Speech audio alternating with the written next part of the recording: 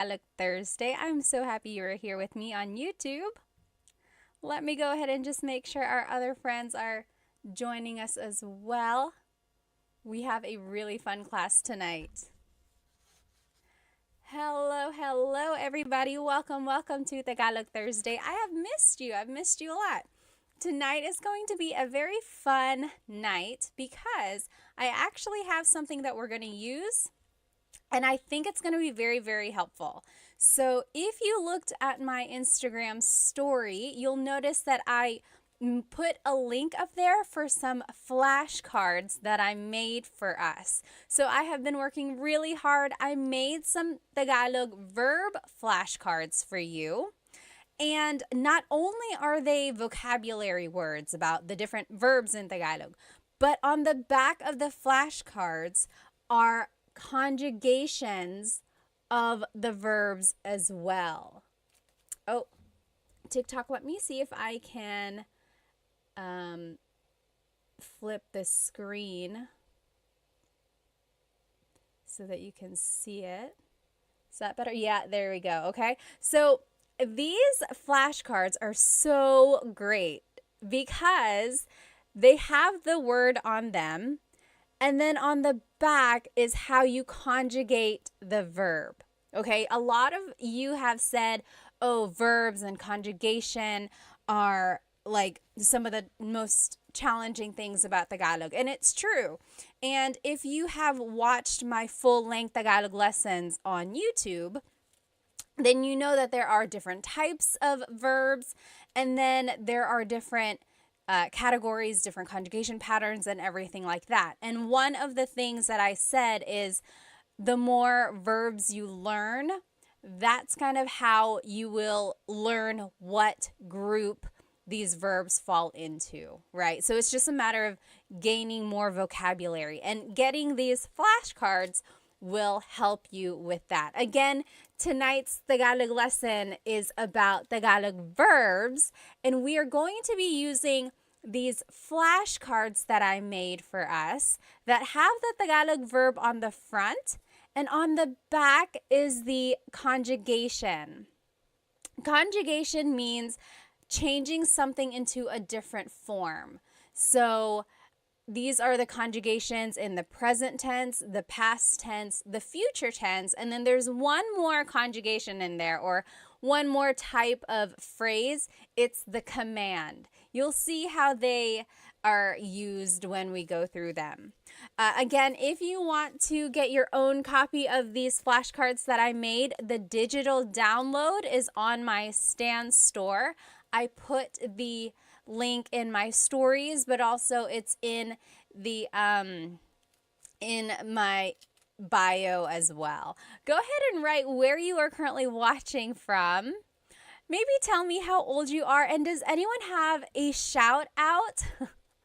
One time someone said, oh, it's my girlfriend's birthday. Can you say hi? If anyone has a special event, please let me know. Or is it just a fun night? No special event on your side, but just something to celebrate just being with me learning Tagalog. Let me go ahead and catch up on some of these comments. Okay, let me catch up on some of these comments on Instagram here. Major said, Ate Pat, gumagawa ako ng mabuti. You're doing something good. Are you trying to say you're doing well? You can say, mabuti ako, mabuti naman. What you said literally means I am doing something good, like you are doing a good deed or something. Oh, Chunkin Deuces said, quick question.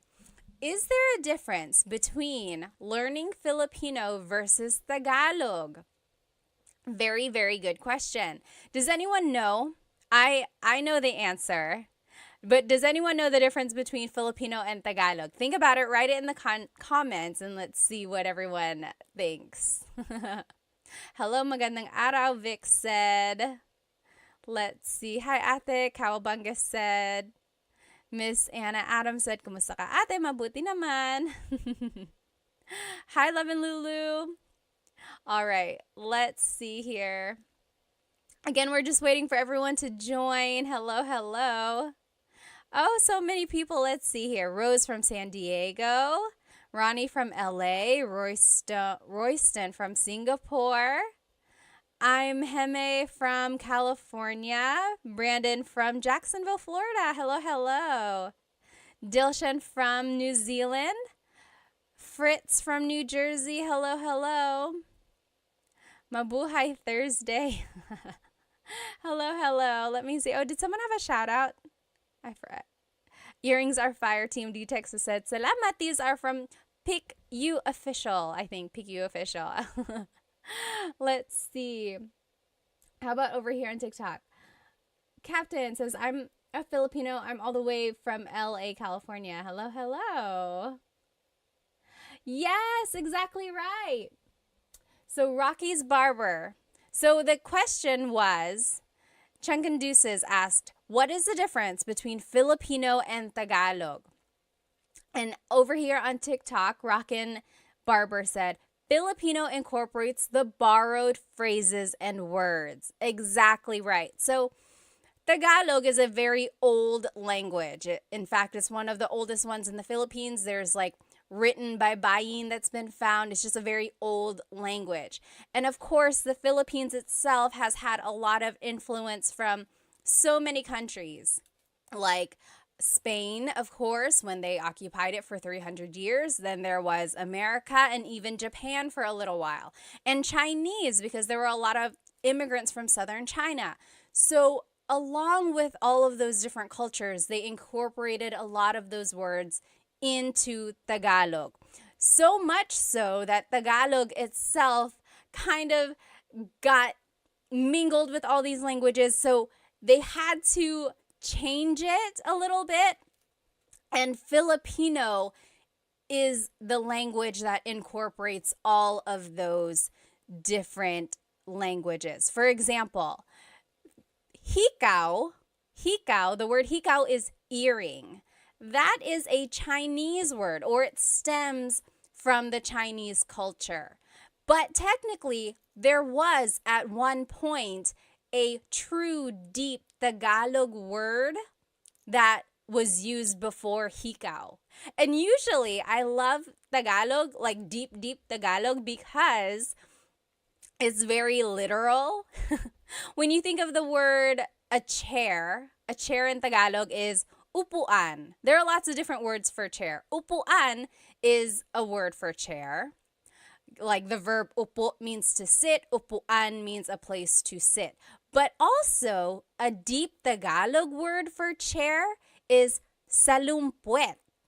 Salumpuet. So that's like true deep Tagalog. And it means, salo means to catch. Puet is your bottom. So salumpuet is something that is catching your bottom, right? Your chair. So that's the difference between Tagalog and Filipino. So yes, Filipino kind of incorporates all of those different borrowed words, as Rockin' Barber said, whereas Tagalog really is like the pure whatever it was before all of those influences. Although nowadays, Filipino, Tagalog, Filipino, they are used interchangeably and people will understand what you mean. But technically, there is a difference. Oh, hello, Tagalog Kurt. Someone is saying hello, Tagalog Kurt. Are they here? Anyway, again, thank you. Let's go ahead and get started. Tonight's lesson is going to be all about Tagalog verbs, okay? So depending on where you are in your Tagalog learning journey, you might already know how to conjugate verbs and you just want to learn more. Or maybe you are a true beginner, you just want to gain more vocabulary. This is a good way to do it. Or maybe you are kind of a little bit more experienced and you just want to quiz yourself, or you just want to make sure you know the right words. We are going to be using these flashcards that I made for us. I'm so happy that I made these flashcards, you guys, because not only do they have the Tagalog word on the front, So this is a picture of a shower. To shower in Tagalog is maligo. And it says that on the front, okay? On the back of the card has the conjugation of the or of the verb. Okay, so it's like there are different ways you can use these cards. One way is to cover the Tagalog word and then quiz yourself. Be like, okay, what is to shower? What is to shower? Then you're like, okay, it's maligo. Now, what if I want to say, I am taking a shower? What is it again? What is it again? Then you look on the back. You're like, oh, naliligo ako. Naliligo ako. Okay, so you can purchase your own copy of these flashcards on in my Stan store. The link is in my IG stories right now, or the link to my Stan store is in my bio as well. I will note that when you purchase it, it is just a digital copy. So you're going to be purchasing the PDF form, and it's going to look like this, okay? It's just a PDF form, a document, and you will be responsible for cutting them out and putting it back to back if you want. And then I even went farther and put a lamination on them just to make it have that flashcard feel, okay? But if you don't want to do all that, you could just print it out, maybe like put holes in it and put it in a 3-ring binder, or even just put a staple in it and call it a day. You know, this is just a really good way to review, I think. Let me check over here on YouTube. Okay. Oh, Saul said, nakakatawa ka. I learned that yesterday from your Insta. Salamat, salamat. Nakakatawa ka rin. You're funny. All right, so let's just go over some basics about Tagalog verbs, okay? In Tagalog, there are 5 different types of verbs in Tagalog. Okay, let me find these cards here. I had organized them and now I'm just gonna find, here we go. So in Tagalog, there are mag verbs, mag, meaning they start with mag. Mag is their prefix. There's mag verbs. Then there's ma verbs, ma. They also start with ma, like matulog. Then there's verbs, Then there's in verbs, in. And then verbs, verbs. John Legacy on YouTube said, are you going to post those flashcards anywhere for us to download or purchase? Yes, they are already up on my Stan store. The link should be in my bio, and you will see it. It says new 100 Tagalog flashcards, so you should be able to purchase them there. Again, there are 5 different types of verbs in Tagalog. Mag, ma, in, and e verbs. Why is that important? Well, it's all going to determine the patterns that we use when we conjugate them, okay? And if you need a review of how to conjugate these different types of verbs, you can watch the full-length Tagalog lesson on my YouTube channel. There's like present tense conjugation, past and future tense conjugation videos there. It will go step by step with lots and lots of practice. But we can also just learn them tonight, okay?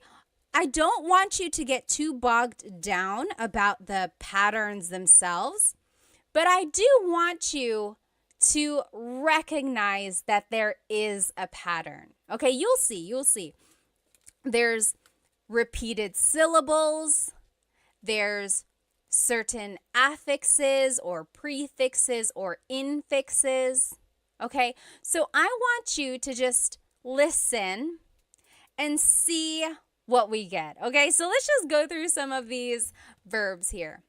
If you know the answer, write it in the comments. What is to clap in Tagalog? What is to clap in Tagalog? Do you know? What is to clap? Oh, thank you so much for all the gifts on TikTok. They are going so fast. FJMLV, thank you so much. And I think someone else up there, thank you. What is to clap in Tagalog? To clap, yes, Mr. Mark Tricks. So, palakpak or pumalakpak. Very good. Yes. Oh, Solman, thank you so much for the roses on TikTok. Maraming salamat. Thank you. So, pumalakpak or palakpak. So, technically, the root word here is palakpak. Palakpak. All verbs in Tagalog have a root, and then something is added to them to change the tense. For verbs, sometimes they are referred to as just the root, palakpak. Sometimes they are referred to with the already in it. So if you said palakpak, that is correct. If you said pumalakpak, that is also correct. JB on YouTube said magclap. Yes and no. So I love mag verbs because you can always use mag as a way to turn an English word into a Tagalog verb. If you don't know a verb in Tagalog, turn it into a mag verb and conjugate it that way. So JB said magclap because they couldn't remember what to clap is. So, but technically it's palakpak or pumalakpak. Now let's take a look at how it's conjugated. Oh, Jess, thank you so much for the gift on TikTok. Maraming salamat. So if you want to say I am clapping, it would be pumapalakpak ako. Pumapalakpak ako. So that's just right here. Again, these flashcards are on my Stan store. You can purchase the digital copy and then you can cut them out and laminate it yourself. On the front of it is the verb. On the back are the conjugations. Okay, so in the present tense, it would be pumapalakpak ako. Pumapalakpak ako. Oh, Saul, thank you so much for the badge on Instagram. Thank you. In the past tense, it's pumalakpak ako. Pumalakpak ako. Future tense, it's papalakpak ako. So, it's very interesting. Again, all of these patterns are very specific and don't get too bogged down. I just want you to be able to recognize mostly the root and then see if you can recognize that there is a repeated syllable and then certain affixes and prefixes. Now, if you want to say it as a command, it would be pumalakpak ka. Pumalakpak ka. Clap your hands. Okay? So pumalakpak means to clap or palakpak. Interestingly, the noun form of clap, like applause, is palakpak. So sometimes it can be confusing if you don't use the People can be like, are you talking about the verb or the noun? And of course, you would just use context clues from there. All right, let's keep going. What is to yell in Tagalog? To yell. Do you know what to yell in Tagalog is? To yell in Tagalog is sumigaw. Sumigaw. So in the present tense, sumisigaw ako or sumisigaw siya. Yes, very good. Warhawk got it right on TikTok. Sumisigaw siya. She is yelling. Or sumigaw siya. She yelled. Sisigaw siya. She will yell. Okay, so sigaw or sumigaw means to yell. Sumigaw. Okay, what is our next verb here? What is to dance in Tagalog? What is to dance in Tagalog? To dance in Tagalog is... Oh, Christina, thank you so much for the rose on TikTok. Thank you, thank you.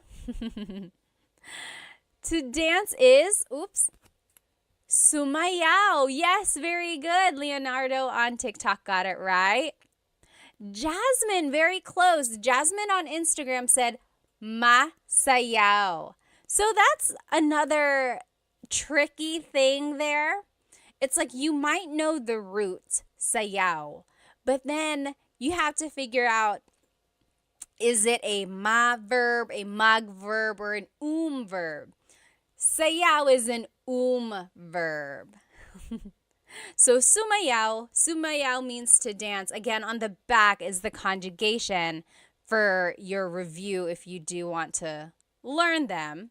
Sumasayaw ako, I am dancing. Sumasayaw ako.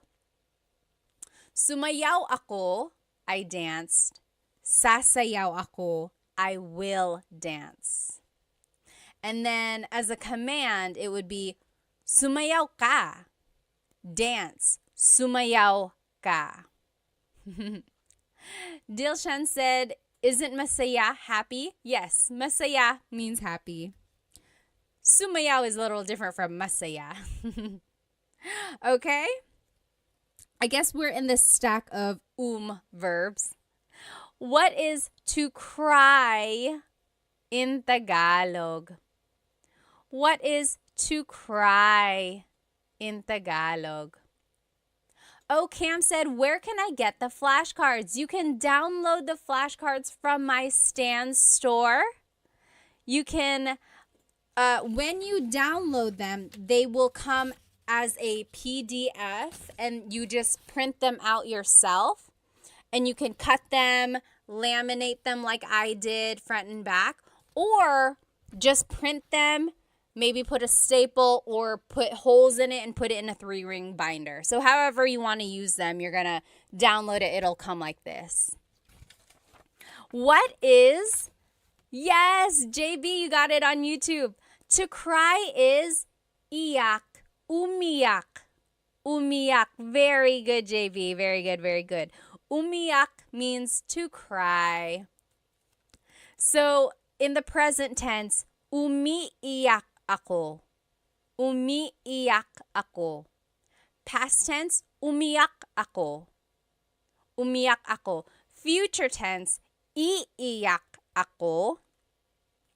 And then as a command, wag kang umiyak.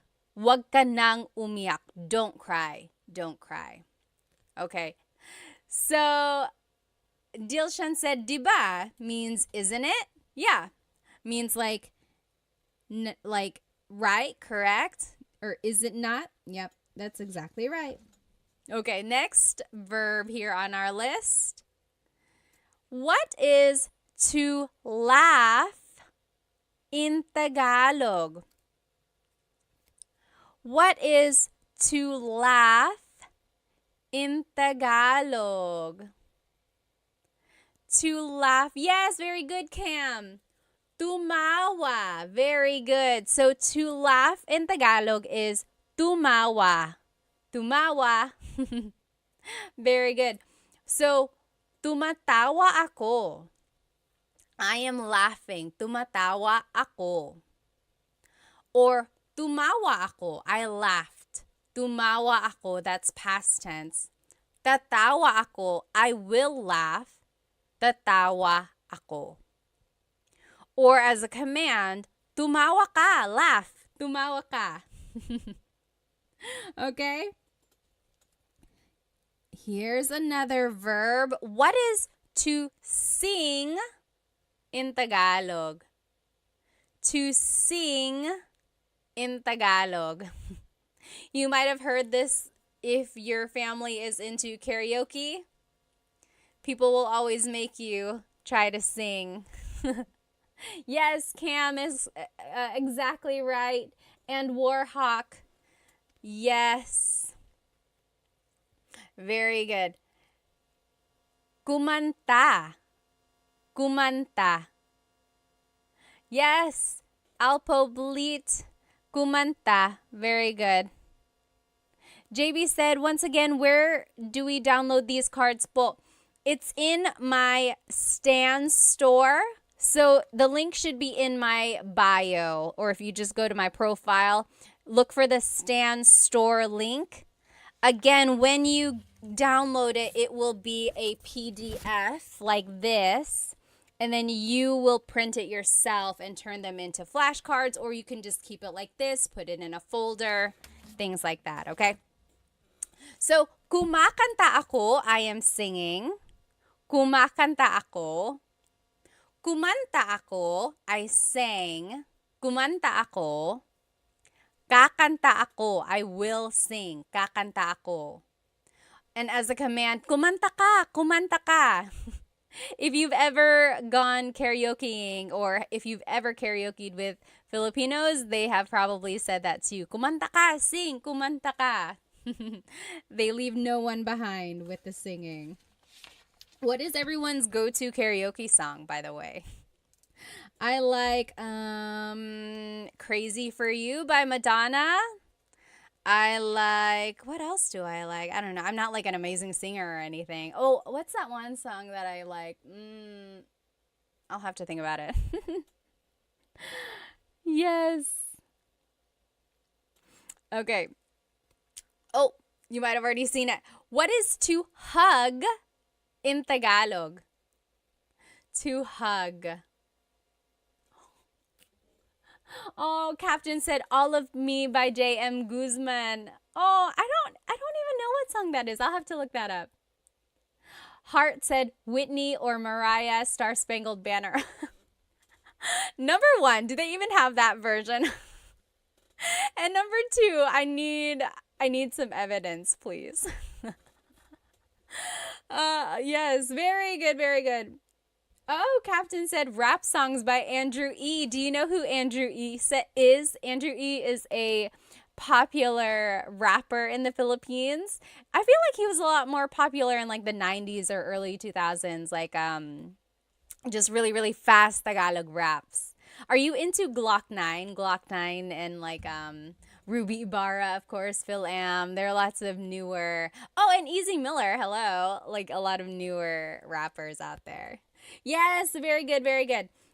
Yakap or yakapin means to hug. Yakapin.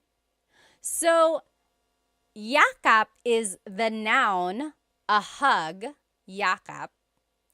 Yakapin is the verb to hug.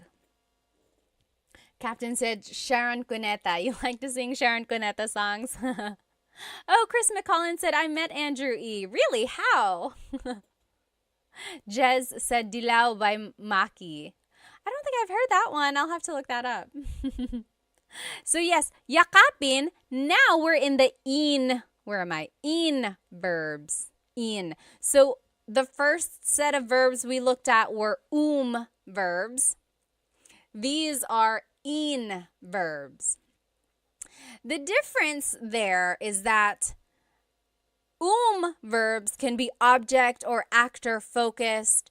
In verbs are usually object focused. Again, all of that is nitty gritty. If you do want to get into all that, be sure to watch my full length Tagalog lesson videos about present tense conjugation and future and past tense. Oh, Serrano said maybe this time. I love that song. I love that song. Ozzy Mandia said, hi, I just wanted to thank you for the lessons. I plan to visit the Philippines later this year. I'm pretty good at the language. Oh, at language, so I'm absorbing everything. Good, good. JB said, my way. Do you know what happens when you sing My Way in the Philippines? It doesn't always happen, but for a while, there was like really bad things happening whenever you sang My Way in the Philippines. It used to be like maybe like 10 years ago, for a while, when people sang My Way, they would like, they would get unalived. They wouldn't, I don't know what would happen. Like, it would be so violent. And then, yeah, so for a while, there was just that thing where it was like, don't sing My Way, or it became a joke where it was like, oh, you're going to sing My Way. So be careful with that song. Okay, yeah, so yakap or yakapin means to hug. In the future tense, it's, I'm just trying to think because I don't want to say it wrong. Yinayakap ko siya. I am hugging him. Yinayakap ko siya. Past tense, yinakap ko siya. Future tense, yayakapin ko siya. Okay, so yakap is an in verb. As a command, maybe you can use this on your sweet, lovey, loved one. Yakapin mo ako. Yakapin mo ako. That means hug me. Yakapin mo ako. I'll put it up here so you can see it. That's the command. Hug me. Yakapin mo ako. Try saying that to your honey tonight. I'm sure it'll make them super kilig. Yakapin mo ako. Okay? Someone put it or wrote a question up here.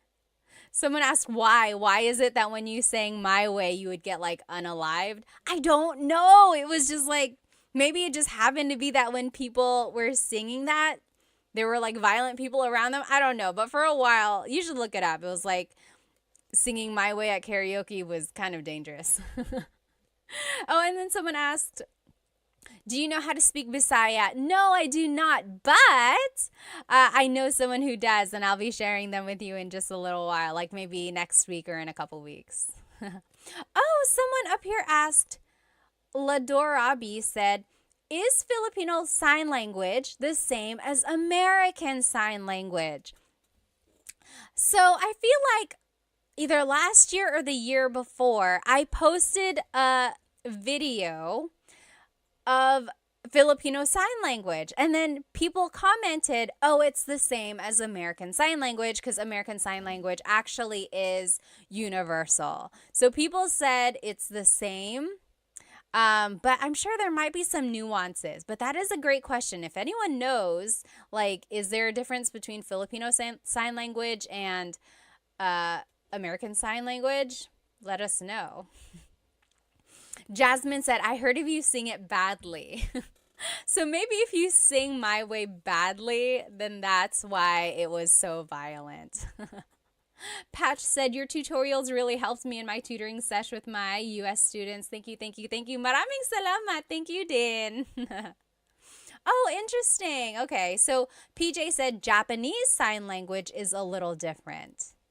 Interesting. Okay, so yeah, there might be some similarities between Filipino Sign Language and then like American Sign Language, but also there might be some differences as well. Warhawk said, I'll never sing that song in the Philippines. Yeah, don't sing My Way. You might not want to. Okay, and then someone asked, do I speak Waray? No, I do not, but I'm looking for someone who can teach it. If you know anyone who can teach Waray, send them my way. Okay. What is to pull in Tagalog? What is to pull in Tagalog? Yes, JB, yakapin was an in verb. We're actually in the in verbs now. Tots asked, can you speak Kapampangan? No, I cannot. I wish I knew people who could, though. Yes, Serrano. Hilahin. Very good. Very good, Warhawk. Hilahin. Hilahin. Very good. Hilahin means to pull. Hila means to pull. That's the root. Hila. Hilahin is like the conjugated version, or it's just incorporating that in affix there. So hila means to pull. Hilahin is conjugating it as an in verb.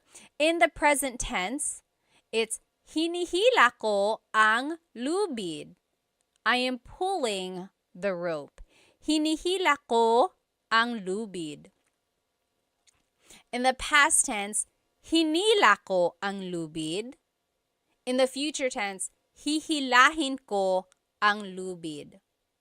As a command, it would be hilahin mo ang lubid. Okay, so again, I just want you to notice the root word. I want you to notice that there is a pattern. You don't have to get into the nitty-gritty of all the exact patterns if you don't know them yet. But see if you can recognize oh, that sounds like it's present tense. That sounds like it's past, or that sounds like it's future. Okay. But more than anything, I do just want you to get the root word to be able to recognize that, oh, hila means to pull. Again, these cards, these flashcards are on my stand store. You can purchase them. When you buy them, though, remember that it's going to be the digital download, and it will come as a PDF. When you print them out, you can cut them, you can laminate them like I did, or you can just keep it like this in a folder and use it to study, okay? You said, can you send me that card? Someone said on TikTok. Just go ahead and get it from my stand store. There are 100 verbs. 100! I found 100 verbs for you. But tonight we're only going to do maybe 25 or 30. I went through and got some of the more common ones for us to learn. But there are 100 verbs. You gotta go get it. Oh my goodness, you gotta go get it. Okay. Now, what is to sweep in Tagalog? What is to sweep in Tagalog? Samurai said there are many Filipino shops and restaurants in our region in Oman. Oh, that's nice. Very good, Serrano. To sweep in Tagalog is walis. Oh, Serrano, you bring up a really, really good point. So in this card, I am showing it to you as an in verb. Walisin. Take a look at the conjugations. Winawalis ko ang sahig. Winawalis ko ang sahig. I am sweeping the floor. Now, Serrano on TikTok said magwalis. Oh, I love this, you guys. Walis is one of those verbs which can be either object-focused or actor-focused, okay? So there are certain verbs in Tagalog that can take on different types of verbs. So remember, there's magma, in, or i. Walis can be an in verb, or it could be a mag verb. When it's an in verb, it's being conjugated as an object-focused verb. So you can even see it in the conjugation example. Winawalis ko ang sahig. I am sweeping the floor. The focus of this sentence really is the floor. What are you doing? I am sweeping the floor. Now listen to this. When I say, nagwawalis ako, now I'm conjugating it like a mag verb. Nagwawalis ako, that just means I'm sweeping, right? It's a complete sentence. Nagwawalis ako, I'm sweeping. There's no floor, there's no object. It's just about me, the actor. It's actor focused. What are you doing? I am sweeping. Versus, what are you doing? I am sweeping the floor. Do you see the difference there? That is a prime example of a verb that can be object or actor focused. Very good observation there, okay?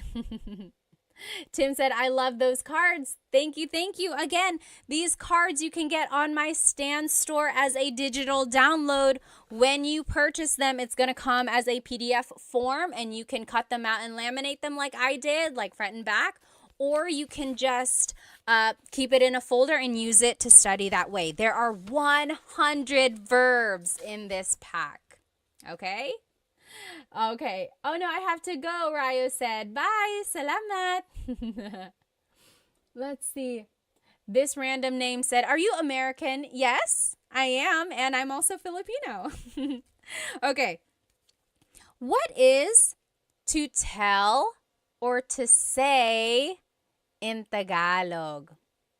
What is to tell and to say in Tagalog? Kakak said, how do I get the cards? A link to them is in my bio, the Stan store. Look for the link to my Stan store. Oh, very interesting.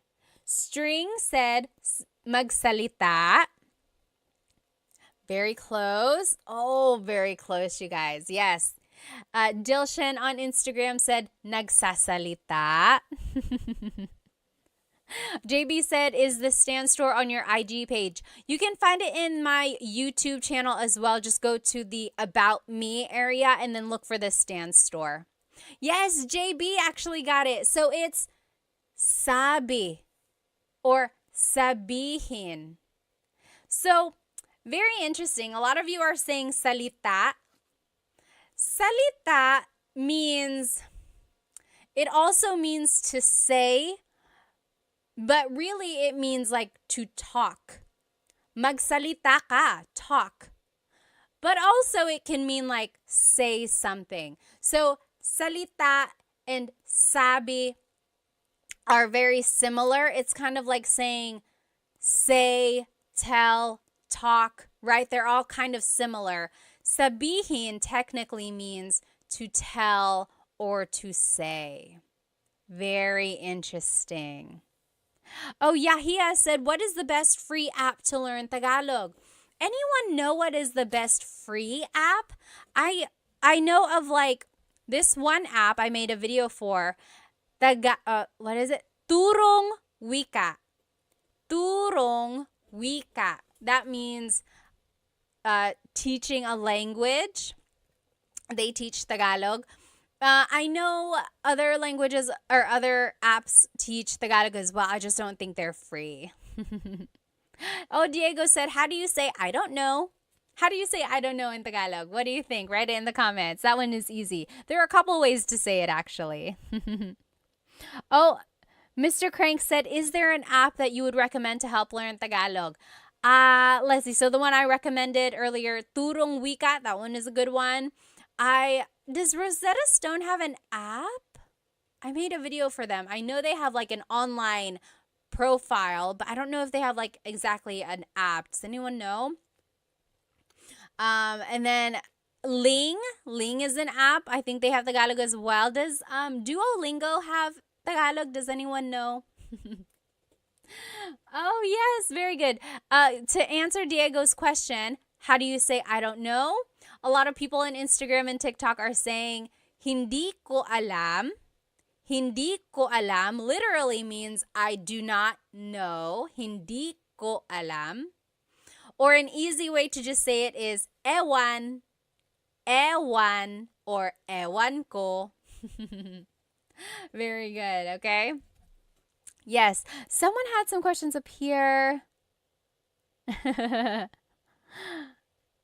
Oh, Diego said, hi Pat, ako si Diego. Currently started your first video on Tagalog and I can't wait to learn more. Very good, very good. Okay. Let's keep going.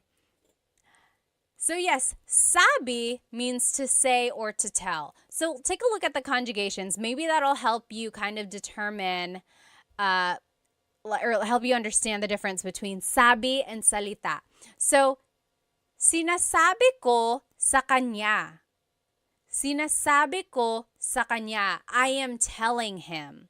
I am saying it to him. You see the difference there? Sinabi ko sa kanya. I told him. Sasabihin ko sa kanya. I will tell him. Okay? And then, as a command, sabihin mo sa kanya. Tell him. Sabihin mo.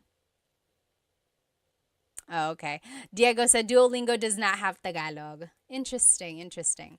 What is to find in Tagalog? What is to find in Tagalog? Oh, Warhawk said Bluebird app is decent. Bluebird app. To find in Tagalog is, yes. So, hanap is the root word. Hanapin is the verb. Hanapin, to find something. Hanapin. Like, oh, hanapin mo. Find it. Hanapin. So here's the conjugation. Hinahanap ko ang susi. Hinahanap ko ang susi. I am looking for the key. Hinahanap. That's the present tense. Past tense, hinanap ko ang susi. Hinanap. I looked for the key. Hahanapin ko ang susi. Hahanapin ko. I will find the key. Okay? So again, hanap means to find. Hanap. Oh, JCast said, where do you buy these flashcards? You can buy them from my Stan store. Link is in the bio. Look for my Stan store. You will get the digital download. You will get the PDF form, and it looks like this. And then you can cut it, laminate it like I did, or you can just keep it like this, maybe put it in a folder or in a binder, and then use it to study like that. But I have 100 verbs for you. 100. Oh my goodness. I'm so happy for you guys that you have this resource. But we're only going over like 25 tonight. Oh, thank you so much. John said, I bought them. Salamat. Maraming salamat. Okay. What is to run in Tagalog? What is to run in Tagalog? Oh, Major said, Ate Pat, can you give me a Tagalog tongue twister? Ooh. Let's see. Well, let's see. There's so many. I don't want to say it wrong now. There's that one. It's like Mecánico ni Monica. Minicánico ni Monica. Minicánico ang... I don't even know what it is now. Someone write it in the comments. Minicánico ni Monico ang makina ni Monica. Minicánico ni Monico ang makina ni Monica. That means Mokino, the mechanic, fixed Monica's machine. Minikaniko ni Monico ang makina ni Monica. Oh my goodness. And then there's so many more. Yes, so to run in Tagalog is very good. Blasian, you got it. La, Yesam, and JB, you got it. Tumakbo. Yes, very good. Tumakbo. So, takbo is the root word, takbo. Tumakbo is showing that it's an conjugation. Tumakbo. So, if you want to conjugate it, tumatakbo ako. I am running. Tumatakbo ako. Or, tumakbo ako. I ran. Tumakbo ako. Tatakbo ako. I will run. Tatakbo ako. Julie and Captain both just asked back to back, where can we get these cards? Yes, so these flashcards are on my Stan store, stan.store/Tagalog Time Pat, or you can just go look on my bio. Look for the link that says Stan Store, and it's going to be a digital copy.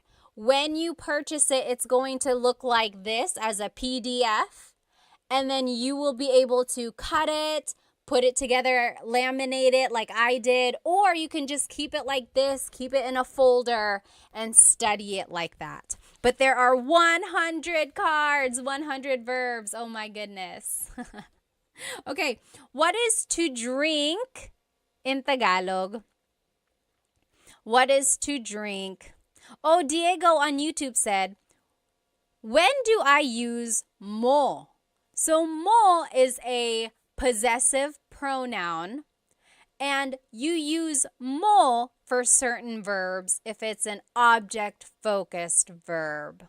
Okay, so it goes into all of that in my full-length Tagalog lesson, I think 3, present tense conjugation. Take a look at that. It will break down how to use mo in certain verbs.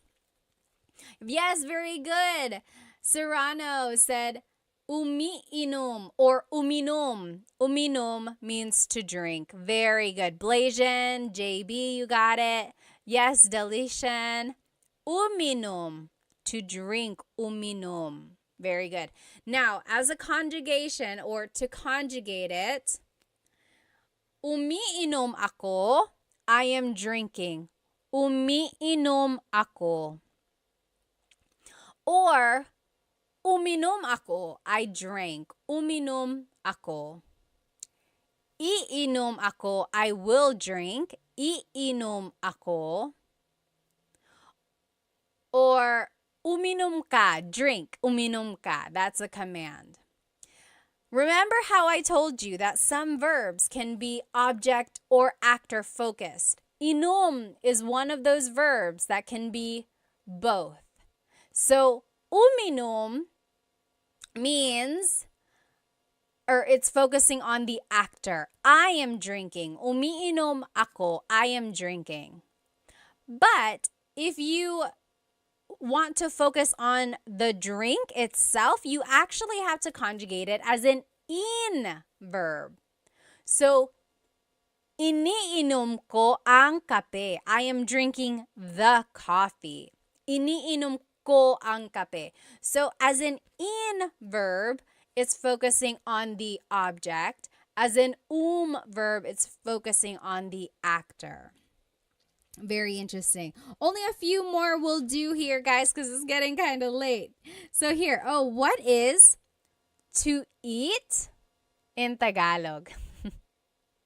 What is to eat in Tagalog? Yes, Shalona McFarland said, where do we get these cards? These cards, again, are on my Stan store. I made them for you. They are the digital download. So go to my Stan store. The link should be in my bio. When you purchase them, you're going to get them as a PDF form. You're going to get it like this. And you can cut it and laminate it, or you can just keep it like this and study it like this. Keep it in a folder, put it in a 3-ring binder, whatever you want. Or you can cut it out and laminate it like I did. Very good. So, very good. Kain. Kain. Kumain means to eat. Kumain. Yes. Blasian said, pwede bang magtanong? Can I please ask? Why does it change to ininom? Like in the conjugation, iinom as the future tense, that's just the pattern that it is. You have to repeat the first syllable. Or, like, are you asking why does it become an in verb when it's an object-focused verb? It's just one of those things that it's like a thing in the Tagalog language. Some verbs can be actor or object focused, And that's how it would change. It would change by the affix or prefix. And not all verbs are like that, just certain ones. Very good. Oh, La Yesam said, can I get these cards in Canada? Yes, absolutely. When you purchase them, it's just a digital download. So it will go straight to your email, and then you can print it however you want, and then you can cut it out, or you can even just keep it like that. Very good. So kumain means to eat. Let's conjugate it. So kumakain ako. I am eating. Kumakain ako. Or past tense, kumain ako. Kumain ako. I ate. Kakain ako. I will eat. Kakain ako. And then as a command, kumain ka. Eat. Kumain ka. Okay, kumain ka. You might have heard that phrase. A lot of people like to feed their guests. So that is the thing there, the phrase that you might hear a lot. Let's see, what else? Let's take a look at some of these verbs. We didn't get to look at them. How do you say to write in Tagalog? To write. So to write something. I'll give you a hint. It's an verb. To write, Oh, hang on. Who was that? String Hands said, hi, Pat. Your content helped me talk to my mom during her last years before she died. Maraming salamat po. Oh, my goodness. Strings, first of all, I'm so sorry for your loss, but also, I'm so happy to have helped you. Stay strong, okay? I lost a parent too, and it's not easy at all. Oh, Julie said, I can't find your Stan store. Let's see, go to my link or go to my bio, and I think just click on whatever link is there, and then more links should pop up. So go to the Stan store. Someone even put it up here. I think you just type in stan.store/Tagalog time pat or Tagalog time.pat or something like that. You could even try to Google stanstore.com. I'll definitely put a post or make a post about it afterwards so we can all find it. Oh, very interesting. Yes. So Serrano again said magsulat. I have it as an verb, isulat. Yes, Blasian also said nagsulat. So yes, this is one of those things these are one of those verbs. Again, isulat means to write, but that's focusing on the object. Like, isulat mo ang pangalan mo. Write your name. Isulat mo ang pangalan mo. Write your name. But magsulat just means writing. Like, nagsusulat ako, I am writing. Oh, someone on TikTok said it's only showing the coffee, buy me a coffee. Oh, yeah. So if you're on TikTok, maybe just go open a browser and do stan.store/Tagalog time with Pat or tagalogtime.pat, or you can go to the links in my Instagram. It'll be there. Stan Store. So, isinusulat ko ang libro. I am writing the book. Or isinulat ko ang libro. I wrote the book. Or isusulat ko ang libro. I will write the book. But again, sulat can be a mag verb. Nagsusulat ako. I am writing. Or nagsulat ako. I wrote. Okay, let's do another verb. Actually, we'll do two because they're opposites. What is to raise and to bring down? So this one is showing people raising their hand. What is to raise? This one is showing a man putting a box down. So what is to bring down. So to raise and to bring down. What is to raise and to bring down in Tagalog? And I gave you a hint. It's an e-verb. To raise in Tagalog is itaas. Itaas. The opposite of that, to bring down, ibaba. So itaas, ibaba. Very good. Yes, exactly right. And you probably heard the phrase like, bababa ka ba? It's one of those things in Tagalog. It's like, baba. Just depending on how you put the emphasis, it can mean different things. So, bababa ka ba means, are you going down? Like, are you going down the stairs? Are you going down the elevator? So, ibaba means to go down. Itaas means to raise, like to raise your hand. Let's take a look at ibaba. So, ibinababa ko ang bagahe. I am bringing down the luggage. Ibinababa ko ang bagahe. Or past tense, ibinaba ko ang bagahe. Future tense, ibababa ko ang bagahe. And then, as a command, ibaba mo ang bagahe. Bring down the luggage. Okay? Now, let's take a look at itaas, again, to raise. In the present tense, itinataas ko ang bandila. I am raising the flag. In the past tense, itinaas ko ang bandila. I raised the flag. And then in the future tense, itataas ko ang bandila. I will raise the flag. And then as a command, itaas mo ang bandila. Raise the flag.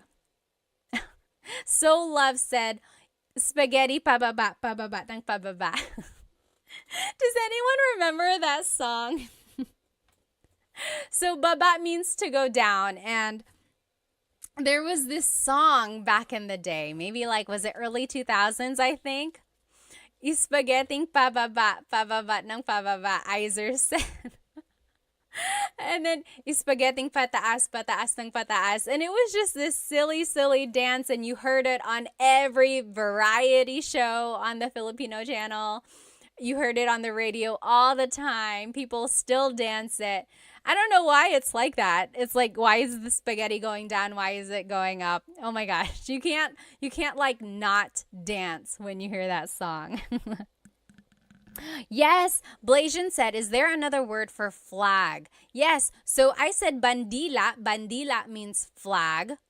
But watawat also means flag. There's another one, bandila, watawat, and does anyone remember what the other word for flag is?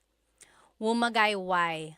Watawat, wumagayway. Wumagayway means to wave, or like to wave around, correct? I'm pretty sure. So watawat is like waving the flag, exactly. Oh, thank you, FJMLV said, I just got the flashcards. They look so good. I'm glad they have the sentences with them. Again, if you just joined, you can purchase these flashcards that we were using during the lesson. On the front is the Tagalog verb, and then on the back are the conjugation patterns in the present tense, past, future, and a command. It's like an example. So I think it'll really help you learn more verbs. And when you download it, it is a PDF digital download.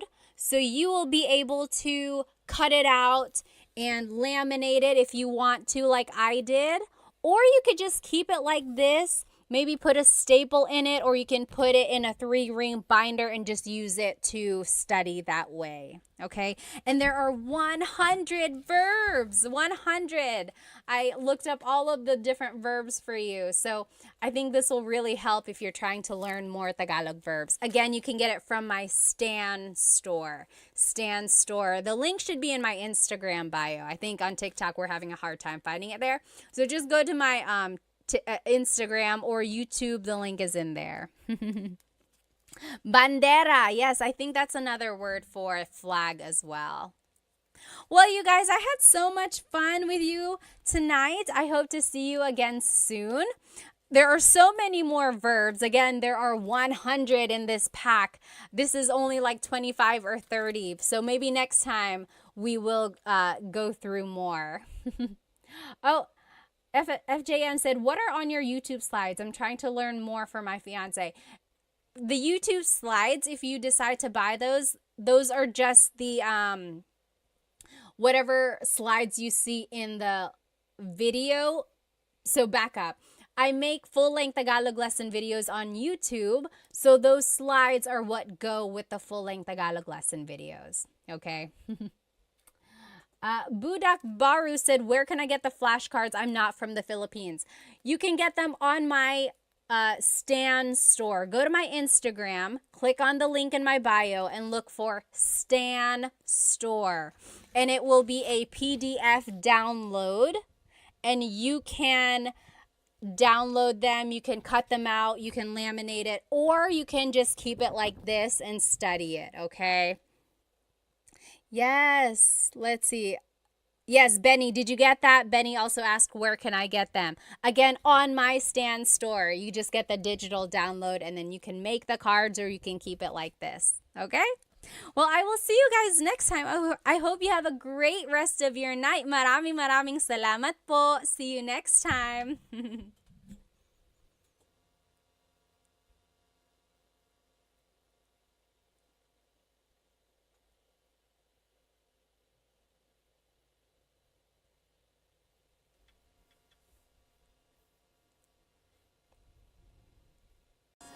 Hello, hello, everybody. Welcome, welcome. Let me just go ahead and invite our friends. If you can hear me, let me know. Of course, write it in the comments where you are currently watching. And also write maybe how old you are, because I like to see how old everyone is. Also, let me know on YouTube if my mic sounds okay. I was watching the replay last week, and I heard a lot of like, it didn't sound very good. So if it's too like close, I can always scoot back. I just want to make sure it sounds okay for everyone. Let me go ahead and invite our other friends, of course. Hello, hello, everybody. Welcome, welcome. You know what day it is. Happy Thursday. Happy Tagalog Thursday, in fact. Let me know if you can hear me okay, especially on TikTok. I'm trying out this new microphone. And actually, it would help if the mics were up here. Okay, again, let me know if you can hear me okay. If I am too close, I will simply push it back. If you can't hear me, let me know. I'll try to make some changes.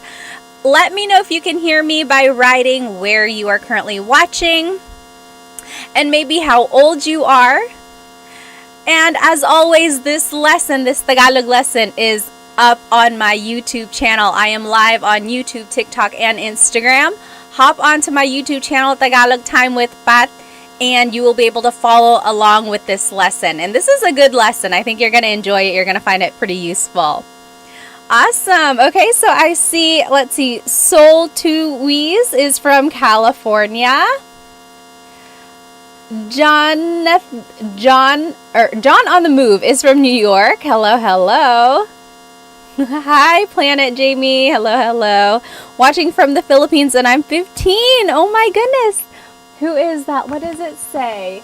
Ree? Hello, hello. Where in the Philippines are you watching from? That's so awesome. Jack DeHoog is from Alberta. Hello, hello. Gene is from East Strickland. East Tennessee. His name is Gene. All right. Let me know if it sounds okay. And if not, we'll make some changes, okay? Otherwise, again, go ahead and jump onto my YouTube channel. And that is where you can follow along with this lesson. Today, we are going to be learning Tagalog vocabulary and phrases you can use with your family. It is about the family. You can use these phrases with your family. Okay, let me just go ahead and see where everyone is watching from. Mr. Aaron Arnold is from Monterey, California. Crispy Crunch is from Cali. Crown, hello, hello. Hello from Texas. TMD Texas said. Gakulka is from Hawaii. Hello, hello. National City, California, Erwin said. Hello, hello, everybody. All right, Santa Barbara, California, Vince said. John said, ang aking pamilya. Yes, again, this whole lesson is up on my YouTube channel. And today we're going to be learning about vocabulary phrases, or vocabulary words and phrases that you can say with your family. And I think it might be useful to you. So go ahead and jump onto my YouTube channel. So this is our lesson agenda for today. We're going to be learning family vocabulary. We're going to be learning phrases about the family. And then we'll learn phrases for the family, like things you can say to each other. And then we will review the vocabulary. And then we will do a translation practice. I always like doing this translation practice. At the very end of the lesson, I will say this paragraph or this short little monologue to you. And let's see if you can understand what I'm saying. Okay, so that's at the very end. Let's just go ahead and jump right into it. So again, this whole thing is on my YouTube channel. Here is a family tree. I think the easiest way to go through all of our family members is just to take a look at a family tree. So pamilya is family. Pamilya. Up here at the top, we have our lolo and lola. So, lolo and lola, your grandfather and grandmother. Hang on one moment. Let me fix this for YouTube. Let me cover my face so you can see. There we go, YouTube. Okay, so here is the family tree. Again, lolo is your grandfather. Lola is your grandmother. Okay, and usually a lot of families distinguish their lolo and lola on one side from the other by giving them a nickname. Like I always called my grandmother Mama Lola.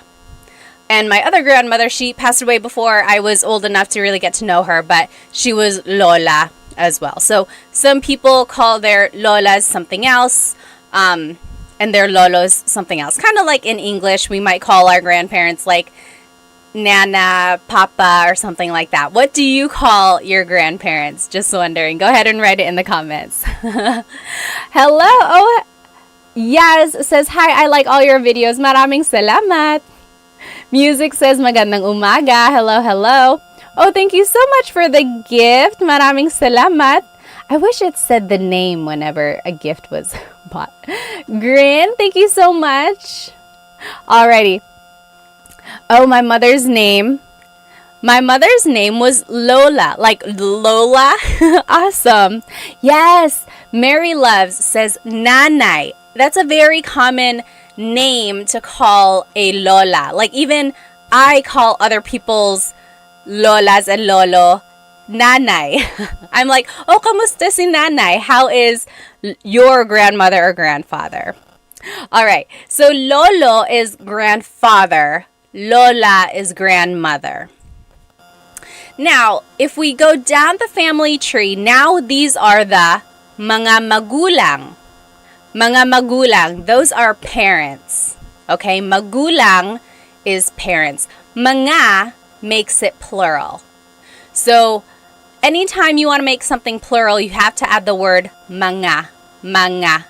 It's not like in English where you would just add the letter S at the end. You have to add that word mga to make it plural. So, mga magulang is parents.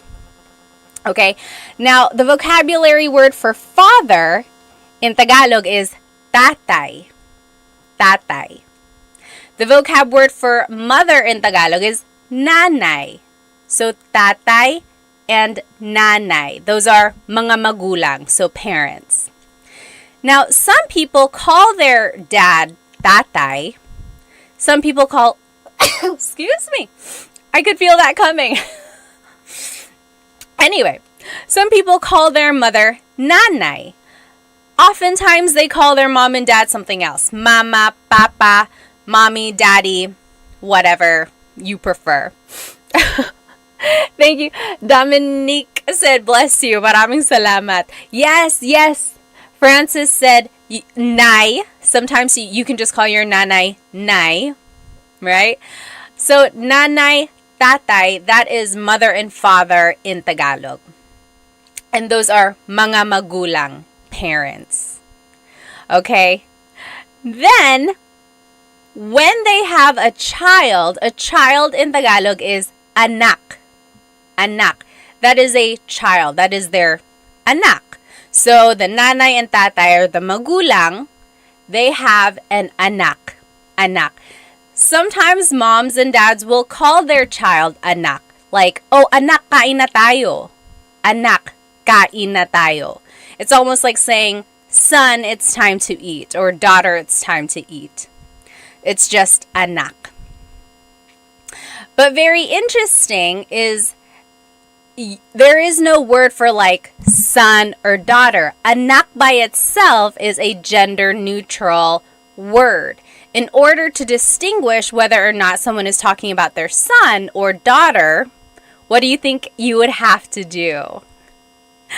We touched on this last week when we played Filipino Jeopardy. We had a question about like gender neutral words. Do you remember what you have to do in order to kind of distinguish what like gender it would be, whatever gender they're talking about? Well, so if you wanted to say son, it would have to be anak na lalaki. Yes! Richard V on YouTube, you got it. Anak na babae is daughter. Anak na lalaki is son. Drake on Instagram, exactly right. You got it. So again, anak is a gender-neutral word. There are a lot of words, actually, in the family vocabulary that are gender-neutral, which I find very interesting. Like, anthropologically, why is that? It's just like one family unit, and it's like, it doesn't really matter if they're talking about a boy or a girl. It's like, yeah, that's just my son. I think it's so interesting. Like, a language will tell you a lot about the values of a culture. Anyway, that's a side note. So again, anak is a gender-neutral word. So in order to say son, you would have to say anak na lalaki. So if someone was like, this is my son, it would be, ito ang aking anak na lalaki. That was a very formal way to say it, but you get what I mean. They would have to distinguish anak na lalaki. Or if they wanted to say like, I am buying this for my son, it would be, binibili ko to para sa anak kong lalaki. Anak kong lalaki. I'm trying to figure out where you add the nang. Anak kong lalaki. I think that's right. Anak kong lalaki. Anak na lalaki ko. No, you don't ever add ko at the end like that. But yes, you get what I mean. Yes, exactly right. A Douglas, babae or lalaki. Babae is woman. Lalaki is man. And then Ricardo said, like, ma'am, sir. Ma'am, sir is a little, it's an interesting thing. Like, whenever someone is shopping in the Philippines, they're like, hi, ma'am, sir. I think just over time, people got used to saying it together. And so it became one thing. Okay, so that's anak. Anak is child. Now, if a person gets married, that would be their asawa. Asawa. So again, if you're following along on YouTube, here is our family tree. Asawa is their spouse. Spouse. Again, another gender-neutral word. It's not husband, it's not wife, it's asawa. Like, I call my husband asawa, not literally, but like he is my asawa, and he calls me, I am his asawa. You know, it's not like husband or wife, it's just spouse. Very interesting, right? So asawa is spouse. It encompasses like the wife and husband gender there. Let me go ahead and just read some of these comments. I don't want to miss any questions. Let's see. Okay. Yes, someone said, I'm sorry. Did someone ask, how do you say I'm sorry in Tagalog? I'm sorry is pasensya na. Forgive me is patawad na or patawad po. Please forgive me. Let's see. All right. Let's see. And then over here on Instagram, yes, asawa is husband or wife. All right. And then over here on YouTube, yeah, you guys got it.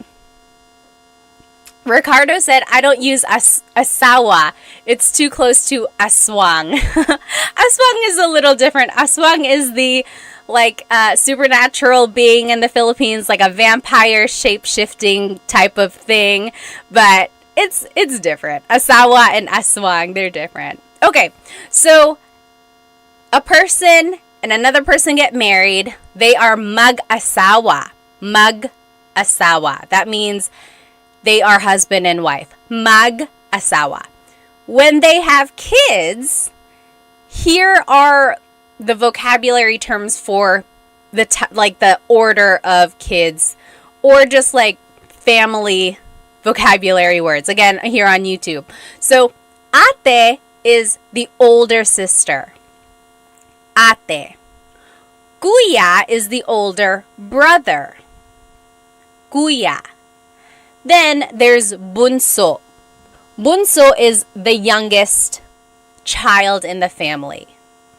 Ate is the oldest daughter, or not even oldest, it's just an older daughter, older sister. Kuya is an older brother. Bunso is the youngest child in the family. It could be a boy, it could be a girl, just the youngest child. They are the bunso. And then together, they are mga kapatid.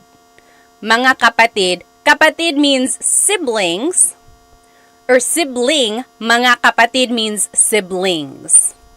Okay? This was the question in our Jeopardy game last week. The question was, how do you say brother or sister?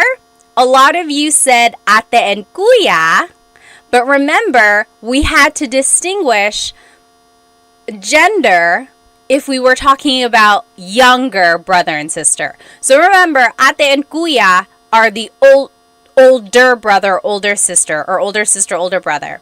But if you wanted to talk about your younger brother, younger sister, that would be kapatid na lalaki, kapatid na babae. Exactly right, Francis. You got it right. David Jr. said, my wife has 9 siblings. I feel like that's very common in the Philippines, especially like back in the day. They just had very, very big families. How many aunts or uncles do you have? Like, you write it in the comments. My mom's side of the family has, I think there's 5 of them. And then my dad's side, I think there's 6. So yeah, it's just very common to have big families. My husband's dad, there were 10 children in his family. And then I think on my husband's mom's side, I think there's like 5 or 6, something like that. But yes, it's very common to have very big families there. David Jr. said baby machines. Yes, Pia said 8 on my dad's side, 5 on my mom's. Wow. Yes. Okay, so again, kapatid na babae is your sister. Kapatid na lalaki is your brother. So in order to talk about like your brother or sister who's younger than you have to distinguish by saying babae, woman, or lalaki, man. Otherwise, kapatid by itself is a gender-neutral Tagalog word. Very interesting. Do you know where the words ate and kuya came from? Does anyone know where ate and kuya came from? I'm just catching up on some of these questions here. Major said, what is the English word for ipagpatawad mo, Pat? Ipagpatawad mo means like to forgive, right? Like ipagpatawad mo, forgive forgive it.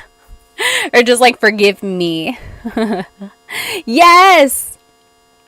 Nick said, ate and kuya are from the Chinese culture. They have this idea of respecting their elders, whether it be their older, of course, relatives, aunts, uncles, but also their older siblings. So ate and kuya stem from the Chinese culture there. Yes, exactly right. Dan Santos got it. Richard, you got it. Yeah, very good. And it's interesting because in the Filipino culture, we don't only call our siblings ate and kuya. We use ate and kuya on our older cousins. Also, our older friends. Like if you are maybe like a generation under or like just a little bit younger than a friend, you can call them ate or kuya. We can also call our co-workers ate and kuya as well. So again, it's just kind of like a familial or just like a really courteous thing to address older people with some sort of name like this. But it's not like a hard rule. There are plenty of Filipino families who don't use ate and kuya either. What about you? What about in your family? Do you use it? We use it in my family. For my kids as well, we really try to encourage them to call each other ate and kuya. I think it's just we like to keep that in our family. Okay, so let's keep going. So that is our family tree. Okay, so there's the grandparents, lolo and lola. Mga magulang are the parents, and that's tatay and nanay. Then they have a child, that's anak. They get married, that's their asawa. Then they have kids. There's the ate, the older sister, kuya, the older brother, bunso, the youngest child. Altogether, they are mga kapatid, siblings. Okay, let me catch up on some of these comments here. Oh, Stock Class on Instagram said or asked, is it rude to say kuya if you're the same age or younger by mistake?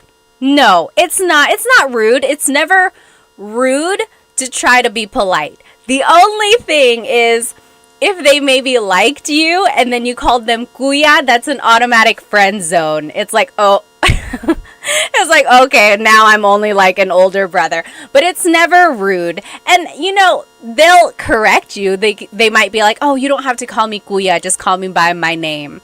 Or they might be like, hey, I think we're the same age. You don't have to call me kuya. But it's never rude. When in doubt, I would use it.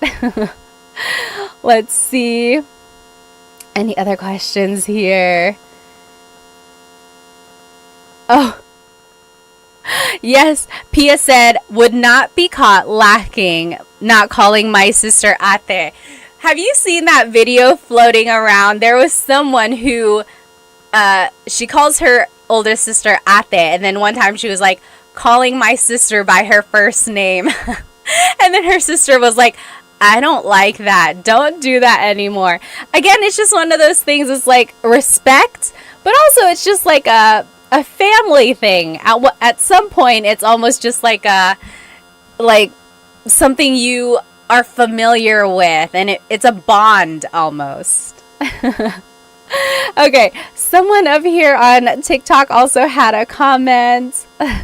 Yes, Nick said, absolutely, you're almost shunned if you don't. So in some families, they do take it pretty seriously if you don't use, what do you call it? I keep wanting to call it like a name or like a title, I guess. If you don't use ate and kuya, for some families, it's almost like really rude there. Rizzle Dizzle said, pare ko. So pare is almost like saying like dude, or it's like what guy friends call each other. Girls can call guys pare too, but again, it's almost like a hey dude, hey man, pare ko. Pare ko is like my man, my dude. So that's, if you ever hear anyone say like, oh, kamusta pare ko? It's almost like, hi, my man. Hi. I can't even say it. It sounds so weird when I say it. What else? Oh, yes. Yeah, Rizzle Dizzle was like, I call my coworker pare. Exactly right. Yes. P.S. Chris said, church members too, you can use ate and kuya. Yeah, so anyone you're in like some sort of community with, or some sort of like, I don't even know how to say it, like just like a connection or a community or group, you can call each other ate and kuya. Oh, okay. Yes. Jordan said, sometimes I see Filipinos use pre in comments. What does that mean? Pre is just short for pare. So again, it's that word of like dude, man. It's just like, hey man, hey dude, pre. Yes. Jay from the Bay said, I thought pinsan is cousin. It is. We will go through that in just a second. Okay. Let's keep going here. Yes, Timothy said, I noticed that many Filipinos call their relatives cousin even if they aren't, even if they are technically not. That's a very common thing. Almost like we call our parents, friends, tito and tita, even though they are not literally our aunt and uncle. It's just one of those titles that we use. Again, it's almost like we are all just one big family. Okay, let's keep going. So here are just some more vocabulary words about the family. Someone mentioned it here on TikTok. Pinsan is cousin. Pinsan. Again, pinsan is one of those gender neutral words. So if you wanted to say my girl cousin, my guy cousin, it would be pinsan na babae, pinsan na lalaki.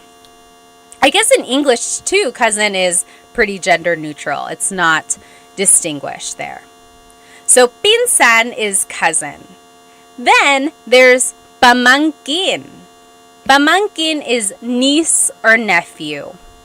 Pamangkin na babae, niece. Pamangkin na lalaki, nephew. And then tito and tita is your aunt and uncle. I'm sorry, uncle and aunt. Tito and tita. But again, we use that for people who are not even related to us. So our parents' friends, or any sort of older acquaintance, maybe at work or things like that. So tito and tita is definitely what you want to use when you are talking to an older person who's not within your generation. You never ever want to call anyone by their first name.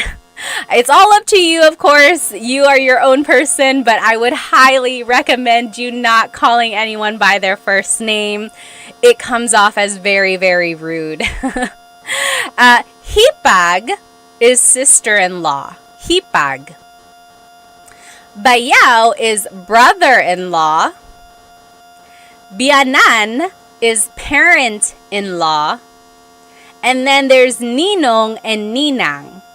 Ninong and ninang are godparents. So when a kid gets baptized, usually there are a few ninong and ninangs, and that's just kind of what they would be called from then on. Oh, Mining Life, thank you so much for the badge on TikTok. Thank you. Let me look at some of these comments here. Yes. CV said, I also heard that kaibigan has two meanings. So kaibigan means friend, kaibigan. But if you put the stress somewhere else, like kaibigan, that means lover. So kaibigan is friend, kaibigan is lover because the word ibig means love. Very interesting. It's a homonym there. All right. Let me look here on Instagram. Major Horn said, "Saan ka sa Pilipinas, Ate Pat?" Actually, dito ako sa Amerika. Dito ako sa North Carolina. Pero pinanganak ako sa Maynila. Lumipat kami dito sa States nung 1.5 ako. Dito ako nag 2 years old. Tapos dito na ako lumaki. Dito ako nag-elementary, middle, high school, college. Pero bumabalik kami sa Pilipinas mga every 2 years. Kaya palagi kami nandoon. Sila mama taga Sorsogon, sila papa taga Catanduanes. Kayo, taga saan kayo? Alright. Let me catch up on some of these questions on YouTube. Yes. Let's see.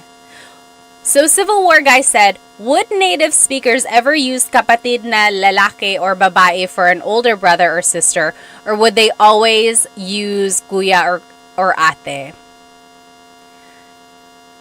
I want to say they will usually use ate and kuya, especially if it's an older sibling. That way it just encompasses the idea that, oh, it's the older sibling. Otherwise, it would be kind of a long way to say it if they were like, kapatid na babae na mas matanda sa akin. It's like, why didn't they just say, oh, you're ate? So, yes. Okay, yes. And then people were saying honorific, like to say, to be a little bit respectful, of course, you would say po. It's like an honorific gesture there. Yes, Ricardo said mare is the female version of pare. So again, there's this word pare, which is like dude, man. Mare is the female version of that. So it's like a lot of like godmothers use it with each other. It's like, oh, hey, it's my girlfriend. It's my girl who's a friend. You know, it's almost like equivalent of dude or man on a female side. Okay, let's keep going. So we learned a lot of vocabulary, right? So again, if you are just tuning in now, this whole presentation is on my YouTube channel. And we looked at a family tree. We learned all the different vocabulary words for grandparents and then parents and then all the way down to the children. Now, let's learn some phrases about the family. Okay, so if you want to maybe introduce your family members to someone, or if you're simply just like talking about them, these are some phrases that you might use. Okay? All right, let me just catch up on some of these comments. Need a Nap has a really good question. How should I address my fiance's mother? Should I call her tita? This is an interesting question, of course, because of course you want to make a good impression, right? So number one, you don't ever want to call them by their first name. Tita is a good start. Yes, maybe just call them tita whatever. That will definitely kind of make them smile. Now, when you do get married, this is up to you. You can either start calling your mother-in-law mom or mama or nanay, whatever your fiance calls them, you know, just kind of assimilate. Or you can keep calling them tita. I don't know. What do you guys think? What is your vote? What was your name? Need a Nap. What should Need a Nap call his fiance's mom? I think tita is a good start there. I know a family. The wife is Filipino, the husband is white, and he just calls her parents Mr. and Mrs. blank. You know, he didn't really take on the tita and tito concept. He just kept using Mr. and Mrs., which is fine as well. But if you really do want to kind of assimilate more to the Filipino culture, I would encourage you to use tita and tito.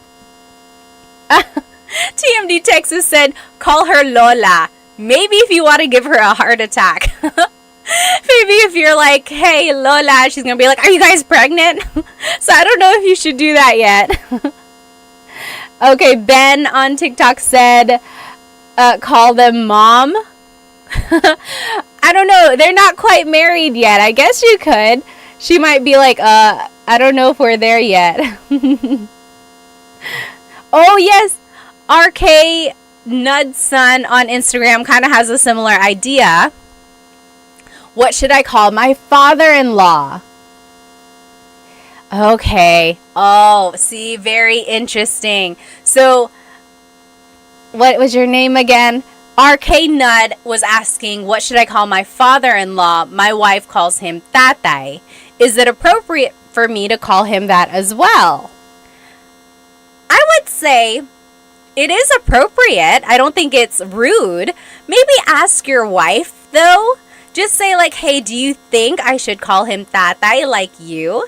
If she wants you to, yes, by all means, go ahead. If she feels a little weird about it, she knows her dad a little bit more, then just kind of go off what she says. Maybe she'll say, maybe just call him Tito or something like that. But I think give it a try. Ask your wife. See what she would suggest.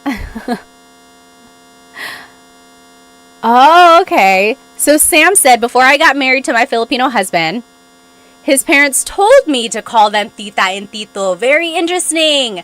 So Sam's in-laws told her to call them tita and tito. You could ask. That's a perfectly good question. It's like, what would you prefer me to call you? Or ask your significant other and then they'll tell you. Oh, yes. Don't hate what I say said, I assimilated to make it easy and I just call her nanay. I think that is so sweet. Also, props to my husband. Like as soon as we got married, he started calling my mom mama. That is so sweet. Even now he's like, hey, is mama home? Or hey, does mama need food? So sweet. I think it's nice. You'll definitely get bonus points.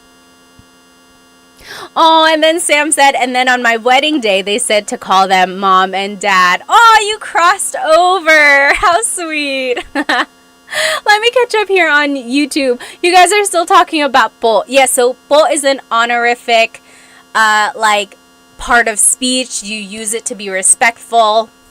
Yes. Okay. So here are some phrases about the family. If you wanted to introduce someone, oh my goodness, what is happening, Instagram? Why am I sparkling? Okay, there. For some reason, sometimes I hit a filter and then it makes me look different. For a while over the summer, I always had dog ears and stuff. Okay, so if you want to introduce your family member, you would say, ito ang blank ko. This is my blank. For example, ito ang nanay ko. This is my mother. Ito ang kapatid ko. This is my sibling. Ito ang asawa ko. This is my husband or wife, my spouse. Okay, so if you want to introduce a family member, it would be ito ang blank ko. Ito means this. Ang is a part of speech that can take on many different things, but in this phrase, it kind of translates to is. Ko is my. So, ito ang nanay ko, this is my mother. Ito ang kapatid ko, this is my sibling. And you can use that for anything. Like if you're like, oh, ito ang ballpen ko, this is my ball pen, this is my pen. Ito ang cellphone ko, this is my phone. So this is my blank. That's just the sentence structure there. If you want to be specific and you want to add someone's name, you would add this word si. Si. si is a part of speech in Tagalog which is used to introduce a person. So, ito ang nanay ko, si Samantha. This is my mother, Samantha. Ito ang kapatid ko, si AJ. This is my sibling, AJ. Ito ang asawa ko, si Chris. This is my husband, Chris. Okay, so I wanted to show you two different things on this slide. Again, this whole presentation is up on my YouTube channel. First, just get to know, become familiar with this phrase, ito ang blank ko. This is my blank. Ito ang nanay ko. Then, if you want to be specific, you can use this word, si. So, ito ang nanay ko, si Samantha. This is my mother, Samantha. Okay, let me catch up on some of these comments. I don't want to miss any questions. Let's see. Oh, Guardian Angel said, besides using all of your videos, how is the best way to learn Tagalog? This is going to be a little biased, but I think the best way to learn Tagalog is having one-on-one tutoring, which, by the way, I have Filipino Tutors LLC. If you go to myfilipinotutors.com, that is my very new tutoring company, and I have some really good tutors for you. I have 3 Tagalog tutors, 1 Bisaya tutor, and then 1 tutor who is really good with math, college prep, and SAT prep. And then 2 of my Tagalog tutors can do grade school subjects like reading, writing, grade school math. So check out myfilipinotutors.com for one-on-one tutoring. Okay, let's see. Okay. Oh, Nita Knapp said, my mom will get jealous if I call my in-law mom. Yeah, that can happen sometimes. Again, just kind of ask your significant other, maybe get a feel for what you think they would feel like. Okay, let's see. Manglia said, ito ang aso ko. Oh my gosh, what is this filter? Okay, yes. So Manglia said, ito ang aso ko. This is my dog. Exactly right. So if you want to just talk about something that is yours, you can use this phrase, ito ang blank ko. Okay? Civil War Guy on YouTube said, is it incorrect to say itong? Very good question. In Tagalog, it's very common to put words together, especially when the word is ang. But in this case, you keep them separate. Not a lot of people say, itong nanay ko. You can if you're speaking really fast. But usually, it would be, ito ang nanay ko. Ito ang nanay ko. So it's one of those instances where you don't usually put it together. Very good question, though. Usually, you do put ang together with the other word to make yourself sound like a native speaker. Oh yes, Richard V said, can you use siya instead of ito?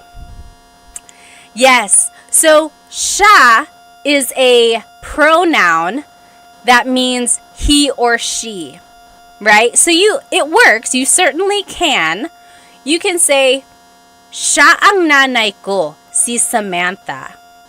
She is my mother, Samantha. So if you want to say she, like, she's my mother, you can. Or you can say, this is my mother. Up to you if you want to say, she's my mother, or you can say, this is my mother. It depends on the context, depends on how you're wanting to present your mother, right? Okay. Let's see here. Oh, yes. Santasio said, I have started one-on-one tutoring, but I have nobody to speak Tagalog with and practice. Do you have any advice? My advice, if you don't have anyone to practice Tagalog with, is to practice with yourself, right? That's all you have. So when you are driving, maybe have a conversation in your head. You could say, "Oh, Pat, kamusta yung araw mo ngayon?" Mabuti naman, medyo busy, pero marami naman akong nagawa. O talaga, anong ginawa mo? Naglaba ko, naglinis ako, nag-alaga ng mga bata. Wow, ang busy naman. You see, I'm just talking to myself. So, practice that. Practice asking yourself questions, and then practice like responding to yourself. Okay, give that a try. Okay, what else? What else? Yes, Stevie said. Just basically talking to yourself? Exactly right. Also, maybe find someone who is also learning Tagalog. Maybe like a Facebook group, or I'm trying to think like if there are any online groups that I know of. But like, try to find other people who are also learning Tagalog. That's a good way to practice. Okay.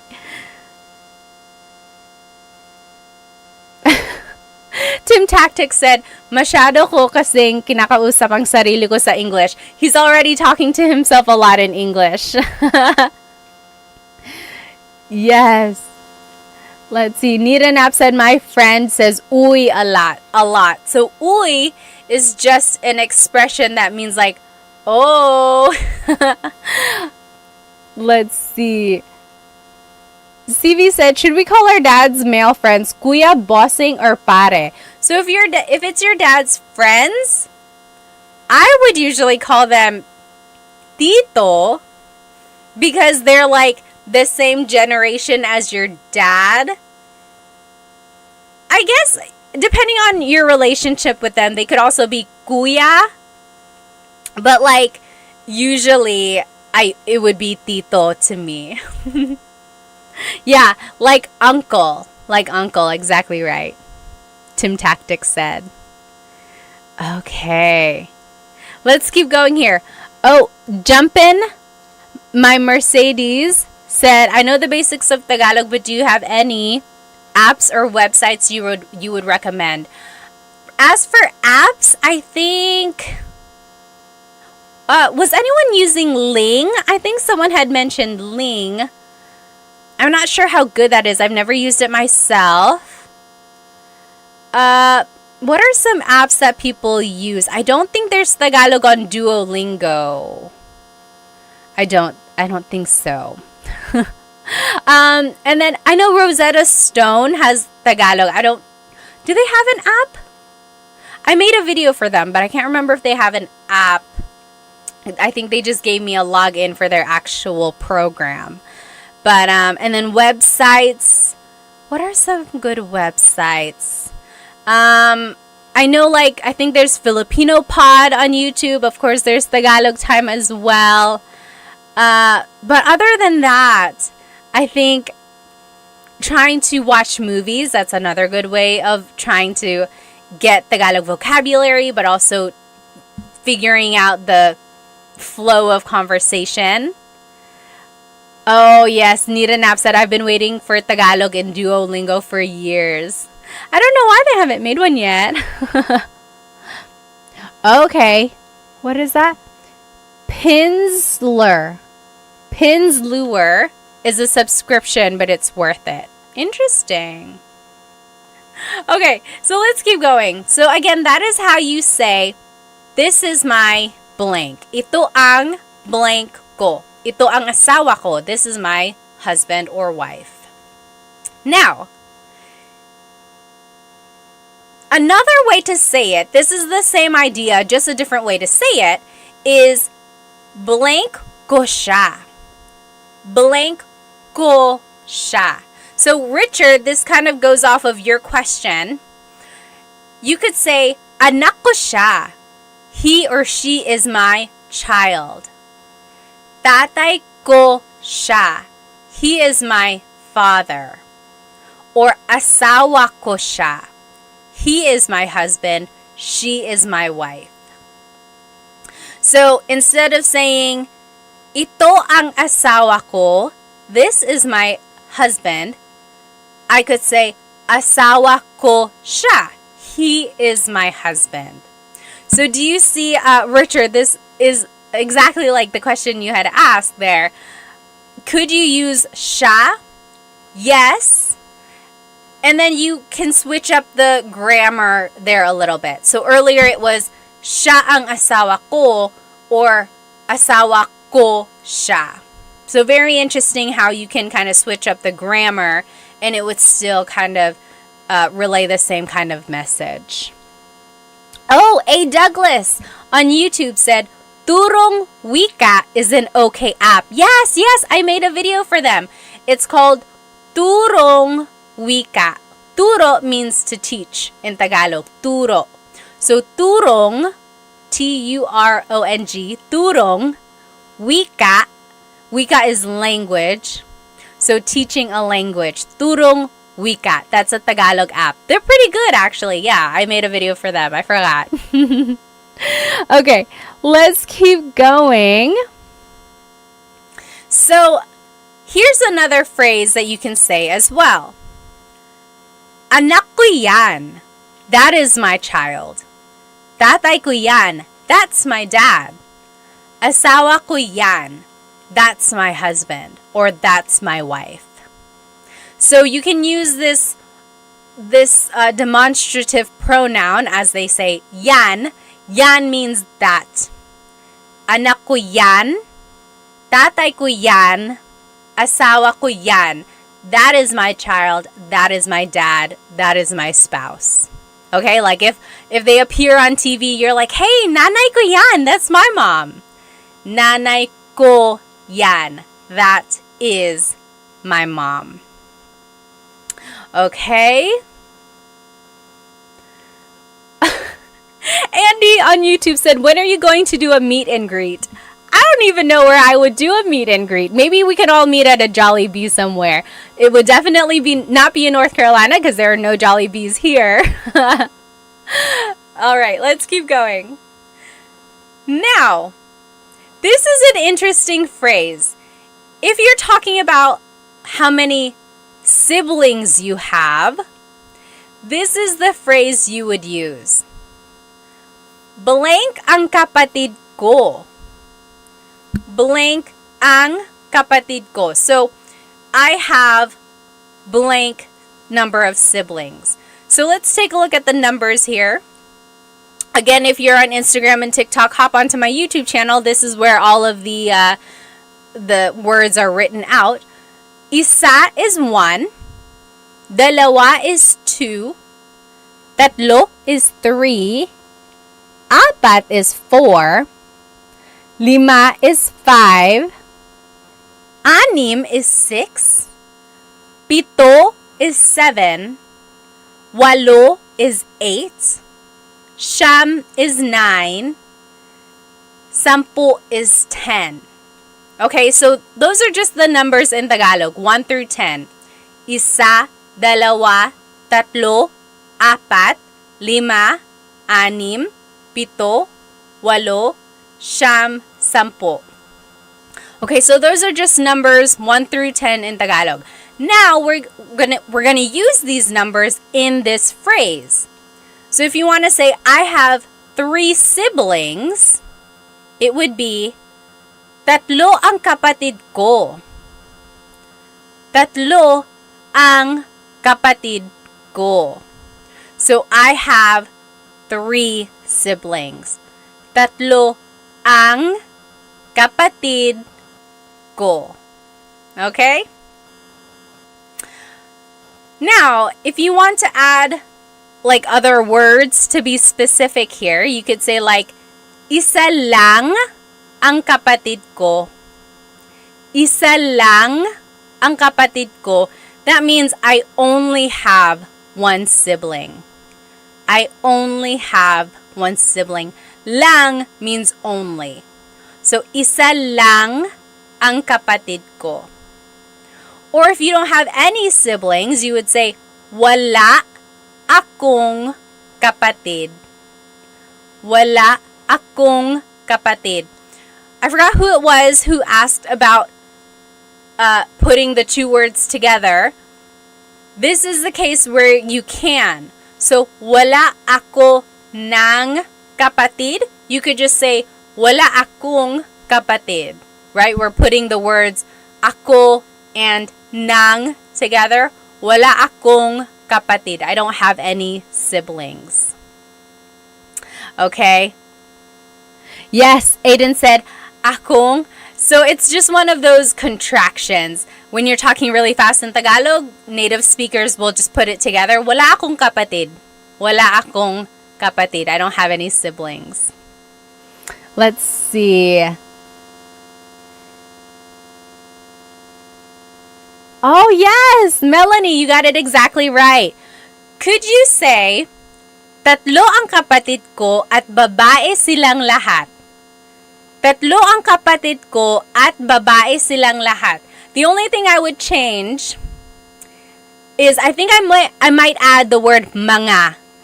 Tatlo ang kapatid ko at mga babae silang lahat. You don't even have to really add lahat. You could say, tatlo ang kapatid ko at mga babae sila. Babae silang lahat. But that also works as well. Exactly right.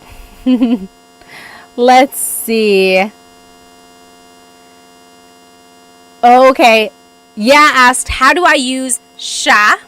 So again, kind of like in the last example, siya means he or she. So, siya ang kapatid ko or kapatid ko siya. He is my sibling. He is my sibling. Siya ang kapatid ko or kapatid ko siya. Same thing. All right. Let's see here. Mr. OK said, how old are you? How old do I look? Pop quiz, how old do I look? So, let's look at this. What was I trying to do with this asterisk? Can use for pinsan. Oh, yes. So you can also use this phrase if you're talking about your cousins or your ninongs or ninangs. So, apat ang pinsan ko. I have 4 cousins. Or dalawa ang ninang ko. I have 2 godmothers. Okay? David Jr. said 32. Exactly right. I am 32. 32. All right. Now, those are some phrases that we can use to describe our family, right? We learned how to say, this is my mother, or that's my mother, or he or she is my sibling, and so on. Now, here are some vocabulary words when you're talking about birth order, or like your order in your siblings. So, panganay is the oldest child. Panganay. That can be a girl or a boy. It doesn't matter. Panganay is the oldest child. Bunso is the youngest child. So, panganay, bunso. Panganay, bunso. Now, if you want to go like in the order, like the second child, the third child, go back and think about the numbers we had just learned. This is how you would say it. Pangalawa, the second child. Pangalawa. Pangatlo, third or third child. Pangatlo, pangatlo. And so on. So, pang-apat, pang-lima, pang-anim. And then if you want to just use those words to describe your order in your siblings, you would just add the word ako. So, panganay ako. I am the oldest child. Or, bunso ako. I am the youngest child. Blank ako. Okay? So, pangalawa ako. I am the second child. Pangatlo ako, I am the third child, and so on. Another way to say it, you could say, instead of saying, bunso ako, I am the youngest child, you could say, ako ang bunso. Literally, that means, I am the youngest child. Ako ang bunso. So you could say, bunso ako, or ako ang bunso. Same thing. I am the youngest child. if you want to just be like long-winded and you want to say the whole phrase, you could say, pangalawa ako sa magkakapatid. Pangalawa ako sa magkakapatid. Literally, that means I am the second of my children, or of my siblings. Hang on, TikTok is making me make sure I'm still here. There we go. So, pangalawa ako sa magkakapatid. I am the second of the siblings. Interesting, right? Let me catch up on some of these comments. I don't want to miss any questions.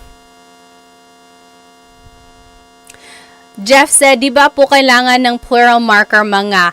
For which one? Oh, for siblings? You can. You can add mga when you're talking about multiple siblings. Sometimes if native speakers are talking really fast, they drop mga. But very correct. You can always add mga. Richard said, another interesting thing, showing the numbers with your fingers, you don't start with your thumbs. So, right, like 1, 2, 3, or 1, 2, 3, or 1, 2, 3.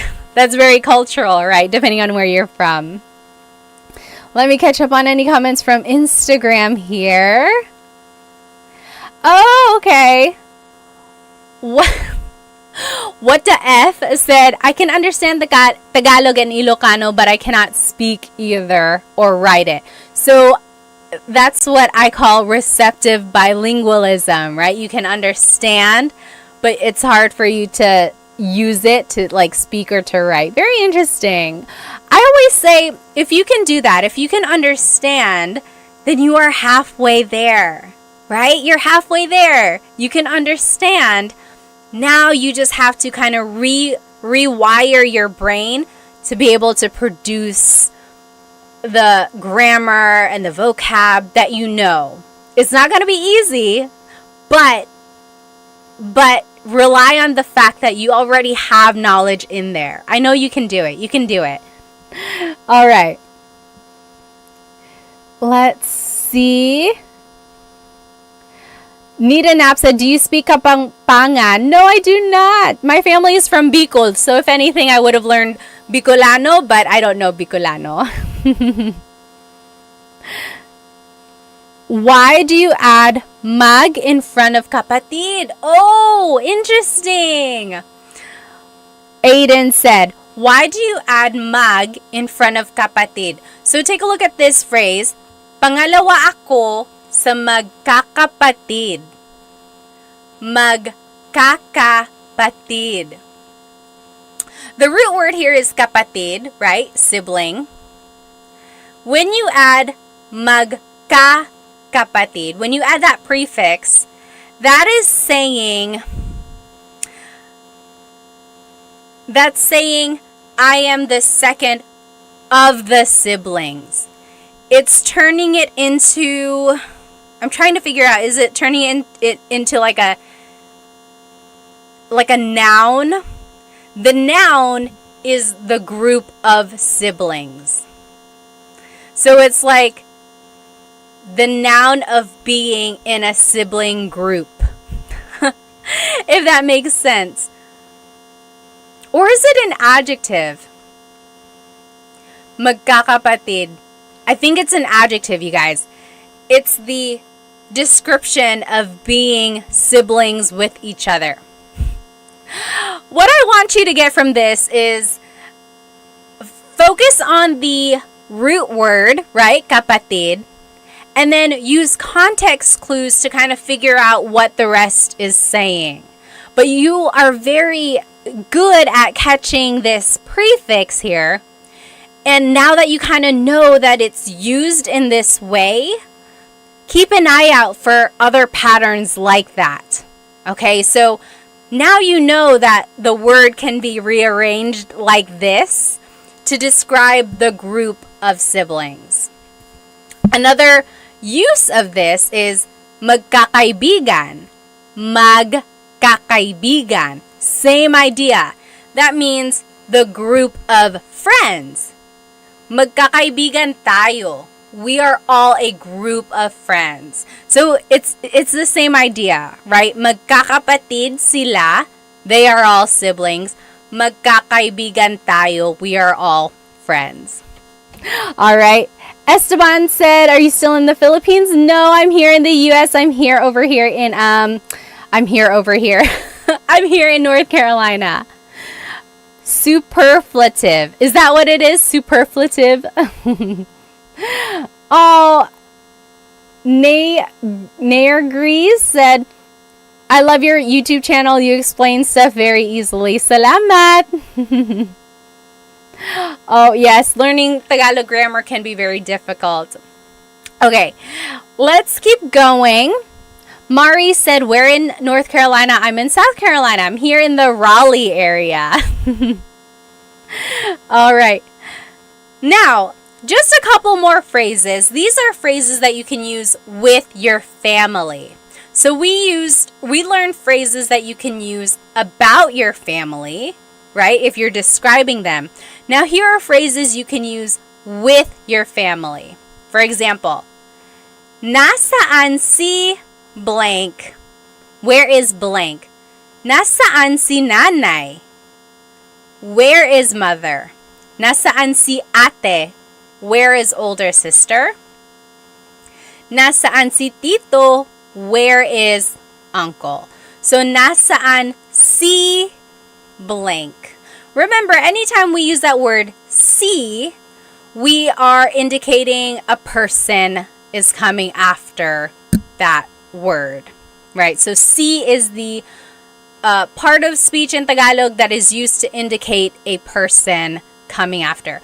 Nasaan si blank. Now to respond,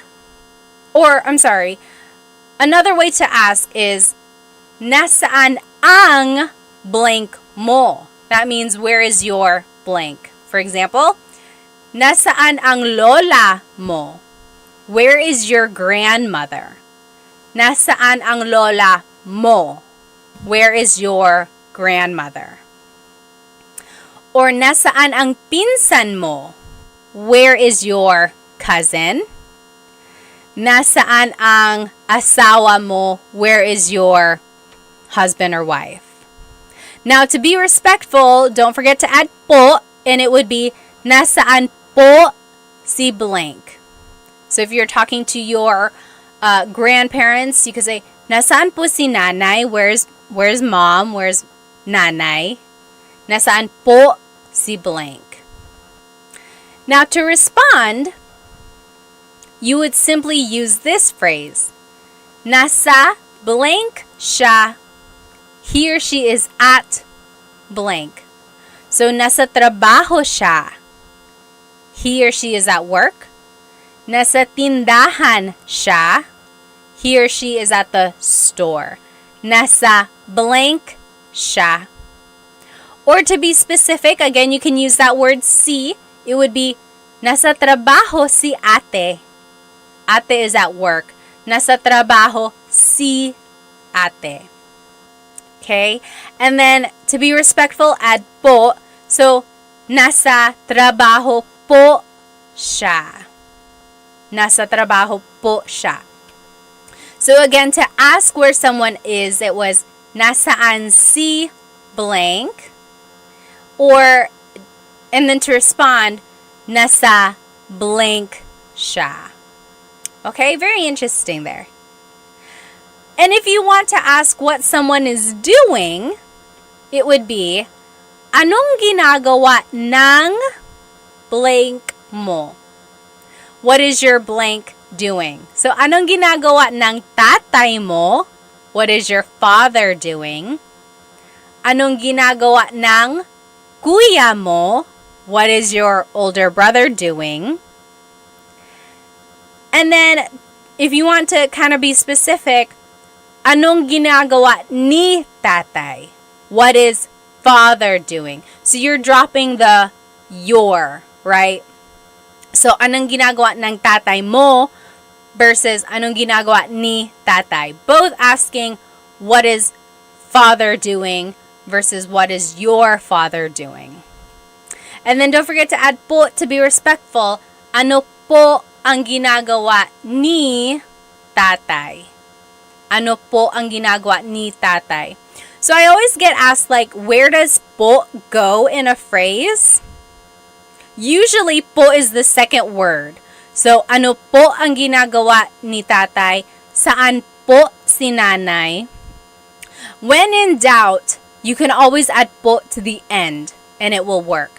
It's not always common, like that's not where it naturally goes, but it will never be incorrect if you add it at the end. I do have a full-length Tagalog lesson video on my YouTube channel, how to use po. I think it's lesson number 2. On my YouTube channel, how to use po. There's lots of practice in there, and it goes through all of the different placements. You can check that out if you'd like. Now, you can ask someone, saan ka pupunta? Where are you going? Saan ka pupunta? Or, pupunta ako sa blank. Pupunta ka or pupunta ako sa blank. That means I'm going to somewhere. So, pupunta ako sa tindahan. I'm going to the store. Or, pupunta ako sa banyo. I'm going to the bathroom. Pupunta ako sa bahay ni Kuya JR. So, I want you to get used to this phrase here. Pupunta ako sa blank. I am going to blank, and then you can fill in the blank there. Let me just catch up with some of these comments. Okay. Let's just keep going here. Oh, CV said, I'm confused with past, present, and future tense in Tagalog. It can be very confusing. The main differences between the tenses in Tagalog is the prefix that is used. And there's a lot of different patterns depending on the type of verb you're using.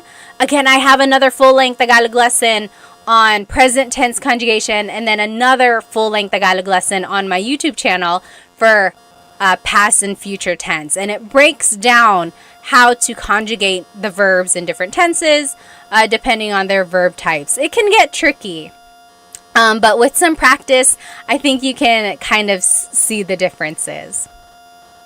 Okay, again, if you want to use po to be respectful, it would be, saan po kayo pupunta? Where are you going? Saan po kayo pupunta? Or pupunta po ako sa trabaho.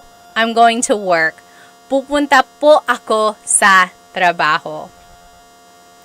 The opposite of where are you going is where are you coming from? So, saan ka galing? Where are you coming from? Saan ka galing? Your response would be, galing ako sa, I came from, blank. So, saan ka galing? Galing ako sa tindahan. I came from the store. Galing ako sa trabaho. I came from work. Galing ako sa bahay ni Kuya. I came from Kuya JR's house. And then to be respectful, saan po kayo galing?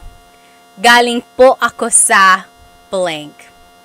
Oh, DJ Marsky, thank you so much for the gift on TikTok. Maraming salamat. Okay, so those were just some phrases that we can say to our family members. Again, this whole lesson is on my YouTube channel if you want to review those. The live recording will be up on there as well, and everything will be written out. I'm actually going to go ahead and just go through this review really quickly because I want us to have enough time to do the listening comprehension at the end. So just follow along with me here. Oh, YouTube, let me go ahead and turn off my camera so you can see this. There we go. So let's just go through these vocab words. Remember, godparents in Tagalog, pamilya is family. Godparents is lolo and lola. Lolo and lola. And then, Tatay is father. Nanay is mother. Those are the mga magulang, parents. Mga magulang. They have a child, that is their anak. They get married with someone, that's their asawa. Then they have kids. Ate is the oldest sister or older sister. Kuya is the older brother. Bunso is the youngest child. Altogether, those are mga kapatid, so siblings. And then if you want to be specific, again, remember kapatid is one of those gender neutral words. Kapatid na babae is your sister. Kapatid na lalaki is your brother. Okay, here's a translation. I'm gonna say this chunk of dialogue in Tagalog. See if you can understand what I'm saying, okay? Uy, kamusta? Ako si Pat at asawa ko si Chris. 3 ang anak namin. 2 babae at 1 lalaki. 4 ang kapatid ko. Ako ang panganay. Si JP ang pangalawa. Si Marie ang pangatlo. At si Mark ang bunso. Nasa Pilipinas pa ang mga tito ko. Nasa Pilipinas pa ang mga tito, tita, at ang mga pinsan namin. Ikaw, may kapatid ka pa ba? Or may kapatid ka ba? May mga anak ka ba? Did you get it? I'll say it one more time, okay? I'll go slower. David said, "What?" And this is not accurate. A lot of this was just made up so I could use the vocabulary words. Someone was like, "You lost me at 3 siblings." I'll say it one more time, okay? Kamusta? Ako si Pat at asawa ko si Chris. 3 ang anak namin. 2 babae at 1 lalaki. 4 ang kapatid ko. Ako ang panganay. Si JP ang pangalawa. Si Marie ang pangatlo. At si Mark ang bunso. Nasa Pilipinas pa ang mga tito, tita, at ang mga pinsan namin. Ikaw, may kapatid ka ba? May mga anak ka ba? How was that? Oh, yes. Aiden said, "I understand, but it's still hard." Yes, exactly right. I see some people here. You guys are translating it. Very good, very good. Let's go through the translation line by line, okay? Again, it's all on YouTube. Kumusta? Hello. Kumusta? Ako si Pat at asawa ko si Chris. I'm Pat and Chris is my husband. 3 ang anak namin. 2 babae at 1 lalaki. We have 3 kids, 2 girls, 1 boy. And then, 4 ang kapatid ko. I have 4 siblings. Ako ang panganay. Si JP ang pangalawa. Si Marie ang pangatlo. At si Mark ang bunso. I'm the oldest. JP is the second. Marie is third. And Mark is the youngest. Do you see how I used all of those vocabulary words that we learned? Let's keep going. Nasa Pilipinas pa ang mga tito, tita, at ang mga pinsan namin. Our aunts, uncles, and cousins are still in the Philippines. Ikaw, may kapatid ka ba? Do you have siblings? May mga anak ka ba? Do you have any kids? What do you think? Oh, yes, Liana said, more please, I speak Bisaya trying to improve my Tagalog. Oh, good for you, good for you. Unknown says, good morning from Kuwait. Very good. So, I want you, whenever someone is speaking Tagalog to you, don't get tripped up over every word. Okay? One trick to learning a language. I know this because I took 5 years of French in high school and college. So I know how to kind of learn a language, right? I know the challenges that come with it. Don't get tripped up over every single word that you don't understand. Try to, number one, recognize the words that you do know. Number two, use context clues. Okay, we learned a lot of this vocabulary in our lesson, so now we're just kind of putting everything together. Number three, kind of when you feel more comfortable with the vocabulary, the third thing I want you to do is recognize the grammar patterns. Oftentimes, the verb goes first, then it's a pronoun, then it's a noun, or something like that. But oftentimes, the verb in Tagalog goes first. But when you are trying to understand dialogue, the biggest thing you can do is really try to latch onto words that you know, whether it be the root words of a verb or simple vocabulary that you might have just learned, okay? And then use context clues to kind of go from there, okay? I know that was a lot, but I think you might know more than you do. And if that was really, really challenging, it's okay. At least now you know that you can work on it, right? Now you know what you can focus on. So I hope you enjoyed our lesson tonight. This is everything we learned. We learned some family vocabulary. We learned phrases about our families. We learned phrases that we can use with our family members, like, where are you going? Where did you come from? We also reviewed a little bit and we did some translation practice. Okay? I hope you were able to get some vocabulary that you didn't know yet. I hope you learned some phrases that you can start using with your families. And I hope to see you next week in our Tagalog Thursday.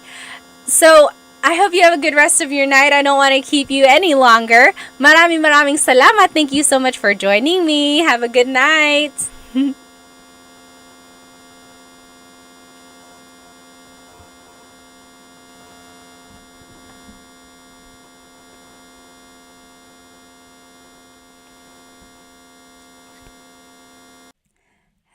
Hello, everybody. Welcome.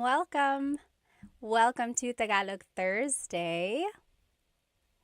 Let me go ahead and log on to my Instagram here. Hello, everybody on Instagram. If you are joining me, welcome to Tagalog Thursday today. We will be learning some useful phrases that I think you can use every day. So, if you want to see my presentation, go ahead and hop onto my YouTube channel, and that is where you will see my slides and everything written out. There might be some animations in there as well. Hello, everybody. Go ahead and write where you are currently watching, and as always, feel free to write your age or your age range. I like to know my demographics, who's watching. I had Dita on here last week. 12 years old. Oh my goodness. Good for you. Good for you for learning Tagalog. Let me go ahead and just make sure everyone is in here on my YouTube channel. Hello. Oh, aloha from Maui, Caleb said. And Ola from Seth. Hi. Hello. Love and Lulu. Hi. Hello. Good to see you. K-Day GC is from California. Food Fascination is from Seattle. Hello. Stefan is from Toronto. And then Del Caballero is from Long Beach, California. Hi, Deborah. Hi, Emily from Alaska. Oh my goodness. What time is it in Alaska? Over here in North Carolina, it is 9:13 p.m. Also, just checking, is my audio okay for both Instagram and YouTube? Let me know if it's not. Oh, Drew, thank you so much for the badge. We haven't even started.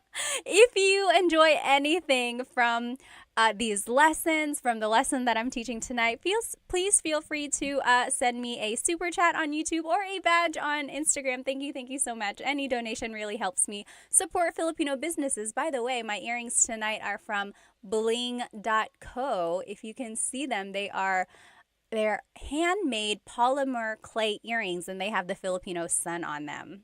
Hello, everybody. Oh, Kelly said, just married the love of my life. That is so great. Congrats.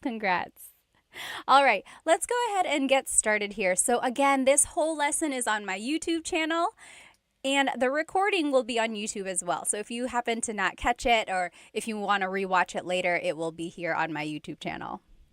Kelly is from Louisiana. Oh, Emily said audio is good. Good.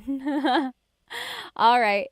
David is from New Hampshire. Deborah is watching from India. Hello. Okay, let's go ahead and get started. So today we will be learning some shopping phrases, or phrases that you can say while shopping in the Philippines, or phrases you can say while eating at a restaurant.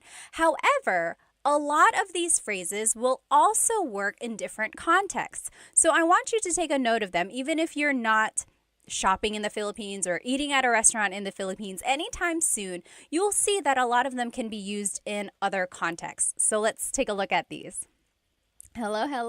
Mr. Sean is from Tampa, Florida. Welcome. Okay, so first of all, I just want to go over the different types of stores in the Philippines. Anyone here been to the Philippines? Raise your hand or just give me a thumbs up. I know many of us might have. Some of us might not have ever been there. Maybe we are just never had the opportunity to go. But in the Philippines, you might see little stores in people's houses. So usually if it's like a 2-story house, there might be a store in the first floor, and it's like their window has things that you can buy. So chips or rice or even some meat and fish, ice sometimes. Those are called sari-sari stores. Sari-sari. Sari-sari means like different things. Different.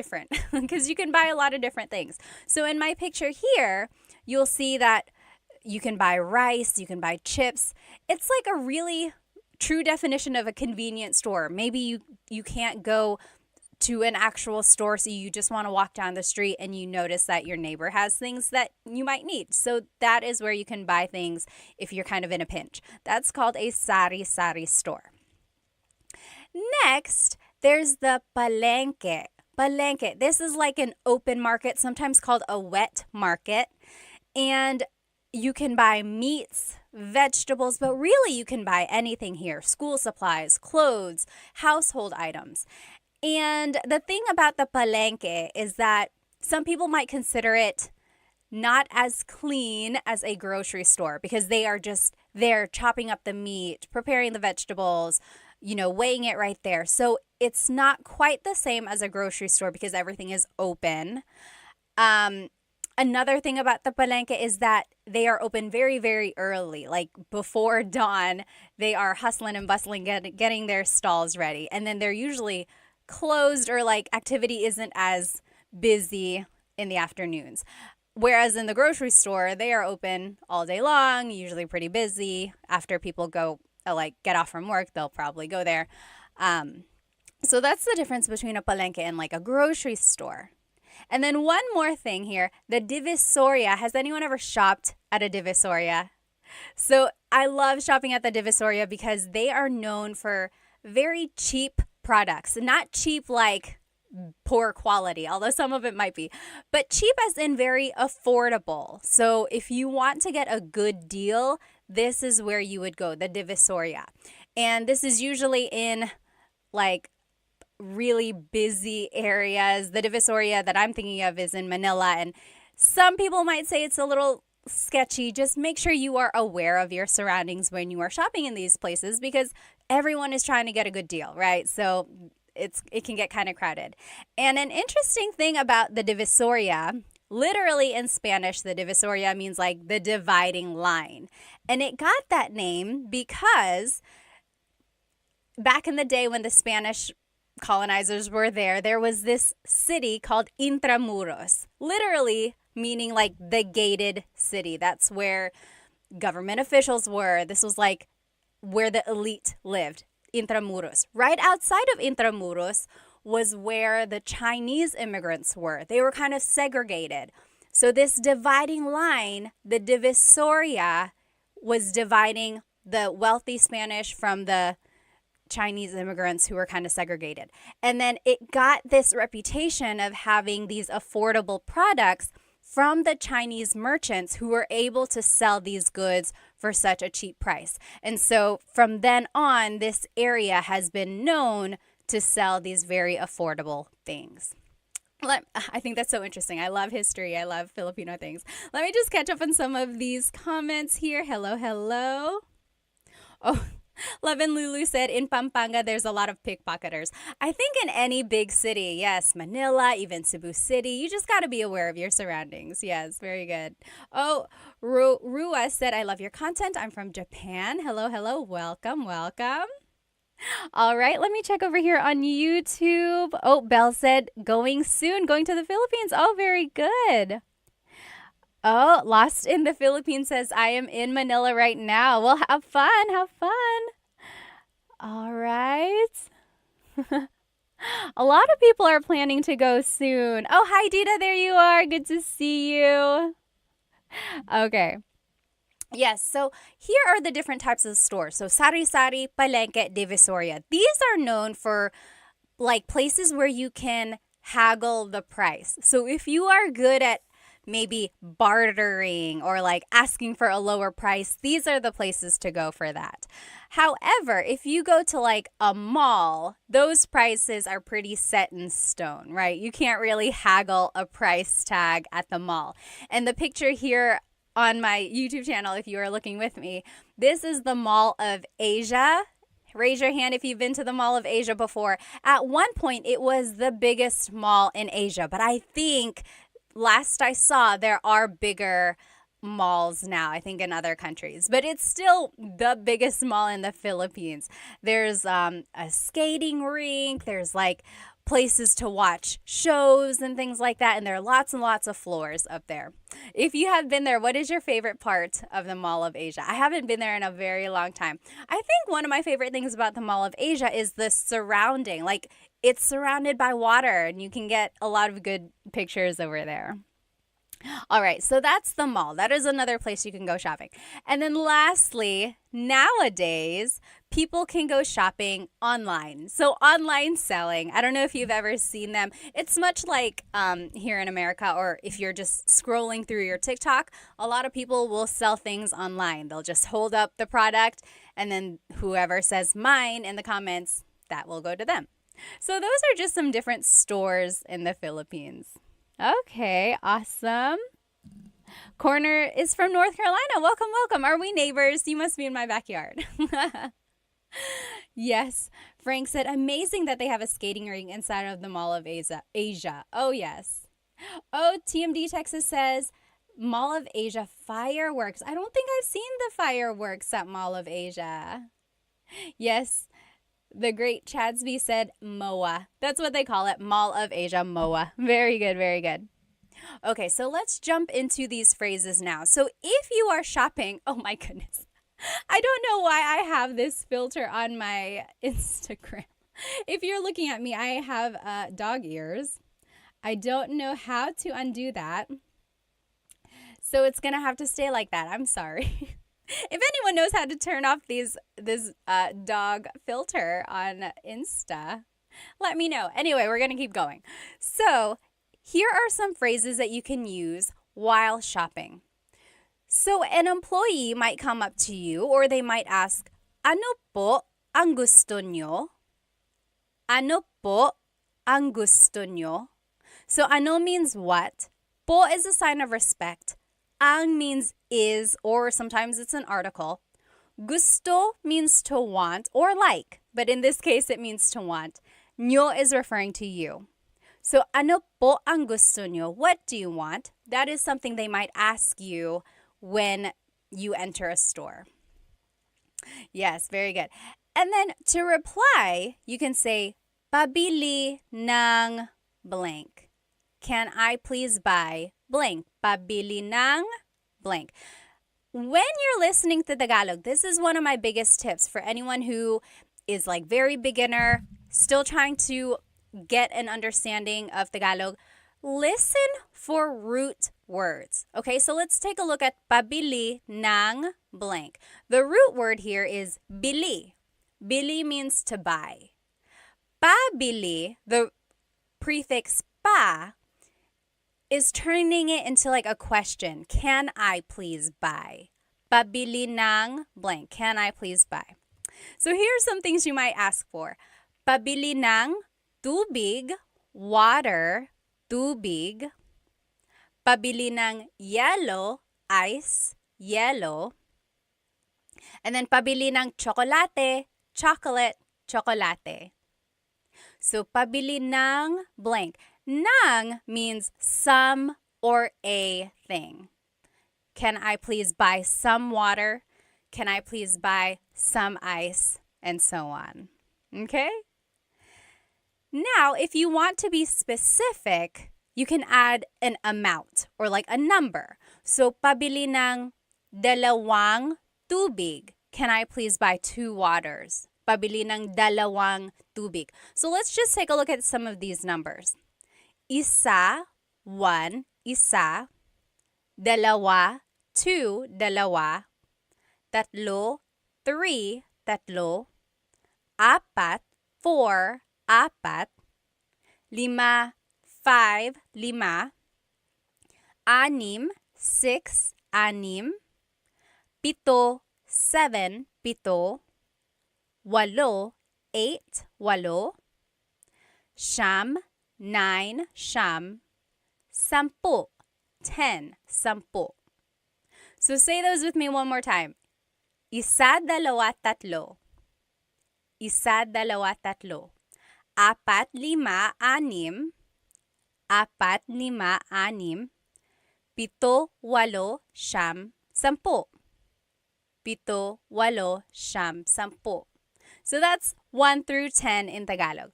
Again, if we want to use them, so if I want to say, can I please buy 3 waters? Pabili ng tatlong tubig. So the number goes before the noun. Now, I want you to listen carefully, okay? So I am saying tatlong, tatlong. There's an NG at the end of the number. The number is tatlo, but I'm saying tatlong tubig. That is because technically you're saying 3 of water. Tatlo ng tubig. So 3 of water. The NG we're just adding there at the end, or tatlo na tubig.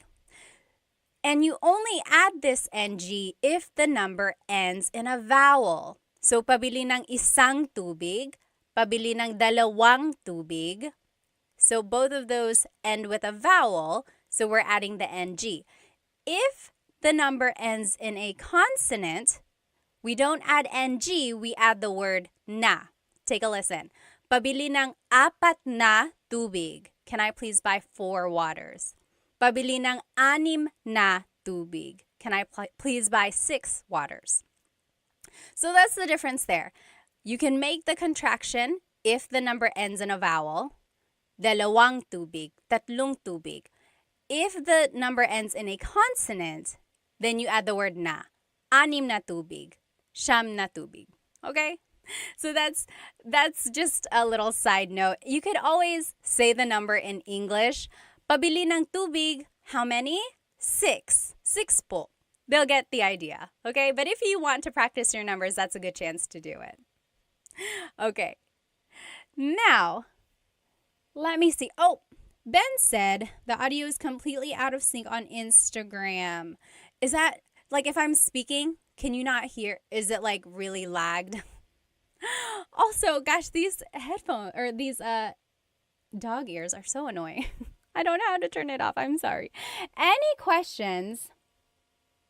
If you have any questions, please feel free to write them in the comments.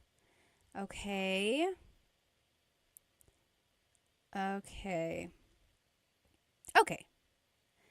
It sounds like the audio is okay. Maybe it is the dog filter. I'm sorry. Again, if anyone knows how to turn this filter off, let me know. Anyway, we'll keep going. So those were some basic phrases. Now, if you want to ask how much something is, how much is something? So, magkano ito? Magkano ito? That means how much is this? Magkano ito? Now, again, if you are good at haggling, if you are good at bartering or asking for a lower price, this is something you could say. Walang tawad. Walang tawad. So, wala means nothing. The ng means of, so none of. Tawad literally means forgiveness. So, no forgiveness. Walang tawad. Basically, that means, can the price be reduced? Walang tawad. And then if something is expensive, you can say, ang mahal naman. Ang mahal naman. Mahal means expensive. And technically, you could just say, ang mahal. That's expensive. Ang mahal. Naman is like an emphasis. Oh, wow, that's really expensive. That's too expensive. Maybe if you say that, the store clerk will be like, oh, okay, I'll lower the price. Ang mahal naman. That's too expensive. The opposite of mahal is mura. Ang mura, that's cheap. Ang mura. And that's cheap like affordable, not cheap like it's bad quality. So ang mura is the opposite of ang mahal. And then if you do decide to buy it, it would be sige, bibilin ko. Okay, I'll buy it. Sige, bibilin ko. Remember how I told you to listen for root words? Here is this root word, bili. Again, remember, bili means to buy. We heard it in pabili ng tubig. So here, bibilin ko means I will buy it. So, let's say these phrases one more time. Magkano ito? Magkano ito? How much is this? Walang tawad? Walang tawad? Basically, can the price be reduced? Ang mahal naman. Ang mahal naman. That's too expensive. Ang mura. Ang mura. That's cheap. Or sige, bibilin ko. Okay, I'll buy it. I saw a question up here. Oh, Cowboy Roger Lawson said, is sobrang mahal the same thing? Yes. Sobrang mahal also means that's too expensive or it's really expensive. Sobra means a lot and then mahal, expensive. A lot of expensive. Really expensive. Very good. Sobrang mahal, same as ang mahal or ang mahal naman. Very good. All right. Next, maybe you are shopping around and you choose something that you like. You could say, gusto ko ito. I want this. Gusto ko ito. So gusto can mean I want or I like. Okay, so maybe if you're talking to your friend, you're like, oh, gusto ko ito. I like this. But if you're talking to the store employee, you could say, oh, gusto ko ito. I want this. So same thing. I want, I like this. The opposite of ito is yan. Gusto ko yan. I want that. Gusto ko yan. If you're looking on YouTube, technically it should be spelled I-Y-A-N. Gusto ko iyan, gusto ko iyan. But if you're speaking quickly, you'll probably hear it more like gusto ko yan, gusto ko yan. So that's how I spelled it. Gusto ko yan. So gusto ko ito, I want this. Gusto ko yan, I want that. All right. Oh, yes. Free Training Online said mahal, love versus mahal, expensive. So yes, mahal is a homonym, so it has a couple different meanings depending on how it's used. and it can mean love or expensive. And I looked this up once. Someone had a very interesting theory. Mahal actually is used in other languages, like in Southeast Asia. Other countries use it. I think Malaysia, don't hold me to that. But like other countries also use the word mahal. And it means expensive for them. Or it means actually valuable. So someone like concluded that maybe if something was valuable, like over time, the person you loved is valuable to you. So that's how mahal came to be, love as well. So I think it originated as being valuable and then meaning expensive and then love because the person you love is valuable to you. Ah, nakakakilig. Okay, let's keep going. So isa pa means one more. Isa pa. Isa means one. We learned that, right? Isa. Pa means still. So one still or one more please. Isa pa. Isa pa. And then iba na lang. Something else. Iba means different. Na lang means instead. So something different instead or something else. So maybe the store employee came out with some options for you and you didn't really like any of them. So you could say iba na lang. Iba na lang. Something else please. Okay, I think someone had a question. Oh, yes. Chris Black on YouTube said, is there a please in Tagalog? Please in Tagalog is paki. Paki. So, like, buksan means to open. Paki buksan yung bottle. Can you please open this bottle? Paki buksan. So, paki is like what you would add before the verb. It's not so much like its own word, like we would say please by itself. Although I've heard people say, hey, can you do this, paki? But it's not quite the same. Very good question, though. Let's see. Yes, yes. Someone asked on YouTube, I don't know your name because it's in characters. But it said, pwede ko bang gamitin yung salita ng, can I say this instead? So can you say, kukunin ko to instead of bibilin ko? Yes, yes. So we learned, sige, bibilin ko. Okay, I'll buy this. Literally, I will buy this. You could also say, sige, kukunin ko to. Kunin means to take. I will take this. Yes, same idea. I will take this versus I will buy this. Very good, very good. Okay. Very good. Good questions. Okay. Yes. Oh, Gift Palace said mahal means palace in India. Interesting. Okay. TMD Texas said, wala akong pake. Yeah, I guess that kind of makes sense. Wala akong pake means I don't care. I don't give up. Let's see. Kyle said, I had those lumpia from Costco again. Who sells the best lumpia in Toronto? I don't know who sells the best lumpia in Toronto. Okay, let's keep going. Now, I want to show you this phrase. Alin ang gusto mo? Alin ang gusto mo? This might be a question that a store employee might ask you. Alin ang gusto mo? Alin ang gusto mo? Alin means which. Ang means is. Gusto means to want. Mo is referring to you. Alin ang gusto mo? Which do you want? So for example, maybe if there's something behind the counter and you're like, hey, I want one of those. And they're like, oh, alin ang gusto mo? Which do you want? Here are ways you can respond. We already learned, gusto ko ito, gusto ko yan. I want this, I want that. But you can also add an adjective. For example, gusto ko yung, I like the, or the one that is, and here are some colors. Gusto ko yung pula, I want the red one. Gusto ko yung kahel, I want the orange one. And then just some other colors. Dilaw, yellow, dilaw. Verde, green, verde. Azul, blue, azul. Lila, purple, lila. Puti, white, puti, itim, black, itim. Now, before you get on my case, yes, these are the Spanish colors, because remember the Philippines has a lot of Spanish influence both in the culture and the language.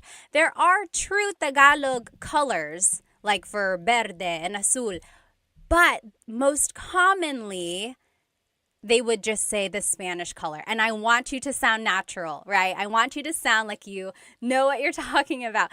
So there are true Tagalog colors. They are just not as commonly used. You are welcome to use them, but these are the ones that are just more commonly used in conversation, and I want you to sound natural, okay?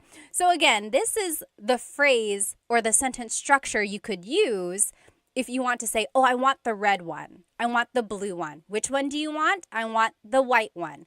Gusto ko yung puti. Gusto ko yung itim, the black one. So you would just add the adjective there at the end. If you're talking about something and it's not a color, you could use a different adjective. For example, gusto ko yung malaki.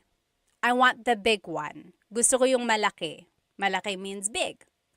Or gusto ko yung maliit, the little one. Gusto ko yung maliit. So you see, you're just sticking the adjective there at the end, and it means I want the blank one, the small one, the big one. Okay? And then another example, gusto ko yung mahal. I want the expensive one. Gusto ko yung mahal. Or the opposite, gusto ko yung mura. I want the cheap one. Gusto ko yung mura. Okay, so that's kind of a simple one there. Simple sentence structure.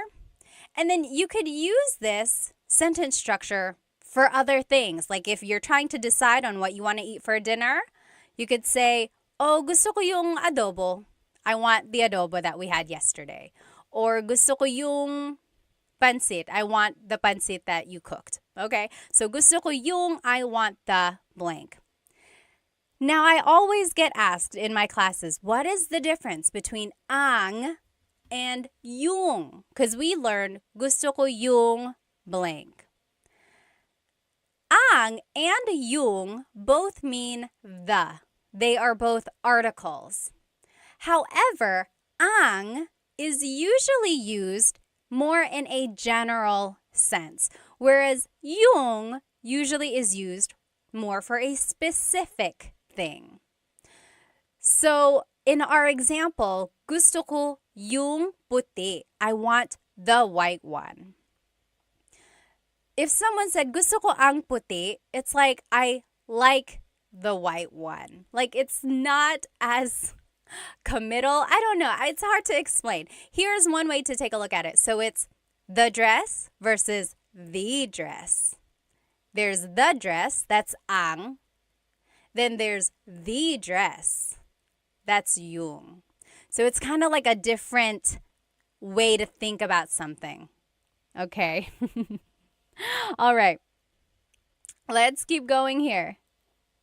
Oh, Chandra said, are you taking online classes? We are just wrapping up class 4 now. So I did 1, 2, 3, and 4. So my class sets are just about done. Hopefully I can start another set in the fall. Okay, but I will still try to do these Tagalog Thursdays. This is like my 4th or 5th week. These have been fun. So join me every Thursday. Okay, now, if you want to be respectful while you are shopping, you can add po to any of the phrases we just learned. So remember, in the Philippines, we say po to be respectful to our elders, but also to people in authority. So like priests, doctors, police officers, but also even if they're not in authority, if you just want to be respectful, like to someone who is working at a store, feel free to add po. Here are the common placements of po. Usually it's the second word in the phrase. Most commonly, it's the second word. Or it goes after the words ko or na if either of those appear in the phrase. Ko means I or my. Na means already. So if either of those two words appear in a phrase, po usually goes after that. Or po just goes after a set phrase. So when in doubt, always add po to the end of anything you say. and it will be respectful. Okay, that is key there. When you are learning po and you want to be respectful, just add it to the end and it will always work. But let's take a look at the phrases we just learned and see where the po usually goes. Pabili po ng blank. Can I please buy blank? So as you can see, it's the second word there. Pabili po ng tubig. Pabili po ng blank. Or magkano po ito? How much is this? Again, it's the second word there. Walang tawad po. It's just after this set phrase. And basically for the rest of them too. Ang mahal naman po. It's a set phrase, so it just goes at the end. Ang mura po. Another set phrase. And then, sige po, bibilin ko po. It's just another set phrase. Okay. Let's see. And then just to finish up, here are the other phrases we learned and where po would go. Gusto ko po ito. I want this. Gusto ko po yan. I want that. Remember, we learned gusto ko ito, gusto ko yan. Gusto ko ito, gusto ko yan. If you want to add po, it's gusto ko po ito, gusto ko po yan. And that was rule number 2. If ko appears in the phrase, po would go after that. Next, isa pa po. Isa pa po, that's just a set phrase. One more, please. And then, iba na lang po. Something else, please. Iba na lang po. Just another set phrase. Let me catch up on some of these questions.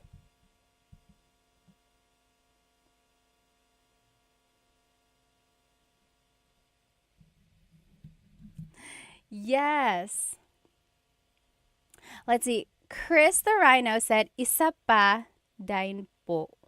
Gusto ko yung malaki po. Is this right? It depends on what you're trying to say. Yes, the gusto ko yung malaki po. I want the big one. That one is correct. I'm not quite sure about the first part of your statement. Okay, all right. Yes, let's keep going. So those were just some phrases that you can say while shopping. Anyone have any questions about these shopping phrases before we move on to the restaurant phrases? So a lot of these you can use in other contexts.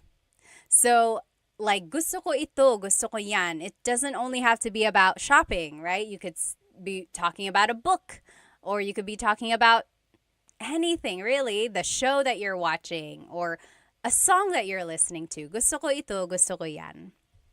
Okay, now let's keep going. Here are some phrases you can use while eating at a restaurant. When you enter a restaurant, the host or hostess will probably ask you, ilan po sila? Ilan po sila? So ilan means how many. Po is referring to you, or I'm sorry, po is a sign of respect. Sila means they. So how many of you are there? How many are they? So how many are in your party? And then this is where you can just use your numbers in Tagalog. So isa, dalawa. You could say like dalawa kami. There are 2 of us. Dalawa kami. Or tatlo kami. There are 3 of us. Or you could say isa lang. Just one. Isa lang. Okay? Now, if you want to ask for a menu, maybe you sat down and they haven't given you a menu yet, this is how you would do it. Pahingi ng menu. Pahingi ng menu. May I please have a menu? Let's take a look at the root word here. Hingi. Hingi means to ask for something. Hingi, hingi. Pahingi means, can I please ask for a menu? So the pa is like asking to do that action. Can I please ask for a menu? Pahingi ng menu. And then if you're looking on YouTube with me here, these asterisks mean that you can switch out this word. So pahingi ng napkin. The thing about napkin though, in the Philippines, if you ask for a napkin, they call a napkin the feminine like sanitary pad. So if that's not what you're asking for, don't ask for it. A napkin that you use to wipe your face, they call that a tissue. So pahingi ng tissue. Can I please have a tissue? Okay, so that's just one thing. I made a video once of like restaurant phrases and I said pahingi ng napkin, and a lot of native Filipinos were like, why napkin? Napkin is sanitary pad. Haha, yes, I understand. So don't ask for a napkin if you're at a restaurant. Ask for a tissue. Okay, so pahingi ng blank. And again, you can use this phrase for other contexts. Maybe you are at a friend's house and you're cold. You could say, pahingi ng blanket. Can I please have a blanket? Or can I ask for a blanket? Pahingi ng blank. Can I please have something? Let's see. Deborah asked, what's the difference between kami and what is it's being covered up here. Let me see. Deborah, I'll answer your question as soon as it like moves up. There's like a heart icon that's covering up part of your question. But kami is the subject pronoun meaning us.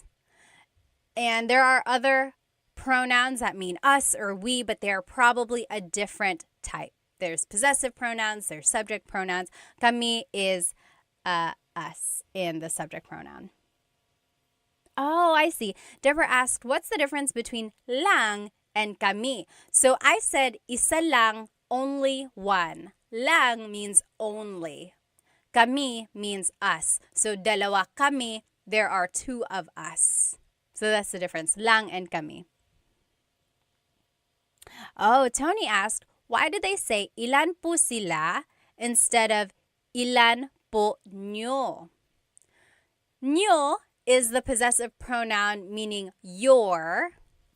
So that would be like saying, yes, that's a good question, or that's a good point, because technically it's like how many are in your party? That's a good question. I think because sila is the subject pronoun, it's like they're asking about you as the subject versus the possession of how many people there are. I don't know how to explain the difference between possessive and subjective pronouns sometimes, or subject pronouns. And sometimes there's no rhyme or reason, but just keep that in mind. They will likely say ilan po sila. Good question though. Okay, let's keep going. So, meron ba kayong blank? Meron ba kayong blank? The other spelling of meron is mayroon. Mayroon. That means to have. Meron means to have. Ba is a question word. Kayong means you all, you plural. And then adobo, do you have adobo? Maybe you are looking at the menu and you just want to ask or double check. Meron ba kayong adobo? Do you have adobo? So that is one question you can ask. And then again, it's underlined because you can always switch that out. Meron ba kayong pansit? Meron ba kayong blank? Meron ba kayong sinigang? Do you have pansit? Do you have sinigang? And then you can use this phrase in other contexts. Meron ba kayong aso? Do you have a dog? I'm scared of dogs. Meron ba kayong aso? Do you have blank? Okay. Next, if you want to ask about the food, you can say, maanghang ba ito? Is this spicy? Maanghang is spicy. Ba is a question word. Ito means this. Maanghang ba ito? Is this spicy? And then they would say, oo or hindi, yes or no. This is a good phrase to know if you are allergic to something. So, allergic ako sa blank. Allergic ako sa blank. I am allergic to, and here are some things you might be allergic to.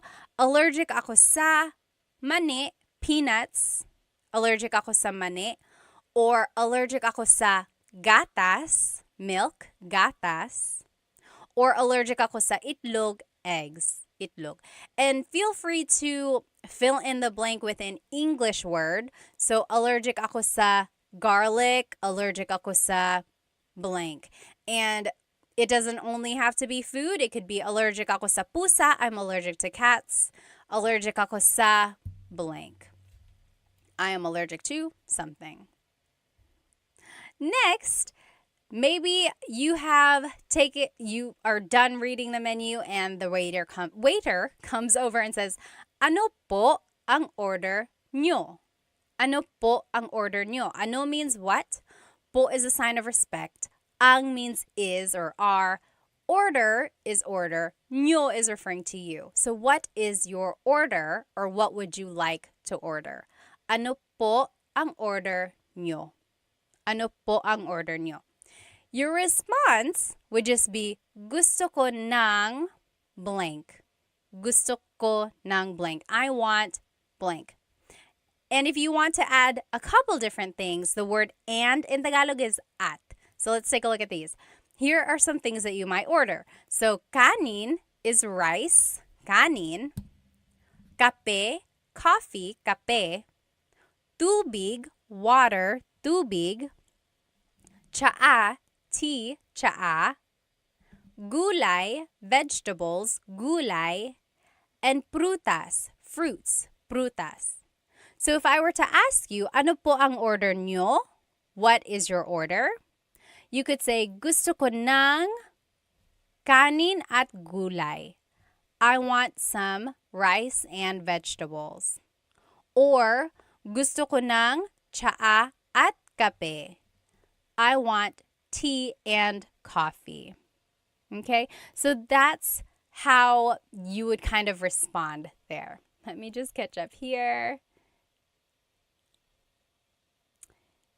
All right. The great Chadsby said, allergic ako sa isda. He is allergic to fish. Yes, that's one way you can use that. Oh, thank you, Spooky. I'm glad you've enjoyed my videos. Thank you, thank you. Yes, Dave asked, nag-stream ba kayo sa YouTube? Yes, this is on YouTube right now, so you can follow along. Okay, any questions about any of these phrases that we have learned so far? So we know how to say how many are in our party. We've learned how to order something. We've learned how to say things we're allergic to. Now, maybe the food is finally here. You can say, ayan na. There it is, ayan na. Ayan na. That's just an expression. And you can use that in other contexts, not just at a restaurant. Maybe you are at a concert and the opening number was taking a long time. You're like, where is the people I actually want to see? So you could, when they come out, you could say, oh, ayan na, there they are. Ayan na, there it is. And then a lot of people say, kain tayo, let's eat. Kain tayo, or kain na tayo. Na means already, or sometimes it's like an emphasis. Let's go ahead and eat. Kain tayo, kain na tayo. Now, here are some ways to ask or to talk about the food if it's delicious. So, masarap ba? Masarap ba? Is it good? Is it delicious? Masarap ba? Masarap ang pagkain. Masarap ang pagkain. The food is good. You can switch out pagkain and say masarap ang adobo. The adobo is good. Or masarap ang kape. The coffee is good. Masarap ang blank. The blank is good. To be specific, masarap ito. This is good. Masarap ito. Or masarap yan, that is good. Maybe if you tasted your friend's dish, you could say, masarap yan, that's good. And then just in a general sense, it would be, ang sarap. It's so good, ang sarap, ang sarap. Oh, Chris asked a good question on YouTube. What if you wanted to order 2 adobo? Gusto ko, dalawa. It would be gusto ko ng dalawang adobo. Gusto ko ng dalawang adobo. So this is kind of where that, remember if it ends in a vowel, then you could just add ng. Gusto ko ng dalawang adobo. I want 2 of adobo. Very good question. All right. Next, if you want to talk about the food and maybe it's not so good, here are some things you might say. Maalat. It's salty. Maalat. That means salty. If you joined my live a couple weeks ago, we learned how to use adjectives. And there are a couple different ways to use an adjective. So you could say maalat, it's salty, maalat, or you use the root word and say ang alat, it's salty, ang alat. They both mean the same thing and they are used interchangeably. Maalat, it's salty, or ang alat, it's salty. Sometimes ang alat, that form is a little bit more like it would mean, oh, it's so salty. It's too salty. Like it's a little bit more expressive.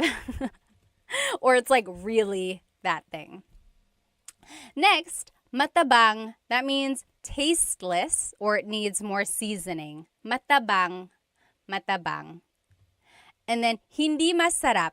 It's not good. It doesn't taste good. Hindi masarap. All right, so those are just some ways to say, to describe food if it does not taste very good. Okay? So next, maybe you are on your way home and you are talking about your experience at the restaurant. Here are some things you could say with the people you are riding home with. Nagustuhan mo ba yung pagkain? Nagustuhan mo ba yung pagkain? So the root word again, gusto, means to like. Nagustuhan means to have liked. So it's past tense. Mo is referring to you. Ba is a question word. Yung pagkain means the food. So, nagustuhan mo ba yung pagkain? Did you like the food? And then your response would just be oo or hindi. Yes or no. Oo, hindi. Let's see. Free Training said, how would you say I don't like something like food? Oh, it would be, I think I have it here. Here it is. So, paborito ko yung means my favorite was the blank. Paborito ko yung gulay. My favorite was the vegetables.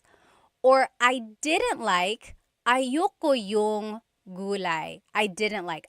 Ayoko yung. Technically, it's ayaw ko, but make it a contraction. Ayoko. Ayoko yung blank. Ayoko yung gulay. I didn't like or I don't like the vegetables. And then at the very end, if you want to be very respectful, you can say maraming salamat po. You could say that to the waiter or the waiting staff. Maraming salamat po. Thank you very much. So thank you by itself is salamat, salamat. And to be respectful, it would be salamat po, salamat po. If you want to be very thankful, very respectful, maraming salamat po. Thank you very much. All right. All right. Let's see what else. Okay, let's keep going. Now, I want to take a look at this phrase a little bit closer. Gusto ko ng blank. I want blank. So, gusto ko ng kanin at gulay. Remember, I want rice and vegetables. So, we've already seen this phrase. I want to break it down a little bit. There's a difference between gusto ko ng, which is what we learned, versus gusto ko yung. So, gusto ko ng means I want some or a thing. Gusto ko ng kanin, I want some rice. Gusto ko ng saging, I want a banana. Gusto ko ng tubig, I want some water. So, as you can see, ng can be some or a thing, depending on what you're trying to say. So, gusto ko ng blank means I want some or a thing. I want. However, if you say gusto ko yung, that means I like something. So, gusto ko ng means I want. Gusto ko yung means I like. So, let's take a look at these. Gusto ko yung tinapay. I like the bread. Gusto ko yung tsaa. I like the tea. Gusto ko yung server natin. I like our waiter. Okay, so that's the difference there. The ng means you want it. Yung means I like it. It's a very minor difference. If you happen to mix it up, it's not that big of a deal. However, there is a difference when it's a question. So let's take a look at this. Gusto mo ba ng tinapay? Gusto mo ba ng tinapay? The ng means do you want some bread? Do you want some bread? Gusto mo ba ng tinapay? However, if you say, gusto mo ba yung tinapay? Gusto mo ba yung tinapay? That means, do you like the bread? The bread that we are eating right now, do you like it? So that's just the difference there. It really pops out when it's a question. Gusto mo ba ng tinapay? Do you want some bread? Versus gusto mo ba yung tinapay? Do you like the bread? Okay, so very minor difference there. If you happen to mix it up, it's not that big of a deal. It's just one of those things that is just like a nuance of Tagalog. Mr. Urban World said, gusto ko ng McDonald's. Ako din. You pay. Yes, McDonald's tayo. Okay. Nanay, tatay, gusto ko ng tinapay. That's a nursery rhyme. Yes, Dennis said, gusto ko ng Jollibee. I want some Jollibee. You get it, you get it. So I want versus I like. Okay? Now, we are wrapping it up here. I will finish this lesson by asking you, ano ang paborito mong restaurant? Ano ang paborito mong restaurant? Can you figure out what I'm asking you? And then type it in the comments. Ano ang paborito mong restaurant? Or another way to ask it is, ano ang paborito mong kainan? Like, kainan literally means like the place to eat. So it's like technically restaurant. So yeah, that's the way you could say it. Ano ang paborito mong kainan? Yes, very good, very good. Filipino 25, got it right. What is your favorite restaurant? Love and Lulu said, my favorite restaurant is Korean. Lucky said chicken adobo, barbecue. Very good. Yes, SF180, you got it. Very good. Yes, Tony said, how would you say I want that bread? So I want that bread would be gusto ko yung tinapay. Now, that bread, like this specific one, would be like, gusto ko yung tinapay na yun. Gusto ko yung tinapay na yun. I like that specific bread. Very good. Very good. Yes, you guys all got it. Now, if you want to reply in Tagalog, this is how you would do it. Paborito ko ang blank kasi blank. So, ano ang paborito mong restaurant? Paborito ko ang, here are some examples. Paborito ko ang Jollibee kasi masarap ang pagkain. So, kasi means because, kasi. And then, masarap ang pagkain means the food is delicious. Very good. Paborito ko ang blank kasi blank. I want you to write that in the comments. Ano ang paborito mong restaurant? And then formulate your answer. Paborito ko ang blank kasi blank. Here's another example.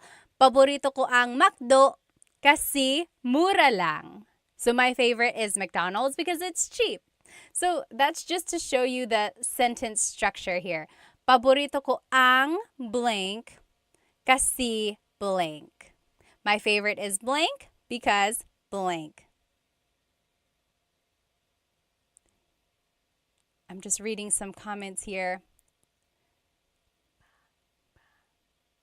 So Free Training said, there's that word ba, and if you continue saying it, it becomes many different words. Oh, the ba. Are you talking about like ba? A lot of comedians make jokes about that, right? Like ba. So depending on how you're saying it, it could be ba, chin, ba. Emphasis is on the first syllable, ba. Then there's ba. Emphasis is on the second syllable. That means to go down. Baba. Like going down an elevator. Baba. Then there's ba, like the question word that we know. So a lot of people say like, ba ba ba ka ba? Are you going down? Ba ba ba ka ba? Are you gonna go down the elevator or going down the stairs? Yeah. Funny, funny. All right. Let's see what people's answers were. Oh, Tony said, paborito kong restaurant, ang Red Lobster. Or, paborito ko ang Red Lobster kasi, because, why? Very good, very good. Paborito ko ang dot, dot, dot. So, those are just some phrases that you can use when you're shopping or when you're eating at a restaurant. Parker said, paborito ko ang mesa kasi masarap ang sisig. I've never eaten there before. Saan yan? Where is mesa? Filipino 25 said, love your earrings. Thank you. They are from bling.co. Make sure you find them on Instagram. Okay, so again, just to review, this is what we learned today. We learned the different types of stores. Remember, there are some stores in people's houses. Those are called sari-sari stores. Sari-sari means a variety, like a variety of things, because they sell a variety of things at their stores. So the stores in people's homes, those are sari-sari stores. Then there's the palengke, or the wet market. You can buy produce, you can buy meats, you can buy household items there. Then there's divisoria. That's like an outdoor, it's not even outdoor. It's just like a bazaar, or like a place where you can buy really affordable things, usually clothes or even household items as well. And then there's the mall. Of course, you can't really haggle the price at the mall. Those price tags are pretty set in stone. And then there's online selling, of course. And then we also learned some shopping phrases. So, can I please buy something? Or asking for more or something. Then we learned how to incorporate numbers and colors. And then we learned that you can use a lot of these phrases in other contexts, right? Not only in shopping, you can ask for something, maybe if you're at a friend's house, or you can say these phrases maybe when you're just hanging out, like watching a movie. And then lastly, we finished off by learning some restaurant phrases as well. We learned how to describe food, if food is delicious or something like that. Let me just catch up here. Oh, Hoff Basse said, shout out from Tagaytay, Vesh. When my kid gets old enough, I want him taught by you. Sige, kaya mo yan. You can do it. G-Max said, hi from Canada. Hello from Victoria, BC. Hello, hello, everyone. Oh, Deborah said, what's pasalubong? Anyone know what pasalubong is? Pasalubong is, so salubong, the root word salubong means to like meet someone where they are. Salubong.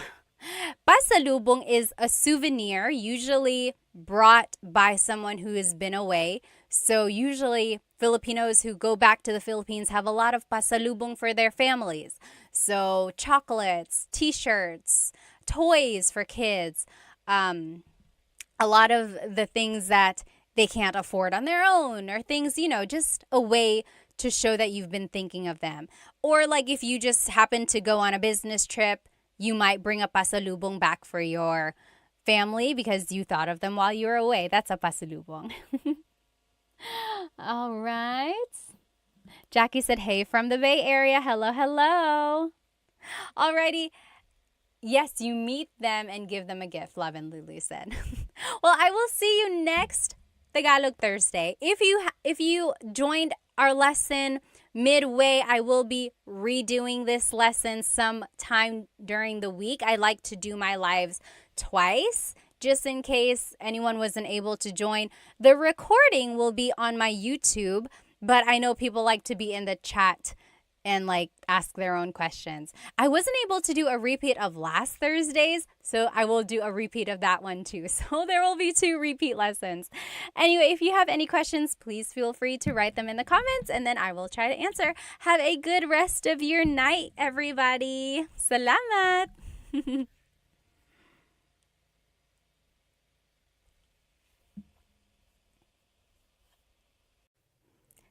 Hello, hello, everybody. Welcome to another live Tagalog lesson on YouTube. I am starting my TikTok now as well. So hello, hello. If you are joining me tonight, we are going to be doing a live Tagalog lesson on YouTube. And I would suggest you go ahead and hop onto my YouTube channel so that you can see the presentation that I made. There are examples that we're going to do together as well. So go ahead and grab a piece of paper or something to write with so that we can all do these practice examples together, okay? So welcome, welcome. If you're just joining, go ahead and write where you are from and give me an idea of your age. You don't have to tell me your exact age, although if you want to, go ahead and do that. And if not, you can just say, oh, I'm in my 20s, I'm in my 30s. I like to know where my audience is and how old everyone is. So welcome, welcome. This is a new Tagalog lesson. If you saw me the other day, I did a repeat lesson of what I had taught last week because I was testing the waters of when people watch. Because usually I do these lives on Thursday nights. And I wanted to see if people are active during the day as well. And it seemed like it was. So maybe I will try that, like teaching the same class some other time in the week, just so other people can join if they were not able to join live. So again, this is a live Tagalog lesson on my YouTube channel, Tagalog Time. And if you want to see the presentation that I made, there are practice examples, go ahead and jump onto my YouTube channel. Otherwise, you're welcome to stay on my TikTok. Okay, so let's go ahead and get started. Hello, hello, everybody. It looks like we have, let's see, Starry Moon is from Calgary, Canada. Killionaire is from Oahu. Hello, hello. Thank you for joining us. David is 64. Taho 0000 is from California. Hello. The Gehring family is from Ohio. Welcome, welcome.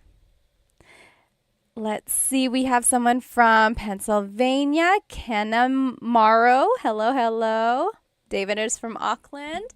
Who is here with us on TikTok? Let's see where everyone is from. I'm here in North Carolina, the east coast of the United States. So it's about 8:30 p.m. here.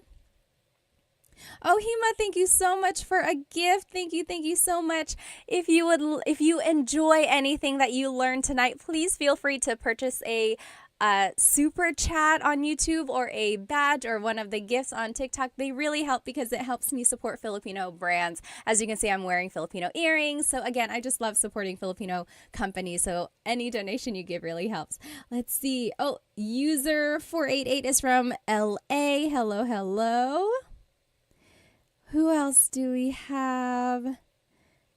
Oh, someone is Korean. Well, welcome, welcome. I hope you learned some Tagalog. Okay. Oh, Trent is from Iowa. Hello, hello. Okay, let's go ahead and get started, guys. Flo Cash is from West Virginia. Hello. Joe is from Alaska. Taga Japan. Someone is from Japan. Sure is from New Mexico. Hello, hello. Good to see you. James is from Texas. Johnny is from Oklahoma. Okay, let's go ahead and get started. So again, we are on YouTube and on TikTok, but if you want to see the presentation, it's on YouTube. And we will be learning some adjectives as well as some sentence structures so we can say some simple descriptions and compliments or any like short phrases to describe someone or something. Okay, I think this will be a very useful lesson because then you'll be able to start saying short, useful phrases. So when you want to describe someone, the simple sentence structure is adjective, then pronoun. So the adjective comes first, then it's the pronoun. For example, maganda ka. You are beautiful. Maganda ka. And that's a very common phrase. A lot of people already know how to say that. Maganda ka. You are beautiful. So there's the adjective, maganda. And then it's the pronoun ka, meaning you. You are beautiful. Or you might hear matalino ka. You are smart. Matalino. Matalino means smart. Matalino ka. Or nakakatawa ka. You are funny. Nakakatawa. So people ask, why are some adjectives, why do they have this ma prefix. So maganda, matalino. And then why do some adjectives not have that? So nakakatawa means funny, but it doesn't have that pattern of having the ma prefix. And in Tagalog, the ma prefix just means it's describing the quality of something. So when you take off the ma, it's actually a noun sometimes. So take the word maganda. That means beautiful. But if you take off the ma and it's just ganda, that is the noun meaning beauty. Isn't that interesting? But it doesn't work for all adjectives. It does work for matalino. Matalino means smart. Talino means your intelligence. So it's the noun meaning your intelligence that you have. So interesting, right? And then nakakatawa does not follow this ma adjective pattern. And that's just how it is. Some words don't follow the pattern. But so this is the simple sentence structure when you want to describe someone or something. Maganda ka. So it's adjective pronoun. You are beautiful. Maganda ka.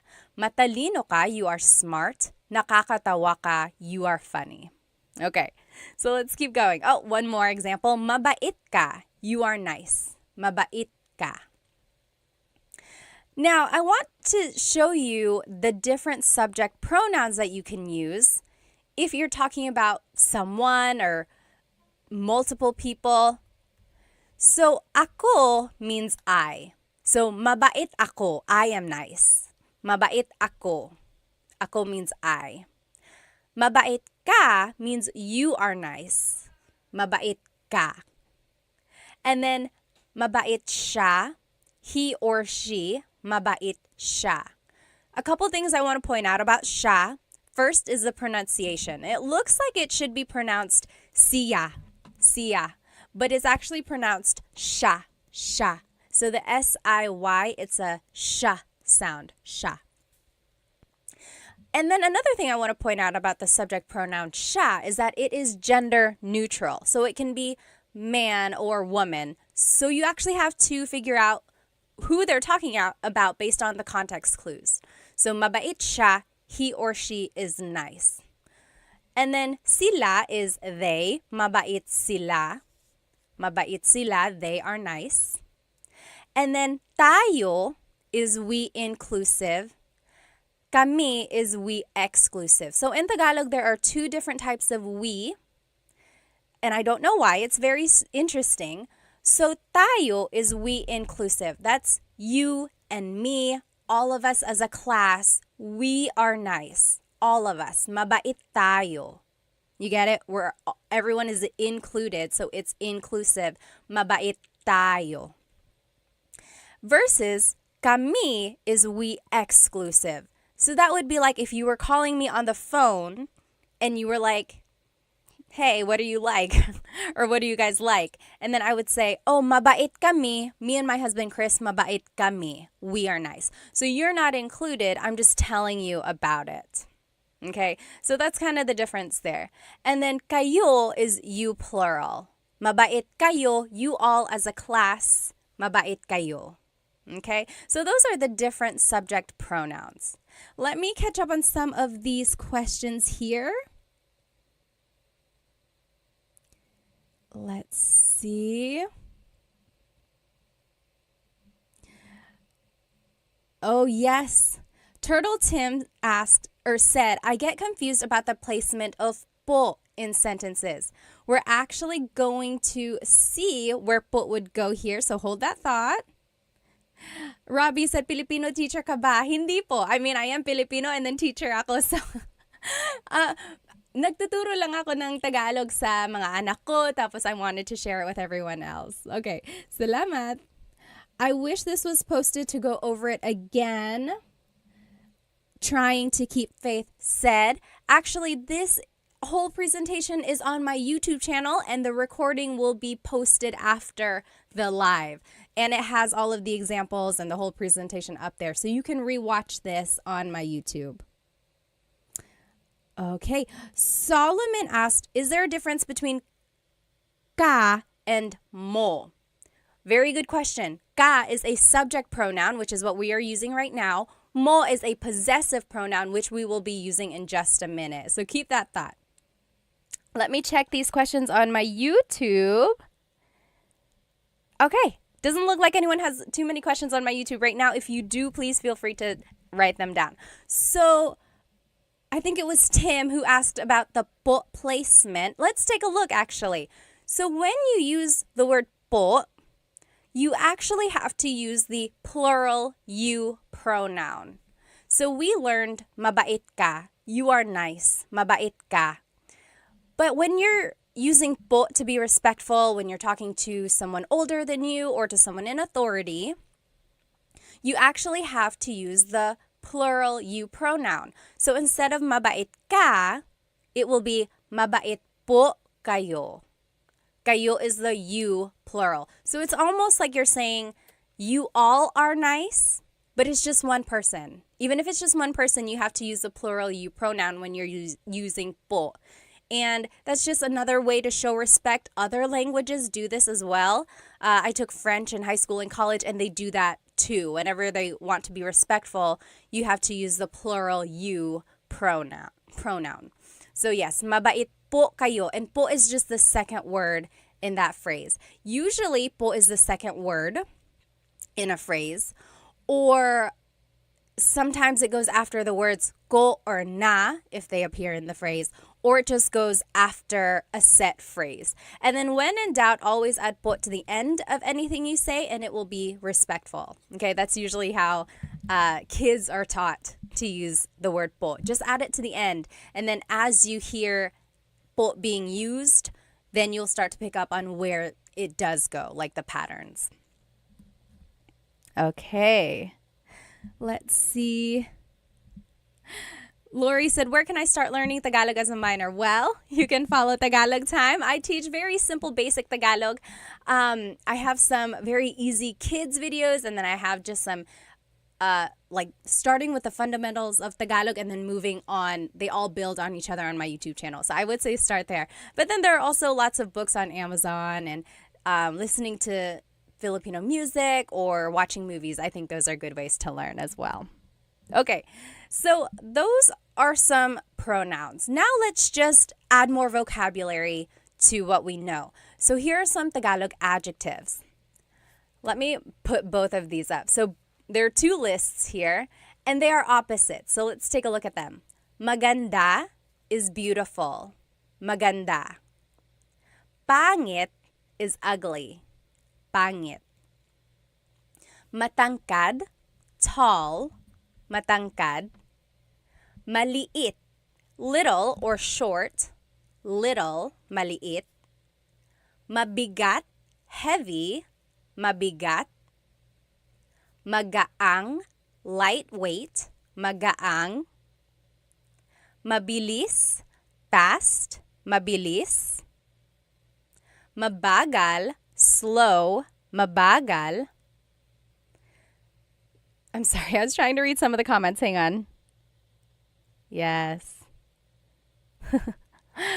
Sure said, I made the mistake of trying to skip the basics when I started learning. I know it's sometimes you want to just go fast, but sometimes people can do that. But yeah, if you want to start from the beginning, I have fundamentals of Tagalog on my YouTube channel. Okay, so we did mabilis, fast, mabagal, slow.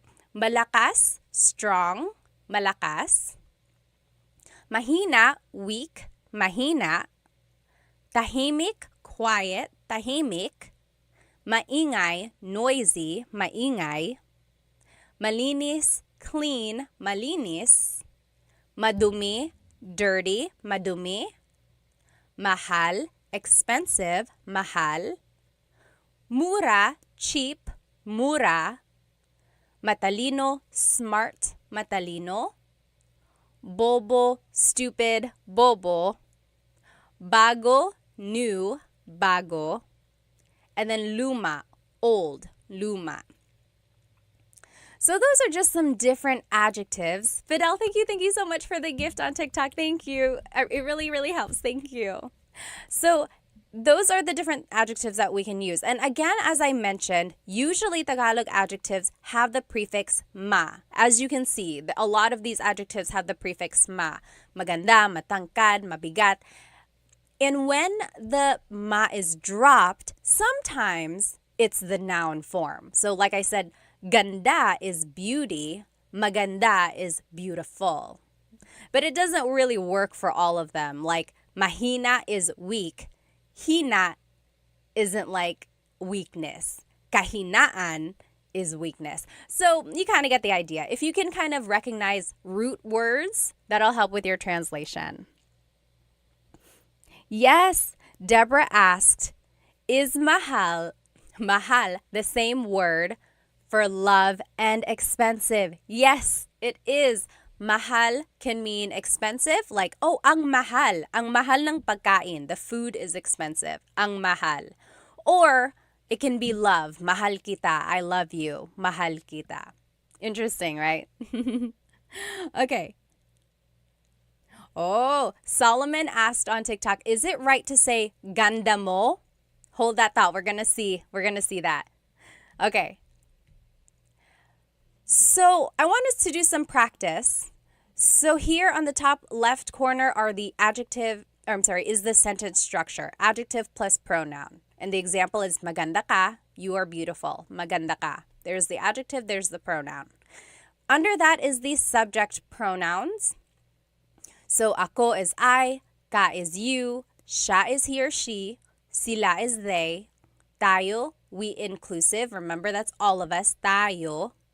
Kami is we exclusive. So me and someone else. That's kami, we.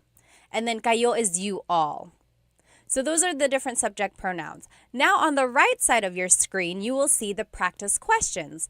I gave you the English statement, and I want you to translate to Tagalog. And I even gave you a hint in the parentheses is a vocab word that you might need in the phrase. So for example, they are happy. They are happy. How would you say that in Tagalog? Let's do number 1 together. They are happy.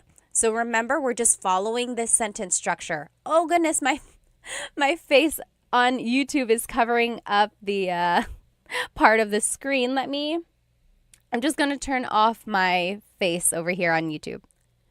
Okay, there we go. So sorry about that. So there we go. So this is what you're going to need to do these practice questions. Top left is the sentence structure. Bottom left are the subject pronouns. And then to the right side of your screen, you will see the practice questions. They are happy, and I gave you the hint. Masaya means happy. So let's do that one together. The adjective, happy, is masaya.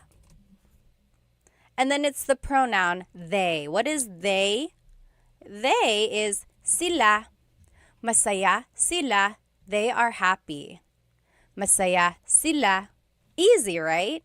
It's just 2 words. Masaya sila. They are happy.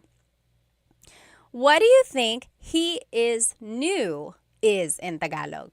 He is new. How would you say that in Tagalog? Go ahead and take a minute to answer that. I'm just going to catch up on some of these questions or comments.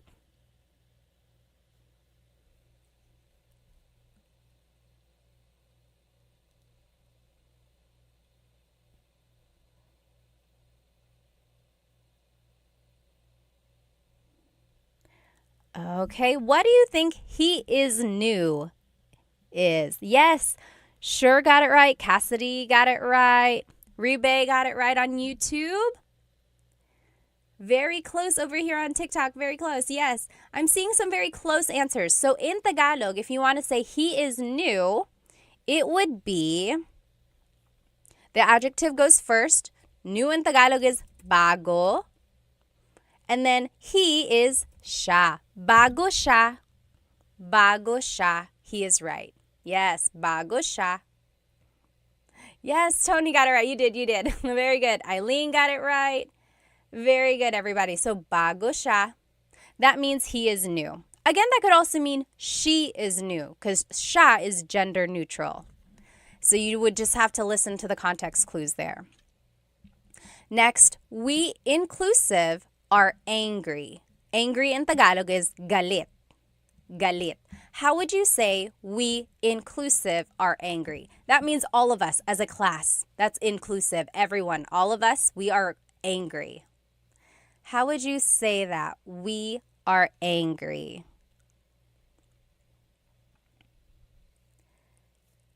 Yes, Carl. Oh, Carl is very close. Your pronoun that you are using, Carl, that's not quite the one we're using, but we'll actually see that in just a minute.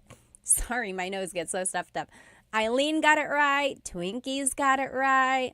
Bonnie, yes. So, galit tayo. We are all mad. Galit tayo. Very good. Yes, sure got it right. Kaz got it right. Yes. Okay. Number 4, I am sleepy. In Tagalog, sleepy is antok. How would you say I am sleepy in Tagalog? I am sleepy in Tagalog. I am sleepy is very close. Yes, Eileen, antok na ako. So, antok is the adjective and it goes first. And then it's just ako. Antok ako. I am sleepy. When you add na, like Almarie did and like Eileen did, na can mean already, like, oh, I'm already tired. I'm tired already. Or sometimes it's an emphasis. So like, oh man, I'm tired. Antok na ako. So yes, very good. But you could also just say, antok ako. I am sleepy. Antok ako. Yes, very good. Doctor got it. Sure got it. Very good. Yes, Cassidy asked on YouTube, can I use inaantok ako? And then someone on TikTok said that as well. Yes, inaantok also means sleepy. It's almost like the verb form of I am feeling sleepy, if that makes sense. Machi, thank you so much for the gift on TikTok. Thank you. But yes, basically the same. Inaantok ako and antok ako both mean I am sleepy, I am feeling sleepy. Very good. Last example here. Are you tired? So now this one is a little different because it's a question form. So I want to see if you can guess how to make it a question. So are you tired? Pagod is tired. Ba is the question word that you would add. Where do you think it would go? Are you tired? How would you say that in Tagalog?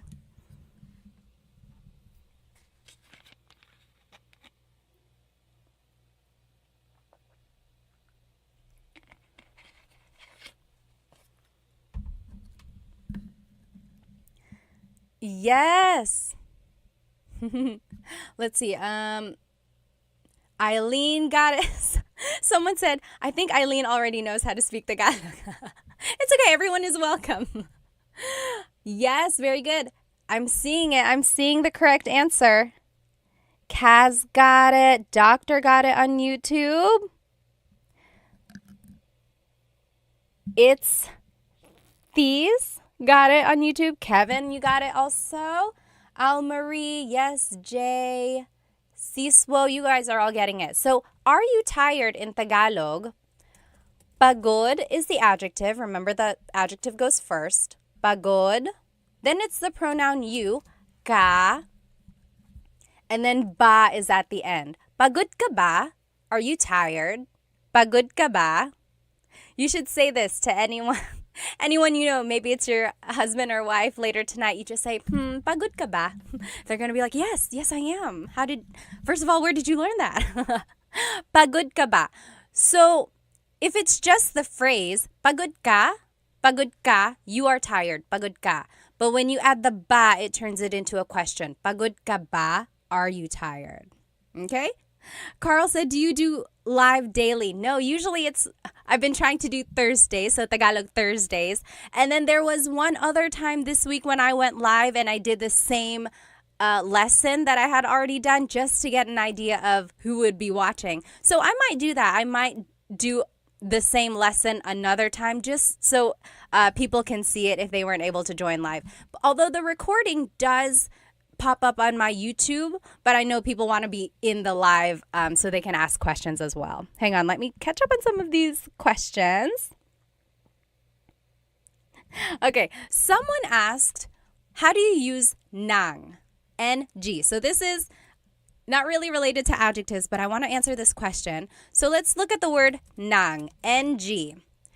Nang is actually a preposition. Sometimes it's an article. Sometimes it takes the place of like something else. Sometimes it's just a sentence marker, meaning it doesn't have a direct translation. Here's an example of when nang is used. So let's say, kumakain ako. I am eating. Kumakain ako. Kumakain ako. I could say, kumakain ako ng saging. I am eating a banana. Kumakain ako ng saging. So in this case, it's translating as I'm eating some or a banana. So it's like an article. Does that make sense? So kumakain ako ng saging. Or nanonood ako ng TV. I'm watching some TV. So nang is just an article. Again, sometimes it's a sentence marker. It's usually the word that comes before a noun. Good question, though.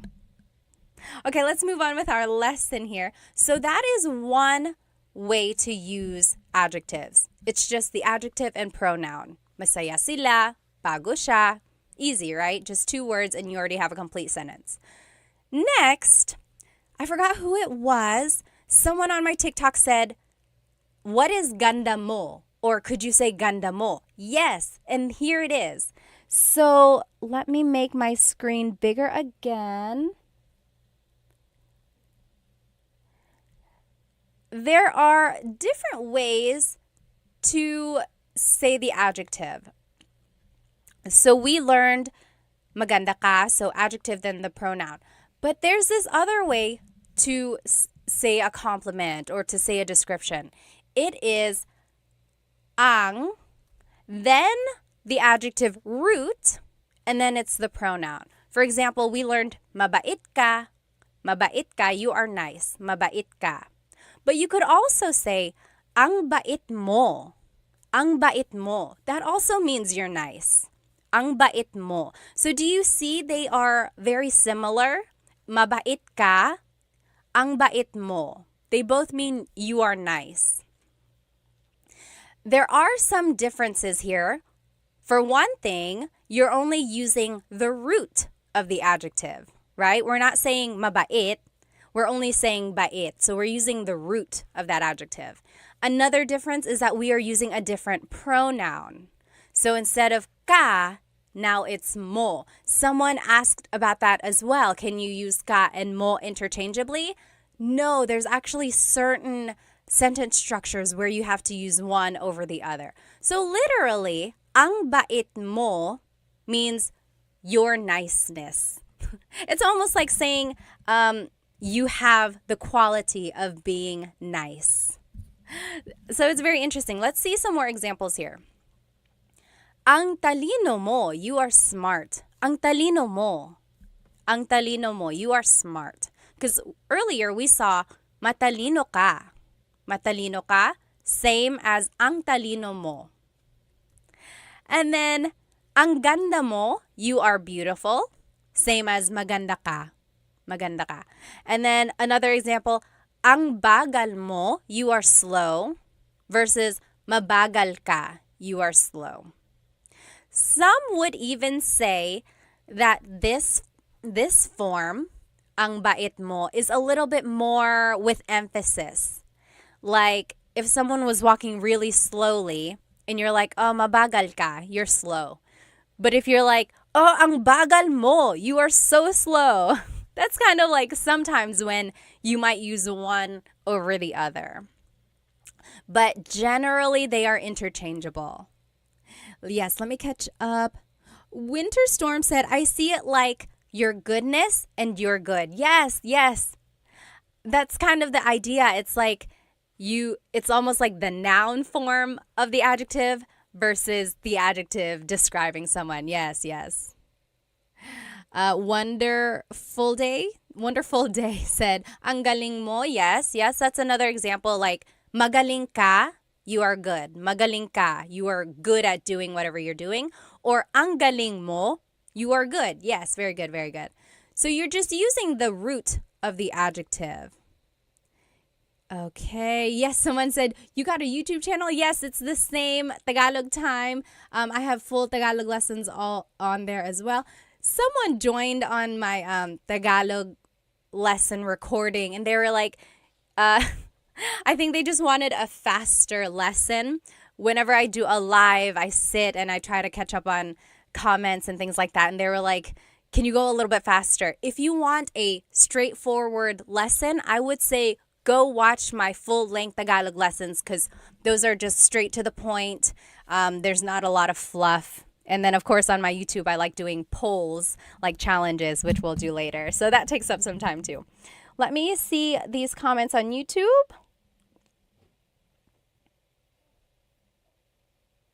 Okay, so Sure said, when asking a question like this, do you always have to add ba?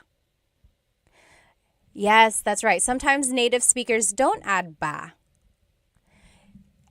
That is exactly right. Sometimes you don't have to add the word ba. You can just change the intonation of your voice, right? Like, pagod ka? Are you tired? Pagod ka? But if you want to emphasize that it is a question, yes, add ba. So as for the question, do you always have to do it? No. But you're welcome to. And then again, it just emphasizes that it is a question. Yes, good question, good question. Okay. Is the ang construction stronger? David asked.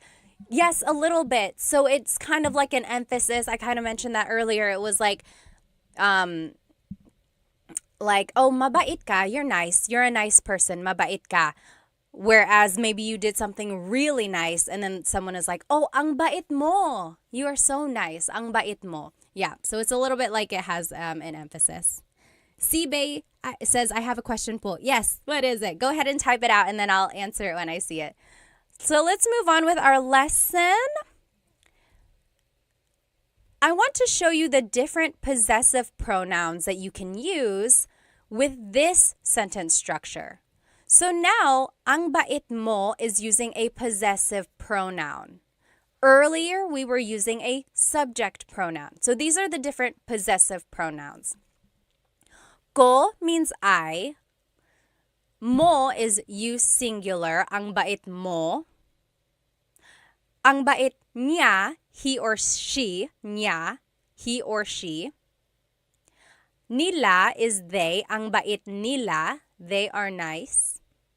Natin is we inclusive. Maybe we all did something nice, so I'm like, oh, ang bait natin. We are so nice. Ang bait natin, all of us. Versus ang bait namin, we or me and someone else, we are nice. Ang bait namin. You're not included. I'm just telling you about it.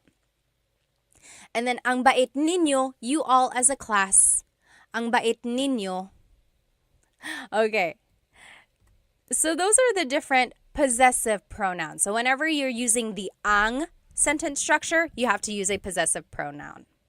And it's almost like, because bait is a noun, so it's almost like the person in the sentence possesses that quality. That's kind of how I see it.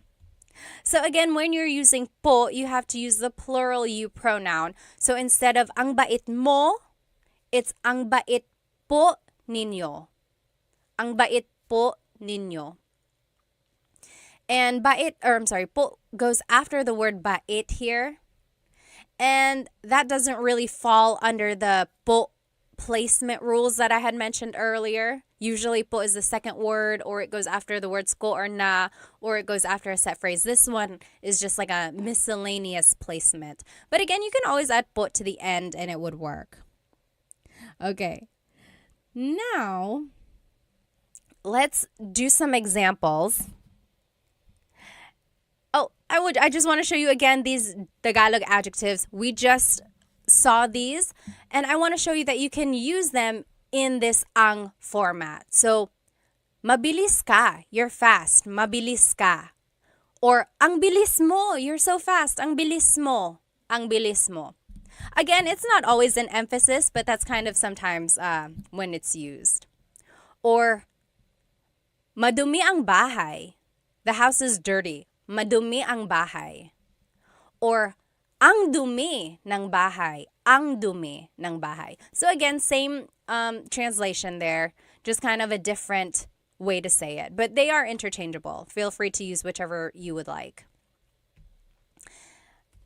So let's do some practice questions with this ang sentence structure. So it's the word ang, which technically means the, but sometimes it translates to it is. So ang, and then it's the adjective root, and then it's the pronoun. And then beneath that are the possessive pronouns that we talked about. So over here on the right side are the examples that I want us to do. You are nice. Mabait is nice. But I want us to use the ang sentence structure. So we actually wouldn't use the whole word mabait. It would be ang, and then the root bait, and then you, pronoun is mo. Ang bait mo. You are nice. Ang bait mo. Okay, let me just catch up. You try number 2. I am beautiful using this ang sentence structure.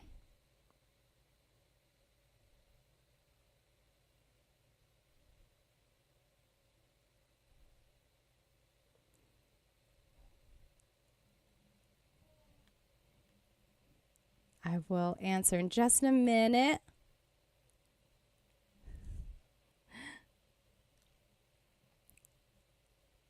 Oh, thank you, Solomon, for the rose on TikTok. Oh, thank you.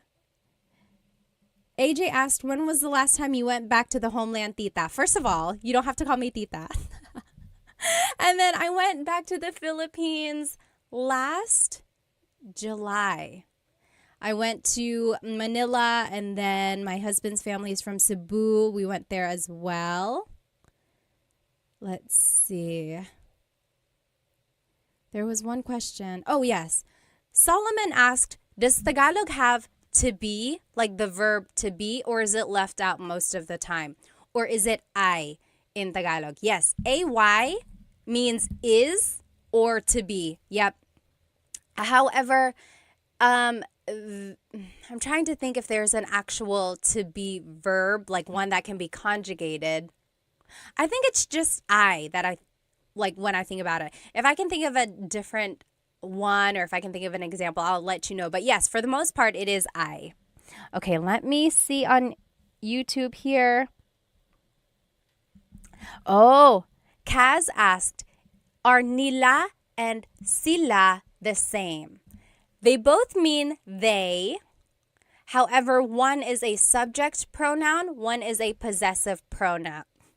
Sorry, sometimes my nose gets so stuffed up and it just clogs up on its own. But yes, so sometimes you have to use nya, like in this example when we're using possessive pronouns, or sometimes you can use sila, or yes, siya, whenever it's a subject pronoun. Okay, very good. So it looks like you guys are getting it. If you want to say I am beautiful in Tagalog, in this ang sentence structure, it would be ang ganda ko. Ang ganda ko. Maybe you can say that to yourself whenever you're feeling a little bit down. Ang ganda ko. I'm so beautiful. Ang ganda ko. Very good. Ang ganda ko. What do you think? Number 3, we exclusive are happy. So me and someone else, oh, we're happy. We're happy. Not you. I'm just telling you about it. We're happy. And happy in Tagalog is masaya. Masaya. So you go ahead and jot it down. And then you can do number 4 as well. You all are fast. Mabilis. You all are fast. See if you can do those last 2. And then we will check. Yes, David said maging is to be. Yes, maging means to be, or like to become. Yeah, that is one for that's a way to say to be.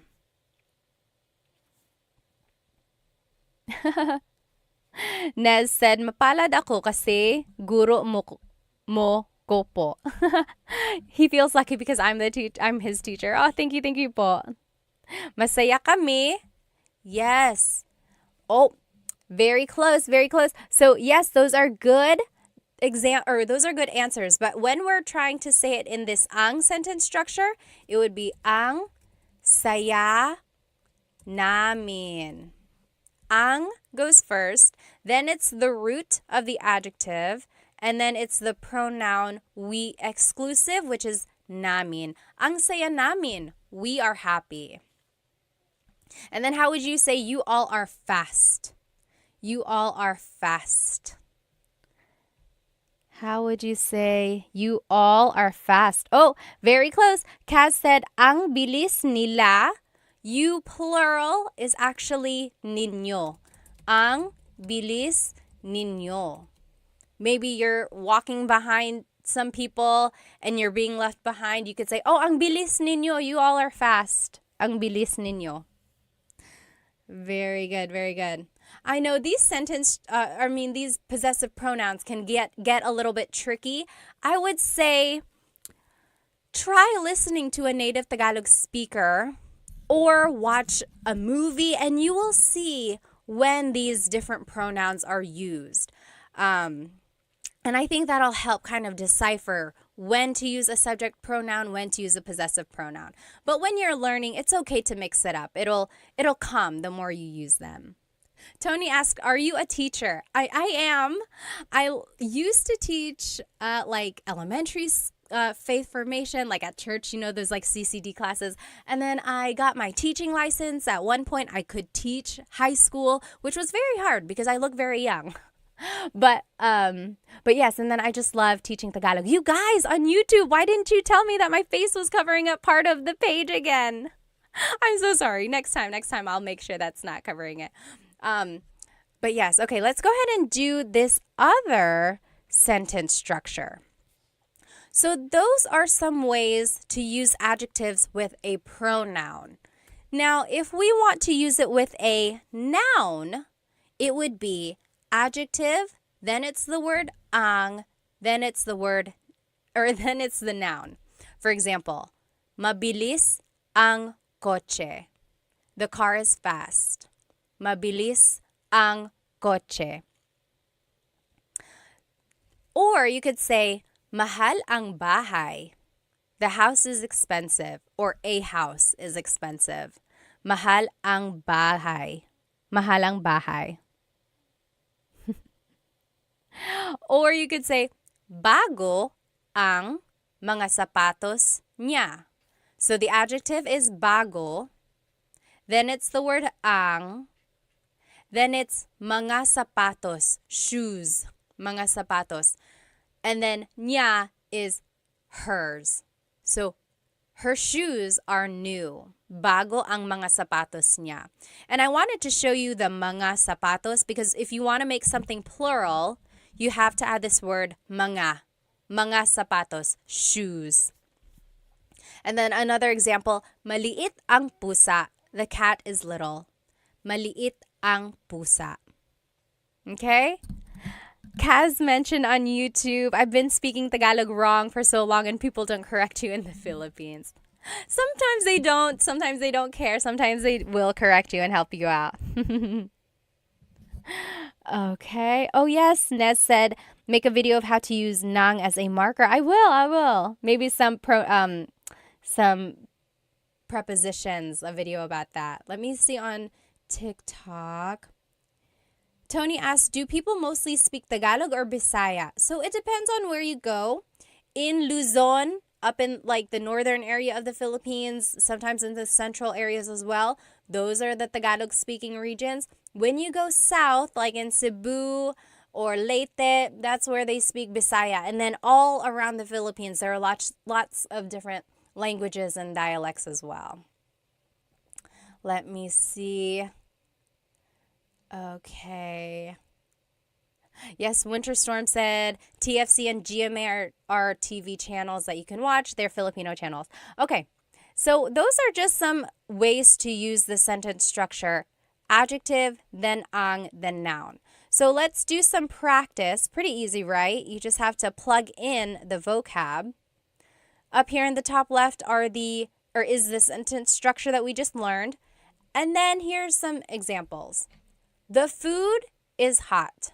And I gave you some vocab words. Mainit means hot. Pagkain means food. How would you say the food is hot? We can do this one together. So the adjective goes first, which is mainit. Then it's the word ang. Then it's the noun. Food in Tagalog is pagkain. You guys on YouTube, I'm covering it up again. We'll fix that. There we go. So mainit ang pagkain. The food is hot. You try number 2. The show is scary. The show is scary. How would you say that in Tagalog? Baby Doll said, I love this live. When will you be doing these lives? I try to do Tagalog Thursdays. So, yes, hopefully on Thursdays I'll be here again.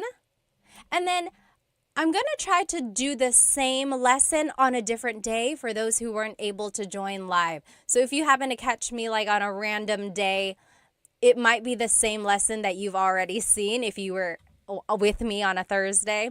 That's because I like to include people who might have wanted to join. But this recording will be up on my YouTube after the live if you just want to watch it there.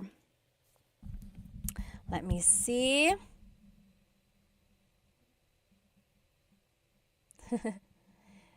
Yes. Az said hello from Brazil. Hello. Okay. Oh, thanks everyone for telling me about my screen on YouTube. Okay. So let's go ahead and answer this one. The show is scary. So the adjective for scary is nakakatakot. Nakakatakot. Then it's the word ang. Then it's the noun. Show in Tagalog is palabas. Nakakatakot ang palabas.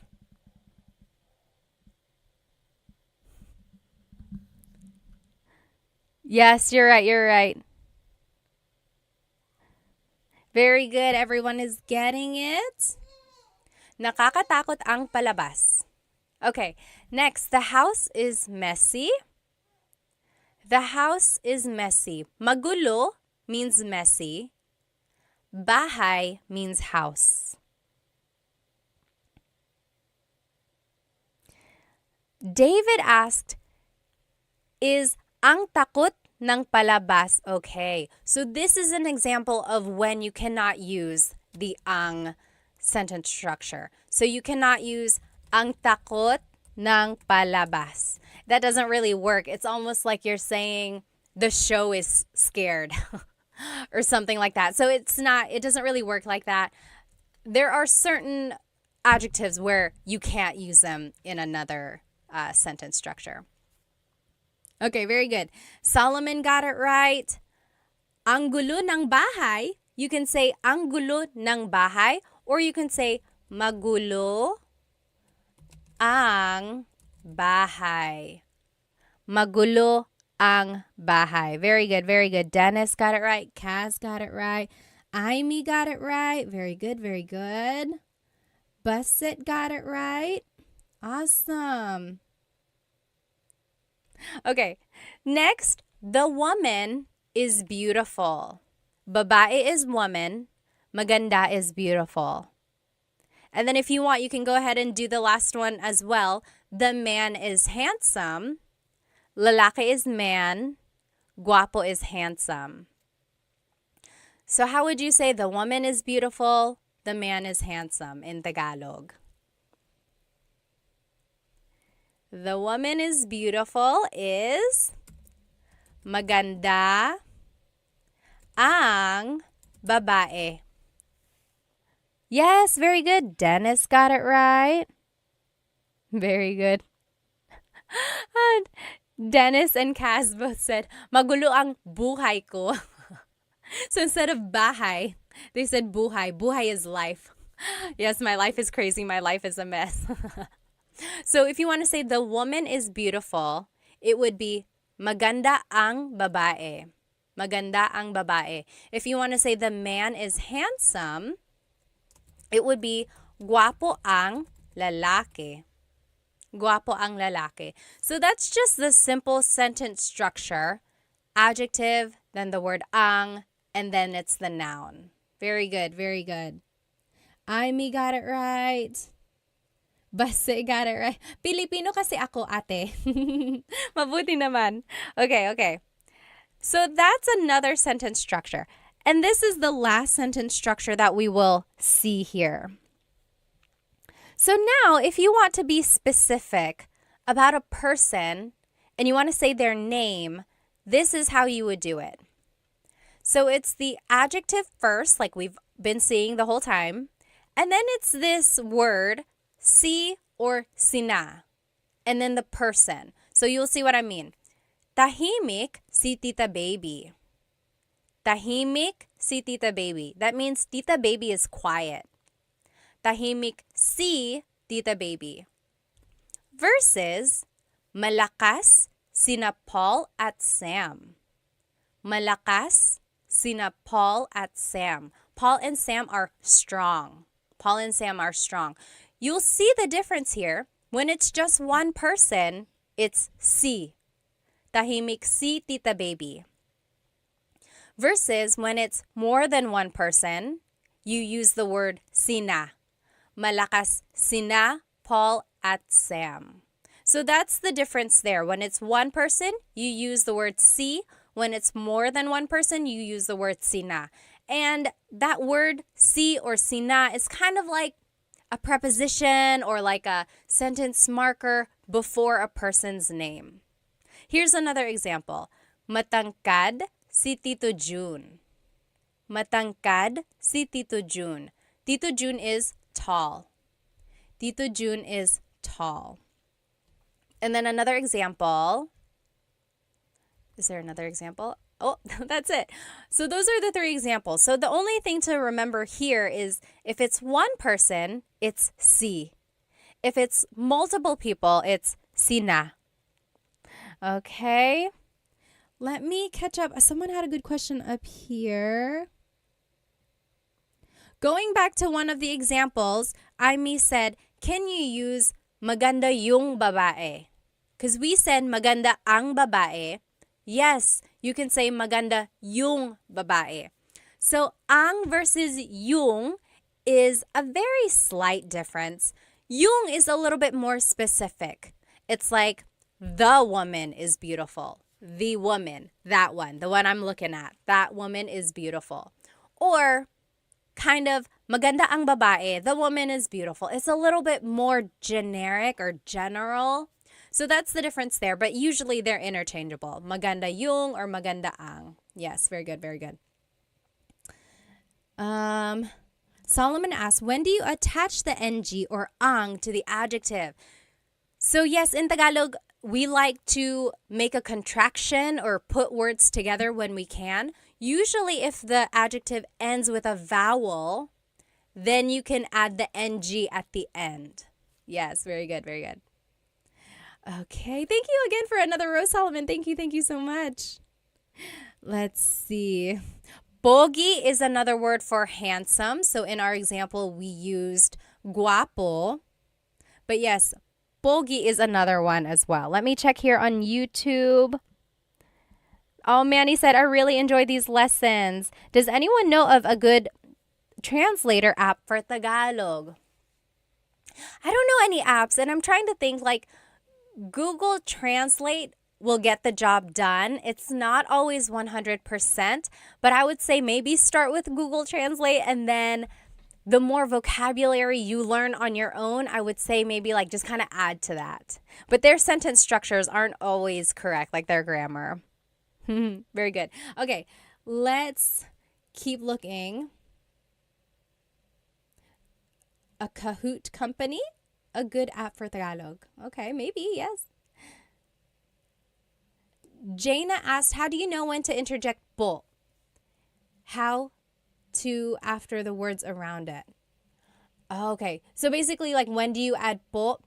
There are certain placements for po. Usually it's the second word or after certain words or after a set phrase. But when in doubt, you can always add po to the end. So for these examples, tahimik po si Tita Baby.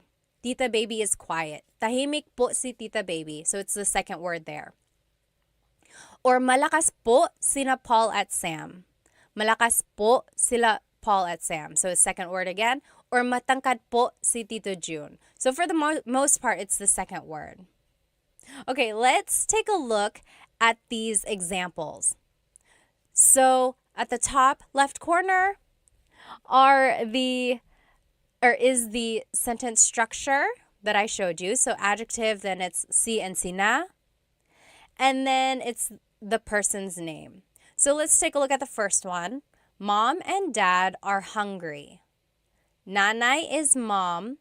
Tatay is dad. Gutom is hungry. So how would you say mom and dad are hungry? We can do this one together. And it's just a matter of plugging things in to the sentence structure. So the adjective goes first. Hungry in Tagalog is gutom. Then it's si or sina. Should we use si or sina? Jason, thank you so much for a gift. Thank you so much. Any gift really does help out. I like to promote Filipino products, as you can see in my earrings. So thank you so much. If you enjoy anything in this lesson, I appreciate any gift. Thank you. So gutom, sina, nanay, at tatay. So mom and dad are hungry. Gutom sina nanay at tatay. Marie said, hello ate. Hello po. Hello po sa inyo. Very good, very good. Kaz on YouTube asked, how often do you add po? I hear some people use it sometimes when they're talking to someone, then sometimes it seems like respect, and they use po a lot in sentences. Yes, there are times when you can add po multiple times in a sentence. Like, hey, do you want to come with me? Sige po, sasama po ako. So I used po twice there. Sige po, sasama po ako. But you don't have to add po after the sige. You could say, sige, sasama ako po. You could say it once. So it's up to you. If you say po at all, that is a very respectful thing. So add po to the very end, at least, and then it will cover your bases. If you want to be very respectful, then yes, add po everywhere. But you don't have to overkill. You don't have to do it so much. Very good, very good. Okay, number 2, Stacy is hardworking. Masipag means hardworking. So adjective goes first, masipag. And it's just one person, so it's si and then Stacy. Masipag si Stacy. Stacy is hardworking. Very good. Masipag si Stacy. How would you say John and Amy are lazy? John and Amy are lazy. Oh, Nick, thank you so much for the gift on TikTok. Thank you so much. I'm so glad you like these lessons. Thank you. Yes. Sean said, so po is out of respect for elders. Yes. So whenever you're talking to someone older than you, definitely your grandparents, even if it's someone else's grandparents, always add po. But you can also use po when you're talking to authority figures. So priests, teachers, police, doctors, anyone you want to show respect to, yes, definitely say po. And also, I would say to anyone in customer service, like if someone is helping you at a hotel or if someone is cleaning your room, I would say salamat po, maraming salamat po. Always add po. I don't think you can go wrong. Okay, there was one more thing I wanted to add here. Oh, Elena asked, what is excuse me in Tagalog? Honestly, it's just excuse me po. Excuse me po. It's very Taglish, and that is a lot more common than the actual Tagalog phrase, excuse me po, is almost like pasensya po. That's kind of like I'm sorry. Does anyone know what excuse me po in Tagalog is? Honestly, because everyone just says excuse me po. Let's go back to the example here. Yes, you guys are getting it. OP colon got it right. Sure, got it right on YouTube. Tamad sina John at Amy. John and Amy are lazy. Tamad sina John at Amy. Oh, yes. Ashley got it. Pasintabi po. See, no one says that. I guess you could. Pakidaan po. Yes, Eileen said pakidaan. I guess it depends on what kind of excuse me. Pakidaan means like, excuse me, I need to get by. Or, yes, Hallie said pakiraan po. Same thing. Pakidaan, pakiraan po. The R and the D sound are interchangeable because they were represented by the same symbol in the baybayin alphabet. Very interesting. Very good, very good. Yes, Bayani on YouTube said, excuse me po could also be mawalang galang po. Mawalang galang na po. Yes, lots of different ways to say excuse me. And then last example, Ate Jane is sad. Malungkot is sad. How would you say Ate Jane is sad? Very good. Let's see. Ate Jane is sad. So malungkot is the adjective. Then it's just one person. So si. Yes, Millennial Aviation got it right. Malungkot si Ate Jane. Malungkot si Ate Jane. Yes. Crying, Hashira got it right. Eileen got it right. Very good, very good. Awesome. Okay, now here is just a quick review of what we learned today. So we learned some adjectives. We learned a lot of vocabulary words. Hopefully you can start using. Take a look at that list of vocabulary words that I had shown you kind of in the beginning so that you can add these adjectives to your everyday conversation. We also learned the different sentence structures when you're using a pronoun or a noun or when you're adding people's names, right? Sometimes you have to add si or sina. Sometimes you have to add the word nang. And sometimes you can change up the whole sentence structure and it would be ang blank mo or something.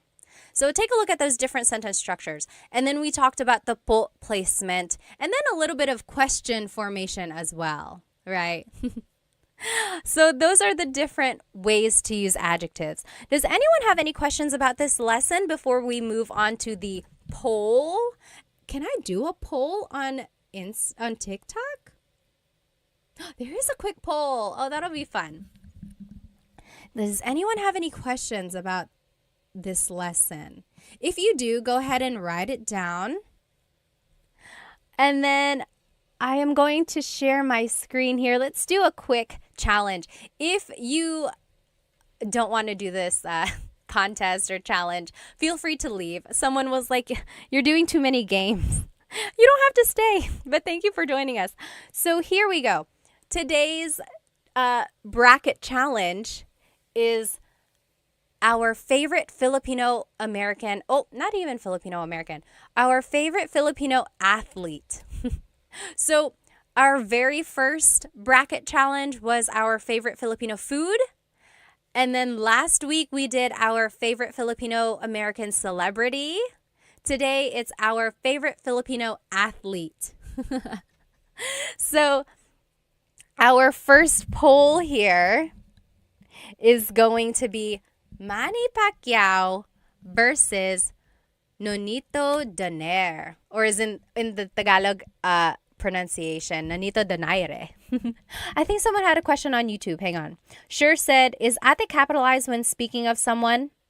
No, it doesn't have to be. It can be lowercased. Yes. Yes, Michelle said, si is one person, sina is two people. Yes, sina can be two or more. Correct. All right, let's go ahead and do this poll. If you are on my YouTube, then you can join this poll. TikTok, I'm going to make one for you as well. So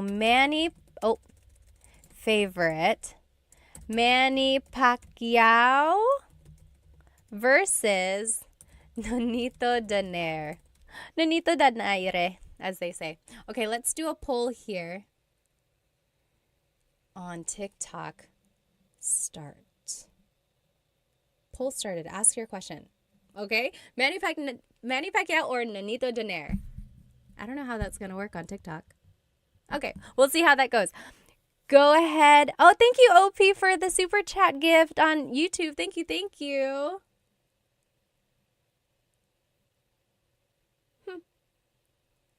Okay. There we go. So take about 30 more seconds. Who is your favorite Filipino athlete, Manny Pacquiao or Nonito Donaire? And then we'll move on to the next part of the bracket. Oh, I see. I see how it's working now. Okay. Yeah, so it looks like Manny Pacquiao is the winner by a landslide. Okay, so Manny Pacquiao is going to move forward in our bracket. You can follow along on YouTube if you're over here on my TikTok. So now it's Jalen Green versus Jordan Clarkson. So these are both Filipino-American basketball players in the NBA. Let's see, favorite. Jalen Green versus Jordan Clarkson. Jalen Green is on the Rockets, and then Jordan Clarkson is Utah Jazz. Oh, Kaz said, do a Jollibee and McDonald's poll. Oh my gosh, maybe we should. Favorite Filipino fast food restaurants. That will be next week's. Very good, very good. Michelle said, when do you do these lives? I just found you today. I'm trying to do Tagalog Thursdays, so catch me next Thursday.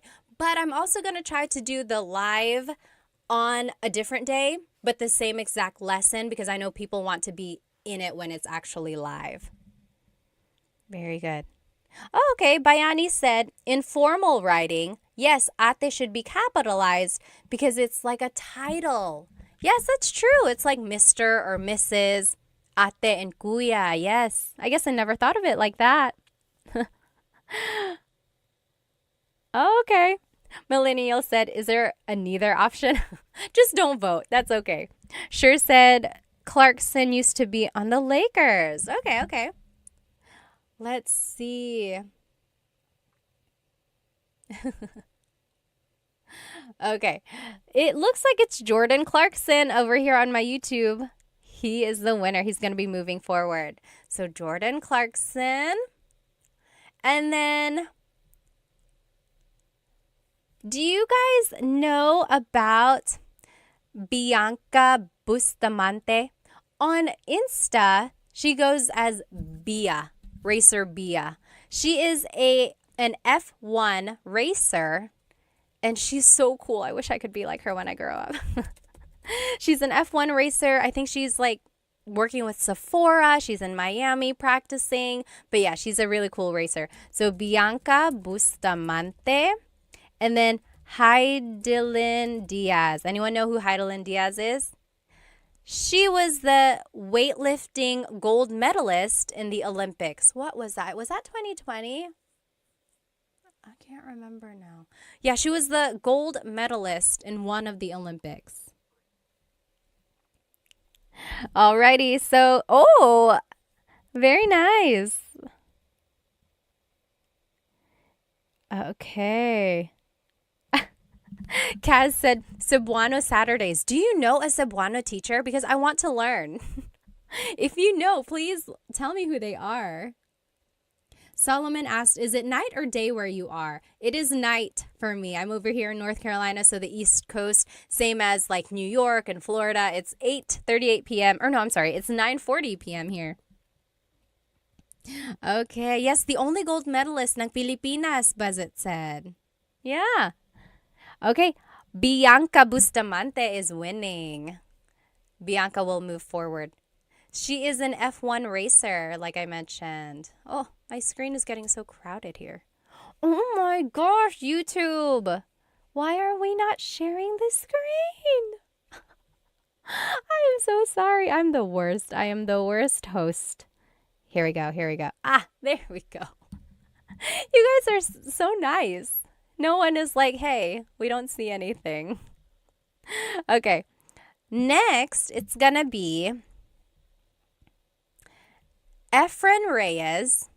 Anyone remember him? Efren Reyes. He is a billiard champion. So pool. And then Alex Iala. She is a tennis player.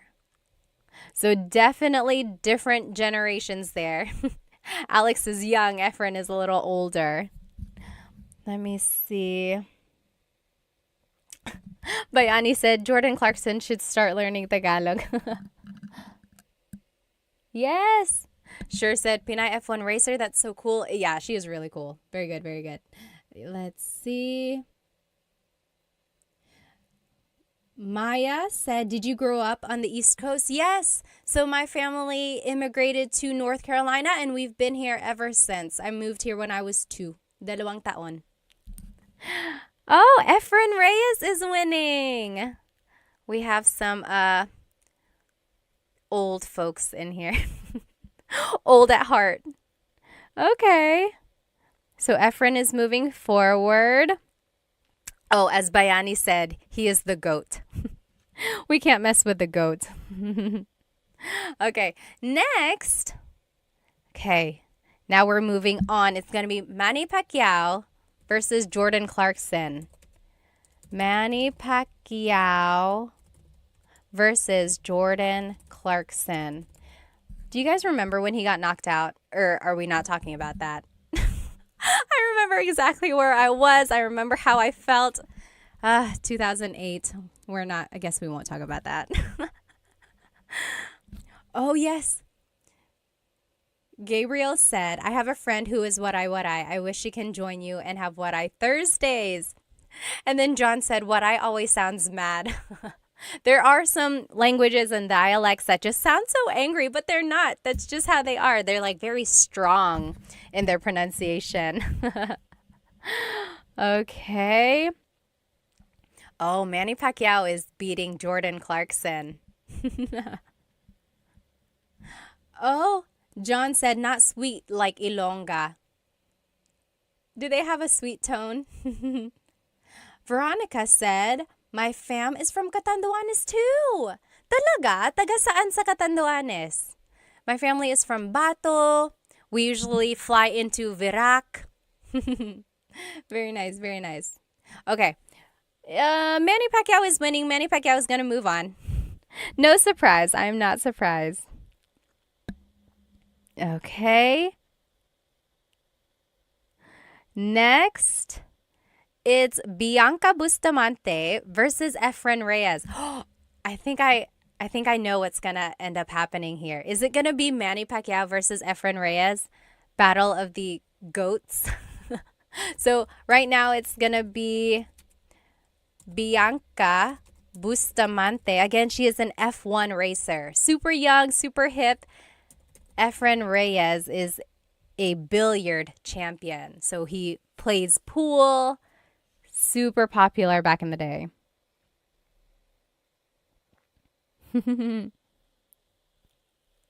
Kaz said, Ilocano is the angry bird dialect. On a scale of 1 to 100, how would you rate your Tagalog in terms of speaking? I would say 95%. I'm pretty confident in my Tagalog speaking skills. There are times when I get nervous. So when I'm speaking to my mom, for some reason, whenever I'm speaking to my mom, I speak to her a lot in English because I don't know, I feel like I get nervous in front of her. But she was the one who really pushed me to speak Tagalog when I was growing up. I remember when I was a kid and I would be speaking a lot of English, she would tell me, hindi ka na nagtatagalog. You're not speaking Tagalog anymore. Hindi ka na nagtatagalog. So then that would like push me back into speaking more Tagalog. So yeah, I get nervous around her. I get nervous around my family in the Philippines sometimes. Like, I just get kind of self-conscious about my accent and then I stumble over my words. But that happens to everyone. So if it happens to me, I mean, don't worry about it if it happens to you, right? Let's see. Maayong buntag po. Hello po. That's Cebuano, right? Tagalog is easier, but I'm still at nosebleed level. So nosebleed is what people say whenever they're having a hard time speaking. Usually Filipinos will say, oh, nosebleed ako, or I'm having a nosebleed because they're having a hard time speaking English. Let's see, who's the winner? What? Bianca Bustamante is beating Efren Reyes. I'm kind of surprised here. I really thought it was going to be a battle of the goats.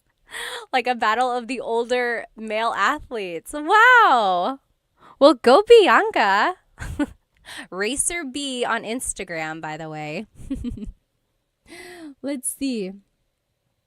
Now it's going to be Manny Pacquiao versus Bianca Bustamante. Let's see here. It's the final one. It's the championship. Favorite. So Manny Pacquiao versus Bianca Bustamante. Who is our favorite Filipino athlete? Someone had a good question up here. Okay. Oh, someone asked, born and raised ka sa US? Hindi po, pinanganak po ako sa Maynila, tapos lumipat kami dito ng 2 taon po ako. Tapos every other year, umuwi kami sa Pilipinas. So umuwi ako nung una nung 5 years old yata ako kasi nabantay yung mama ng papa ko. Tapos after that, mga every other year na kami umuwi. Tapos mayroon kaming TFC, tapos nagtatagalog yung mga magulang ko sa akin. So that's how I kept my Tagalog. Yes, Maya said, me and a lot of my friends that grew up in the US understand Tagalog but can't speak it. Why does this happen? You know, I have very young kids, and I am trying to teach them Tagalog. And of course, we're teaching them English because of school.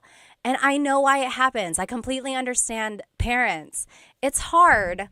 Like, you want your kids to succeed in school, and it's natural for them to kind of get confused or like mix things up. So parents just kind of default to only teaching English because it will help the kids. And I completely understand that. But I think if you push through and just kind of keep teaching it, it will all work out in the end. So I know a lot of people where they can understand Tagalog, but they can't speak it and they really, really want to. If you can understand it, you are halfway there. I think that's a good way to think about it, right? You can understand it. Now all you have to do is formulate sentences and then go from there. So don't feel bad if you can only understand. Think of it as, oh, I only have to make sentences now. Let's see.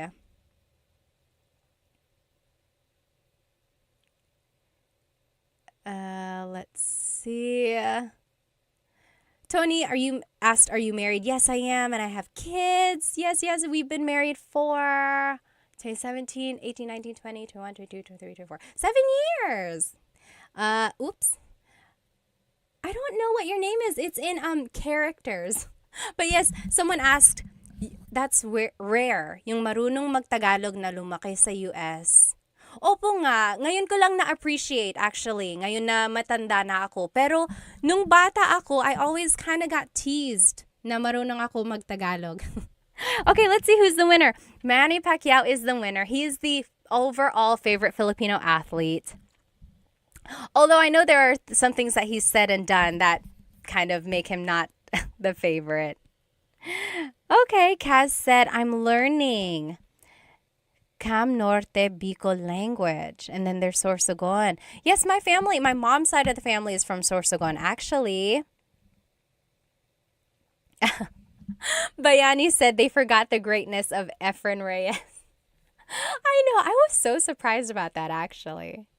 Let's see, does anyone have any questions about anything we learned today? Anything? Hello. Now that we are done with the lesson, I'll just turn on my camera here.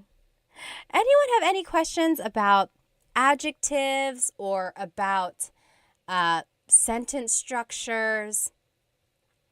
Or if there's anything you want to learn for next week, please write it in the comments because I love tailoring my lessons to what you want to learn.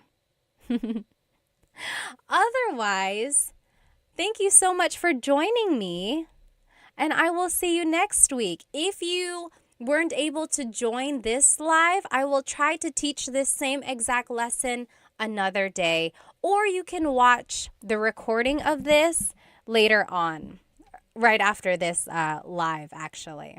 Okay? Thank you so much, everybody. Maraming salamat. Thank you for spending some time with me.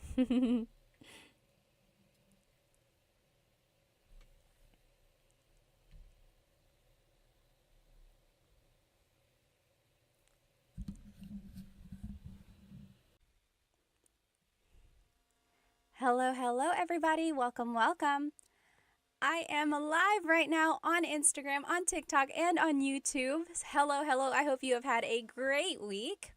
My week has been very busy. We finished a playground at my house, and I've just been busy. I've been doing lots of different things around my house. I have a really fun lesson planned for us tonight. If you are joining me on YouTube on Instagram or TikTok, go ahead and jump onto my YouTube channel because I have the whole presentation up here. You will be able to follow along. You can see the words, see any images up there that's associated with the lesson. If you are a paying Instagram subscriber, these slides will be posted on the news feed after the class. I would have done it before the class, but I just finished the slides. Next time I will do it early so that we can post it before the class. Anyway, I'm so glad to see you all. I think it was like a couple weeks ago I did like 4 or 5 Tagalog lessons back to back, and then I took a break, and then now we are back. And the last couple lessons were just like games. We played Jeopardy, we played Filipino bingo.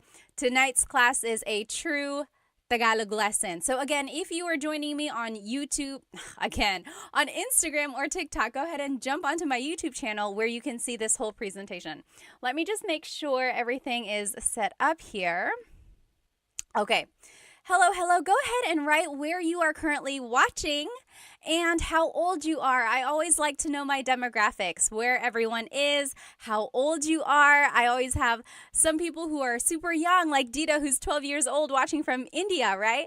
And then sometimes I get people who are just seasoned, as I call it. And also let me know why you are learning Tagalog. I like to know. Some people are either in a relationship with someone who speaks Tagalog, or they are relearning it. Maybe they knew it before, they lost the skill because they don't speak it with anyone anymore, and they just want to learn it.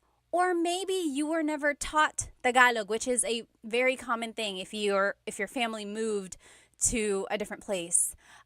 Or maybe you are just someone who loves the Philippines, who loves the Filipino culture. Maybe you are traveling there for work. Tell me in the comments why you are learning Tagalog and where you are and how old you are. Basically, tell me your whole life story, okay?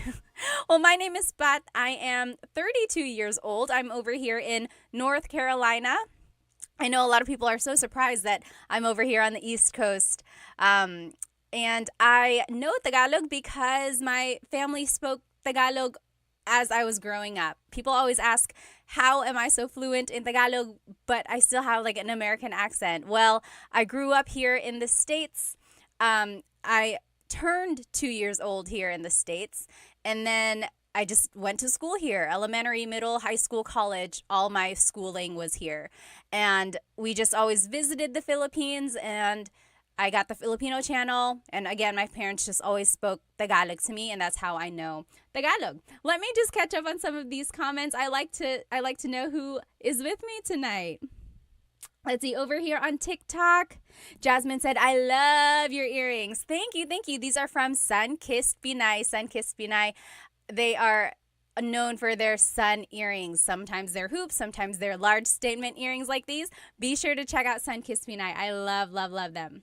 How long is your hair?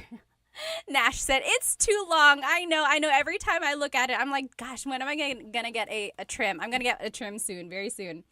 Oh, thank you. Thank you so much, Floyd, for the badge. Thank you. Thank you. If you are watching on YouTube, feel free to purchase a super chat sticker or whatever it's called. Or if you're on Instagram, you can purchase a badge. And then on TikTok, you can purchase a badge or a gift as well. Anything that I earn from these things, I always give back to Filipino businesses. You'll see it in whatever earrings I'm wearing or props that I have or anything like that. Okay, let's keep going. Who else?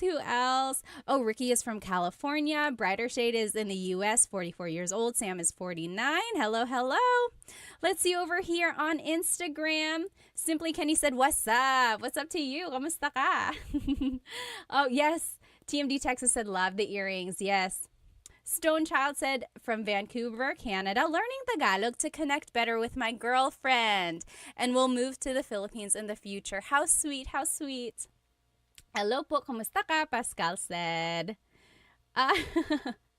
Let's see. Oh, maraming salamat, Sandy Bear. Konting Tagalog, NC said. Hello. Let's look over here on YouTube, and then I promise we're going to jump into our lesson. Who is over here on YouTube? Aiden is from Virginia Beach. David, is that New Zealand? Hello. Sky said, kumusta ka? Ray is from Australia. Hello. Christopher from Orlando. Jack is from Alberta. Hello. Sky is 14 years old. Hello. Orpix is from Maryland, 19. Very good. Oh, nag-aaral ako ng Tagalog kasi Pilipina ang jowa ko. At ang sarap ng pakinggan ng Pinoy. It's nice to listen to Tagalog, and also his or her girlfriend is Filipino. Hello. My mom speaks Tagalog and I'm trying to learn, Sky says. Oh, that's great. That's so great. Amos is on vacation in the Philippines. Christopher is learning because of my fiance, it says. Vince is in Santa Barbara learning because his asawa is Filipino, his wife. Oh, that's so nice. Okay, guys, let's go ahead and jump right into this lesson. Tonight's lesson is actually about driving. So things that you can say while driving or while riding a car or while riding in transportation in the Philippines. So if you are traveling to the Philippines, you'll be able to see all the different types of public transportation over there. We'll talk about them. And then here are some things that you can say just in the car if you're driving wherever you are. Maybe while you're driving or if someone is driving you. Here are some things that would be applicable. Let me know if you can't hear me. I think you can hear me since you're answering my questions, but there shouldn't be an echo. So TikTok, Instagram, YouTube, I have 3 mics because I have 3 different platforms. Let me know if the audio goes out or anything, okay? Let's keep going. I just want to make sure I don't miss any questions here. Oh, let's see. Oh, no sound. Oh, no. It's muted. You know what? I feel like the mic... Okay. Hello. Instagram, is it working now? I feel like the battery died on that mic. So sorry about that. But I'll just try to speak loudly, okay? Let's keep going. Again, if you just joined me, this whole presentation is on my YouTube channel. And you should be able to follow along. Okay, everyone, can you hear me now? Let me know if you cannot. Ray said, how not to get scammed by a taxi in Manila. Alrighty, let's keep going. So here are just some vocabulary words about driving or about the car, about different things, okay? So these are just vocab terms. So a vehicle is sasakyan. Sasakyan. That's just a vehicle. It encompasses a bus, a car, a train, a bike. That's just a vehicle in general. Sasakyan. Sasakyan. I will say when I was growing up, my parents used coche and sasakyan interchangeably. Like if they were like, oh, nasan ang bag ko? Where is my bag? They would say, oh, nasa sasakyan. It's in the vehicle. It's in the car. But just know that technically sasakyan is vehicle. Okay? And here are the different types of vehicles, okay? Oh, let me just double check here. Their phone is sira. Whose phone is sira? Can you hear me okay? Oh, Joyce, mommy, thank you so much for the gift on TikTok. Thank you, thank you. Okay. You got a Filipino accent. Me, a little bit, yeah. Okay, again, here are the different types of vehicles in the Philippines. This very first one, if you are here on YouTube, what is this called? What is this called? If you are here on Instagram and TikTok, I will describe it to you. So this vehicle is a very large and long vehicle. Inside it has benches where people can sit along the sides. There's usually a handrail at the top and you can grab on so that you're not like swinging back and forth. Yes, J-Rod, you got it on Instagram, and Philip Patty, you got it on TikTok. Yes, and over here, Brian, Ray, Miss Signo, Dree, yep, you guys all got it. So this is a jeepney. A jeepney. So the jeepney is this very, very long jeep. It's like a long, elongated jeep. Inside, there are benches, and people can sit on both sides of the jeepney inside.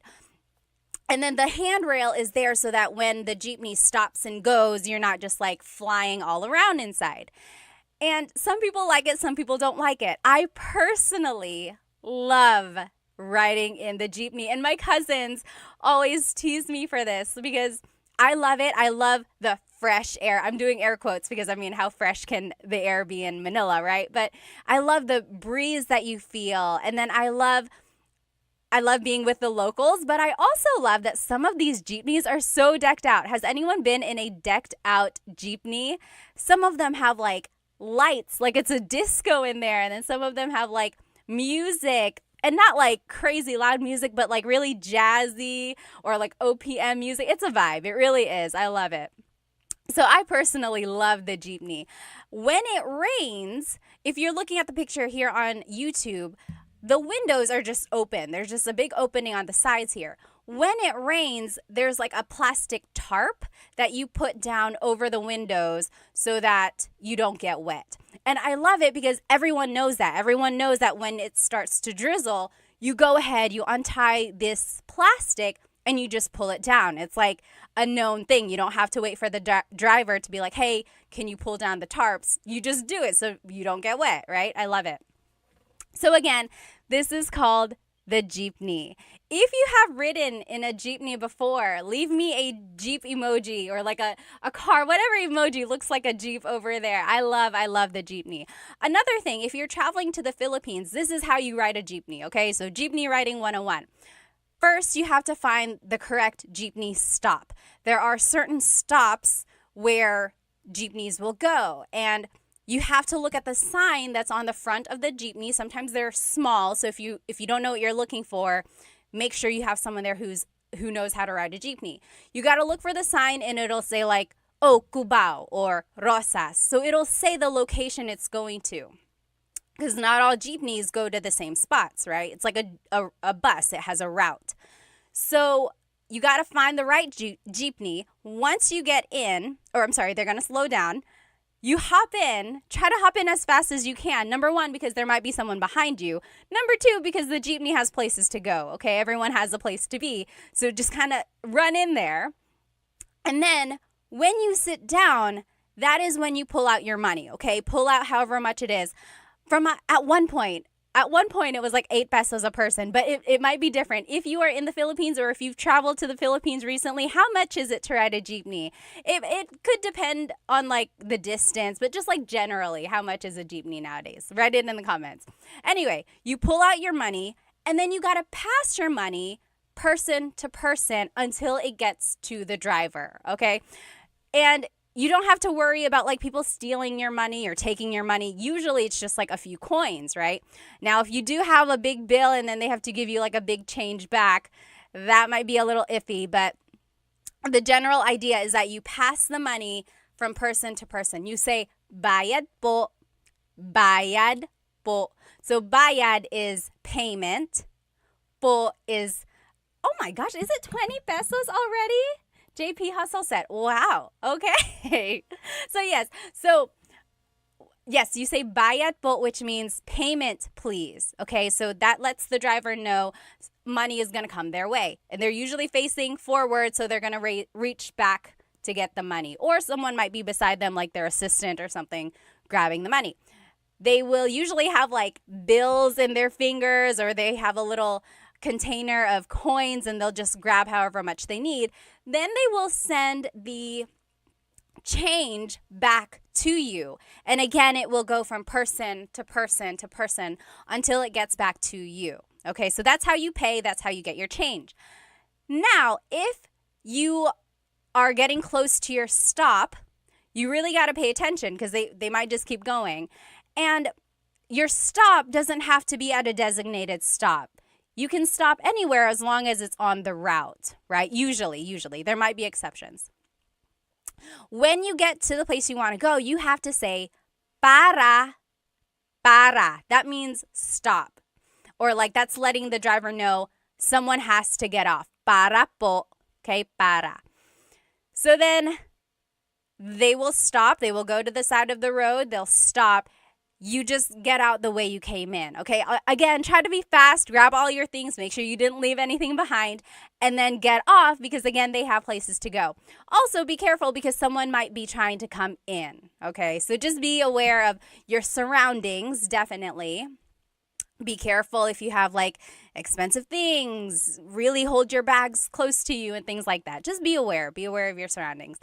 And then that is how you ride the jeepney, okay? Another thing about the jeepney, goodness, I love the Filipino culture. I love jeepneys and everything like that. But it's really cool because on the top, on the front of the jeepney is usually a name. So like if a family has a jeepney, they might name their jeepney after one of the children, like Sabrina. It's like, oh, I'm going to take the Sabrina today.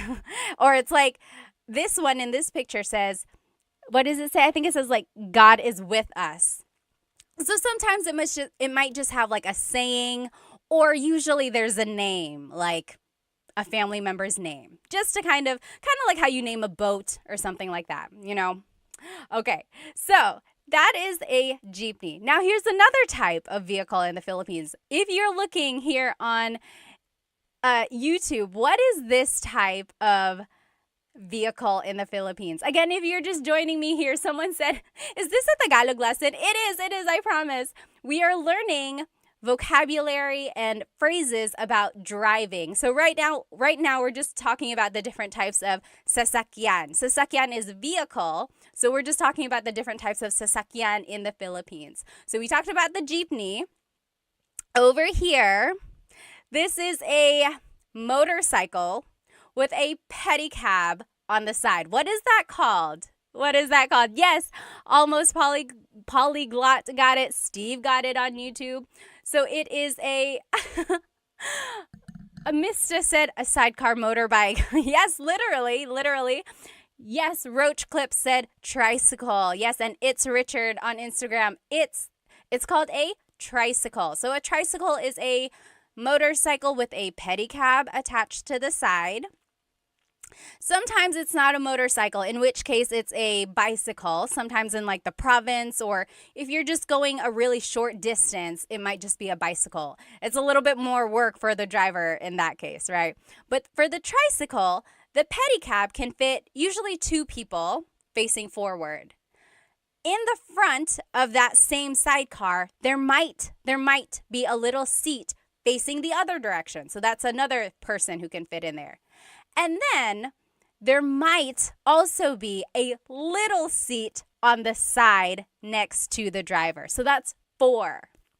So if there are very small people or like children, they can fit in those tiny seats. So again, there's 2 seats in the back of the pedicab. There might be a tiny seat in the front. There might be a tiny seat on the side. Okay. And then there are 2 seats behind the driver on the actual motorcycle. So that's another 2 people who can sit there. Sometimes they're usually sitting sideways so that your feet dangle off. That's just how you would fit there. Now, during busy times, like in the province or in certain places, people might latch on to the sides of a tricycle. They'll hold on to the sides, they'll hold on to the back. Some of them might even sit at the very top of a tricycle. So, and they do that because sometimes there aren't a lot of tricycles traveling that way. Like, for example, if kids are trying to go to school and it's going to be the last tricycle for a while, a lot of kids will try to pack onto that one tricycle just to get to school on time. From my understanding, though, there might be some places that don't allow that just because it's a little dangerous. But again, there are some places that will try to do that as well. So a lot of people will just like hang on to the side. Some people might hang on to the back of a jeepney as well. But again, it's dangerous, so some people try not to do that. Okay. Mr. said, my head keeps hitting the top. Yes, if you are a big person, you might hit your head on the top of a tricycle. So just be careful with that. You know, in Cebu, they have very big tricycles. They have tricycles with like a front seat and a back seat. I had never seen that until I went to Cebu. Very interesting. Okay, so yes, again, this is called a tricycle. And then in the Philippines, there are also other types of vehicles. There's a bus, or in Tagalog, bus. This picture that you see on YouTube, I'm doing this whole live on YouTube and you can see the presentation there. This bus is air-conditioned. And have you ever ridden an air-conditioned bus in the Philippines?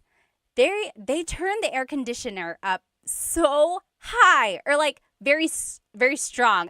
It's just very, very cold. Like it's a freezer in there because I guess you want to get your money's worth, right? So when it's an air-conditioned bus, it is an air-conditioned bus. It feels good for like the first 30 minutes or so, but then if you're taking a really long drive, it's like a freezer. I got really cold one time. Let me know if that has ever happened to you. It was so cold.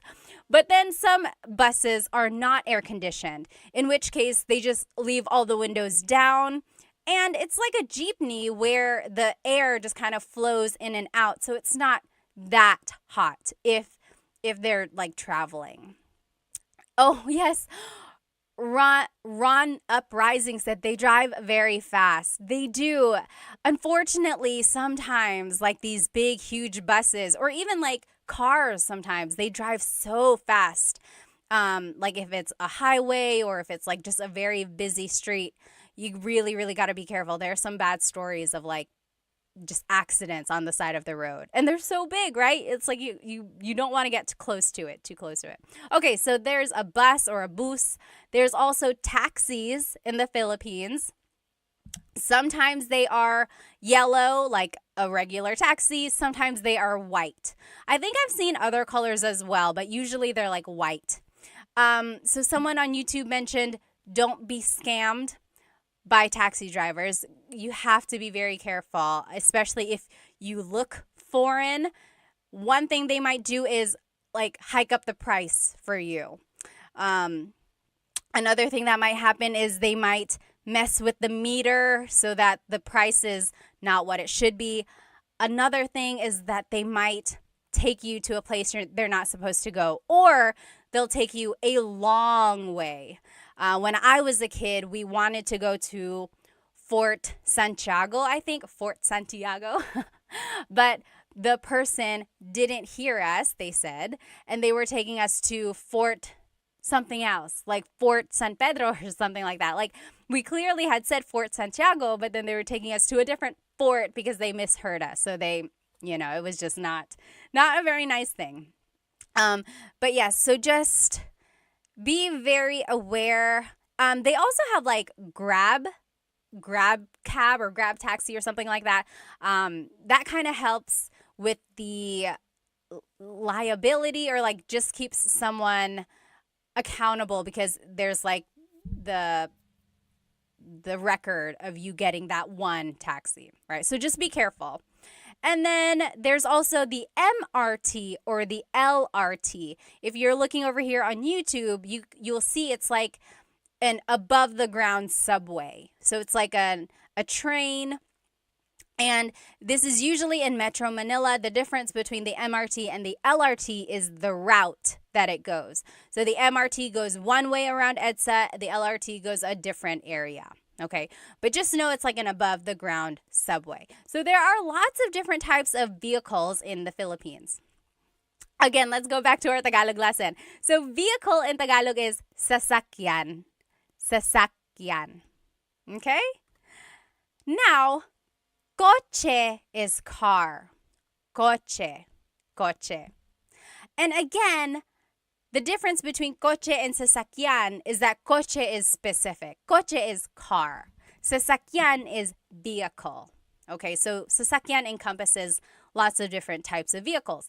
But my family used sasakyan and coche interchangeably. It's like, oh, nasaan ang susi? Where is the key? Nasa sasakyan. It's in the vehicle. Okay? Now, license plate is placa. Placa. Can you say that with me? Placa. License plate. So it's like, nakuha mo ba yung placa niya? Nakuha mo ba yung placa niya? Did you get their license plates? Like, if something happens and like you need the taxi's information, it's like, nakuha mo ba yung placa niya? Did you get their license plate? Okay?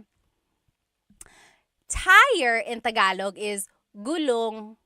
Gulong. Gulong. That's tire. That's just one tire. If you want to say multiple, it would be mga gulong. Mga gulong. To make a noun plural in Tagalog, you have to add the word mga. Mga gulong. Steering wheel in Tagalog is manibela. Manibela. Manibela. So it's like, hawakan mo ang manibela. Hold this steering wheel. Manibela. Mirror, like your side view mirror or side mirror and then your rear view mirror, salamin. Salamin. That's just a mirror. If you know some Tagalog, salamin also means glasses. Salamin. Salamin. That's a mirror or like glasses. Salamin. A window, like the window of your car, that would be bintana. Bintana. Okay? And then headlights. Technically, there's no like real word for headlights that I know of. Usually, it's just referred to as ilaw. Ilaw. Ilaw is light. Okay, so it's like, naka-on ba ang ilaw mo? Is your light on? Are your lights on? Naka-on ba ang mga ilaw mo? Okay, so you see how I'm just using ilaw. Okay, let me just take a look at some of these comments and questions. If you have any questions at all, feel free to leave them. HM94 said, isn't that Spanish? Yes, absolutely. You will hear Spanish words in a lot of these vocab because there's a lot of Spanish words in Tagalog from the colonization period. Yep. Metch said, are you Bisaya or Tagalog, ma'am? Tagalog po, hindi po ako marunong mag-Bisaya. Okay. Travel with local or a girlfriend. Always ride with a local. Yes, yes, yes. Okay, any questions over here on Instagram? If you have any questions or comments, please feel free to leave them. How about over here on YouTube? Oh, yes. Yes, again, over here. Everyone on YouTube is like, yes, that also sounds like Spanish. You're right. You're right. Sleepy Time said, did you talk about pajak? Pajak is the tricycle that has a bicycle instead of a motorcycle. Yep, we did talk about that. We mentioned it. Very good.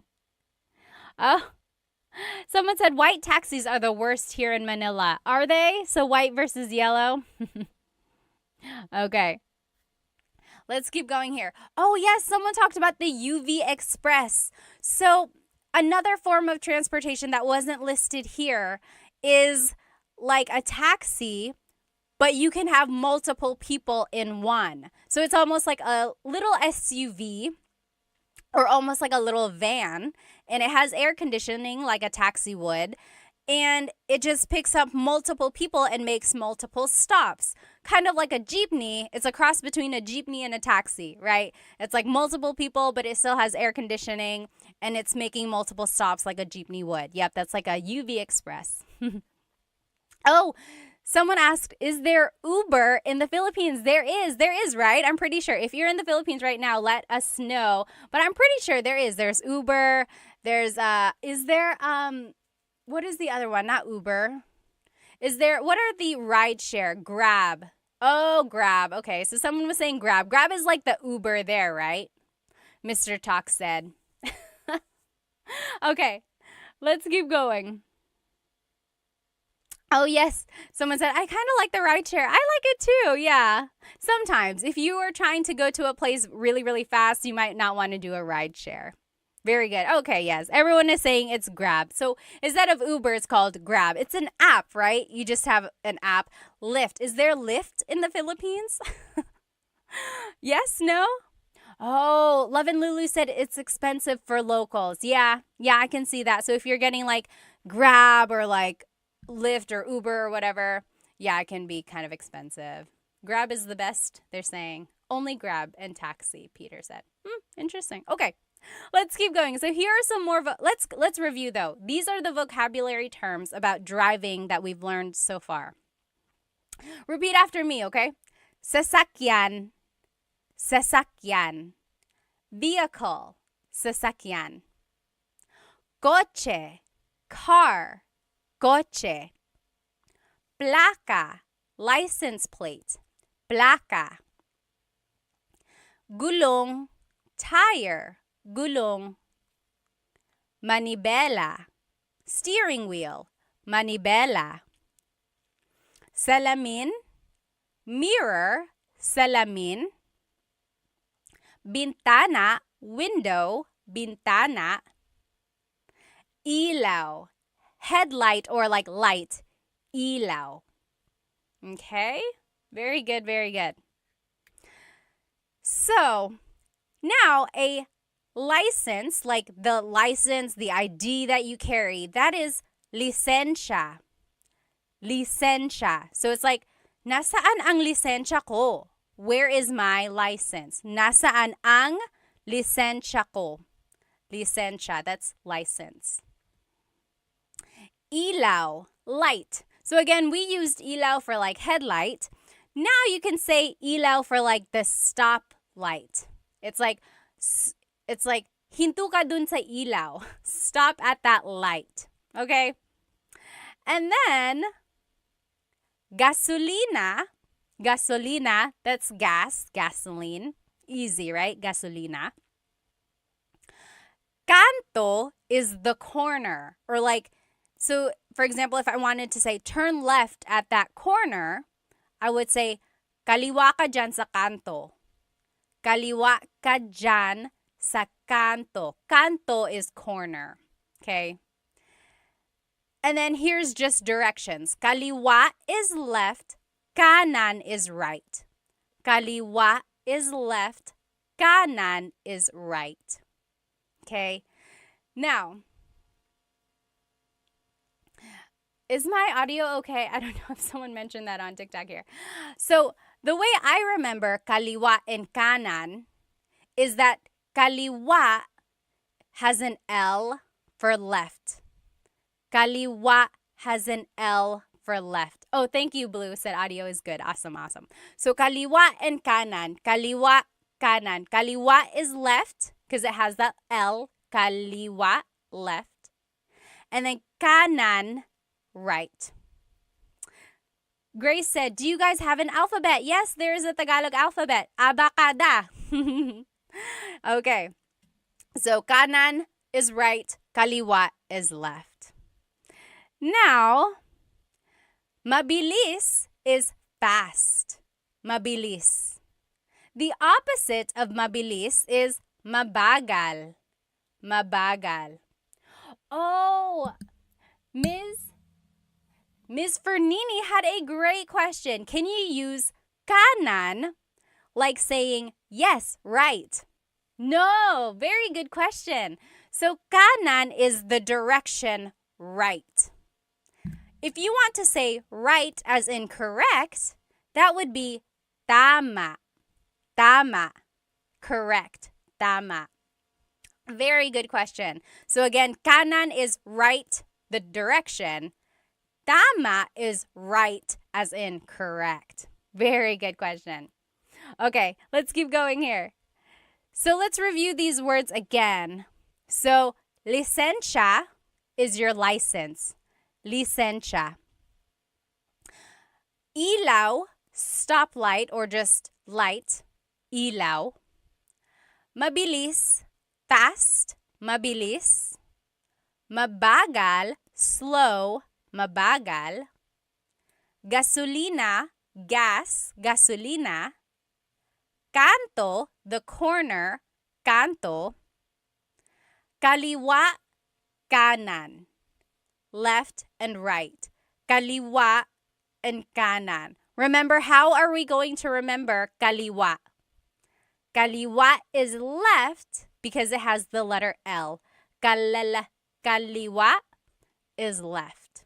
So kanan has to be right. Okay.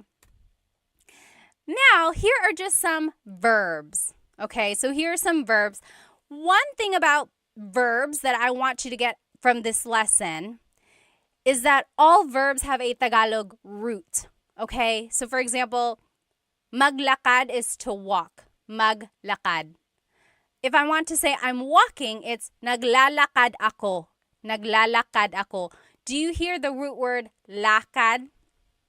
Okay, so for all of these verbs, I'm going to give you the root word. So if you can recognize the root word in a conversation, that'll kind of help you with the translation of what someone is saying. Okay, so it's okay if you don't know how to conjugate them. It's okay if you don't know how to use them in a sentence exactly yet, but just try to use this to gain vocab so that you can recognize them in a conversation. Okay.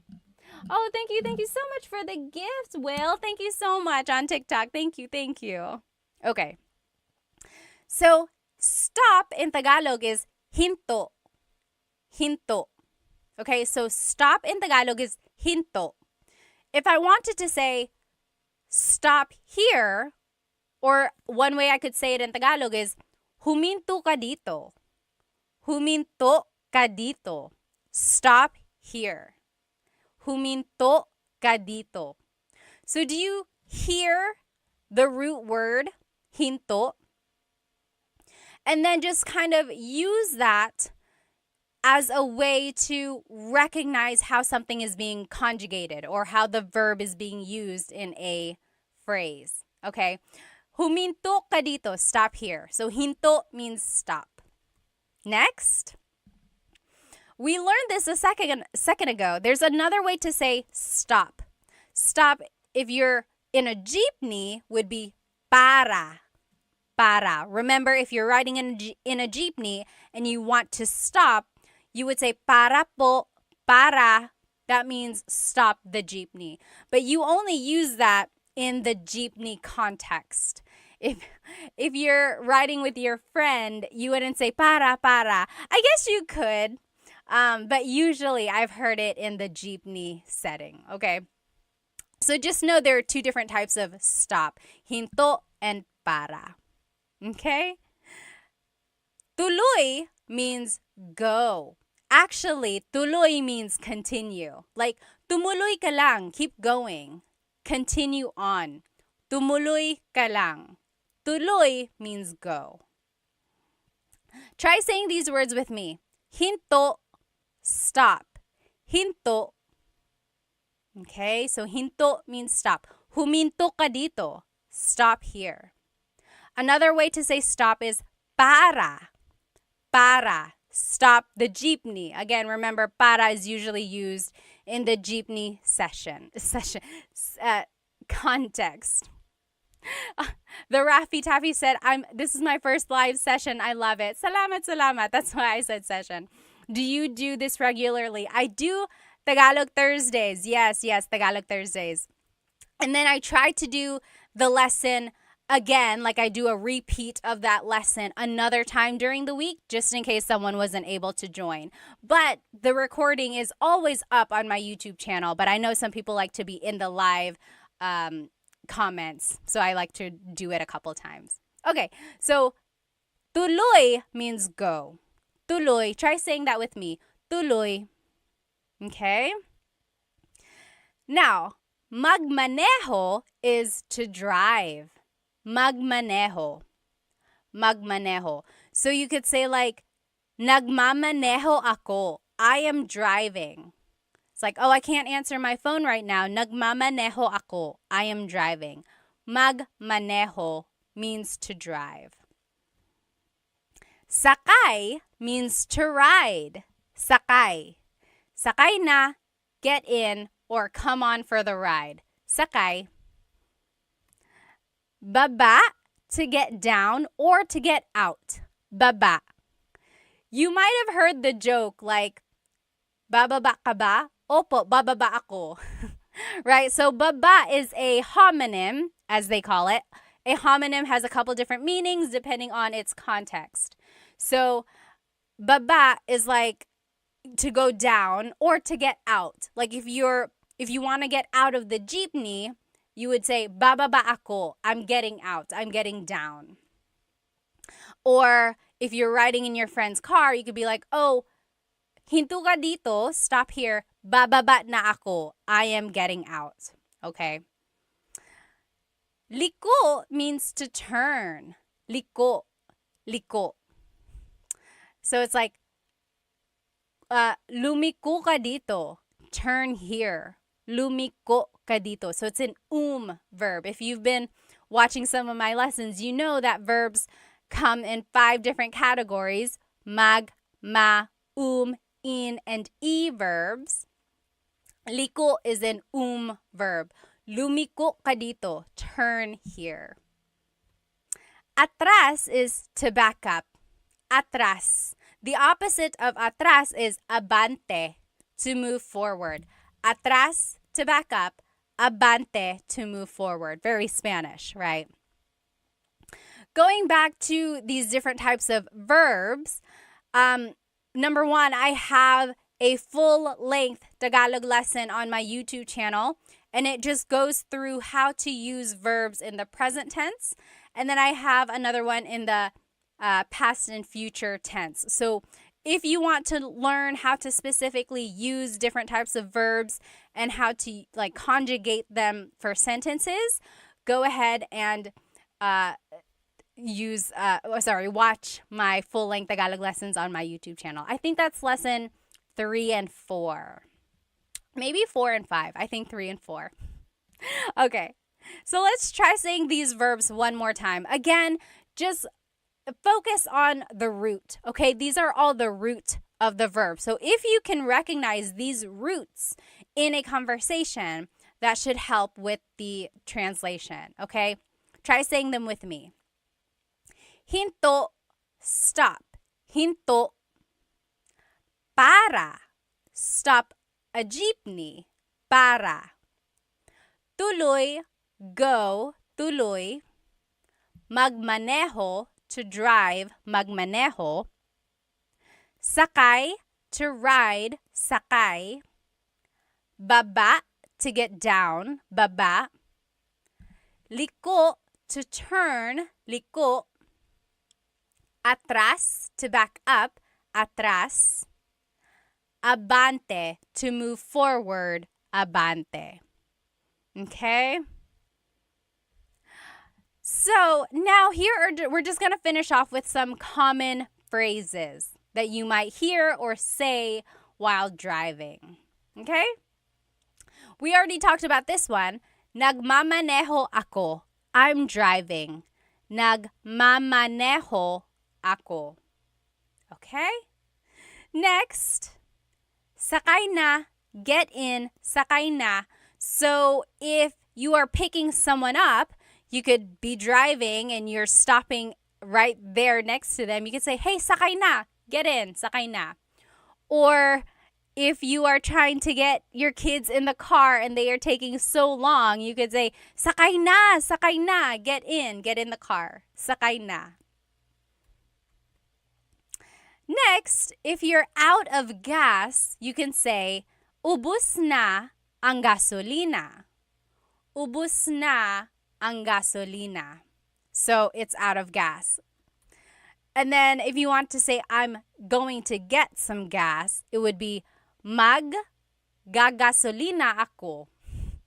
Maggagasolina ako. I'm going to get gas. It's almost like you turned that noun, gasolina, into a verb. You are doing the noun. But you could also say, kukuha ako ng gasolina, or bibili ako ng gasolina, meaning like I'm going to get gas, I'm going to buy gas, or something like that. Okay? Next, repeat these phrases with me. Nagmamaneho ako. Nagmamaneho ako. Or sakay na. Sakay na. Ubus na ang gasolina. Ubus na ang gasolina. Or maggagasolina ako. Maggagasolina ako. Okay? Someone said, ang mahal ng gasolina. Ang mahal ng gasolina. That means gas is expensive. You're right, you're right. Here are just a few more phrases. Susunduin kita. Susunduin kita. So the root word sundo means to pick someone up, driving, like you're driving to pick them up. Susunduin kita means I will pick you up. Susunduin kita, I will pick you up. Okay? Now, malapit na ako, I'm close. Like I'm nearby. Malapit na ako. Malapit na ako. The opposite of malapit is malayo. Malayo pa tayo. We are still far away. Malapit na ako means I'm close, I'm nearby. Malayo pa tayo means we're still far away. Okay. And then if you finally get to your destination, it would be, nandito na tayo. Nandito na tayo. That means we're here. We're here. Nandito na tayo. Maybe next time if you're driving with whoever you're riding, like whoever speaks Tagalog, and you get to your location, you say, nandito na tayo. We're here. Nandito na tayo. Try saying that. I bet they'll be so surprised. Now, if you don't know where you are, you could say, nasaan na tayo? Nasaan na tayo? Where are we? So if I was driving around and I don't recognize the place, I could say, nasaan na tayo? Where are we? Nasaan na tayo? Or you could say, nawawala ako. I'm lost. Nawawala ako. Okay, so wala means nothing or lost. So nawawala means you are lost. Nawawala ako. If someone is calling you and they're like, hey, where are you? You could say, papunta na ako. Papunta na ako. The root word punta means to go. So that means I am on the way. Papunta na ako. Papunta na ako. Okay? And then someone said this earlier. You could say, sama ako. Sama ako. Sama means to be with. Ako means I. So it's like, I want to come. Sama ako. So if someone is like, hey, I'm going to go to the store, you can jump up and you could say, oh, sama ako. I want to come. Sama ako. Alternatively, you could say, sama ka. Sama ka. That's a question, meaning, do you want to come? Sama ka. Okay? Try saying these phrases with me again. Nasaan na tayo? Where are we? Nasaan na tayo? Or, nawawala ako. I'm lost. Nawawala ako. Tanner Foss said, nawawala ako sa buhay. They're lost in life. Sana mahanap mo ang sarili mo. I hope you find yourself. Papunta na ako. I'm on the way. Papunta na ako. Sama ako. I want to come. Sama ako. Okay, so those are just some phrases. This next activity is kind of fun. See if you can understand what I'm saying in Tagalog, okay? So this is going to be like a little role play conversation in Tagalog. See if you can understand it, okay? Are you ready? O Pat, nasaan ka na? O Pat, nasaan ka na? O eto, papunta na ako dyan. Pero nawawala yata ako. O eto, papunta na ako dyan, pero nawawala yata ako. Talaga? Anong nakikita mo dyan? Talaga? Anong nakikita mo dyan? Nakikita ko ang 7-Eleven at ang McDo. Malapit na ba ako? Nakikita ko ang 7-Eleven at ang McDo. Malapit na ba ako? Ay, malayo ka pa. Diretso ka lang ng 1 kilometro. Tapos kumaliwa ka sa Jollibee. Tapos kumanan ka sa gasolinahan. Pagkatapos nun, makikita mo na yung bahay ko. That was a lot, wasn't it? Did you get it? I will say the whole thing one more time, okay? O Pat, nasaan ka na? O eto, papunta na ako dyan, pero nawawala yata ako. Talaga? Anong nakikita mo dyan? Nakikita ko ang 7-Eleven at ang McDo. Malapit na ba ako? Ay, malayo ka pa. Diretso ka lang ng 1 kilometro. Tapos kumaliwa ka sa Jollibee, tapos kumanan ka sa gasolinahan. Pagkatapos nun, makikita mo na ang bahay ko. What did I say? If you are just joining me, you're probably like, what are you talking about? So we are doing a Tagalog lesson about driving, directions, vocabulary, and just common phrases about like driving. And I wanted you to see if you could understand what I said. Brianna on YouTube said, I just joined. I'm very confused. I'm sorry. That was the worst time to join. But this whole recording will be up on the YouTube channel, okay? Let's go ahead and see. Yes, I see some of you guys got some of the phrases. Yes, you're writing it in the comments right now. Oh, Agzi said, I understood pretty much everything, but I would be so confused in a real situation. I think you can understand more than you think. Even in a real situation, just kind of focus on what you know, okay? So let's go through these phrases one more time to see what it means, okay? O Pat, nasaan ka na? O Pat, nasaan ka na? That means, Pat, where are you? O Pat, nasaan ka na? Where are you? O eto, papunta na ako dyan. Oh, I'm on my way there. Pero nawawala yata ako. But I think I'm lost. Yes, very good. You guys are writing it in the comments as we go. Very good, very good. Yes. J3 said, what is your YouTube channel? It's Tagalog Time. Same name, same name. Okay, very good. So I asked, or the question was, Pat, where are you? And I said, oh, I'm on my way there, but I think I'm lost. Okay, let's keep going. Talaga? Anong nakikita mo dyan? Oh, really? What do you see there? Talaga? Anong nakikita mo dyan? What do you see there? And then the response was, nakikita ko ang 7-Eleven at ang McDo. Malapit na ba ako? That means, I see a 7-Eleven and a McDonald's.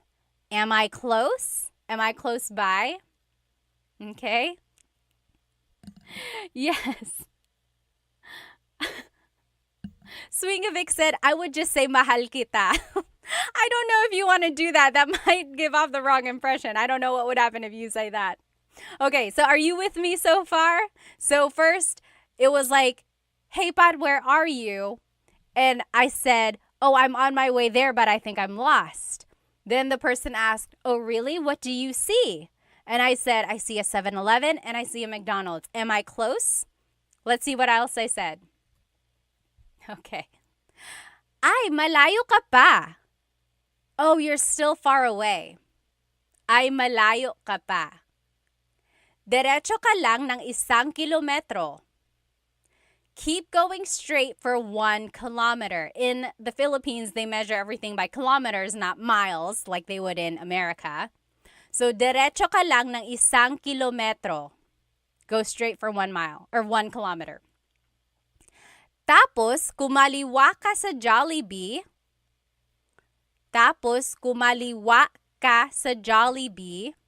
So, then take a left at Jollibee. Tapos, kumanan ka sa gasolinahan. Take a right at the gas station. Kumanan ka sa gasolinahan. Remember, how do we know kaliwa versus kanan?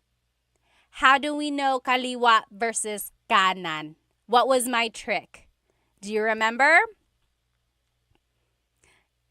Yes. Kaliwa is left because kaliwa has the letter L. Kaliwa is left. Kanan is right. Okay? So let's keep going. Pagkatapos nun, makikita mo na ang bahay ko. After that, you'll see my house. Okay? Pagkatapos nun, makikita mo na yung bahay ko. So how was that translation? I'm going to say it one more time. Now that you know the translation, pick out the words that you recognize. Also take a look if you can, or see if you can recognize any grammar patterns, okay? And then use all of that in the future, okay? It's okay if you don't understand right now, but that's why we're learning, right? Use this as an opportunity to take pieces, keep it in your pocket, and use it again in the future. Here's that conversation one more time. Oh, Pat, nasaan ka na? Oh, eto, papunta na ako dyan. Pero nawawala yata ako. Talaga? Anong nakikita mo dyan? Nakikita ko ang 7-Eleven at ang McDo. Malapit na ba ako? Ay, malayo ka pa. Diretso ka lang ng 1 kilometro. Tapos kumaliwa ka sa Jollibee. Tapos kumanan ka sa gasolinahan. Pagkatapos nun, makikita mo na yung bahay ko. Okay? Yes. Very good, very good. I hope you guys can recognize some of the words and phrases that we learned tonight in that activity there. Okay? And let's just do a quick review of some of these vocabulary terms. Again, if you're following me on TikTok and Instagram, these pictures are up here on YouTube. So, what is this type of vehicle? I'll describe it for you. This is a really, really long bus. And, sorry, hang on one sec. My phone is making me verify that I'm still active. There we go. So this is like a really, really long vehicle. People can ride in it on the sides. You pass your money down person by person, and you have to say para. What is that vehicle in the Philippines? Yes. Very good. Dog Mom says jeepney. Very good. Vibe for Soul said a limo. Not quite. Not quite a limo. So remember, the jeepney is a form of public transportation in the Philippines. You ride on the sides, you pass your money down, and then when you want to get off, you say para. I heard, though, they're trying to discontinue the jeepney. Have you heard that? They want to discontinue the jeepney because it's not very good for the environment. It gives off a lot of smoke, uses a lot of gas and things like that. I hope not. I hope they can just find a way to kind of make it better for the environment. My husband's family actually has made or has been involved in the making of an e-jeepney. Isn't that so cool? But yeah, I hope they don't take away the jeepney. It's such an iconic symbol of the Philippines. Alrighty. Next, what is this vehicle? So this is a motorcycle with a pedicab attached to the side. What is that called? Anyone remember? Yes. Charles Ryan said, save the jeepney. Save the jeepney. Yes, please. Alrighty. What is this term called? Or what is this vehicle called? So it's a pedicab attached to a motorcycle. Very good. The tricycle. Tricycle. Yes, absolutely. Oh, JB said, why get rid of it? It's historical. You're right. Both the jeepney and the tricycle came about in World War II. Did you know that? The jeepney was a vehicle that they used the Americans used during wartime, or that's what they brought over to the Philippines. And then it became part of the culture as a public form of transportation. And then the tricycle was introduced to the Philippines by the Japanese when they came to the Philippines. Crazy, right? Crazy, crazy, crazy. Okay, so yes, very good. This is called a tricycle. Okay. Yes, next, what is this? So what is the Tagalog term for vehicle? Vehicle. Sorry, vehicle. Pinay said, I love learning from your videos. Thank you. In all caps. Salamat. Maraming salamat. I love teaching you. So really, it's my honor. Salamat. Yes, this is a sasakyan. Very good. Very good. Gibolicious. Yes, sasakyan. Very good. Sasakyan is just vehicle in general. Okay. Next, what is car in Tagalog? Ano ang car sa Tagalog? Oh, Sha, thank you so much for the gift on TikTok. Maraming salamat. Thank you. And Shawnee, thank you for the gift. Maraming salamat. Yes, car in Tagalog. Gibilicious got it right. Yes, Sergey got it right on YouTube. Coche. Coche. Oh, yes, I am seeing some different spellings here. So, someone mentioned the Tagalog alphabet. In the Tagalog alphabet, there is no letter C in Tagalog naturally occurring. The ch sound is a TS combination. Coche, coche. Car is coche with a TS spelling. Very good. Ano ang license plate sa Tagalog? Ano ang license plate sa Tagalog? Do you remember license plate in Tagalog is? Plaka. Plaka. Salamat, Charles Ryan. Very good. Plaka. Very good, very good. Ano ang tire sa Tagalog? Ano ang tire? Yes. Very good. Almost polyglot said it's like the word chaa. Chaa in Tagalog is tea, like the tea that you drink, and it's spelled T-S-A-A. Chaa. Chaa. That's such a Tagalog spelling. I love it. There's the T-S sound and then the double vowel pronunciation. Chaa. It's so Tagalog. Yes, very good. What is tire in Tagalog? Gulong. Gulong. Oh, Tampa Souls said pagod. Pagod is tired. Tired. I said tire. Like the tire on a car.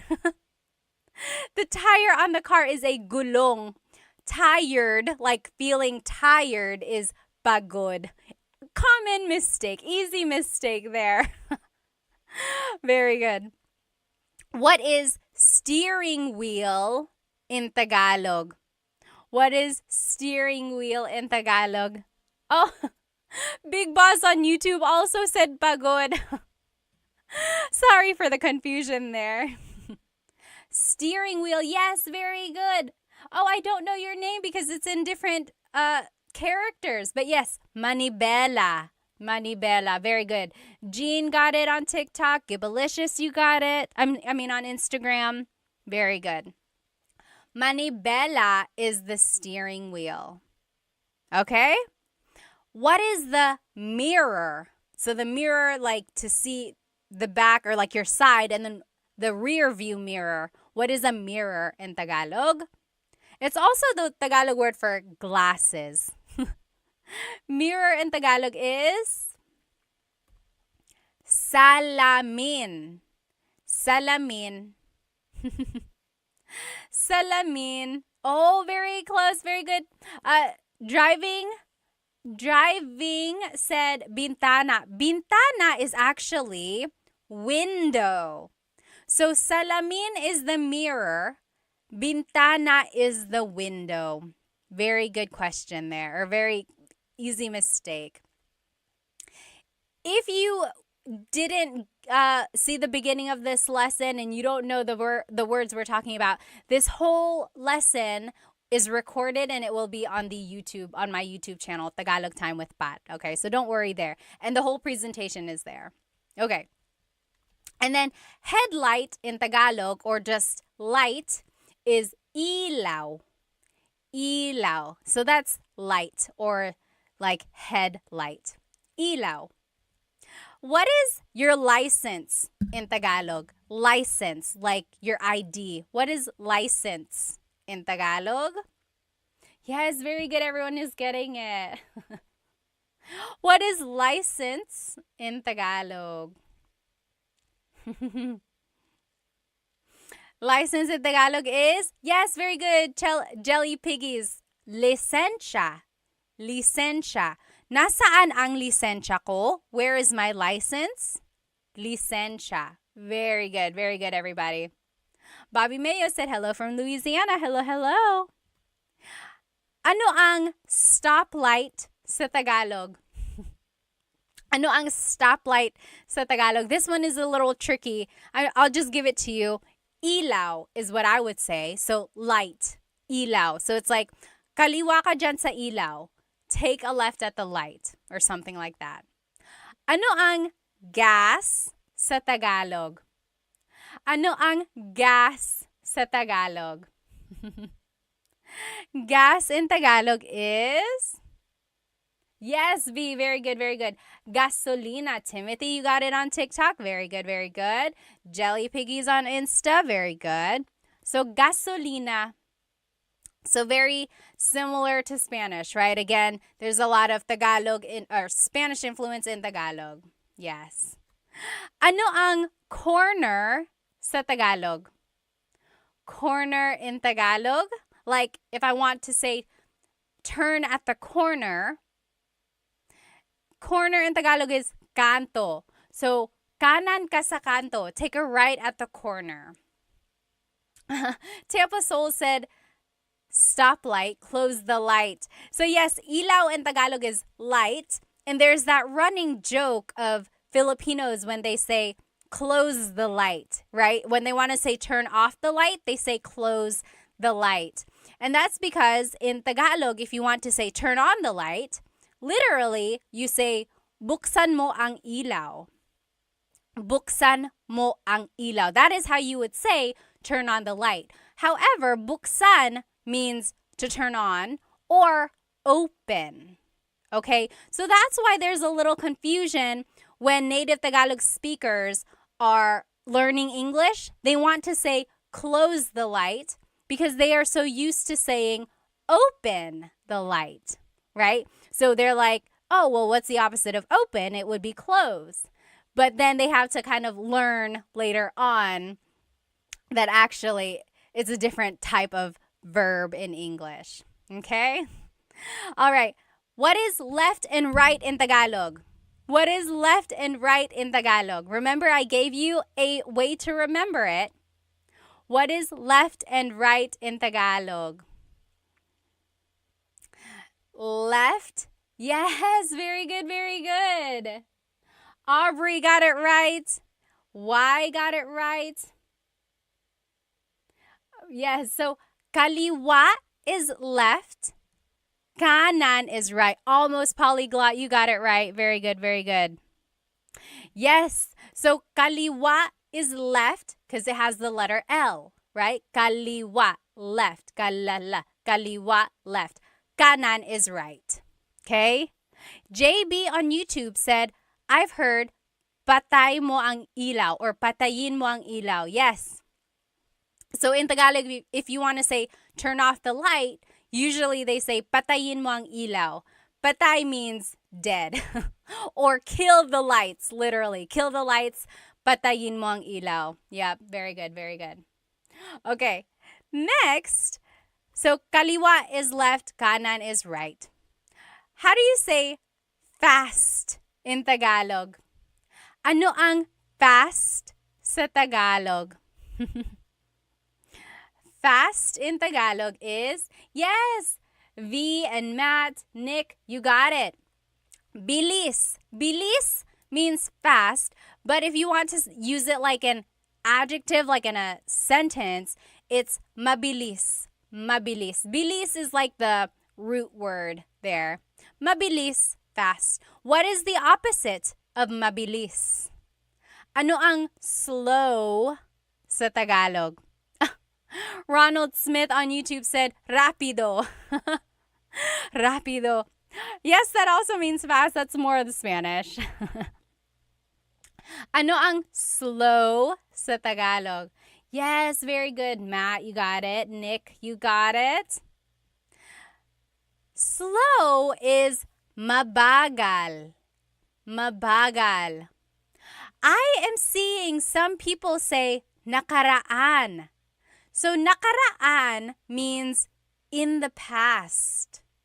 Like, if you've ever watched a teleserye, you know what a teleserye is? It's like a soap opera, a Filipino soap opera, or like a Filipino drama on the Filipino channel. Usually, like, if today's episode is on, they have a short recap of what happened in yesterday's episode. At the bottom of the screen, it would say, ang nakaraan, which means in the past or what just happened. So nakaraan means past. Very good. Yes, exactly right, Nick. That means previously on. Exactly.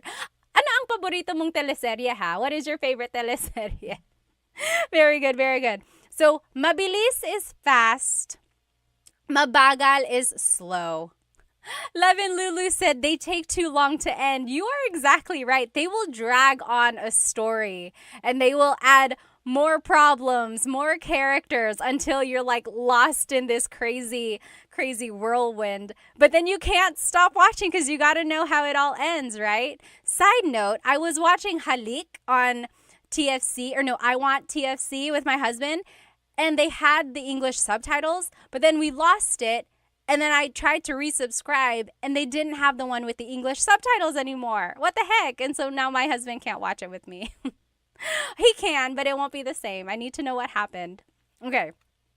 So that's it. That is it, you guys. Here's a review of everything we learned tonight. So we learned vocab about driving, about the car, about vehicles, about different types of vehicles in Tagalog, right? We learned lots of vocabulary words. Then we also learned verbs in Tagalog. We learned lots of different verbs like to go forward, to go back, to stop, to go. Okay? Now, and then we also learned some common phrases. Common phrases. Someone said, gusto ko nang bumitaw. You want to let go? Why? I thought you said gusto ko nang bumati. Bumati means I want to give a shout out. If you do, write it in the comments. Go ahead and make your bate if you want. If you know anyone else who's watching, tell them that you're going to make a bate to them. If you would like to go, feel free to go. I'm just going to catch up on some of these comments before I head out. Oh, Andrea said on YouTube, what Filipino TV show should I watch to help learn Tagalog? Oh my goodness, that is such a good question.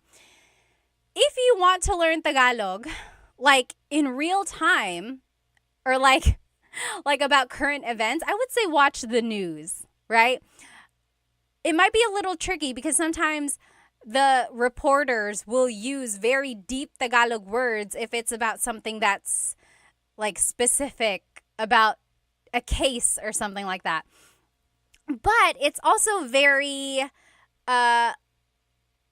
like it's in a context that you can use every day, like something that has happened around you or around people. So the news is good for learning kind of phrases and words like that. Now, if you want to learn like funny phrases or romantic phrases, go watch movies, like romantic movies or comedies, things like that. You'll learn like funny punchlines or like one-liners that are quick and witty. Those would be good.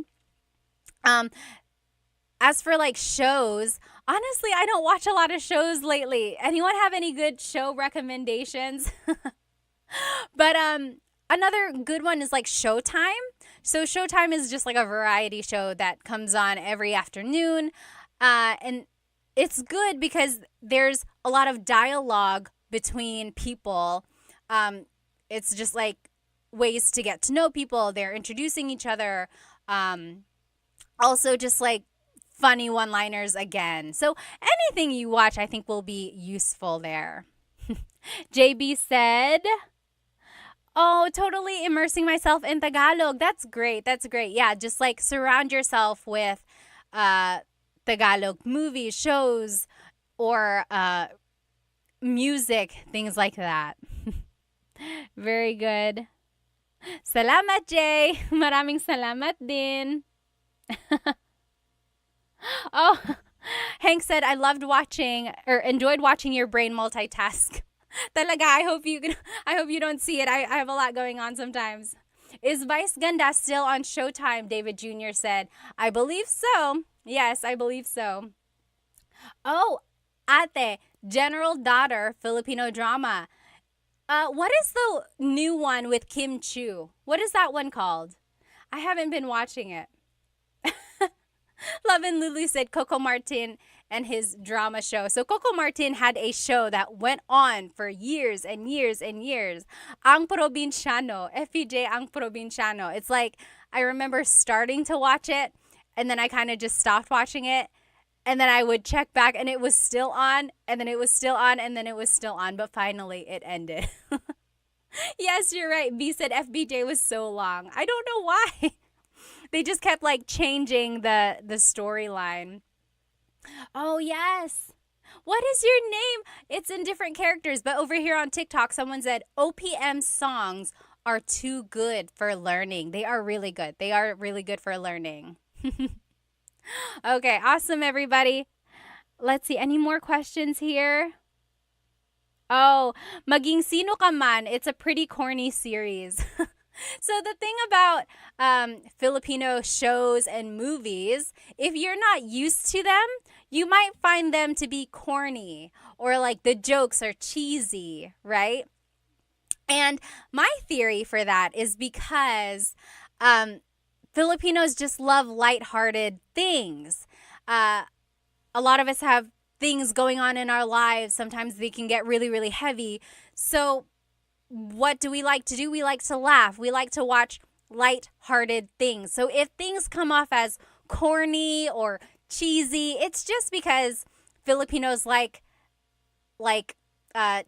cheesy and corny things because it's an easy laugh. Okay, so that's just my theory about why some things are really cheesy like that. I mean, when you think about it, sometimes life in the Philippines can be very hard if you don't have a lot of resources. So if you can watch something nice on TV, that's just one way. Oh, V said, what's the best way to learn to speak Tagalog if I already understand it perfectly? So you can understand, but you cannot speak. Is that correct? I would say congratulations to you because you are already halfway there. I know people always say like, "Oh, I can only understand, but I can't speak it." In that case, all you have to do is practice what you already know. I think you know more than you might think. Like a lot of us get embarrassed. We don't want to try speaking. We don't want to say anything wrong. We don't want to make a mistake. But just jump right in, start speaking it. What's the worst that can happen? Someone will laugh at you, so what? Who cares? At least you are learning, right? Really have a thick skin. Toughen up your mind. Focus on what you want and practice and practice and practice until you get better. And when people see that you are really trying, hopefully they'll stop laughing at you and they'll get on board and try to help you. If they keep laughing at you, turn your head, keep studying, go back and talk to them in Tagalog when you are better and show them what they are missing, or just show them what you have learned, okay? So you got it. Keep going, okay? Oh, again, I don't know your name because it's in terms or it's in characters. It says, on a scale from 1 to 100, how would you rate your Tagalog in terms of speaking? I would say 95%. The 5% is because sometimes, a lot of times even, I still trip over my words or I get embarrassed. I get too caught up in my head and I don't say what I want to say perfectly, right? Like if I'm speaking to my cousins or my aunts, even to my mom, I get very nervous sometimes and I revert back to Taglish or I just answer in English. But when I really push myself, I know I can speak Tagalog at a 95% level. I'll save the 5% at like, there are still some words that I can't say correctly or I have to think about it really hard or, again, just the jumbling. What's the word? Like bulol? Bulol in Tagalog is like when tongue-tied. Like if you trip over your words sometimes, and it happens to everyone. If it happens to me, I mean, it's okay if it happens to you because it happens to everybody. Okay? I have to go now. I will see you next Tagalog Thursday for a brand new lesson. And I will do a repeat of this lesson another time, okay? Maybe, I don't know when. Just one of these other nights before Thursday, I'll try to repeat this lesson in case you weren't able to join me. I hope you have a good rest of your evening. If you have any questions, feel free to leave it in the comments. Again, this whole recording will be on my YouTube channel. Maraming salamat. Thank you so much for spending some time with me. Have a good evening. Paalam.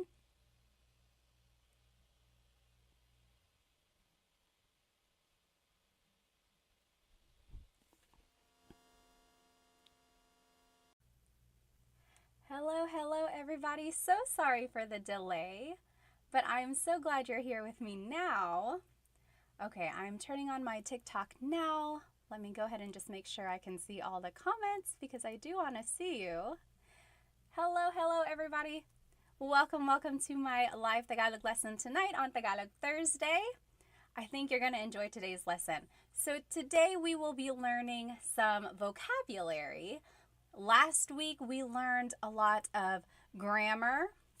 If you joined me last week, we learned adjectives and then we learned some simple sentence structures so that we can use those adjectives in sentences to describe people or to describe things. Today we will be focusing less on sentence structure, so less grammar, and this time more on vocabulary. I know a lot of you guys wanted to learn more useful phrases, so I think tonight will be a fun lesson for you. Hello everyone. If you are joining me on TikTok, you are welcome to join me on YouTube where you will see my presentation. And if you are on YouTube, hello. I know there's a little lag on YouTube, so if you are like listening to me on TikTok and then joining me on YouTube, there might be a little delay there. Yes, Maximilian, hello. You did exactly what I wanted you to do. If you would like, please tell me where you are currently watching and how old you are, or give me an age range. Like I'm in my 20s, I'm in my 30s, and so on. I just like to get an idea of my audience. So Maximilian is from Canada. Hello. Hi, Dita. Oh, you have school? Okay. Oh, you don't have school. Awesome, awesome. I'm so glad you're here. Hello, hello. Yes. Oh, thank you. Yes, my earrings are from Sunkissed Pinay, my favorite. Be sure to check them out on TikTok, Insta, everywhere. Sunkissed Pinay. Hello, hello. Dita is from Singapore, 12 years old. My goodness, Dita. Well, welcome, welcome. Sure is 33 from their house. So James is in their 50s. Hello, hello. Aaron, thank you so much for sending me a badge on TikTok. Sorry. Any donation or anything you all give, I love giving back to Filipino businesses. Thank you, thank you. So if you like anything that you see in tonight's live, go ahead and either do a super chat or a donation on TikTok, but you don't have to. Thank you, thank you. Okay, so tonight we will be doing a Tagalog lesson about some vocabulary. So let's take a look here. Here's tonight's lesson agenda. We will be learning some house vocabulary. So we'll be talking about parts of the house. We'll be talking about the kitchen, the bathroom, and the bedroom. That's all we have time for today. There's so many words and so many things to talk about the house. We'll save the other rooms for another night. But tonight we will be talking about the kitchen, the bathroom, and the bedroom. And then some related phrases about those vocabulary words. Let me just catch up on some of these comments. If you have any questions, be sure to write them in here because I do want to make sure I catch them. Oh, yes, meeting you said, what about you, Pat? Where are you from? Good question. So sorry I didn't mention it. I am here in North Carolina on the east coast of the United States. It is 9:19 right now over here. So sorry for the delay. Ikwa is from Brunei, 26 years old. Ikwa is currently watching in class. You should probably pay attention to class, whatever class that is. Okay, let's go ahead and jump right into this lesson, okay? So, house in Tagalog is bahay. Bahay. Try saying that with me. Bahay. Bahay. You might notice that the spelling is A-Y at the end, so it looks like bahay, but it's pronounced bahay. That A-Y combination is bahay. Bahay. Now, you might also hear the word tahanan. Tahanan.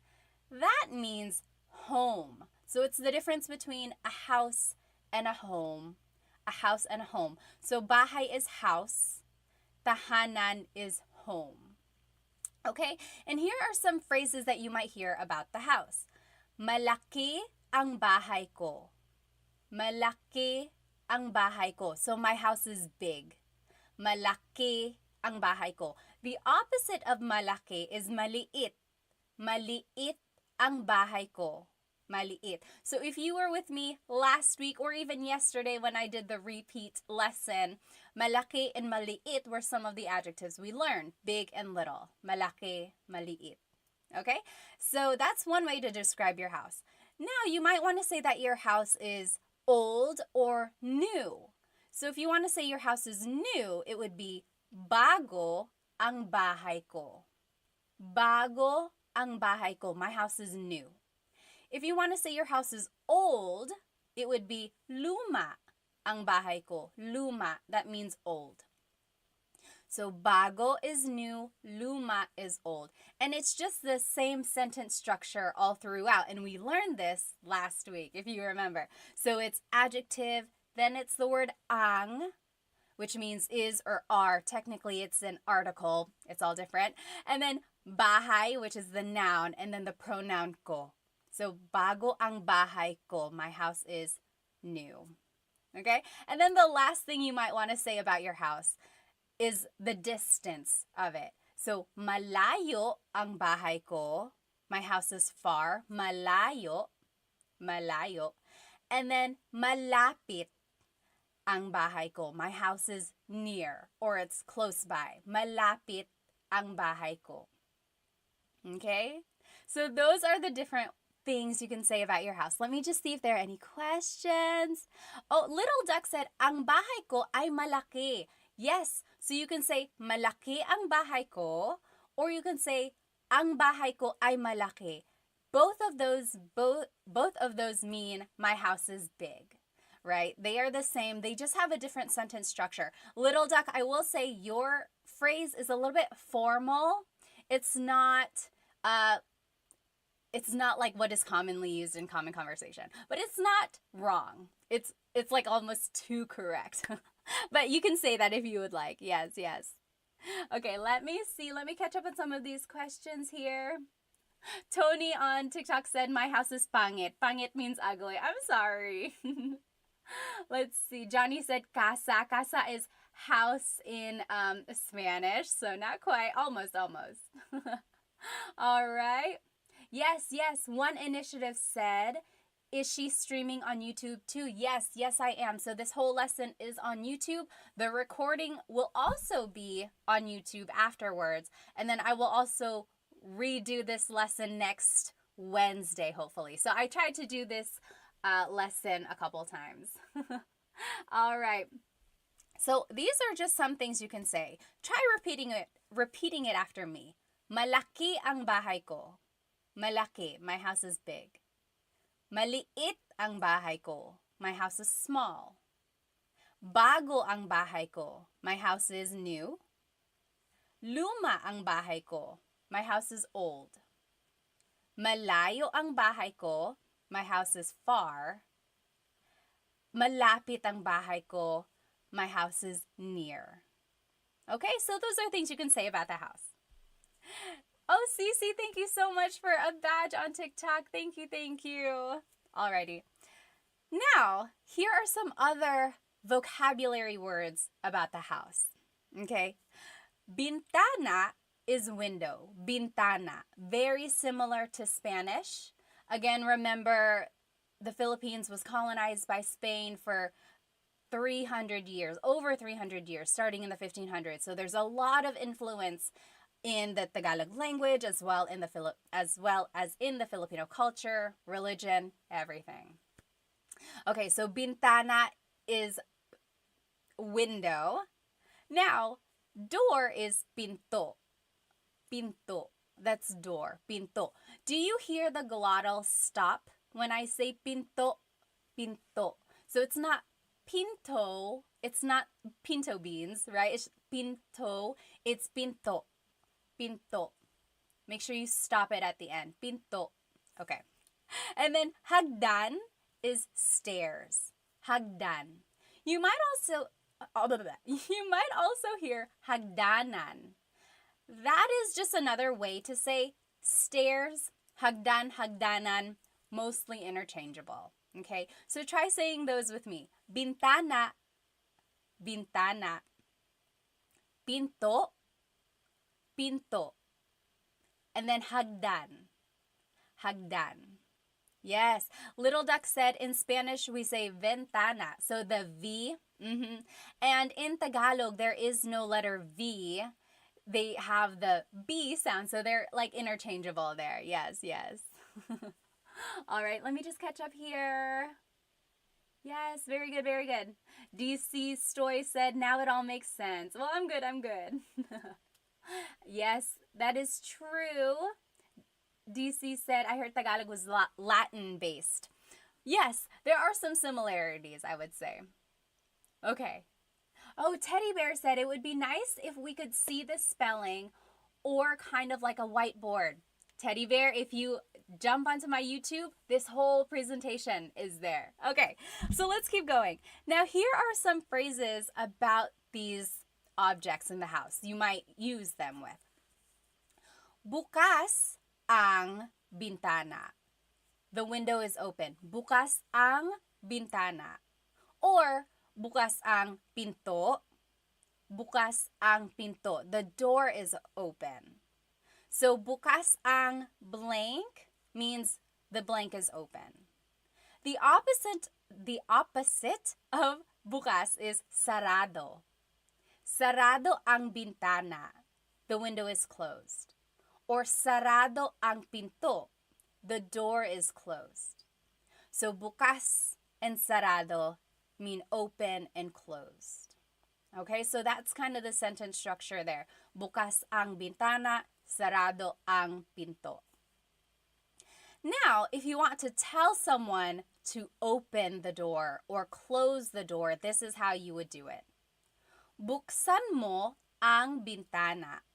Buksan mo ang bintana. Open the door. You go open the door. Or the opposite of buksan is isara. Isara mo ang pinto. Close the door. Isara mo ang pinto. Okay, so do you see that again? It's all on my YouTube channel live right now too. You'll see all of these words written out. So buksan means open, like to open something. Isara means to close something. Okay? Any questions so far? Yes, very good. Oh, Lord Cortez says, you are missing po. Very good observation. I'm just imagining maybe we are talking to our younger siblings or to our friend. But yes, if you are speaking to your parents or speaking to your grandparents or to anyone you want to be respectful to, always add po. Buksan niyo po ang pinto. Isarado niyo po ang bintana. So always feel free to add po. Usually, po is the second word in the phrase. When in doubt, add po to the very end and it will always work. Yes, good observation there. Clay said, magandang umaga ate, magandang umaga. Although sa akin, gabi, magandang gabi. Yes, D, the YouTube name is the same, Tagalog time. All right, let's keep going. Alrighty, ding ding means wall. Ding ding. So right behind me, this is the ding ding. Puti ang ding ding. The wall is white. Ding ding. Roof is bubong. Bubong, roof. Ceiling is kisame. Kisame. So repeat those after me. Ding ding. Ding ding. That's the wall. Ding ding. And then bubong is the roof. Bubong, so that's on the outside, the roof, bubong. And then kisame is the ceiling, kisame. So sorry, YouTube. Can you hear me now? My mic was all the way down here. Hopefully this is a little bit better. Okay, awesome. Any questions so far? Yes. Harmonica said, ding ding, LOL. I know, it's a funny word. I have no idea where that came from. Okay, let's keep going. So all of that was about the house, like the outside of the house, things inside the house. Now, these are vocabulary words about the kitchen. So kitchen in Tagalog is kusina. Kusina. So in Tagalog, there is no letter C. So in Spanish, if it's spelled with a C, usually in Tagalog, it's spelled with a K because there's no letter C naturally found in the Tagalog alphabet. So the kusina is the kitchen. The stove is kalan. Kalan. Oh, who? Thank you so much for a badge on TikTok. Thank you so much. Yes, and my earrings are from San Kiss Pinay. Thank you. All of the earnings I earn go to Filipino businesses. So thank you. Okay, yes, Lucky Duck said most of these sound like Spanish words. A lot of them do. You will see that in all of these words, really. Next, knife in Tagalog is cuchillo. Cuchillo. And then fork in Tagalog is tinidor. Tinidor. And then cuchara is spoon. Cuchara is spoon. Okay, so let's say those again. Kusina. Sorry, sometimes my nose gets clogged up. Kusina. Kusina. That means kitchen. Kalan, stove. Kalan. Cuchillo, knife. Cuchillo. Tinidor, fork. Tinidor. Cuchara, spoon. Cuchara. Okay? So those are some objects or things you might find in the kitchen. Here are a couple more things. Plato is plate. Plato. I have also heard pinggan. I think it's regional. So my husband's family is from Cebu. They've said pinggan, like the whole time I've been with them. They say, oh, kunin mo yung pinggan, or saan ang mga pinggan? Where are the plates? Growing up, I always heard plato. Plato. So you tell me, what do you use, or what did your family use growing up? Baso means a glass, like a glass of water. Baso. Baso. Another word for cup is taza. Taza. So that's like a cup, or like a little mug. Taza. Whereas a glass is baso. Baso. Okay? Now, pagkain is food. Pagkain. And then ulam is specifically the entree, or the dish, the meat dish. So if you're looking on YouTube right now, anyone know what this dish is? What ulam is this? Anong ulam ito? Does anyone know? Anong ulam ito? You write it in the chat and then we'll check. So ulam, again, is the dish, like adobo, pansit, sinigang. Pansit isn't really an ulam. It's like the meat dish, okay? Whereas pagkain is just food in general. Okay. And then over here, kain is the verb to eat.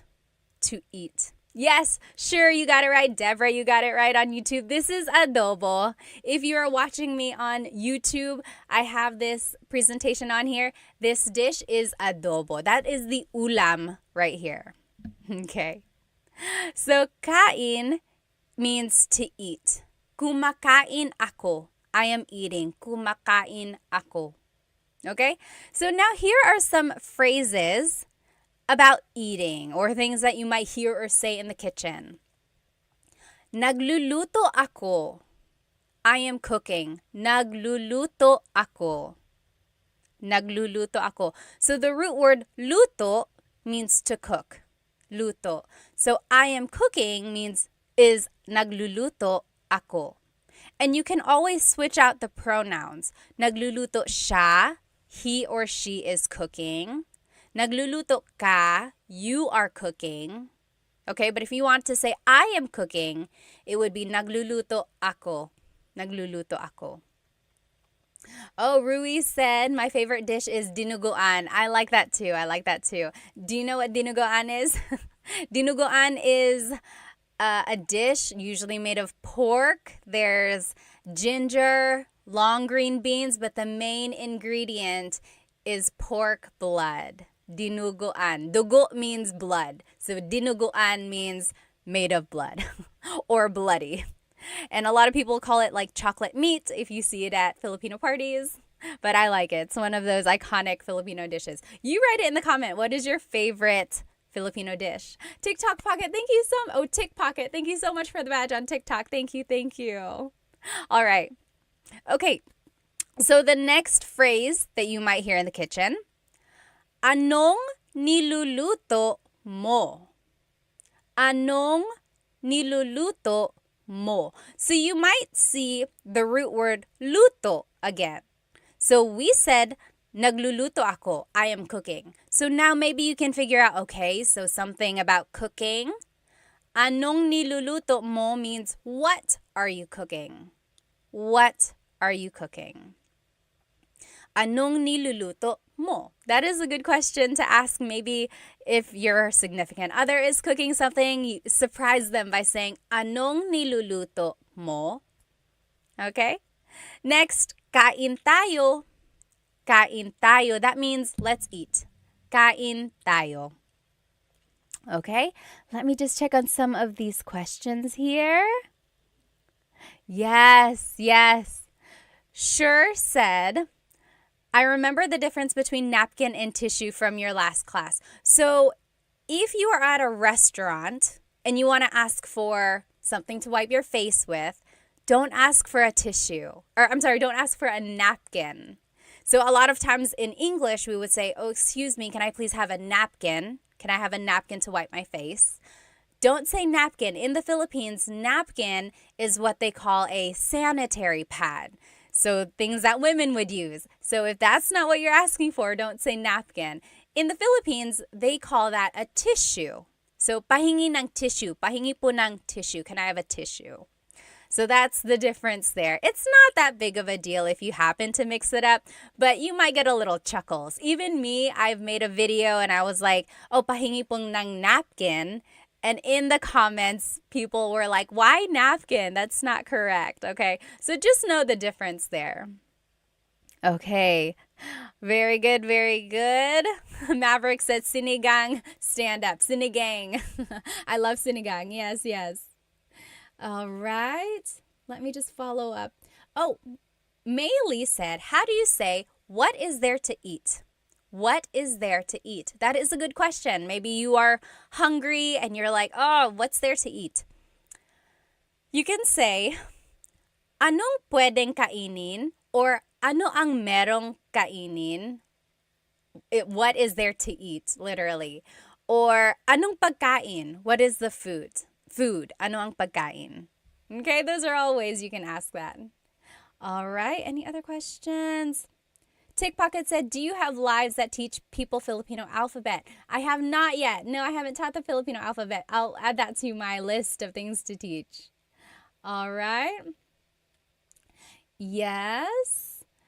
XOKZ asked, do you only speak Tagalog? Yes, Tagalog and English. I took a little bit of French in high school and college, but no, I don't speak Bisaya or Waray or the other languages or dialects. I would love to, though. I'm hoping to find someone who can teach me that online.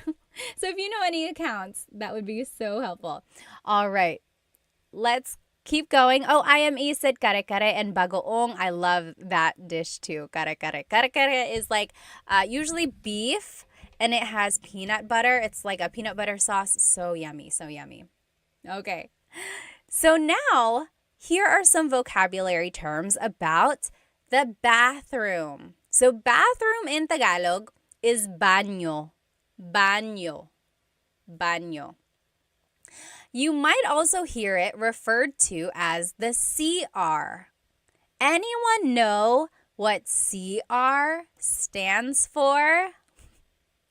Kind of funny, but it's used all the time. It's like, oh, saan ang CR? Saan ang banyo? Saan ang CR? Yes. Sidewalk Chalk got it. Joseph got it. And Jack got it. Honey Badger. CR stands for comfort room. Yes, Richard, you got it too. Shaolin, conventional room. Almost. Yes. Bet said baño is the same as Spanish. It is.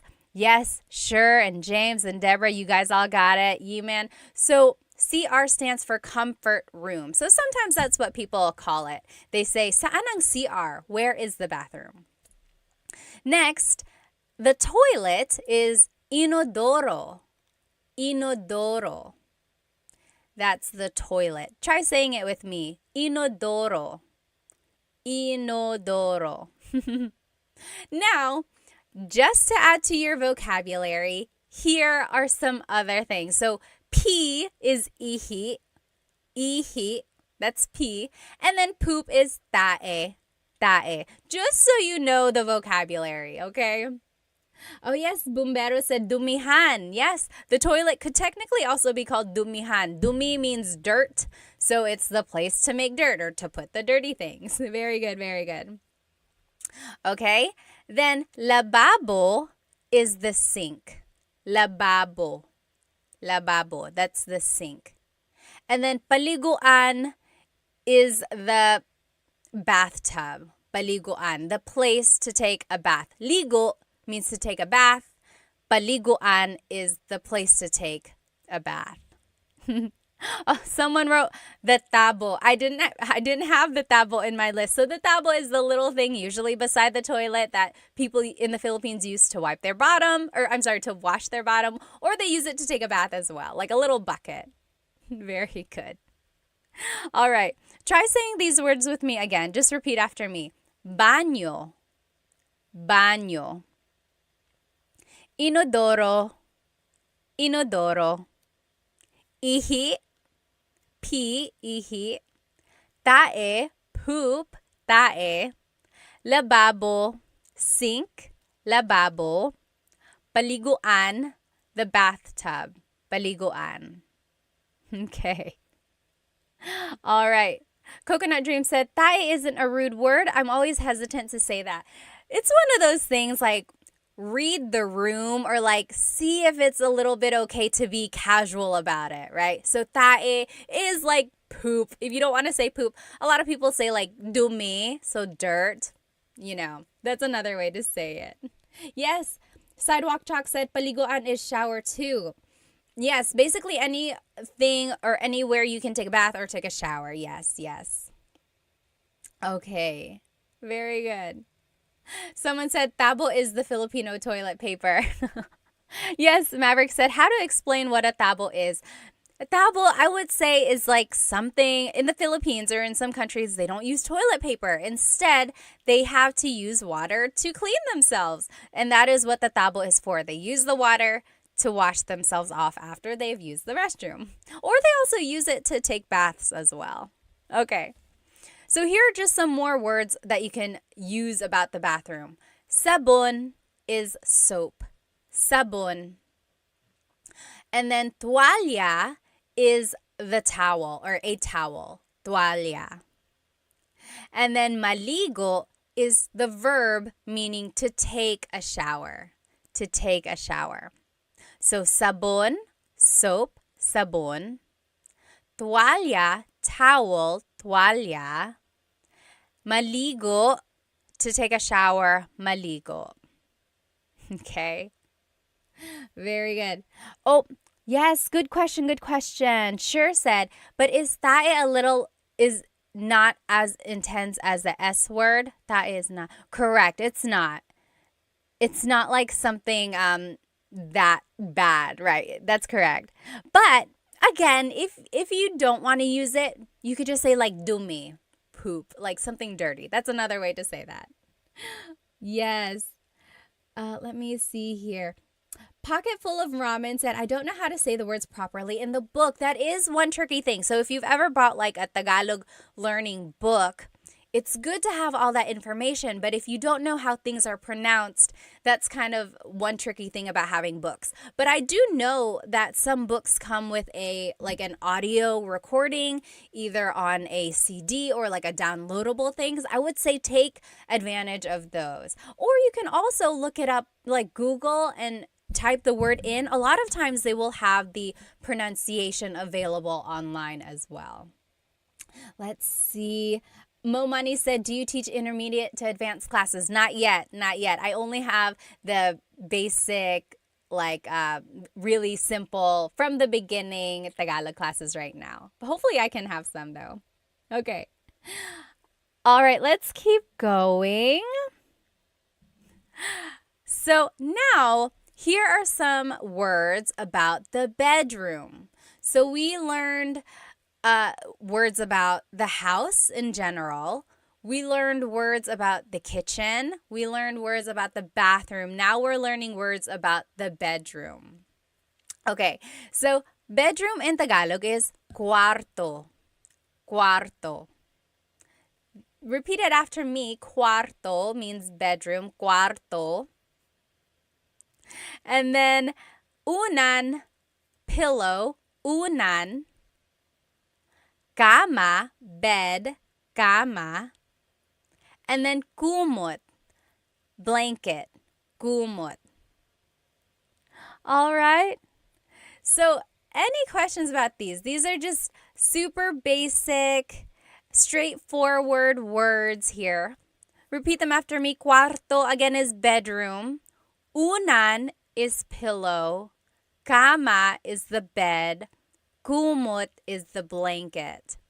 I don't know about you, but if you have ever, maybe in your family, someone speaks Tagalog and then another family member might speak another language. Like my dad spoke Bicolano, and he always called the blanket not kumot. He called it tamong, the tamong. And they were always interchangeable at my house. He would say, oh, kunin mo yung tamong, go get the blanket. But then sometimes my mom would say, kunin mo yung kumot, go get the blanket.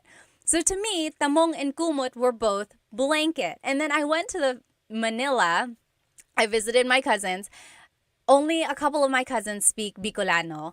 And I said, oh, pahingi po ng kumot. Or no, I said, pahingi po ng tamong. And my cousins looked at me like I was an alien. They were like, what are you saying? I was like, pahingi ng tamong. Can I please have a blanket? And they were like, you mean a kumot? I was like, yes, that's exactly what I mean. And they're like, why are you saying that? They had to call their aunt over, my aunt, their mom, my dad's sister. And she was like, she's speaking Bicolano. She's getting that from her dad. I was like, oh, I'm sorry. I didn't know. They were two different things. But so there you go. That's just one thing about kumot. All right. Now here are some other words about the bedroom or about going to sleep. So the verb for to sleep is matulog. Matulog. So matulog means to sleep. Hilik is snore or snoring. Hilik. Humihilik ka. You are snoring. Humihilik ka. And then panaginip is a dream. Panaginip. So, nananaginip ako. I am dreaming. Panaginip is the noun. Nananaginip is the verb. Panaginip, that's a dream. Let me just catch up on these comments. Hang on, you guys are blowing it up. I don't want to miss any. Hang on one moment. Oh, that's so sweet, Mia. My boyfriend is Filipino and I'm trying to master Tagalog before we have kids. Good luck. I know you can do it. Nikki, thank you so much for the gift. Thank you. Yes, Julia said very similar to Spanish. It really is. Mocha said, do you teach Waray? No, I don't. Oh, Bungie said, what is your opinion on people speaking traditional Tagalog, like maybe no English and minimal Spanish? That would be great. You know, I'm very guilty of speaking Taglish a lot. Like when in doubt, I always put in English. And I fully support people who want to speak Tagalog. I wish I could. Maybe I'll practice that a little bit more. I think it's great to preserve Tagalog in its traditional form. Yes, very good. Okay. Oh, happy and healthy said very similar to Portuguese. Yes, I bet it is. Okay. Oh, FJ Miv, thank you so much for the badge on TikTok. Thank you. Oh, Maverick, thank you. Miss Pat is the best. Oh, thank you. Ben, any tips on rolling the R? So it's hard to teach the R roll. It's one of those things. Try to focus the vibration in the front of your tongue. Like, what is a word with a letter R that we just learned? Oh, cuarto. I can't do it for too long. It really doesn't even have to be a long roll. Just focus the vibration in the front of your tongue. It's going to take some practice. Really try to move your tongue up and down and let the air flow around it. Does anyone else have any other tips for how to roll your R?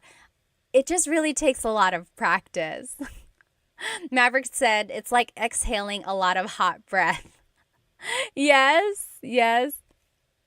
Okay, Dita asked, what is the difference between matulog and matutulog?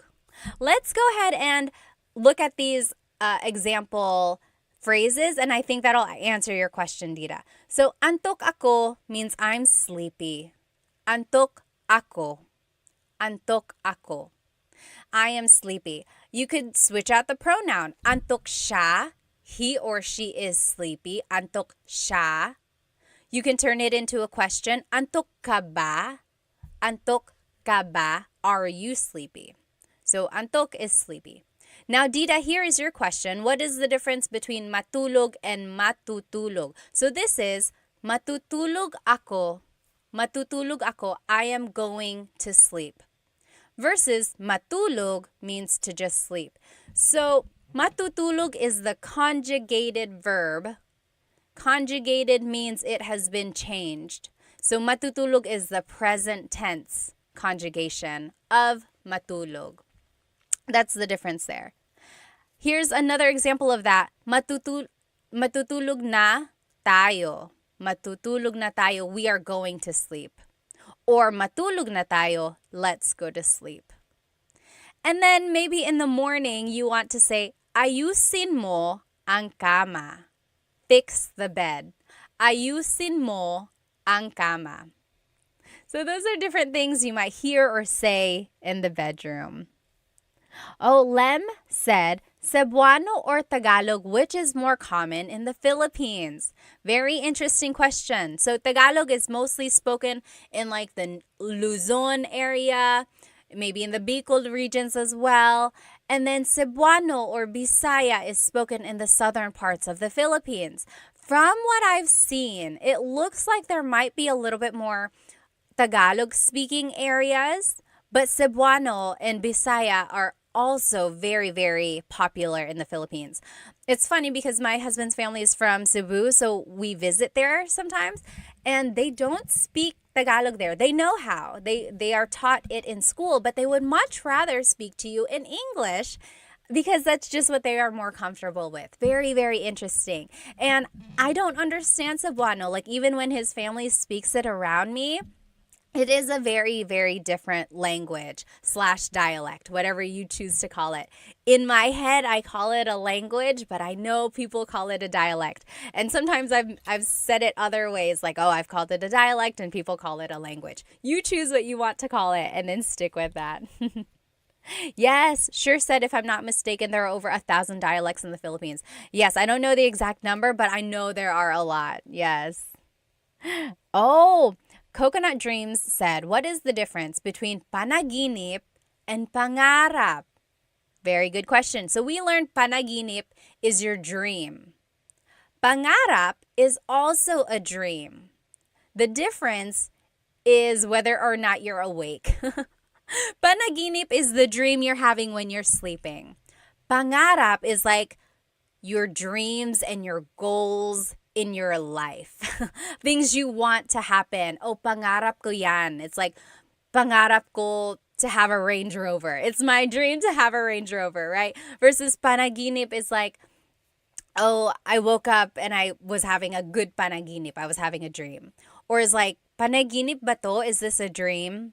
That's the difference there. Pangarap is like your dream achievements in the future. Good question. Yes. All right. Oh, Dita said, my mom is Filipino and my dad is Indian. That's why I'm learning Tagalog. Well, good for you. Good for you. Net said, thank you so much for creating these videos. My son has speech delay and I will try for him to view your videos. Yes, yes. All righty. Very good. Let's go ahead. Oh, yes. Is the third example the right translation? Yes, yes. You're right, Alu. I just read that. Matutulog na tayo means we are going to sleep. Let's go to sleep is matulog na tayo. Yes, you're right. All right. Sure said, baka pangarap ko to win the lottery. Me too, me too. Is it Cebu? Oh, southbound. How do you say Cebu? So Cebu, spelled C-E-B-U, is it Cebu or Cebu? So technically, in the Tagalog alphabet, the letter E can be pronounced E or E, like the letter I. So I say Cebu, Cebu. And I know some people say Cebu, but usually it's either Cebu or Cebu. Good question. All right, so now we are going to review. So we learned all of those vocabulary words about the house, like the structure of the house. We also learned vocabulary words about the kitchen, then the bathroom, and then the bedroom. And then we also learned different phrases about those things. Hang on one moment. Momani said, taga saan ka sa Pilipinas? Pinanganak ako sa Maynila. Yung mga magulang ko po, taga Bicol. Si Papa taga Catanduanes, si Mama taga Sorsogon. All right. Oh, Liv said, do you have any references for learning Kapampangan? I wish. You know Chris Punsalan, the caregiver, he knows Kapampangan. So maybe we could ask him to make some teaching videos. All right. Let's keep going. So let's review now. Now these are the slides, the same slides, but they are blank. So you have to tell me what these are, and then let's fill it in together. Okay? So ano ang house sa Tagalog? Do you remember? Ano ang house sa Tagalog? Yes, Dita got it right on YouTube. Dita says bahay. Very good, bahay. Do you remember what home is? So house versus home. Bahay is the house. Tahanan is the home. So it's just the difference between like my house versus my home. Okay? How do you say my house is big? How do you say my house is big? Malaki ang bahay ko. The opposite of malaki is maliit. So malaki ang bahay ko. My house is big. Maliit ang bahay ko. My house is small. How do you say my house is new or my house is old? How do you say my house is new or my house is old? It would be, yes, Dita, you got it right. Bago ang bahay ko or luma ang bahay ko? Sure said, I always make a mistake with bahay and buhay. So bahay is house, buhay is your life. Yes, so malaki ang bahay ko, not malaki ang buhay ko. Very good. Yes, bago is new, luma is old. Very good, very good. Now, how do you say my house is far or my house is near? What is the difference between far and near? Oh, thank you, Hima. Thank you so much for the badge on TikTok. Thank you. Oh, user 413 said, where did you get your earrings? These are from Sunkissed Pinay. Sunkissed Pinay. Be sure to check them out. So pretty, so pretty. Yes. Oh, Brooks Cooper, you're welcome. You're welcome. So thank you so much for the lesson. Very good. Luma is old. Bago is new. Now we're talking about my house is far, my house is near. Malayo ang bahay ko or malapit ang bahay ko. Yes. Very good, Coconut. So if you were in my lesson last week, if you attended the class, we learned a couple different ways to use adjectives. And those recordings are on my YouTube channel if you weren't able to catch it. But if you want to say malayo, you could also say ang layo. Ang layo ng bahay ko. Yes. Very good, very good. Okay. Now, what is window in Tagalog? Ano ang window sa Tagalog? Artsy, how do we join the lesson? It's on YouTube. Jump onto YouTube right now and you'll be in it. Shadi said, do you do one-on-one? I really want to learn. Not right now. I don't have any one-on-one classes. And my group classes are finishing up right now. We're on lesson 3 and my group classes. We're going to do lesson 4 next week. Oh, Shell, right there. I'm Kapangpangan. There you go. Shell, maybe you can teach us. Do you make lessons on somewhere? We would love to watch those. Yes, very good, very good. Sure. And Gabby, Harmonica, I think you might have just missed one letter. Window in Tagalog is bintana. Bintana. Tiny Pancakes, you got it. Bintana, that's window. Very similar to Spanish, remember. Ano ang door sa Tagalog? Ano ang door sa Tagalog? Diego, you're welcome, you're welcome. Door in Tagalog is pinto. Pinto. And remember, don't forget the glottal stop. Don't forget to stop the sound at the end. That's called a glottal stop. Pinto. Pinto. It's not pinto. It's pinto. Stop it at the end. That's just a word on pronunciation there. Alrighty, and then stairs. Hagdan. Hagdan. Stairs is hagdan. All right. Now, how do you say the blank is open or the blank is closed? Like the window is open. The door is open. It would be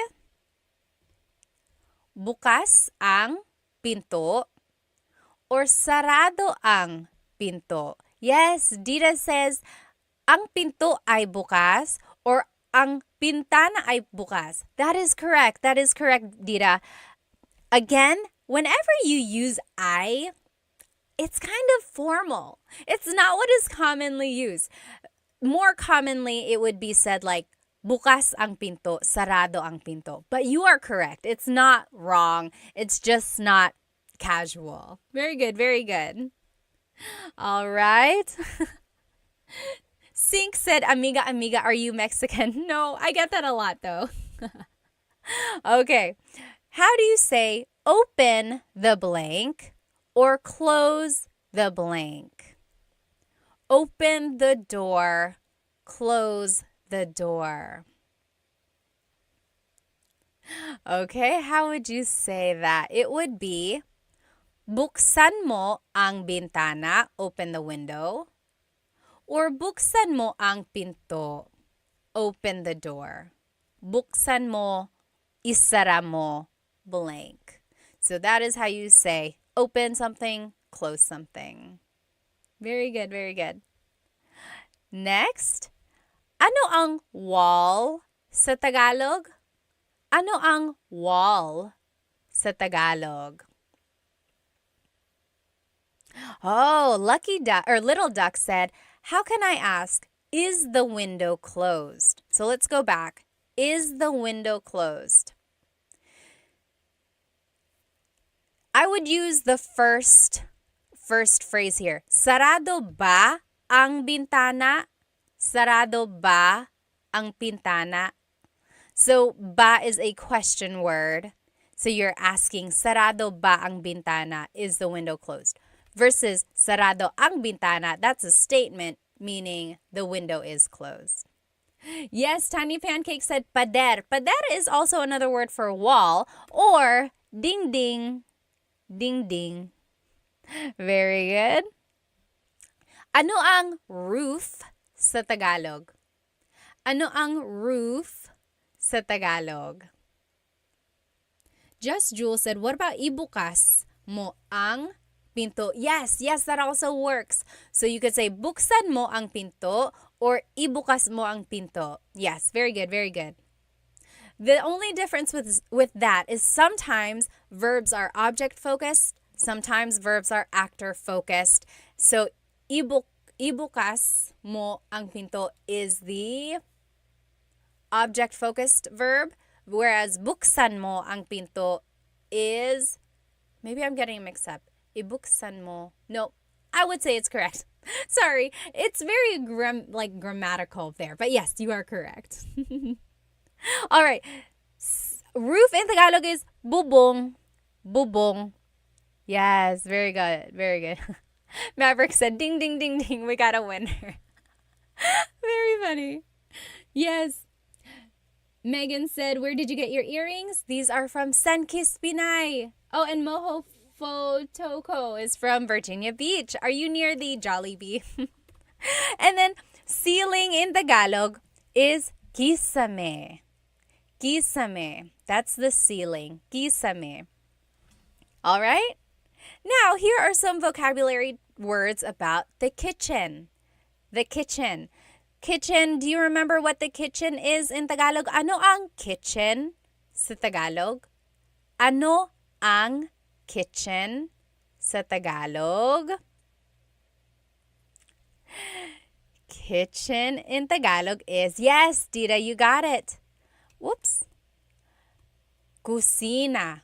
Kusina, yes, FYP January. And Tiny Pancakes, you got it. Kusina, that's the kitchen. Manal on YouTube said, is bukas? Does that mean tomorrow too?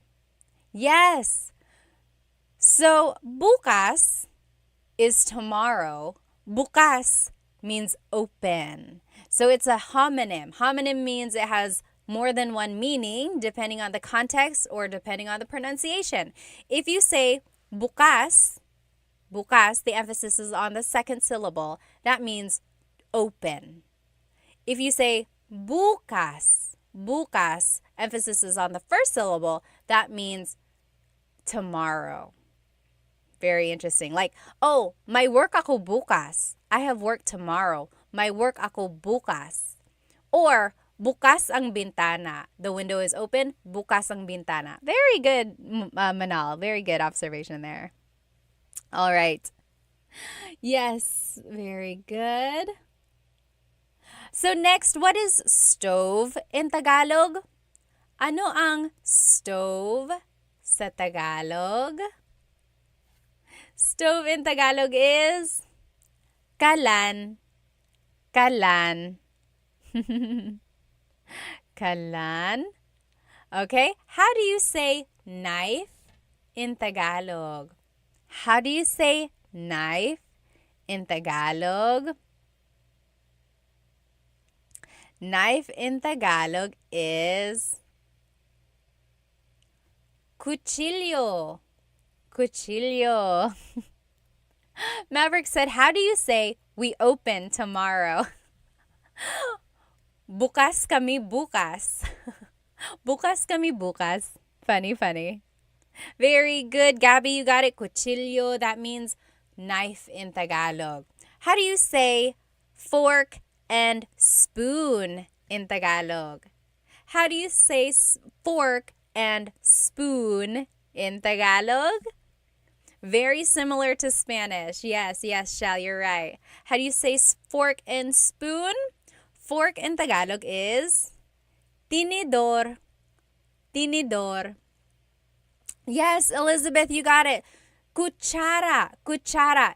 Elizabeth is spelling it with C's. So instead of C's in Tagalog, it's K's. And the TS makes the ch sound. In Tagalog, there's no letter C in the abacada alphabet. That only came later on.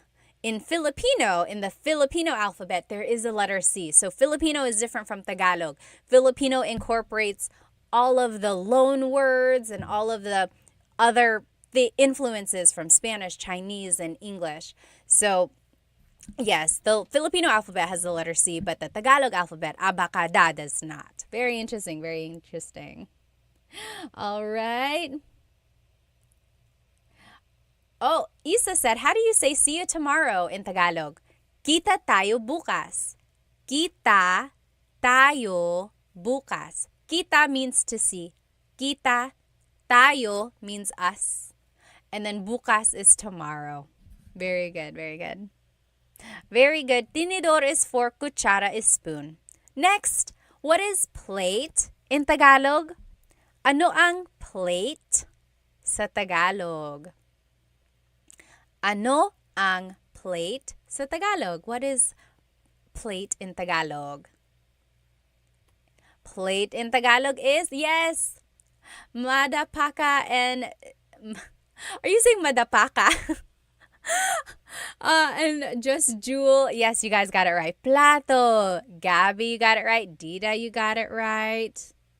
Very good, very good. Plato, again, in different regions, it's different. Like in Bisaya, I've heard pinggan. Pinggan also means plate. Ano ang glass sa Tagalog? Ano ang glass? Like a glass cup. Ano ang glass sa Tagalog? Glass in Tagalog is baso. Baso. Baso is glass. If you are just joining me on TikTok, this whole lesson is on my YouTube channel right now. Okay, ano ang food sa Tagalog? Ano ang food sa Tagalog? Yes, Gabby, Manal, Little Duck. You guys all got it right. Cassidy, very good, very good. And then harmonica, correct. Tasa is for a regular cup. Tasa is a regular cup. Baso is for a glass. So what is food in Tagalog? Yes, very good. Just Jewel got it. Definitely not Robin got it. Harmonica and Gabby, yes. Pagkain is food. And then the meat dish or the entree is the ulam. Ulam. So, ano ang ulam natin? What is our dish? Ano ang ulam natin? Oh, adobo, or sinigang, or kare-kare, or dinuguan. All of those are ulam. James said ulam. O-O-O-L-A-M. Very good. And then what is to eat in Tagalog? To eat. To eat in Tagalog, what is the verb to eat? To eat in Tagalog is kain. Very good. Just Jewel, kumain. Yes. So you could say kain or you could say kumain. Kevin said kakain. So all of these are different conjugations or different ways to use kain. Very good. Very good. Someone had a question up here. Oh, Sure said, I always mess up pagkain and kumain. Yes, so pagkain is the noun food. Kumain is the verb to eat. Very good. Someone else had a question up here. Hang on one moment. Oh, Cody Paul said, do you visit the Philippines much? I do. I try to go every couple years, every 2 to 3 years. When I was younger, my family visited every other year, and I think that really helped me retain Tagalog. Yes, yes. Okay, very good. Alrighty. Now, how do you say I am cooking?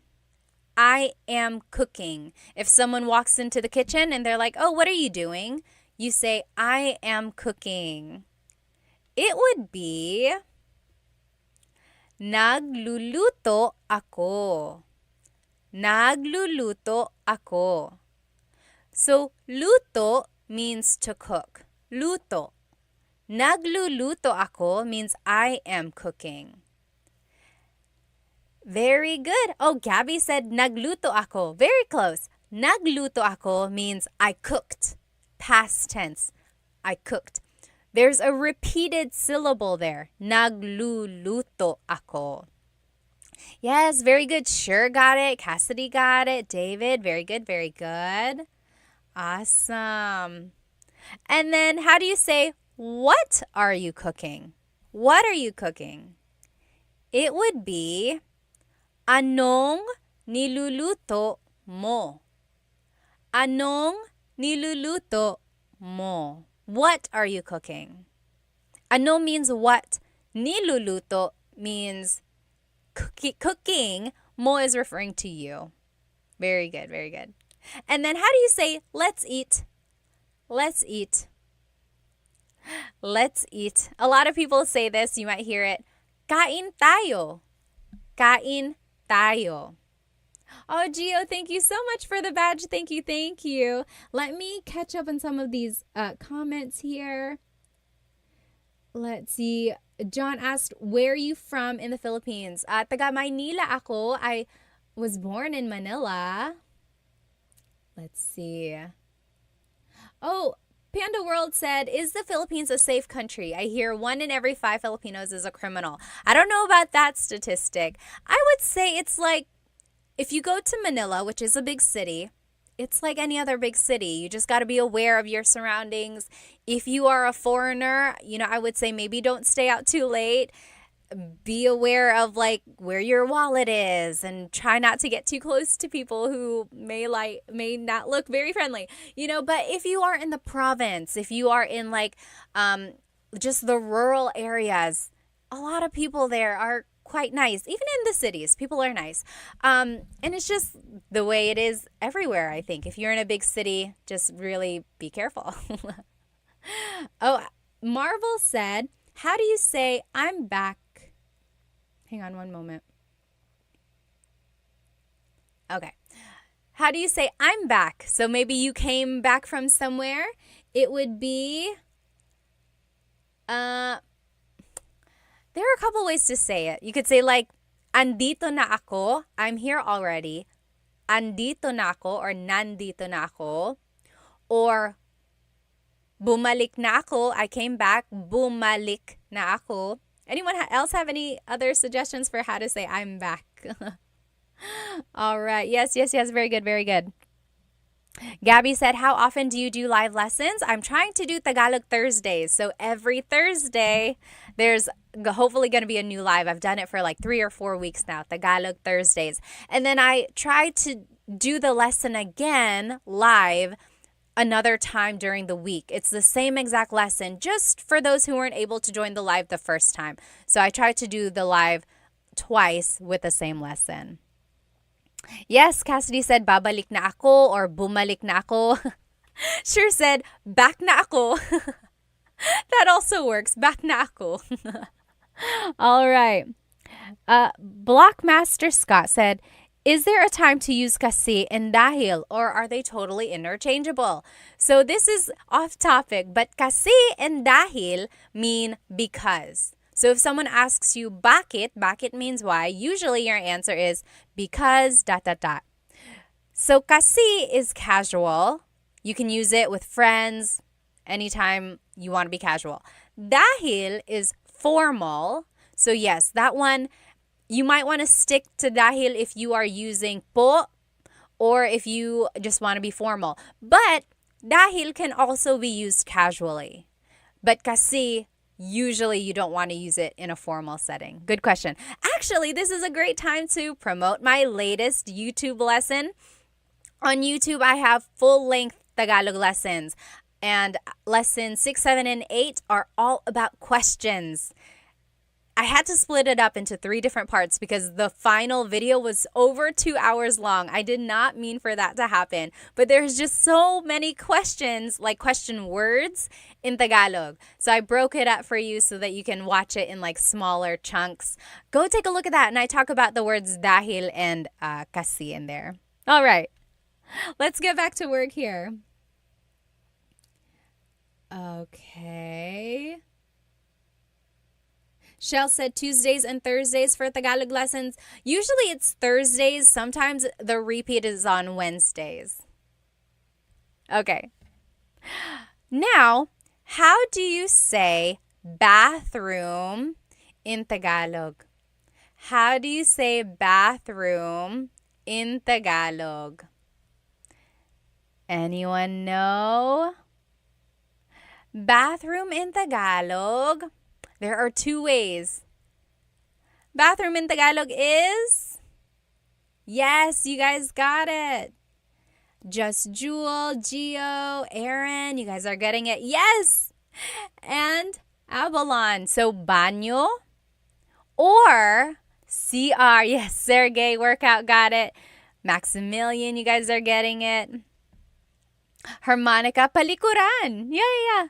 Paliguan, maybe. Very good. Gregory and Dita. Yes, Blockmaster. Very good. Okay. So, how do you say toilet in Tagalog?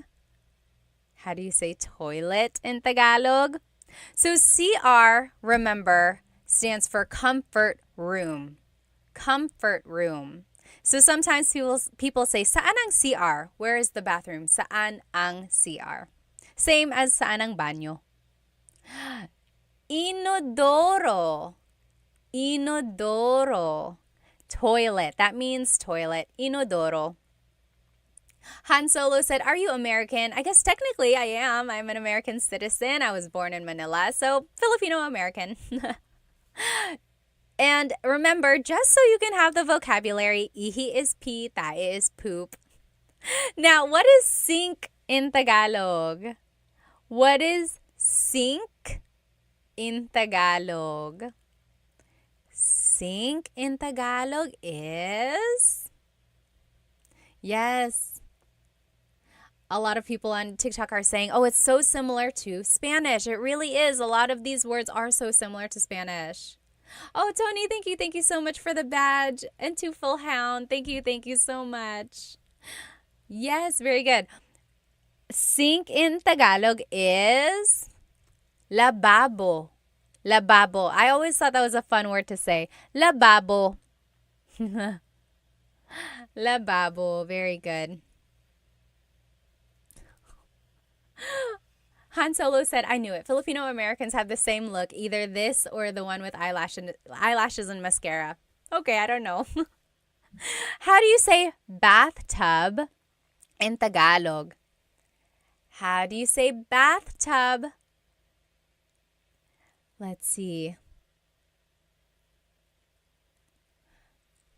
K Fantasy said, how do you say see you Saturday? See you Saturday would be kita tayo sa Sabado. Magkita tayo sa Sabado. Kita tayo sa Sabado. Yes, sure said lababo reminds me of bubbles. That's a good way to remember it. Lababo, bubbles. Yes, very good. Ano ang bathtub sa Tagalog? Paliguan. Paliguan. It could also mean shower. Ligo means to take a shower or to take a bath. Paliguan basically just means a place to take a bath, a place to take a shower. Yes, William, you got it. Very good, very good. What else? How do you say soap in Tagalog? Soap in Tagalog. Soap in Tagalog is sabon. Sabon. Habon. I think I've heard that before. Yes, yes. Sabon, also soap. How do you say towel? Do you know how to say towel in Tagalog? Towel in Tagalog is... Yes, Little Tuck, you got it, you got it. The Mantis, you got that too. Yes, toalla.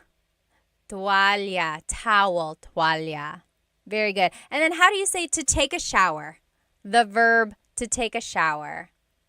Yes, Annalise says, so similar to Spanish. It really is. To take a shower is maligo.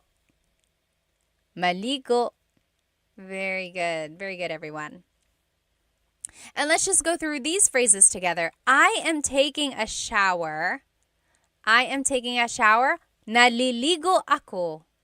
Naliligo ako. And then, are you done yet? Tapos ka na ba? Tapos ka na ba?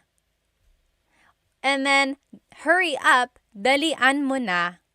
Dalian mo na. So these are just some phrases you might hear. Again, if you're just joining me on TikTok, this whole lesson is on YouTube right now too. I'm doing a live on YouTube and you'll be able to see the lesson there with all the words and the pictures as well. So let's just go over these phrases one more time. Naliligo ako.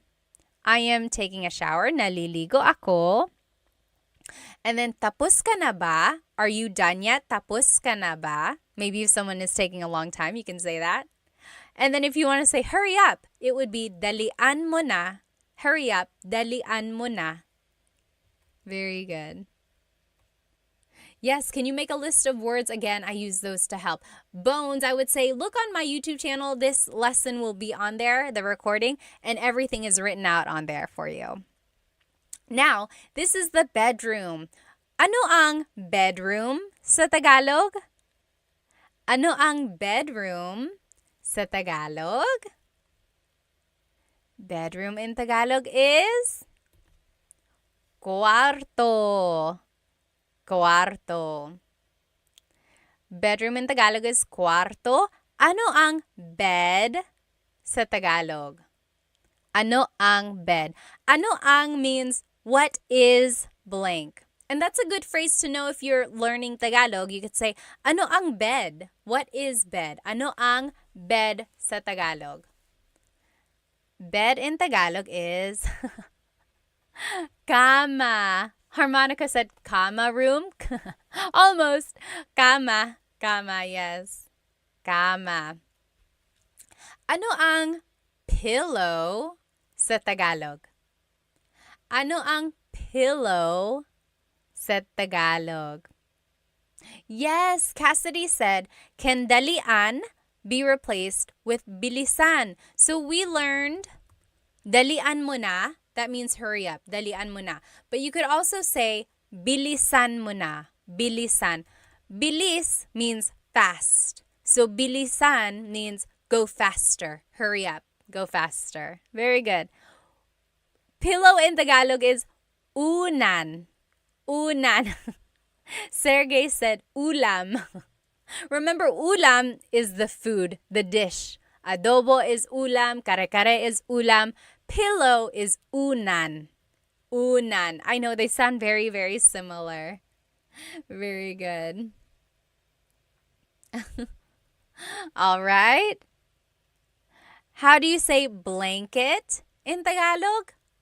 Blanket in Tagalog is kumot. Kumot. Kumot is blanket in Tagalog. All right, and then just a few more words here. How do you say to sleep? The verb to sleep. How do you say to sleep? Yes, Dita, very good, very good. You got kumot. To sleep in Tagalog is matulog. Matulog. Oh, Twofold Hound, thank you for the ice cream badge. Thank you so much. Yes. Very good. Yes, Coconut said, I usually say bilisan too. Yes, they're interchangeable. Bilisan mo, dalian mo. Very good, very good. Matulog. How do you say snore? Do you remember what snore is? Oh, Daniel said higa. So, does anyone know what higa means? Higa is the verb to lie down. Nakahiga ako, I am lying down. That's like the adjective. Or mahihiga ako, I will lie down. Very good, very good. Very similar. Hilik is to snore. Hilik. Halik is kiss. That's different. Hilik is snore. Humihilik ka. Humihilik ka. You are snoring. Sergey, very close. You said hilig. Hilig means like things you like or your hobbies. Very good, very good. Yes. Juan said, does ako mean me? Yes, and it's very similar to aku in Indonesian. Very good. Oh, Sha said, how do you conjugate verbs? I have Tagalog lessons on my YouTube channel. I think Tagalog lessons 3 and 4 are how to conjugate verbs in the present tense, in the past, and the future. Take a look at those. Yes, Brian said, is this Tagalog? Opo, Tagalog po ito. It is. Okay, lastly, dream. How do you say dream in Tagalog? Dream in Tagalog is panaginip.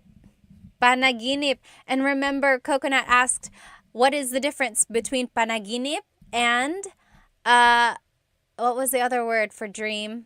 Pangarap. So panaginip is the dream you have when you're asleep. That's just your dreams. Pangarap is the dream you have when you're awake, or like your achievements that you want, your goals. That's your panaginip. Panaginip ko to win the lottery, right? As Cher said, panaginip. That is your dream thing to happen. That's the difference. Yes. And then let's take a look at these phrases. I'm sleepy would be antok ako. Antok ako. Try saying that with me. Antok ako. And then I'm going to sleep. Matutulog na ako. Matutulog na ako. And then let's go to sleep. This was the wrong one. Matutulog na tayo means we are going to sleep. If you want to say let's go to sleep, it would be matulog na tayo. Matulog na tayo. And then if you want to say fix the bed, like fix the sheets, fix the pillows, it would be ayusin mo ang kama. Ayusin mo ang kama. Very good. Oh, Sha said, can you omit ako? Can it be assumed? It depends on what you're trying to say. So like, antok ako, you need the ako there. Otherwise, you're just saying antok, antok. That means sleepy, sleepy. So it's not really a phrase. Also, with matutulog na ako, you need the ako there. Again, because you're saying, I am going to sleep. If you say matutulog na, you could say matutulog na if someone asks you, Anong ginagawa mo? What are you doing? Oh, matutulog na. I'm going to sleep. But usually you do need ako. So I would keep ako in there. Oh, Isa Turtle said, what about pagod? Pagod means, oh, Gabby on YouTube also asked that. Pagod means tired.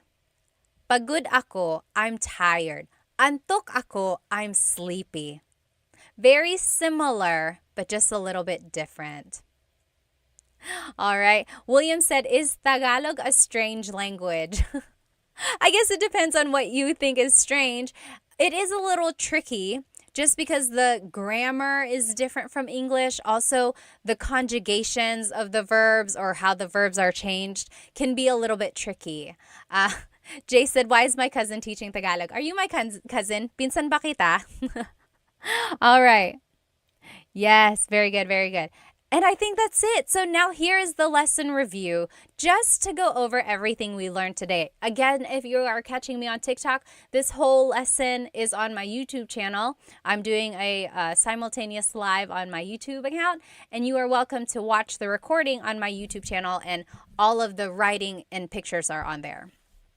So just to review, we learned vocabulary about the house. We learned vocabulary about like the structure and like the windows, the doors, everything like that. So just about the house in general. Then we learned vocabulary about the kitchen. And then we learned vocabulary about the bathroom, the baño. Then we learned vocabulary about the bedroom, the cuarto. And we learned about related phrases that you can start using about those places in the house, right? Oh, Sha, thank you so much for the badge. Thank you, thank you. So if you have any questions, feel free to write it in the comments of this recording or just write it wherever you would like, and I'll try to see if I can find it, okay? And if you only joined for part of this live and you want to watch it, the recording will be up on my YouTube channel right after. But I will also try to teach this lesson again live sometime next week. So just catch me. If you subscribe to my YouTube channel, you should get the notification when I go live. I think that is set. But otherwise, I hope you have a good rest of your night over here where I am, or day wherever you are. Thank you so much for joining me tonight. I hope to see you next time. Paalam.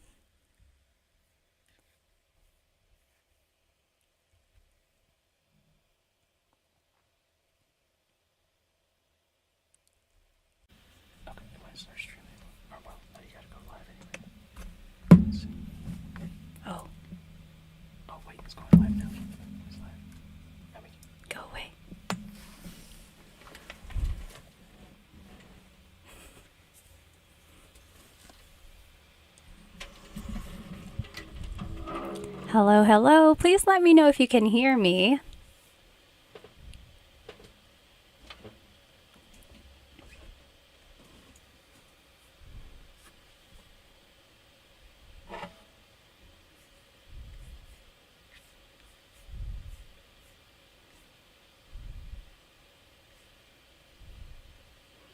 Hello, Maximilian. Are you the same one from last week? If you are, hello again. Hello from Canada. Nice to see you.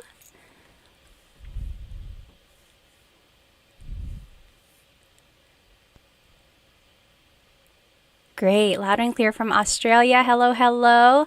Let me go ahead and share my screen again, like I did last time.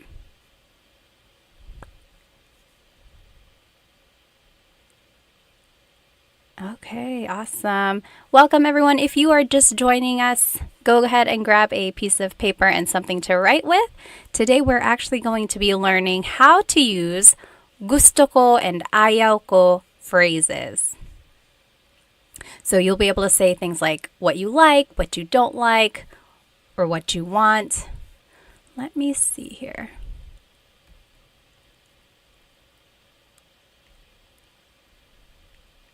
Oh, I see. There we go. Okay, hello, hello. Again, welcome. If you are just joining us, we'll let everyone hop on in for another minute or so. So sorry I'm late. One of these nights I'm going to be on time, I promise. Go ahead and write where you are watching from. Let's see, Maximilian is from Canada. Hello, hello. Australia, Rob is from Australia. Dennis is from Sacramento. Alrighty, let's go ahead and hop right into this lesson. So last week, we learned some question words. We also learned how to use possessive pronouns. And we learned how to put everything into a sentence, a simple sentence, and then how to answer those questions as well. Today, we're going to be learning how to say I like or I want something, and then how to say what you don't like or you don't want something. And then we're going to learn the kasi clause. Kasi means because. So everything's going to tie into each other. Let me just read these comments here. So I see Scott is from Washington State. Hello, hello.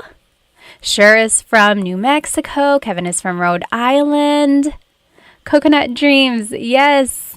Oh, okay, you're living in the Philippines, but you're from Ohio. That's so cool. Jimmy is from Massachusetts. Jared is from Montreal. Rich is from New York. Yawanthan is from Cali. Hello, hello. Let's go ahead and jump into this lesson. So, gusto ko means I like or I want something. So, depending on how it's used in the phrase, it means I like or I want. Oh, Travis, hello from Sorsogon. My family is from Sorsogon, actually, my mom's side. That's so cool. So, if you want to say that you like something, you can just say gusto ko by itself. Gusto ko. For example, gusto ko ito, gusto ko yan. I like this, I like that. So, for example, if you are shopping with a friend and you can't decide, you're like, which one do you like? And your friend says, oh, gusto ko ito. I like this. I like this one. Gusto ko ito. Or I like that. Gusto ko yan. Gusto ko yan. So you could just say it by itself. Gusto ko ito, gusto ko yan. You could also add a pronoun. Gusto ko siya. I like him or her. Maybe if there's a new employee at your workplace and you're like, oh, he was really nice. Gusto ko siya. I like him. Gusto ko siya. Also, romantically, you could use it like that as well. Gusto ko siya. I like him. I like her. Gusto ko siya. So that means I like him or I like her. So that's the first way you can use gusto ko. You can use it by itself or you can add a pronoun or a demonstrative pronoun as well. So gusto ko, I like it. Oh, Travis, you're from Donsol. Yeah. Have you swam with the whale sharks? I know you can do that over there. And then Stellar's from Italy. Hello, hello. Kawika from California. Welcome, welcome. Now, if you want to say that you want something, you would say gusto ko ng plus a noun. So the word ng is just a sentence marker. It's something that goes in front of a noun usually. It doesn't really have a direct sentence, a direct translation. It does mean some or a thing. So it could be either one of those, but technically it's just kind of a sentence marker is what they call it. Okay. So gusto ko ng pagkain. I want some food. Gusto ko ng pagkain. Or gusto ko ng aso. I want a dog. So gusto ko ng plus a noun is I want some or a thing. Gusto ko ng blank. All right, so that's the second way to use gusto ko. Now, if you want to say you want to do something, it would be gusto kong plus a verb. Gusto kong plus a verb. Kong, K-O-N-G, is actually ko plus ng put together. And this ng, N-A-N-G, is different from this ng, N-G. Remember up here, NG is just a sentence marker, or it means some or a thing. Kind of like an article, but sometimes it has different purposes as well. So that's NG. But N-A-N-G here is actually an adverb. It always goes with a verb. So even though they sound the same, it is spelled differently and it has different purposes. So gusto kong plus a verb means I want to do something. For example, gusto kong matulog. I want to go to sleep. Gusto kong matulog. And some people say gusto ko nang matulog. So you could separate the ko and the nang. But usually people just put it together. Gusto kong matulog. I want to sleep. Or gusto niyang bumili ng kotse. She wants to buy a car. Gusto niyang bumili ng kotse. So if you know the different pronouns in Tagalog, here is a different pronoun. So in the first example, it was ko plus nang. In the second example, it's niya plus nang. Niya means he or she, versus ko means I. So whatever pronoun you are using, you are welcome to just put it together with the word nang and make this contraction. So gusto kong matulog, I want to go to sleep. Gusto niyang bumili ng kotse, she wants to buy a car. All right, so that's the third rule for gusto ko. Oh, Travis, that's cool. Okay, awesome. You have swam with the whale sharks. I swam with the whale sharks in Cebu. That was a lot of fun too. Stellar, thank you. I'm so happy that you and your daughter are watching. That's so fun. Okay, now next, you can say gusto ko si plus a person. So if you want to say I like a person, it would be gusto ko si blank. For example, gusto ko si Tita Baby. I like Tita Baby. She is a great cook. Gusto ko si Tita Baby. I like Tita Baby. Or, only one example. Gusto ko si blank. So anytime you have a person's name following, you have to use this preposition si. So that's what would go before a person's name. Now, if you want to say I like it in a place, gusto ko sa, then the place. So now the word is sa. That's the leading word there. Gusto ko sa Japan. I like it in Japan. So gusto ko sa Japan because it's very historical. Gusto ko sa Japan. Versus gusto ko yung plus a noun. That means I like something. So the difference here in rule number 2, gusto ko ng plus a noun, versus gusto ko yung plus a noun. So very similar, but the leading word is different there. Remember up here in number 2, gusto ko ng plus a noun means I want something. I want some food. But gusto ko yung means I like something. For example, gusto ko yung buhok mo. I like your hair. Gusto ko yung buhok mo. So yung means you like it. Nang means you want it. Right? So we're not saying I want your hair. You say I like your hair. Gusto ko yung buhok mo. And then gusto ko yung damit mo. I like her dress. Gusto ko yung damit niya. Gusto ko yung damit niya. I like her dress. So gusto ko yung and gusto ko nang are very similar.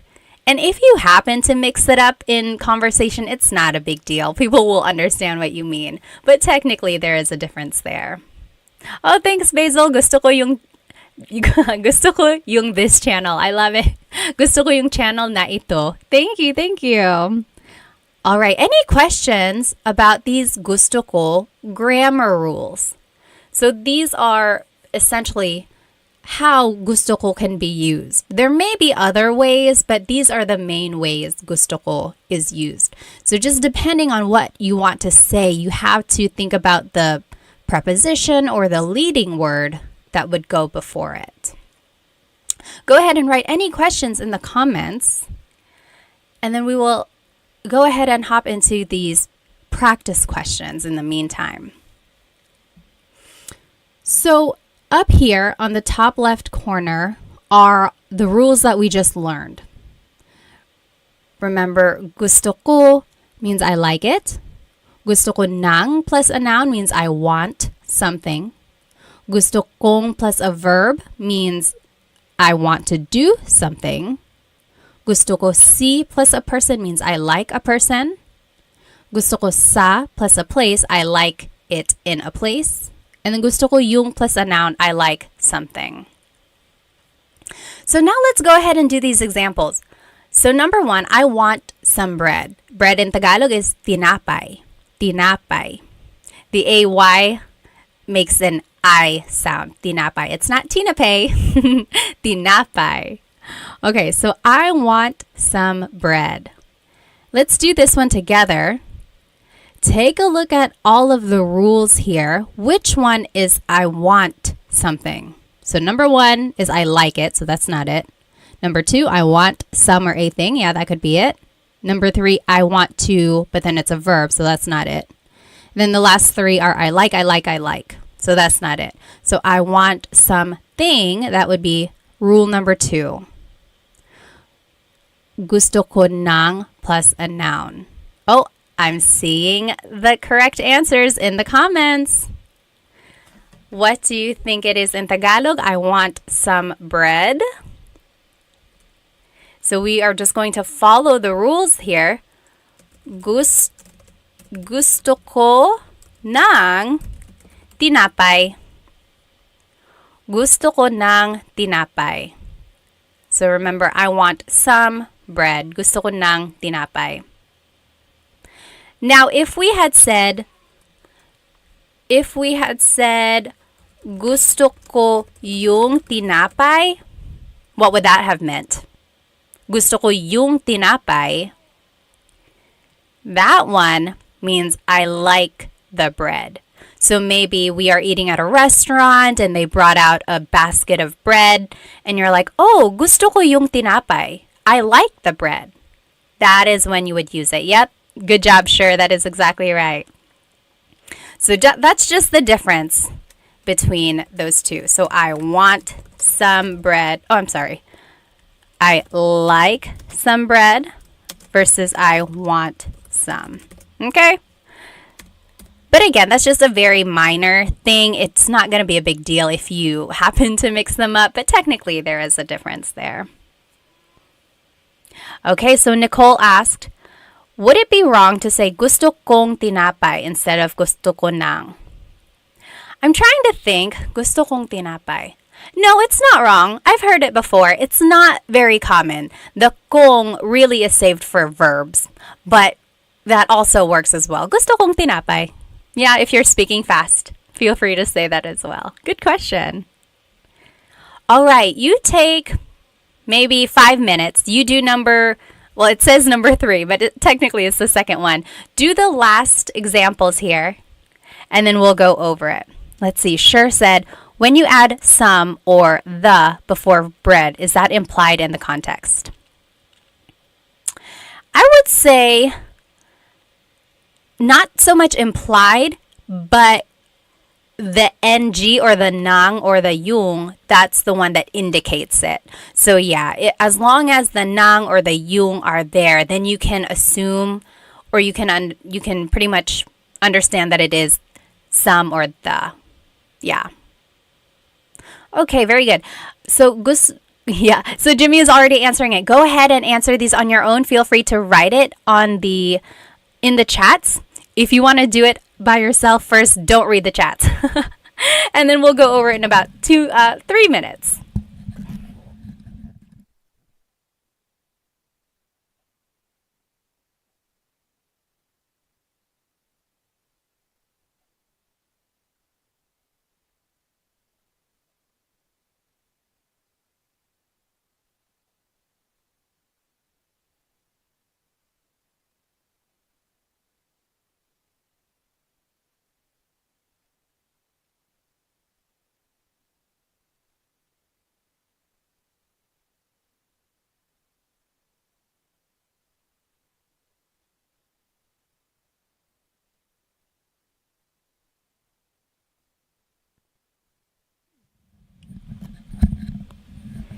If you are just joining us, we are doing these examples. That's why it's pretty quiet.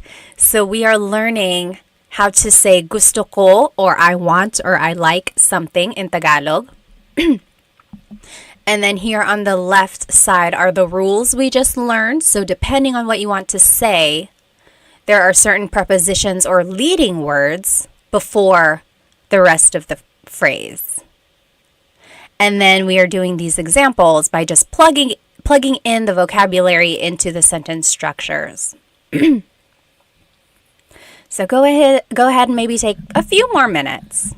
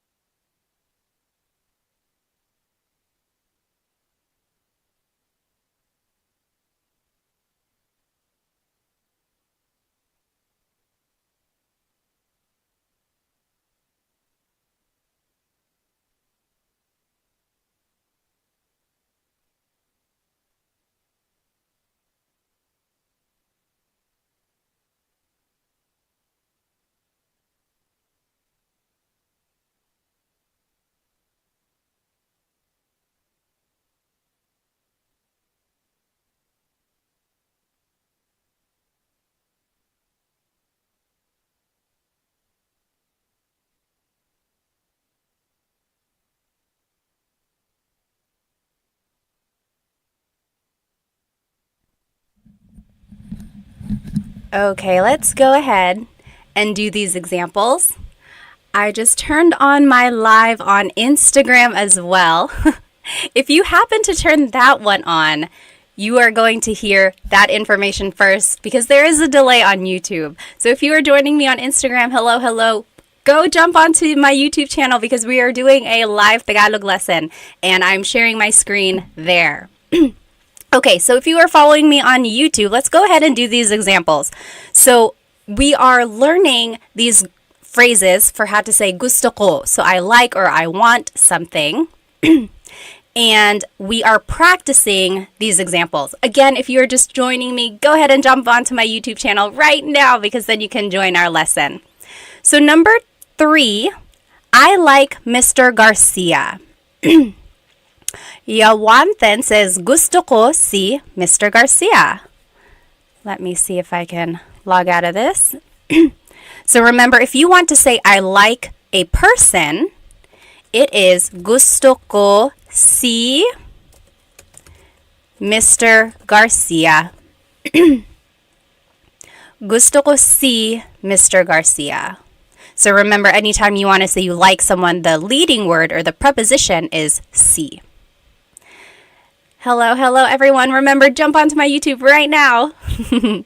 Number 4, I want to go swimming. I want to go swimming. So remember, anytime we are using a verb or we want to say I want to do something, it is gusto kong lumangoy. Gusto kong lumangoy. Yep, I see that a lot of people got it right. Awesome. Gusto kong lumangoy. So in pronunciation, or like when you're saying it in a conversation, you could say that, or you could say gusto ko nang lumangoy. Whoops. See, I made the mistake there. It's a different nang. It's N-A-N-G because it's an adverb. Good. Ribe or Ribe said, gusto kong swimming. I love a good Tagalog Taglish tip. So yes, you could easily just say gusto kong mag-swimming. So if you do not know a word in Tagalog, always feel free to just use Taglish. Yes, because the more you can use Tagalog, even if it's in small parts, I mean, that's better than nothing at all, right? All right, all these numbers are all off, but number 7, I like it in Australia. How would you say I like it in Australia? Hello again. Remember, if you are joining me on my Instagram, hop onto my YouTube channel. We are doing a live Tagalog lesson. You are able to see my screen that I'm sharing. Yes, so I'm seeing the correct answer in the comments here. I like it in Australia is gusto ko sa Australia. I like it in Australia. So you could be like, oh yeah, I've traveled there before. There are so many cool animals. Gusto ko sa Australia. I like it in Australia. Very good. I see the correct answers in the comments. Now, number 8, I like your house. Your house is bahay mo. I like your house. So I like a place. Oh, okay. So if you see number 8 and 9, they are very similar. Which one do you think it is? It's either number 5 or number 6, right? I like your house. Yes, very close. I'm seeing some close answers. Sure, got it right. Gusto ko yung bahay mo. Gusto ko yung bahay mo.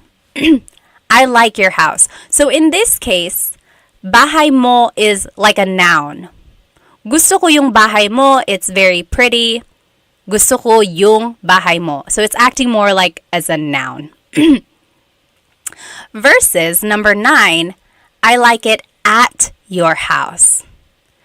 That would be gusto ko sa bahay mo.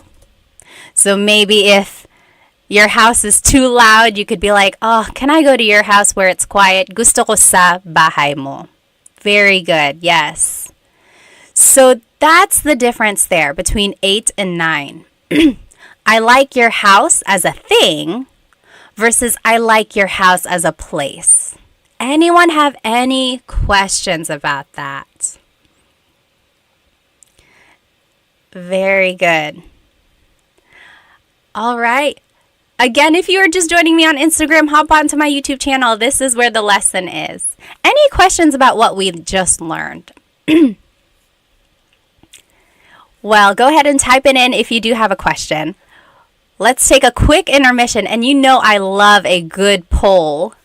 So our poll last week was, what is your favorite Filipino food? And it was between like lechon and adobo at the very end. Today, we are going to do who is your favorite Filipino American celebrity? Okay, so if you are a big like Hollywood fan, or if you just love the Filipino culture like I do, you probably know a lot of these people. I mean, who doesn't? Hang on, let me see if I can make this bigger. Okay, it looks like that's as big as it's gonna get. Hopefully you can read it okay. So who is your favorite Filipino American celebrity? Let's do this one here. Oh, someone had a quick question. Let me see. David said, is gusto ko ang bahay mo wrong? Gusto ko ang bahay mo. Oh, I see. If you want to say, I like your house, gusto ko ang bahay mo. Yes, that is correct, actually. That's correct. I didn't mean yes, that's wrong. Yes, that is correct. Gusto ko ang bahay mo versus gusto ko yung bahay mo. Very similar. The only difference between ang and yung is that yung is more specific. Like yung kind of means that. I like that house that is yours. That is a whole lesson in itself. But yes, to answer your question, gusto ko ang bahay mo. That is correct. So let's go ahead and do this poll. R said, Bruno Mars is Filipino? Yes, he is. He's half. I think his mom is Filipino and his dad is Puerto Rican, I think. I should know. I'm a big Bruno Mars fan. I've seen him in concert twice. Okay, so Bruno Mars versus Olivia Rodrigo. So I am starting this poll in the comments. Go ahead and vote. Who between Bruno Mars and Olivia Rodrigo? You have 1 minute. Put your vote in. Oh my gosh, it's already a landslide here. Go ahead and put your vote in. Everyone on Instagram, hop on to my YouTube channel so you can put your vote in. Who is your favorite, Bruno Mars or Olivia Rodrigo? Oh, wow. Right now, Bruno Mars is winning. I mean, I love Olivia Rodrigo, but I love Bruno Mars. Let's see. Riwe said, sorry, I don't know Filipino Americans. I don't live in USA. I like Kim Domingo. Yeah, she is a very funny actress. Ako din. Gusto ko siya. Yes, Bruno Mars is from Hawaii.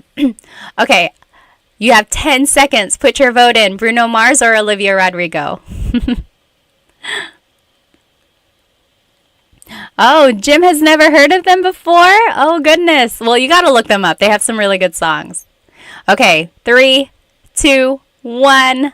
Bruno Mars is the winner. 77% voted for Bruno Mars. Oh, 78%.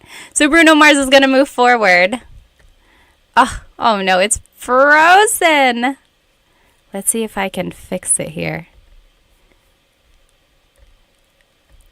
In the meantime, let's do the next poll. So now it's going to be between Vanessa Hudgens and Shay Mitchell. Do you guys know who they are? If you are younger, you might or might not know them, actually. Vanessa Hudgens, she was in High School Musical. She's also been in a lot of other things like after that. And then Shay Mitchell, she's known for being in, what is it called? Nah, I keep wanting to say Easy A. It's not Easy A. But there was that A in there. What was she in? Pretty Little Liars. Yes. Okay. Is there an American Filipino cubing world record holder? I don't know, Kira. Cubing? What is cubing? Like the Rubik's Cube? Okay. Go ahead and put your vote in. Wow. Oh, I guess I'm not too surprised. Right now, it's Vanessa Hudgens winning. Let me see if I can fix my poll here. Or my poll, my bracket. Hello again. Remember, if you are joining me on Instagram, please jump onto my YouTube channel because that is where I am doing this lesson. Except right now, we're not doing a lesson. We're taking a break and we are doing our bracket challenge. Who is our favorite Filipino American celebrity? Hop onto my YouTube channel right now. Okay. As soon as I finish this thing in my bracket, we're going to stop the poll. Go ahead and put your vote in. 3, 2, 1. End poll. Vanessa Hudgens won. All right. We'll finish. Actually, let's go ahead and do at least these two. So, oh yeah, Archangel said, didn't know that Vanessa Hudgens was Filipino though. Yep, cubing is solving the Rubik's Cube. Okay, let's do this next one. So who is your favorite Filipino American comedian? Favorite. So, Joe Coy or Christine Gambito. I am proud to say that I have met Christine. She is Happy Slip on YouTube. So if you were watching YouTube a long time ago, okay, not a long time ago, I don't want to say she's old or anything, but like she is an OG YouTuber, Christine Gambino. She's known as Happy Slip. And I've met her. She's, oh my gosh, I want to say we're friends. We've only met once though, but she's so funny, she's so nice. So yeah, so Christine, Happy Slip or Joe Coy? Who is your favorite comedian? Multi-Archangel said, how did Vanessa win over Shay Mitchell? Well, you know, I feel like Vanessa might be a little bit more well-known. She has a lot of projects versus Shay Mitchell. I just know her from Pretty Little Liars, but who knows? All right, get your vote in. Who do you think is your favorite Filipino-American comedian? Christine Gambito or Joe Coy? Yeah, you're right, Ray. He said not fair. Happy Slip versus Joe Coy, different eras. Although I feel like it's just like Joe Coy has gotten a lot bigger, but Happy Slip and Joe Coy have been doing comedy a long time, I think. But yeah, let's see. Okay, go ahead and put your vote in. 3, 2, 1. Michael said, this is like asking me to pick my favorite child. I know. Oh, Rex Navarrete. Yeah, he is funny too. You're right. Okay, so it looks like Joe Coy was the winner here. Joe Coy, let me find my mouse. Where in the world? Okay, here it is. So Joe Coy is moving forward. He is everyone's favorite celebrity, at least in this bracket. I like them both. You're right. I can't pick either. And then last one. Who is our favorite Filipino-American pop singer? Pop or hip-hop or R&B? Oh, I didn't mean to put it there. Hang on. So now it's going to be her versus Nicole Scherzinger. Hello, everyone on Instagram. Join me on YouTube. We are doing a live Tagalog lesson, except not right now. Right now we are doing a poll or a bracket challenge to see who our favorite Filipino Americans are. Favorite Filipino American celebrities. Oh, sure can't vote on this one. It's just too tough. I know what you mean. Her was so good in the Super Bowl, though, don't you think? Goodness, if I could play the guitar and sing, wow. Hello, everybody. On Instagram, where are you guys from? Where are you guys watching? Go ahead and type it in the comments.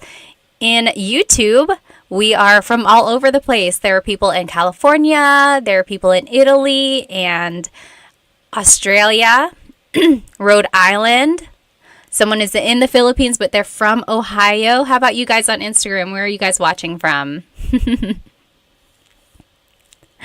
Oh, wow. Pinoy Led Zeppelin.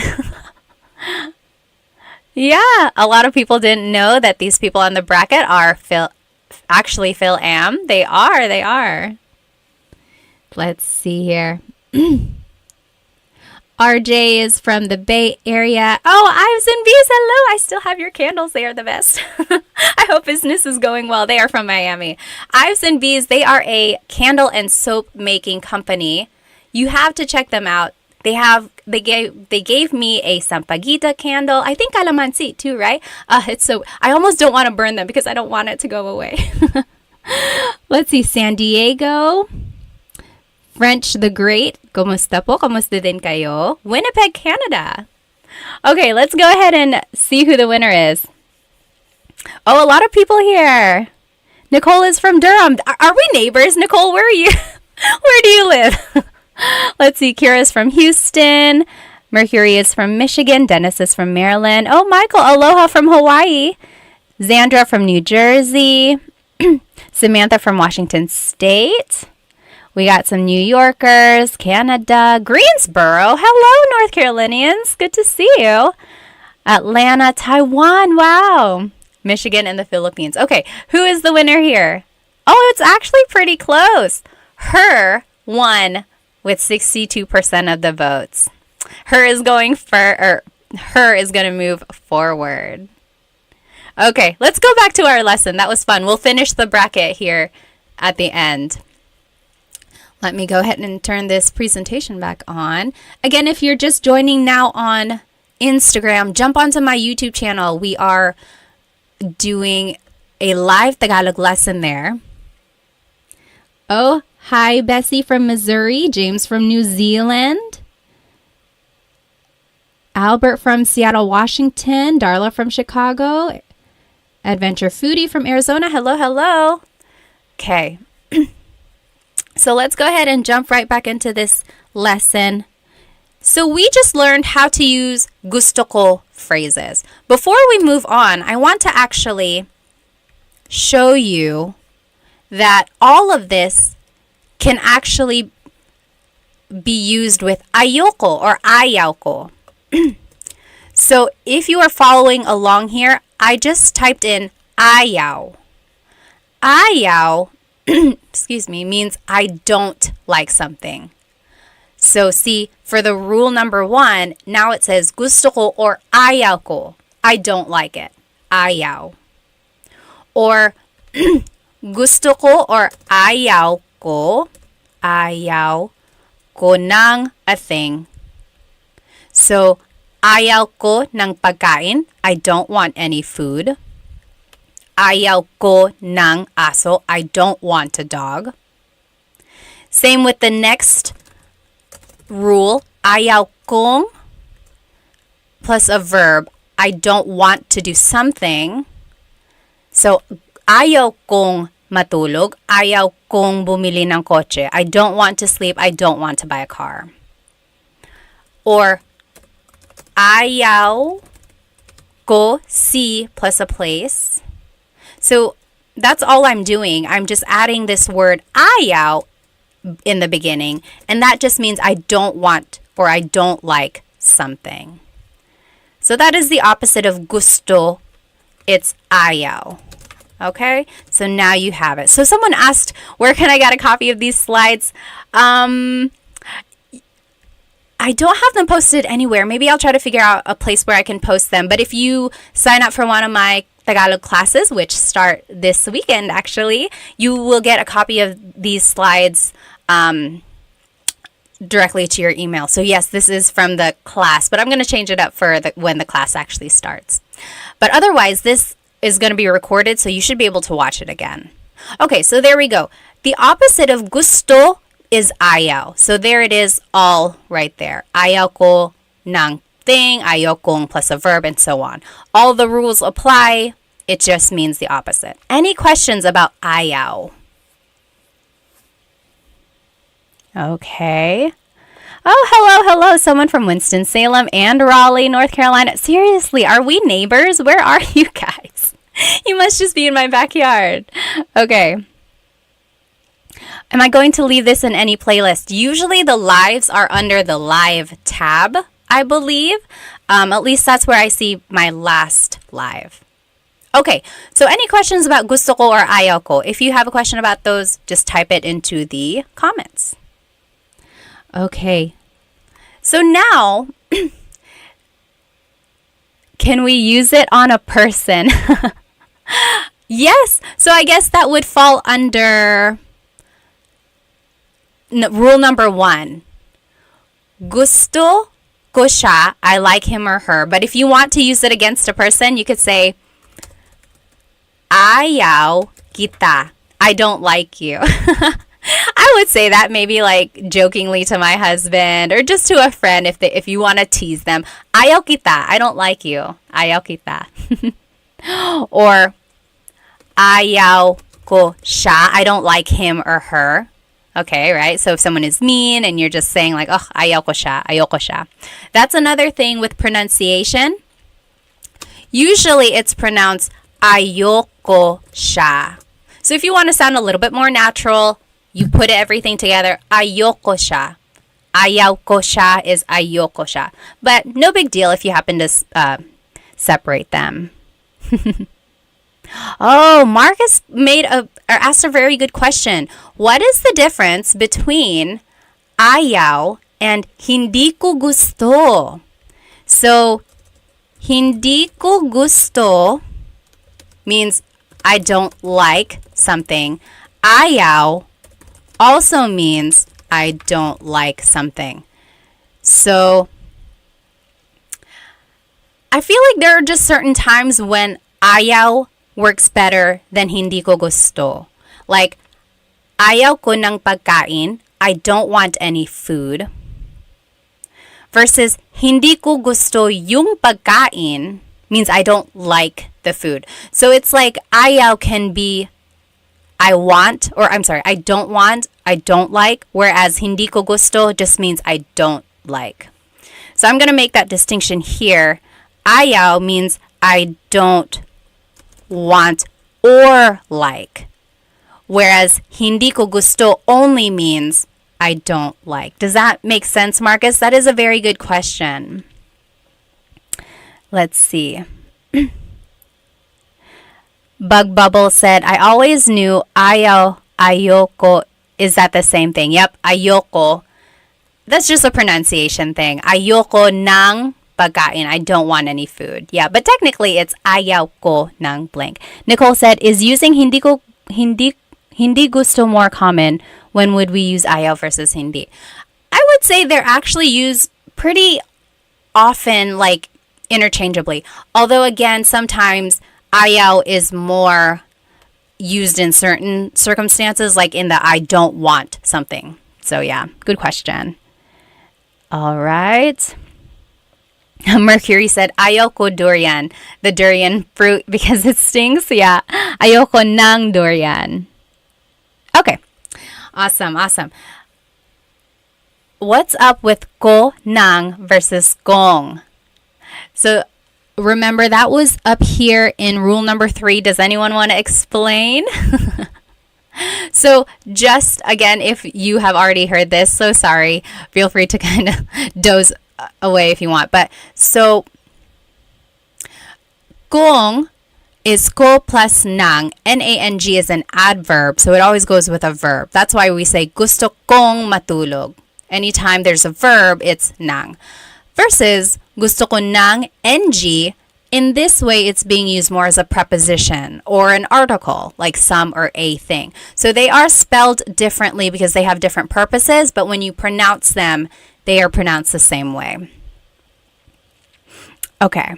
Oh, Amy said, you don't want to. Is it ayaw mo or something else? Yes. You don't want to. So if you want to say like, you don't want to go to sleep, like if you're asking someone, you don't want to go to sleep, you could say, ayaw mong matulog. You don't want to go to sleep, ayaw mong matulog. Yeah, ayaw mo. Does that make sense, Amy? So yeah, you could say ayaw mong matulog. Again, that's just the contraction there. Okay, keep asking those questions. We'll go ahead and just move on to this kasi clause. So kasi means because.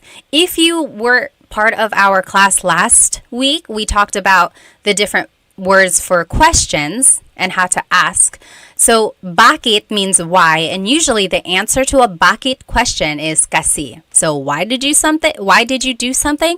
Well, kasi ... because ... So here are the different ways you can use kasi. And it ties into the gusto ko phrases we just learned. So, gusto ko ang sinigang kasi masarap ang sabaw.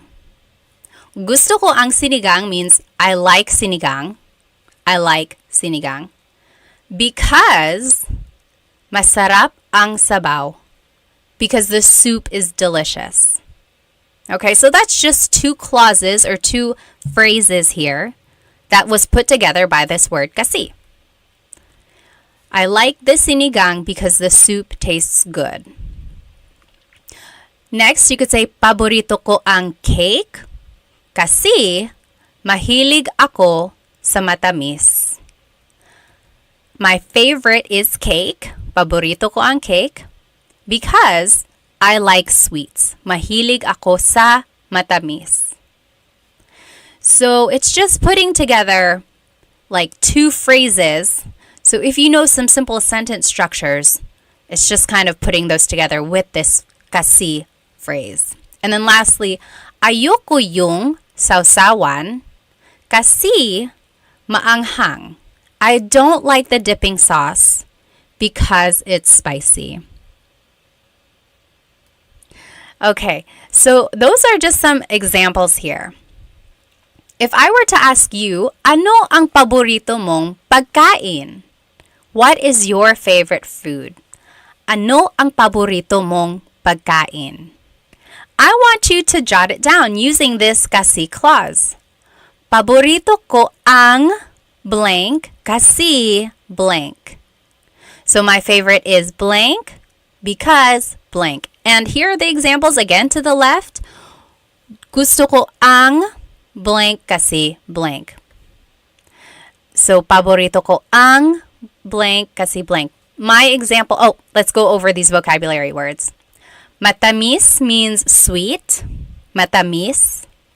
Maalat means salty. Maalat.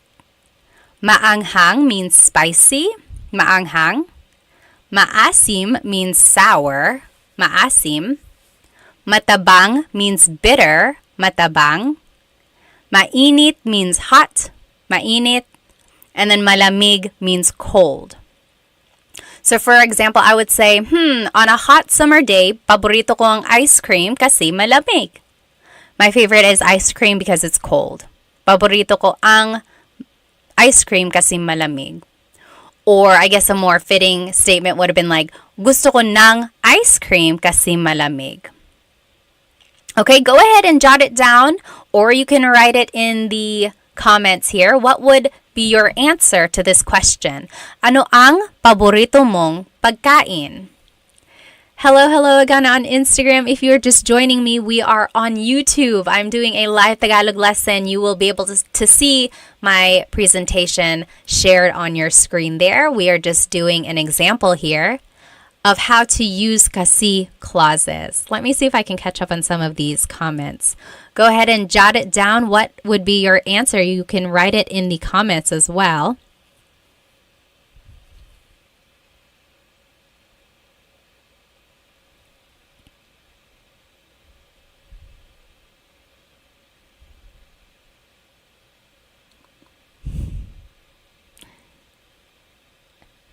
Okay.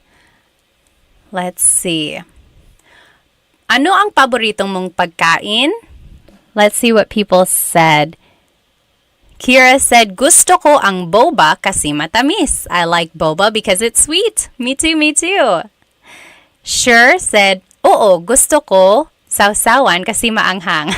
You like spicy dips? Gusto ko ng sausawan na maanghang.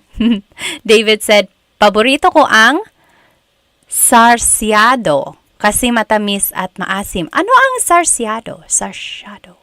Can you describe that? I'm not sure I know what that is. Elijah said, paborito ko ang sinigang kasi maasim. Ako din, ako din. Wendy said, paborito ko ang tamales kasi mainit. Do you mean maanghang, spicy, or hot? Like warm in temperature? Aldo said, paborito ko ang nasi goreng kasi maalat. I don't know what that is either. Bayani said, what's boba? So you can get like a cold, refreshing drink. Sometimes it's a smoothie. Sometimes it's a milk tea. Sometimes it's just a fruit tea. And they have little like balls or like jelly balls or like big tapioca balls. That's boba. Paborito ko ang adobo kasi maanghang. Maanghang ba ang adobo mo? My adobo isn't maanghang, but I guess it could be. Paborito ko ang mango kasi matamis. Yes, the mango is the national fruit of the Philippines. Let's see. Oh, warm. Yep. Okay. And then Ilocano dish, fish with sweet and sour sauce. Oh, I see. Okay. How do we say comfort food? I don't think there is a phrase for comfort food. I would just say paborito kong pagkain, my favorite foods. Alrighty. Let's see if anyone wrote their answer on Instagram. Oh, someone asked a very good question. Maldonado, I think his name was, asked, what is mahal kita sobra? What does that mean? Did someone say this to you, Maldonado? Mahal kita sobra means, anyone know what that means? Mahal kita sobra. What does that mean? Someone said this to Maldonado. You're a lucky person if someone said this to you. Mahal kita sobra means I love you a lot. I love you a lot. Mahal kita sobra. Yep, sobra means a lot. Awesome. Okay, let's go ahead and move forward. We have a couple more examples here. So now I want us to practice these phrases some more. Gusto ko yung blank kasi blank. So I like something because blank. Or paborito ko yung blank kasi blank. My favorite is blank. Or ayoko yung kasi I don't like blank and blank. So now let's talk about movies. So these phrases work for a number of different contexts. So earlier we were talking about food. Now we're going to be talking about movies. So gusto ko yung blank kasi blank. Paborito ko yung, ayoko yung, and then you list your favorite movie. So here are the different ways to describe a movie. Nakakatawa. Funny. Nakakatawa. Maganda yung kwento. It's a good story. Maganda yung kwento. Nakakakilig means romantic. Nakakakilig. Boring. That just means boring. Very Taglish English there. Boring. Or violente. Violent. Violente. Nakakalito. Confusing. Nakakalito. And then nakakatakot, scary. Nakakatakot. So those are different things or different ways to describe movies. So I want you to write these phrases. Gusto ko yung, paborito ko yung, and ayoko yung blank. I like something, or I like a movie. My favorite movie is, and I don't like this movie because, and then you choose the adjectives from these examples. So I'll give you an example here. Paborito ko yung Pitch Perfect kasi nakakatawa. My favorite movie is Pitch Perfect because it's funny. I don't know if that's my absolute favorite, but I love it. It's a good movie. Or ayoko yung Saw movies kasi nakakatakot at violente. So I don't like the Saw movies because they're scary and they're violent. Or gusto ko yung Titanic kasi nakakakilig. I like Titanic because it's romantic.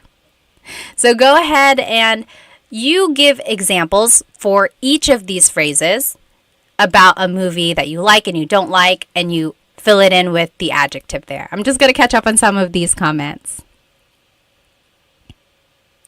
So go ahead and jump onto my YouTube channel if you are here on my Instagram. Oh my goodness, please don't call me tita. I'm not a tita. I'm just kidding. Feel free. Or just ate. Ate is fine too. Hello. Kamusta po? Okay, let me catch up on my comments here.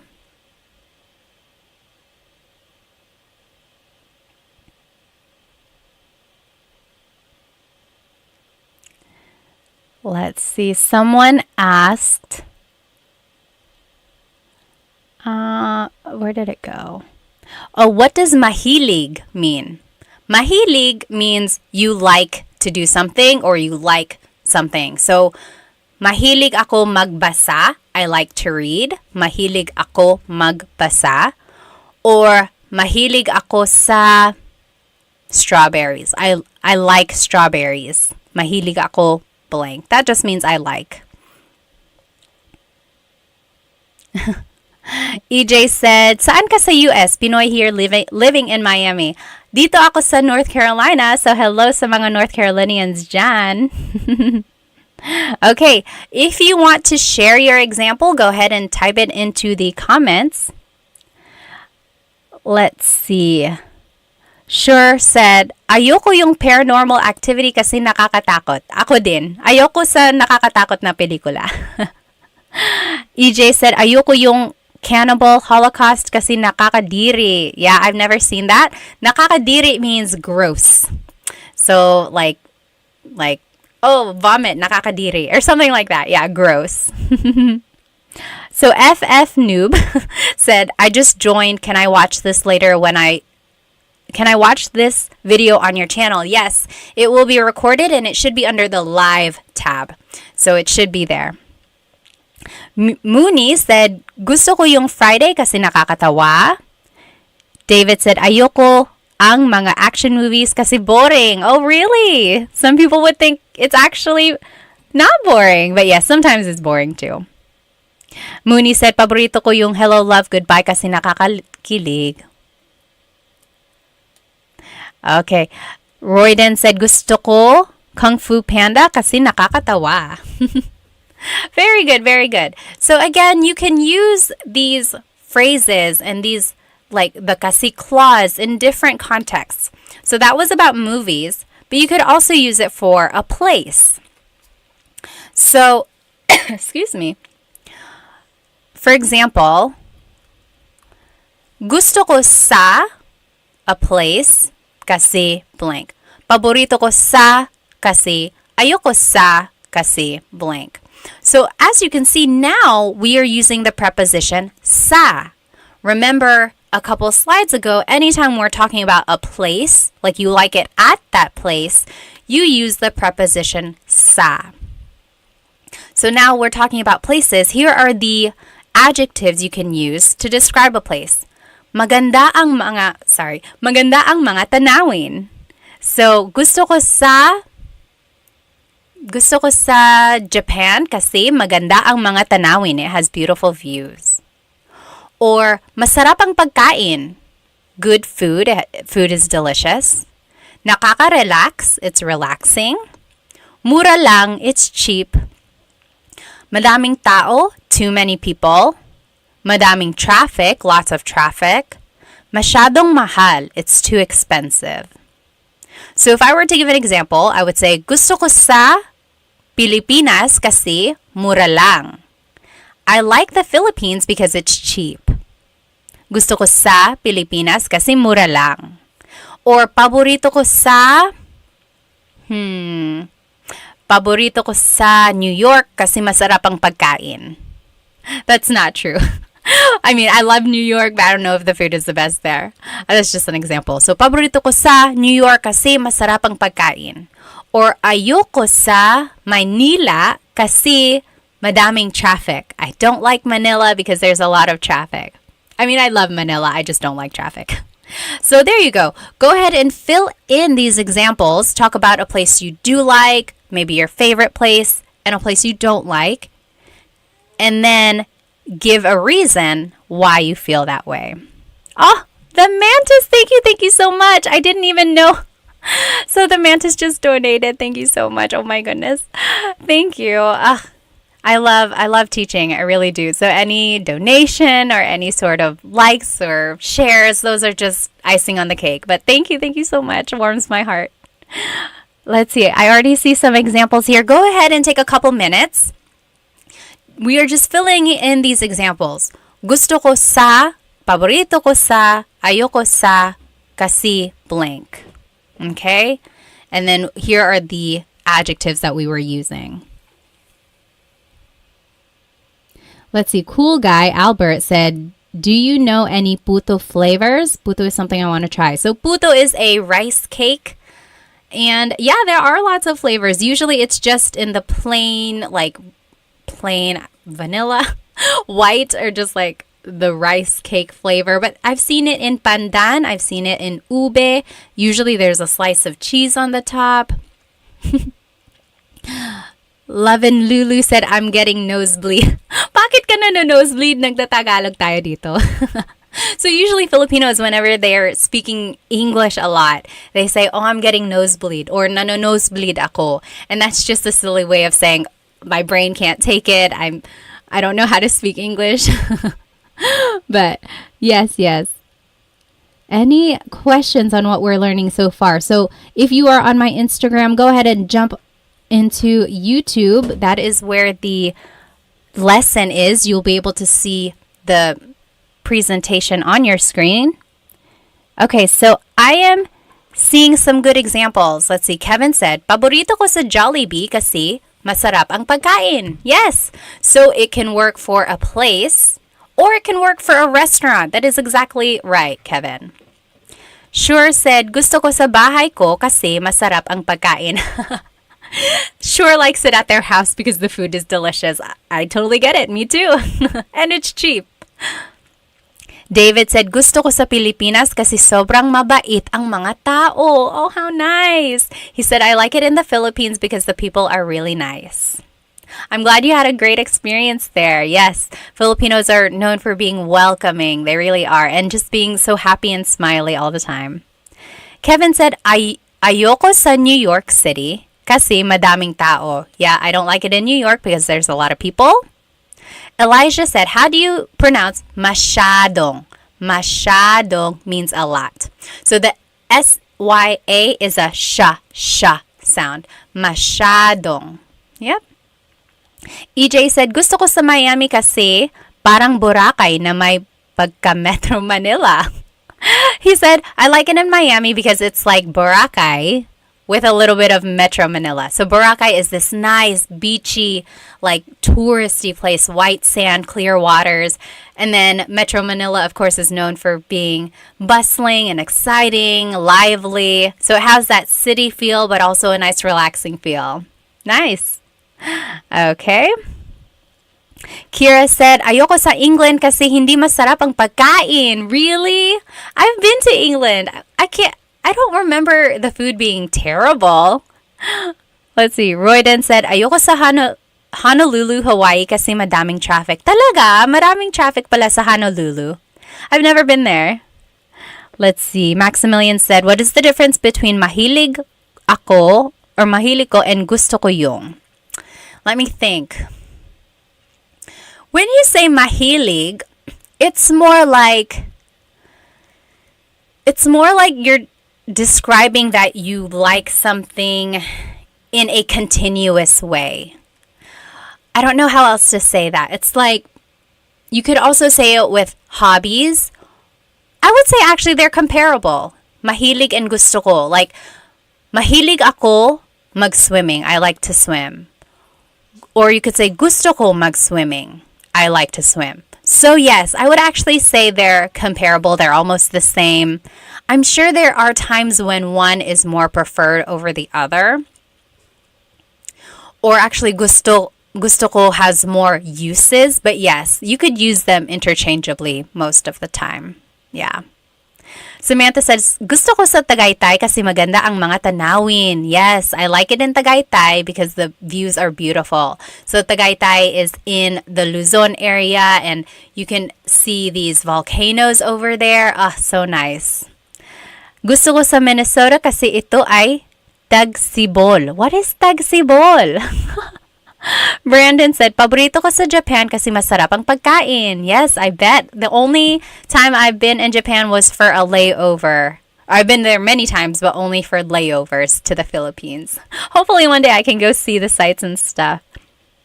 Gusto ko sa Korea kasi magaganda ang mga babae. Talaga, EJ, yun talaga. He said, I like it in Korea because the women are beautiful. Wendy said, gusto ko kapag sinabi ng kaibigan ko, nababush dahil nakakatawa. Babush. Ah! Babush. So she likes it when her friend says babush kasi nakakatawa. Paborito ko sa pizza kasi masarap ang tanawin. Sa pizza? Did you... I think you meant to say... I don't know what you meant to say. You said, I like it at pizza because the views are delicious? Let's see. Oh, Leaf said, hi, nako ate. Is there ever any announcement of these live streams? I would definitely love to catch them live and never see them being announced. Sorry, I put them on my story on Instagram, and I put it on my TikTok story, and then I put it on the community post on YouTube, and then I put it on my Facebook story as well. So if you ever see a story, you might want to open it because it might be alive. Oh, tagsibol is spring. Okay. Yes, Bayani said, mahilig means something that you love doing on a daily basis. Again, it's that idea of doing it like at a continuous level. Like you just love doing it or you love doing it a lot. Let's see. Ayoko sa Vegas kasi mainit dito, Elijah said. Yeah, he doesn't like it he or she doesn't like it in Vegas because it's hot there. Okay, let's move on now. Let's see. Let's finish up our poll. Back up. Anyone have any questions on these kasi phrases? So, kasi just means because. So remember, if someone asks you a bakit question, so why, you can always ask kasi. Bakit ka umiiyak? Why are you crying? Kasi masakit ang ulo ko because my head hurts. Or why, bakit ka galit? Why are you mad? Kasi dot dot dot. Kasi hindi ka nakikinig because you're not listening. Okay? So that's what kasi is. And then we were able to put together the gusto and ayaw ko phrases that we learned. Any questions about these things? Feel free to write them in the comments. Otherwise, I'm going to go ahead and pull up our bracket challenge here. If you are joining me on Instagram, jump onto YouTube because then you can join our poll, our contest here. So we are choosing our favorite Filipino American celebrities. And let me show you what we got so far. So first, we were doing Bruno Mars versus Olivia Rodrigo, and Bruno Mars won that. Then we did Vanessa Hudgens versus Shay Mitchell. Vanessa Hudgens won that. Then we did comedians, so Christine Gambino or Happy Slip, and Joe Coy. Joe Coy won that. And then there was her and Nicole Scherzinger. Her won that one. That one was a pretty close one, actually. Let's do Bruno Mars versus Vanessa Hudgens. Let me see. I am starting a poll. So go ahead and sign into your YouTube account and then join our poll if you would like to vote. So Bruno Mars versus Vanessa Hudgens. So this is where it gets a little unfair because they're all different genres now, right? Because Bruno Mars is a singer, Vanessa Hudgens is an actress. But I mean, who's your ultimate favorite Filipino American celebrity? Go ahead and vote Bruno Mars or Vanessa Hudgens. I'm just reading up on some of these comments here.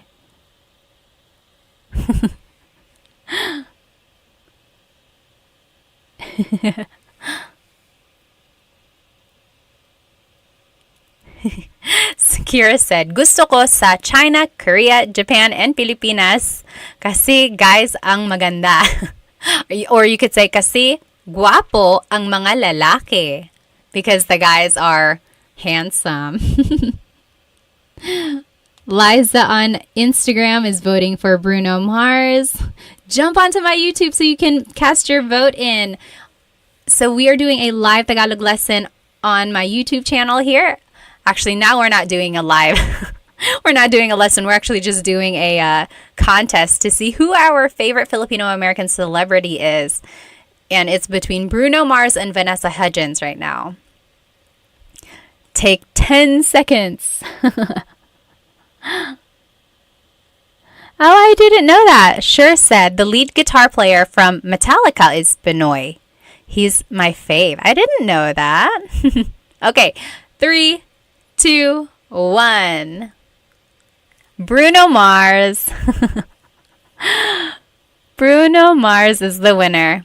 He is going to move forward.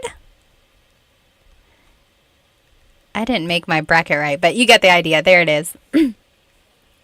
Next is Joe Coy versus her. Who is your ultimate favorite Filipino celebrity? Filipino American celebrity. Favorites. Let's see. Joe Coy or her. Oh, that's hard. I love her. And I love Joe Coy. But you got to choose one. Only one. If you were going to be stuck on an island, who would you choose to be with? Elijah said, I wonder if some of these celebrities speak Tagalog. I know Christine and Joe Coy do. I don't know. Maybe they do, or maybe they can understand. Kirk Hammer is the guitarist. Oh, okay, Jed. Awesome. Bayani said, kind of unfair because Vanessa Hudgens didn't get a lot of opportunities in Hollywood. Yeah, you're right. She was more on like Disney and stuff. Although she has other movies too. Oh, on my Instagram, we have a lot of votes for her. Oh, wow. Even on YouTube. I'm actually kind of surprised. I thought Jo Koy would win. So again, if you're joining me on Instagram, we are on YouTube doing a live Tagalog lesson. We are doing our bracket challenge. And we're choosing between Jo Koy and her for our favorite Filipino-American celebrity. Okay. 5, 4, 3, 2, 1. And her is the winner.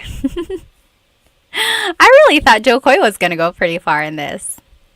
Her. Okay. Oh, this is going to be a close one. So this is for all the marbles. Bruno Mars versus her. Bruno Mars versus her. This is really hard. I don't even know if I could choose. Favorite. So Bruno Mars or her. Hello, hello. If you're just joining on Instagram, we are on YouTube and we are doing a poll. Oh, Sure said, hindi ko kilala or hindi ko alam her. Her is a hip-hop, R&B pop singer. She plays the guitar. She is half Filipino. Yes, you should definitely check her out. She was on the Super Bowl with Usher this year.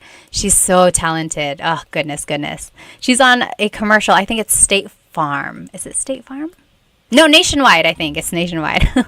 But she's so good. Brandon said, Tito Mars. He's just Tito now. Wow, Bruno Mars is winning. Let's see here. Take another 30 seconds to vote. In the meantime, I'm going to ask you, what are some things you want to learn in these lives? Go ahead and write it in the comments. What do you want to learn in our next live? I want to know so that I can make a lesson plan for us. Okay, 5, 4, 3, 2, 1. Bruno Mars is the ultimate favorite Filipino-American celebrity. Okay. I'm going to answer some of your questions here. So someone asked here on Instagram, how do you say this? How do you say this in Tagalog? Let me open up my screen again here for our friends on YouTube. Again, this is a live Tagalog lesson on YouTube. Feel free to join us here. Oh, I must have... Okay, so the question was, how do you say this in Tagalog? Oops, let me turn my screen back on. Oh, where is it? There it is. Oh, wrong. Anyway, if you want to say, how do you say this in Tagalog? It would be, ano ang blank sa Tagalog? Ano ang blank sa Tagalog? So, how do you say in Tagalog? So, someone asked that on my Instagram here. How do you say blank in Tagalog? It would be, ano ang blank sa Tagalog? That is a very good phrase to know, because if you're traveling in the Philippines or even if you're just trying to learn more vocabulary, always ask this phrase. So I would say like, ano ang car sa Tagalog? Ano ang car sa Tagalog? Kotse. Kotse, right? So ano ang blank sa Tagalog? Or ano ang Ano ang dog sa Tagalog? Sa Tagalog, aso. So that is a good phrase to know if you just want to learn more vocabulary. Ano ang blank sa Tagalog? Yes. Let's see. What else? What else? Oh, someone asked, what is the difference between hindi ko alam and ewan ko? Hindi ko alam, ewan ko. Anyone know? What is the difference between hindi ko alam and ewan ko? Hindi ko alam and ewan ko both mean I don't know. That's all it means. And they're used interchangeably. Ewan is more slang. Like it's just quick and easy, whereas hindi ko alam is, I would say, the more proper or formal way to say it. Yep, Odisari said formality. Yep, pretty much. That's the only difference there. Let's see, a couple more questions before I let you go. David said ewan ko is more abrupt. Sometimes, yeah, maybe if you're like a little upset with someone, you're like ewan ko. Yeah, it could be. All right. Anyone have any other questions about anything we talked about? Sorry if I missed your question or your comment. Otherwise, I will see you next time. And this, let me go ahead and turn my screen back on. I will make sure that this recording is up on my YouTube channel. Hello. And it should be under the live tab. So if you weren't able to join us on YouTube, but you were here on Instagram, then you should be able to see the lesson recording there.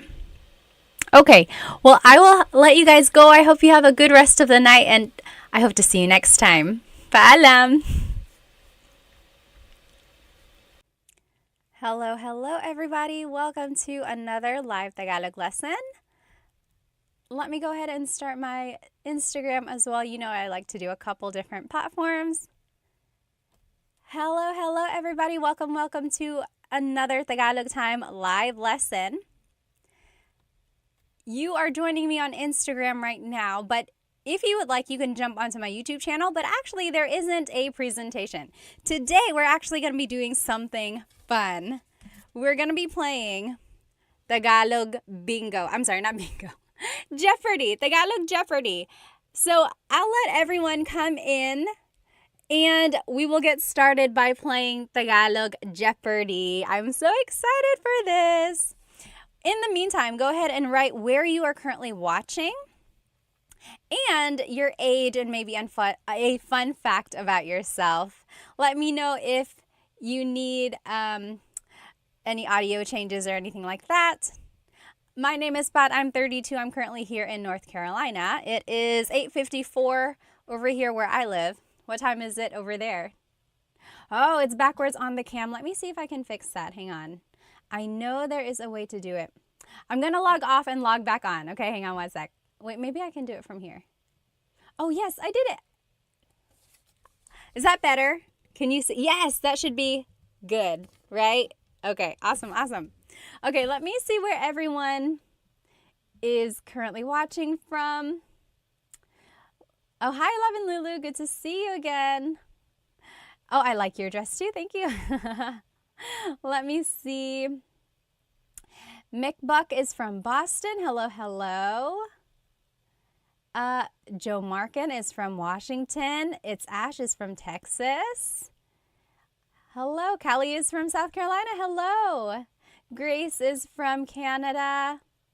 Subi is from Hawaii. Hello. Mr. QN is just said, ayos galing. Salamat. I'm in South Carolina, Callie said. And M. Daly is from San Diego. Hello. Fred is from Talisay, Cebu. That's so cool. Married to a lovely Filipina, Bumper says. Watching from Singapore, Aubrey says. Hello. And then Gully is from Chicago. Dilshan is from New Zealand. Rombaloon is from Quebec. Hello. Rob is from California. Mari is from Australia. All right, let me go ahead and just check from YouTube. Where is everyone watching tonight? Let's see. Crowfish said fun. Yes. Sure said Jeopardy. Yes. Oh, from New Mexico. Hello, hello. Amos is from Guam. Conan is from Texas. Kinamaro is from Pennsylvania. Robert from San Antonio. Vince from Santa Barbara. Hello, hello. Rolando from Vegas. Crowfish, 21 from Texas, currently 7:55. Awesome. Null is also from North Carolina. Hello, hello. Valentino from San Antonio. Yafo from Germany. Hello, hello. All right, let's go ahead and get started. So tonight there is no presentation, so you don't have to follow along on YouTube if you don't want to.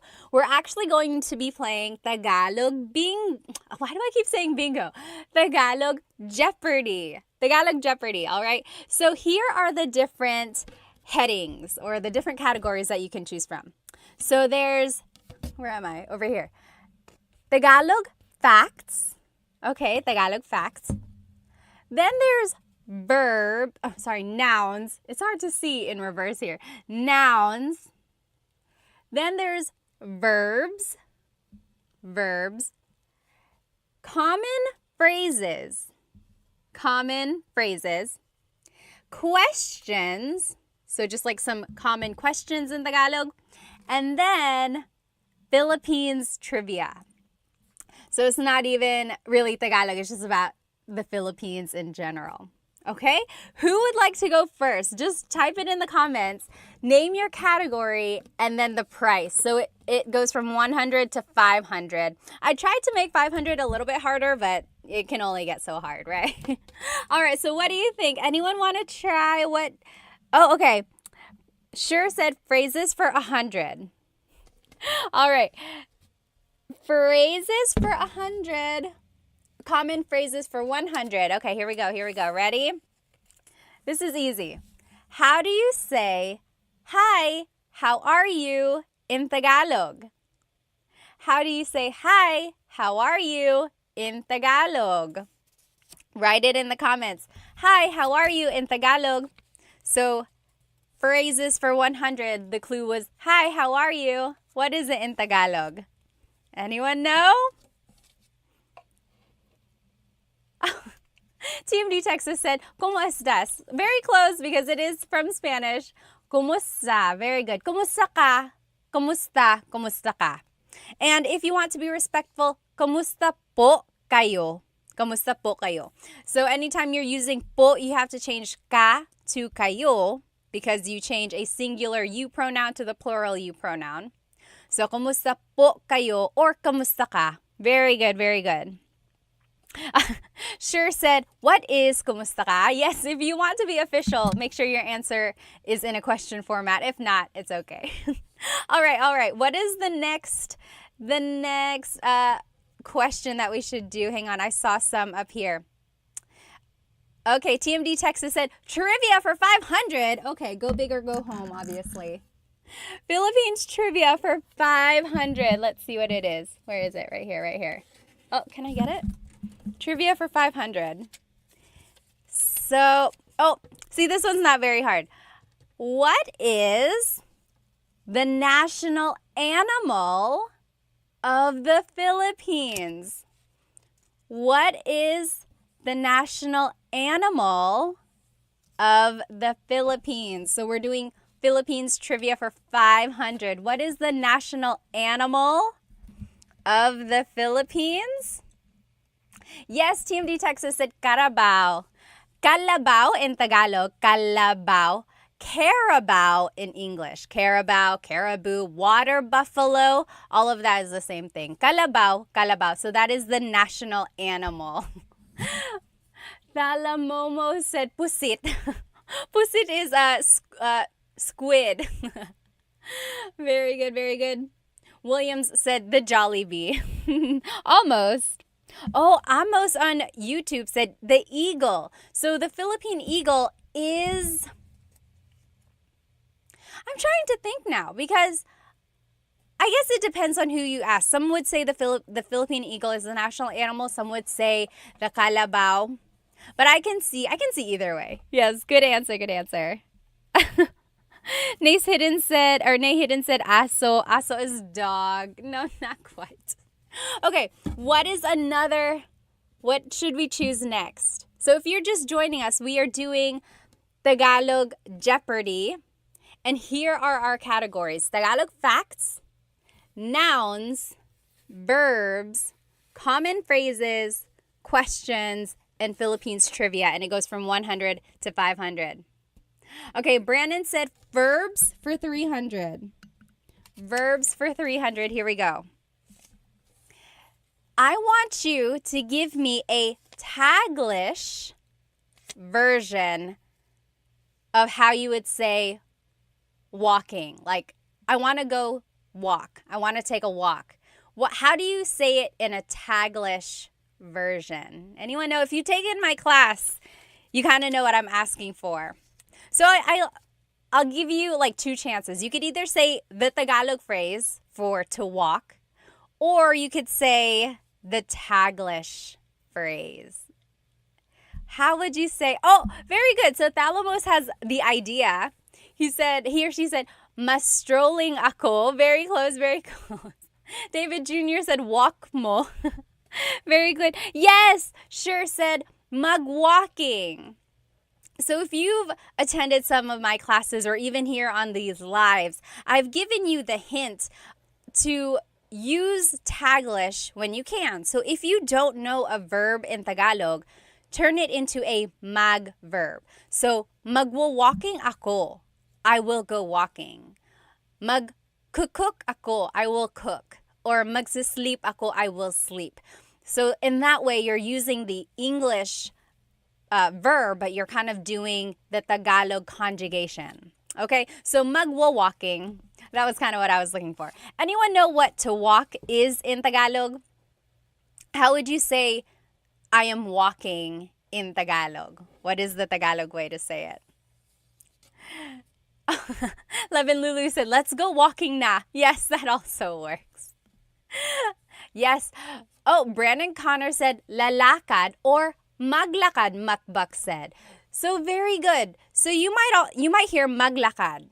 So maglalakad ako or naglalakad ako. But you might also hear the verb lalakad. Lalakad ako. I've heard that as well.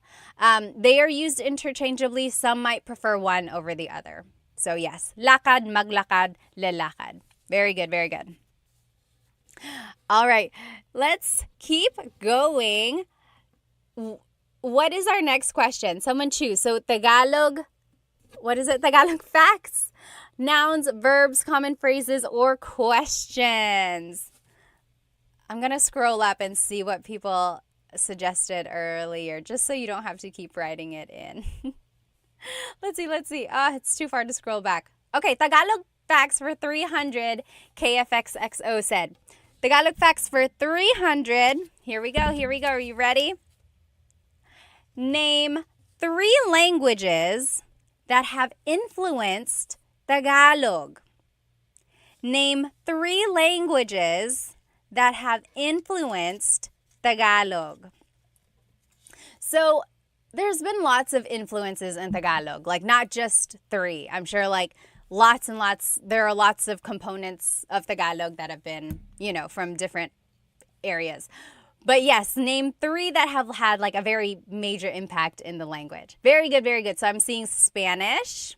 Oh, Arabic. I didn't think of that. That wasn't one on my list. Yes, English.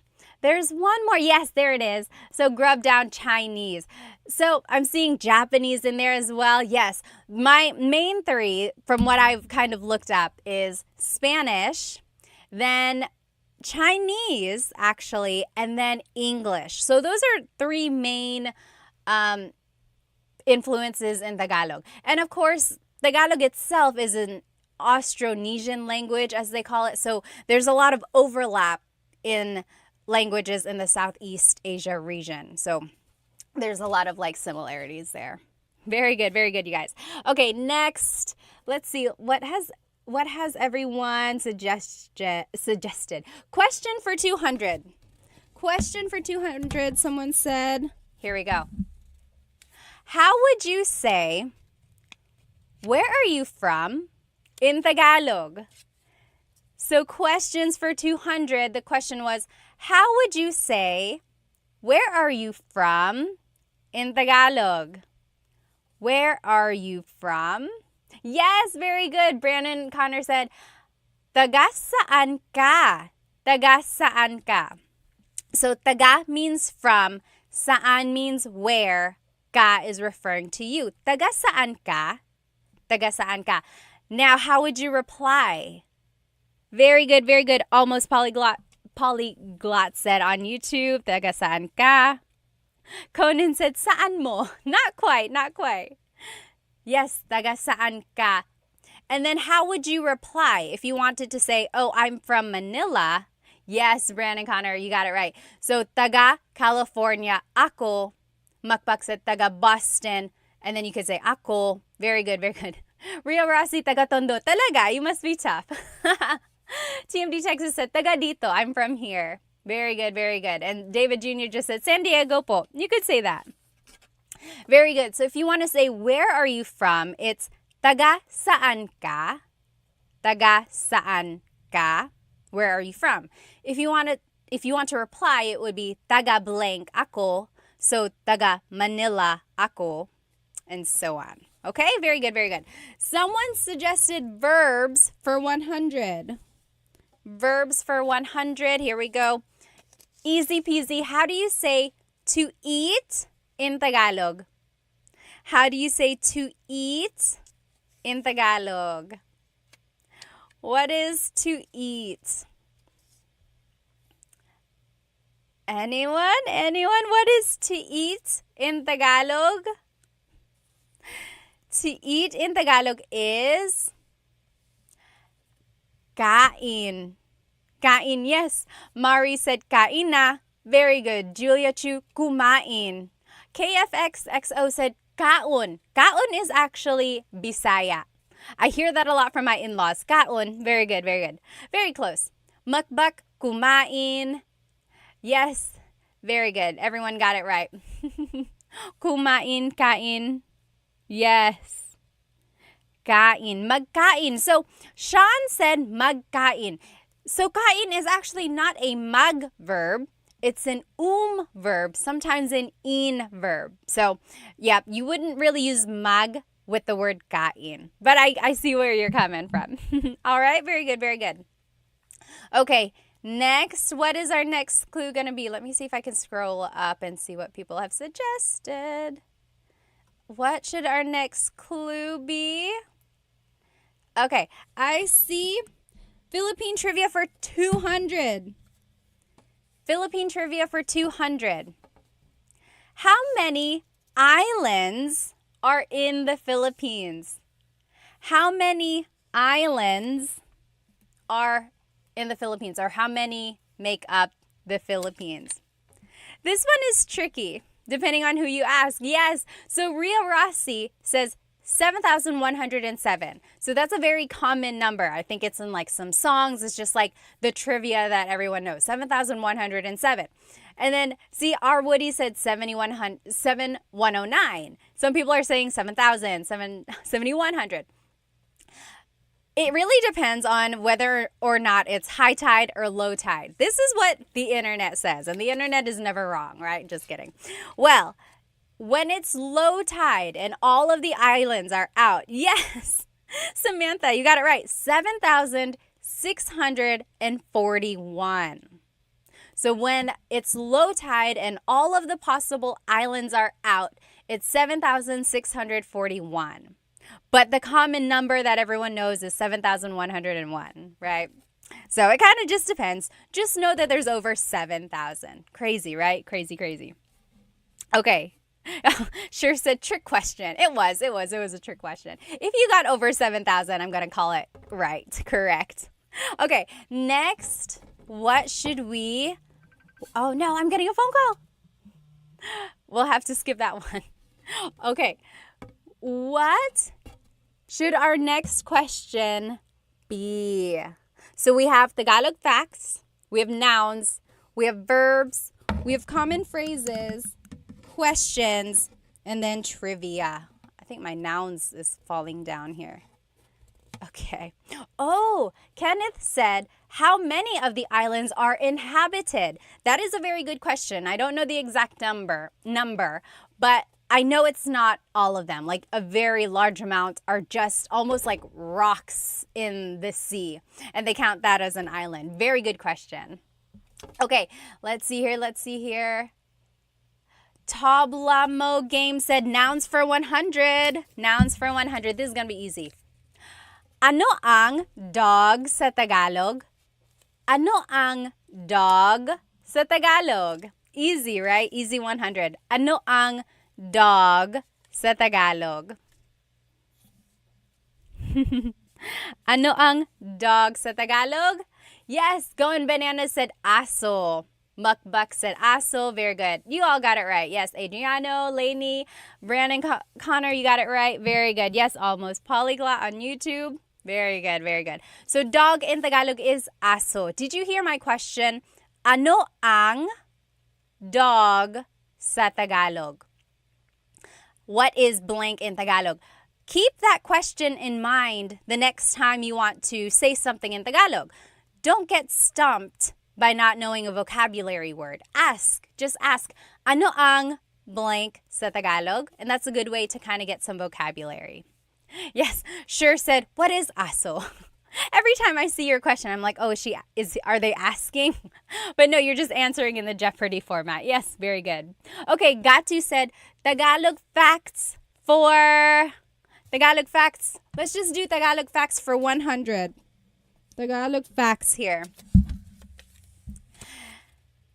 Oh, what is the name of the Tagalog alphabet? What is the name of the Tagalog alphabet? Do you know? I love the Tagalog alphabet because it's very phonetic. Oh, Brandon Connor said, baybayin. So there is a difference between baybayin and the Filipino or the Tagalog alphabet. Yes, Ria Rossi got it. Abacada. So the abacada is the alphabet of Tagalog. Baybayin is the ancient Philippine script. So baybayin is considered like the oldest type of writing in Tagalog, in the Philippines. And that's also why Tagalog is considered to be like the oldest language in the country. And some people say that's why it's the national or one of the national languages, because it's like the oldest documented language in the country. But anyway, so baybayin is like symbols and represents kind of like the old ancient language. And that's what Tagalog is derived from. So that's not technically the alphabet, although it has a lot of influence in the language altogether. But the Tagalog alphabet is called abacada. Abacada.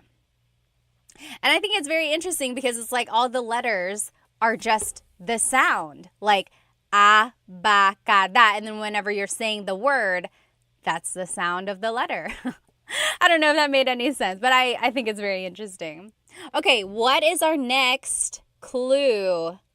Are we going to do Tagalog facts again? Nouns, verbs, common phrases, questions, or Philippines trivia? Anyone? How about over here on YouTube? What would you like to do? YouTube. There's a little lag on YouTube here, but we'll let them choose this time. Oh, noun for 100, Amos said. Okay, nouns for 200. Oh, how do you say hands in Tagalog? Hands. How do you say hands in Tagalog? There's something about this that I want to make sure you know. So it might seem easy. Oh, see, Adriano said kamay. Kamay. How do you say hands? Is kamay correct? Yes, Going Bananas, you got it. Mga kamay. Mga kamay. So kamay is hand. One hand, kamay. But if I want to say hands, both hands or multiple hands, it's mga kamay. Mga. Don't forget the mga when you want to make something plural. So in English, we always add an S at the end. But in Tagalog, if you want to make something plural, it's mga. Mga kamay, hands. Mga aso, dogs. Mga babae, women. Okay? So mga was the thing I wanted you to get from that. Very good, everybody. Yes, sure got it. Yes, David, very good, very good. And just don't forget the mga. All right, next. All right, let's do, someone up here suggested, let us do common phrases for 200.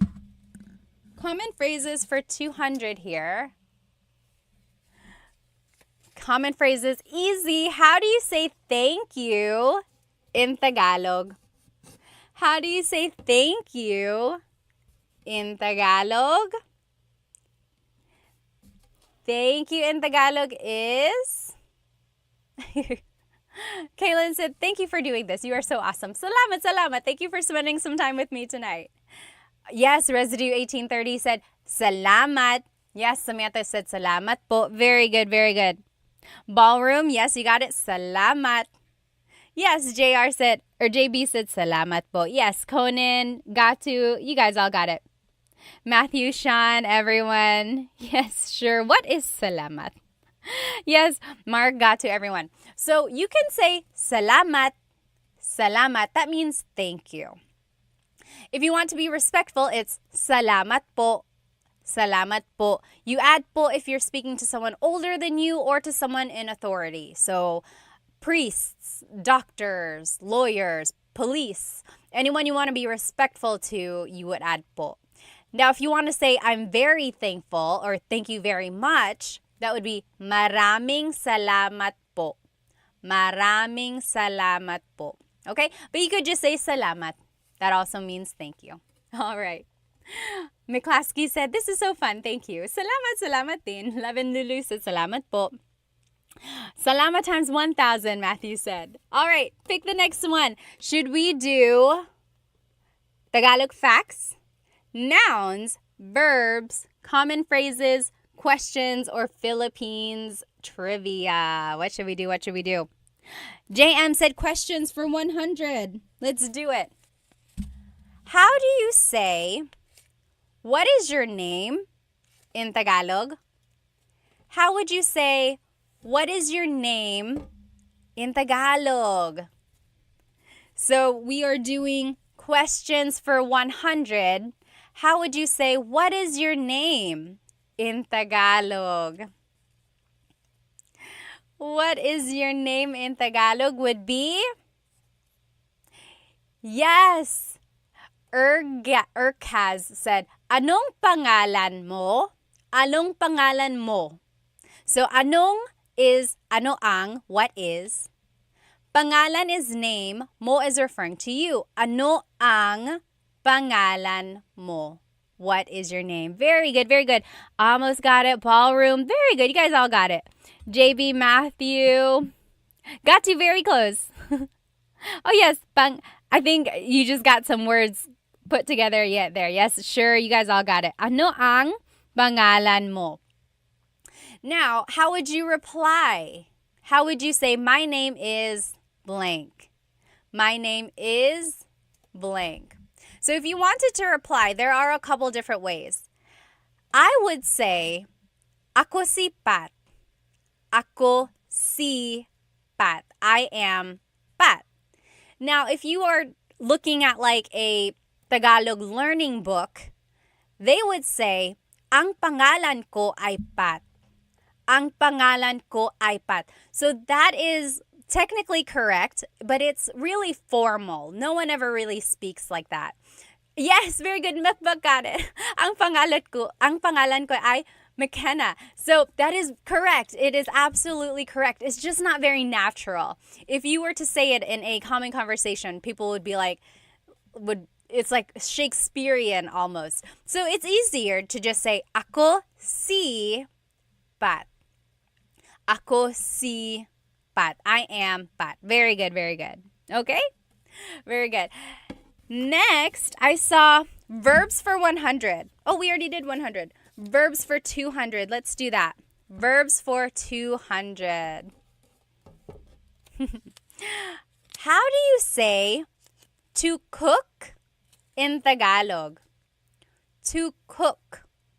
How would you say to cook in Tagalog? To cook in Tagalog.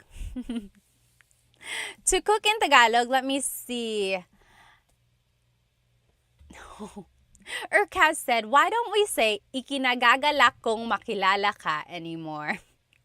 So do you know what see, I can't even say it without reading it. Ikinagagalak kong makilala ka. That means, like, I am happy to meet you. It's like great meeting you almost. But I think because it's just so formal, maybe we don't say that.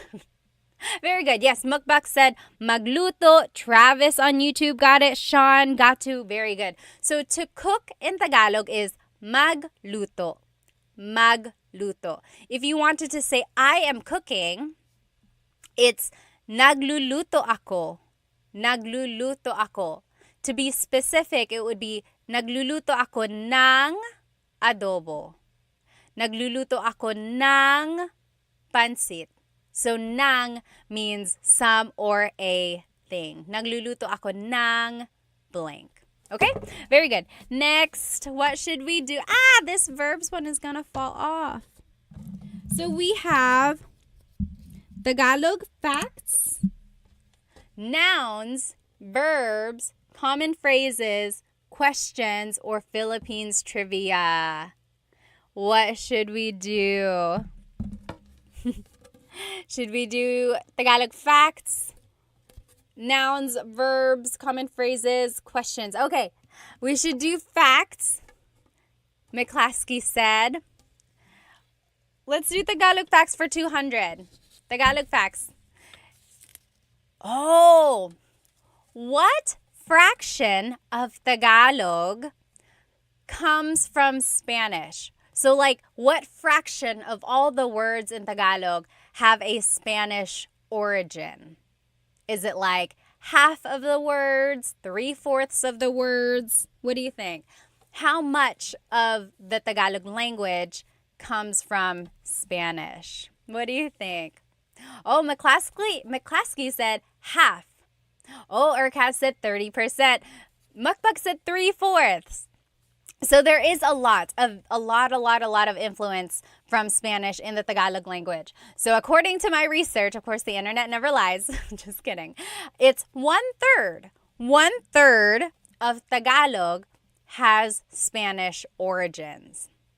And it's interesting because different dialects, different languages in the Philippines have different amounts of Spanish in them. So my in-laws are from Cebu and they speak Bisaya.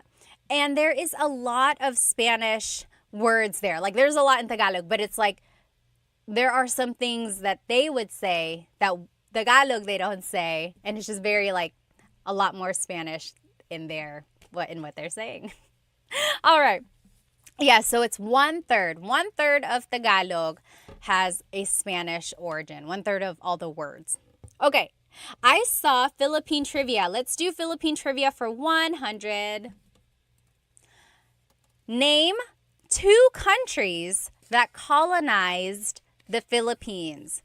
Bonus points if you can give a time period. Name 2 countries that colonized the Philippines.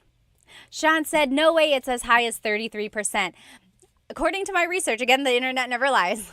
Well, it's 1/3. 1/3. And again, there's some variations because it's like, even though there are Spanish words, sometimes people prefer to use the true authentic Tagalog word for a certain thing. Yes. Oh, very interesting. TMD Texas said Spain and Japan. KFXXO said Spanish and the US. Oh, Japan and Spain. I'm seeing, Spain and India. I've never heard that one before. Yes, I'm seeing a lot here. So Spain, Japan, the US. Oh, Let's see here. So, E. Christ said Spain from 1800 to 1930 is actually way before the 1800s. I'll give you that hint. Yes. JB said Spain for 333 years, US from 1989 to 1946. Sure, Spain for 300 years, US after World War II. Yes, very good, very good. Okay, so Spain colonized the Philippines in the 1500s.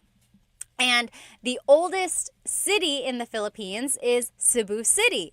So Magellan and his crew all landed in Cebu. Magellan was actually killed by Lapu-Lapu. So Lapu-Lapu and his team kind of kicked Spain out. And Spain kept returning.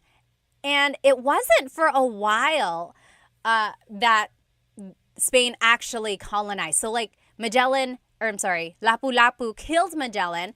Their fleet kind of left and tried to keep coming back, but then they just kept getting like attacked by the natives. But then ultimately, maybe like with more and more weaponry and the development of war and everything like that, eventually Spain was able to colonize the Philippines in the 1500s until the early 1900s. Then in the early 1900s, late 1800s, like early 1900s, the U.S. came and colonized the Philippines. The U.S. they bought the Philippines from Spain, and then the U.S. was there until World War II. So now people are saying Japan, right, in the comments. That's because during World War II, Japan occupied the Philippines. It was very, very sad. They were very, very mean. If you talk to people's grandparents or great-grandparents, they have some really, really bad stories of things that the Japanese did to Filipino natives there. There's like the Bataan March, and then just things they did to kids, and just a lot of torture. And then a lot of towns and cities were destroyed. So that's why Japan is being listed here. But technically, they didn't colonize. I don't think it's not really considered. Yes. McClaskey said Japan tried. They tried. They really did a lot of things there. And then after World War II, the Philippines was granted independence. And their Independence Day is actually coming up, June 12th. June 12th is the Philippine independence. What's interesting, actually, June 12th is the Philippine independence from Spain. July 4th is the Philippine independence from the U.S. And what's interesting, we'll get back to our Jeopardy game. I get so sidetracked. I remember in high school, I took AP U.S. history, and my teacher asked, when is the Philippines Independence Day? And I was so confident that it was June 12th. I know for a fact that it is because I was in the Philippines on June 12th one year when I was a kid, and there was a big celebration for Philippine Independence Day on June 12th. So I shouted it out. I was like, June 12th. And my U.S. history teacher said, no, it was July 4th. And he was very sure about that. And that's what it said in the book. And you're exactly right. G.W. Wenny said July 4th is considered Filipino American Friendship Day. That's kind of like when the U.S. granted us like independence from the U.S. But in the Philippines, their Independence Day, they consider it to be June 12th because that's when we got independence from Spain. Very interesting. I'll never forget that. Like, I was so confident. I was like, June 12th. And he was like, no, it was July 4th. And I was just so confused because in the Philippines, it was celebrated on June 12th. So now I get it. Okay. All right. Next. So are we going to do Tagalog facts, nouns, verbs, common phrases, questions, or Philippines trivia? Okay, Sean said it wasn't bought. It was a settlement given to the U.S. after the Spanish-U.S. War. I see. It was like their settlement there. Yeah. Yes, Sean said given the Philippines. Very good, very good.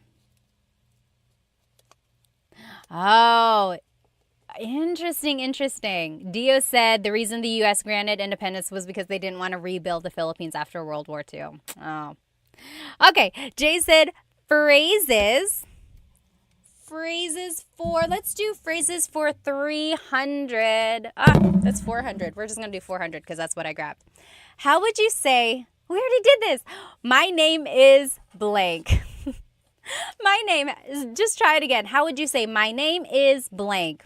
I didn't realize I made another one for that. So remember, we learned, how do you say, what is your name? Ano ang pangalan mo? And then if you want to say my name is, it would just be ako si blank. Ako si Pat. Very good. Okay. I saw one up here. Let's see. Trivia. Let's do trivia. Philippine trivia for 400, David Jr. said. Philippine trivia for 400. The last Philippine trivia here. Hang on. Can we get it? Who is the current president? Oh, Alpha, thank you on YouTube. Became a Tagalog Time subscriber on YouTube. Thank you so much. Who is the current president of the Philippines? Oh no, lost my audio and microphone. Is it back? Can you hear me on YouTube? It said lost the audio on the microphone. Hello. Let me know if you can hear it again. Okay, very good. Almost polyglot. So I think you can hear me because you're answering. So who is the current president of the Philippines? So yes, President Bongbong Marcos. Who is Bongbong? BBM, yes. So Ferdinand Bongbong Marcos is the current president. He is the 17th president of the Philippines.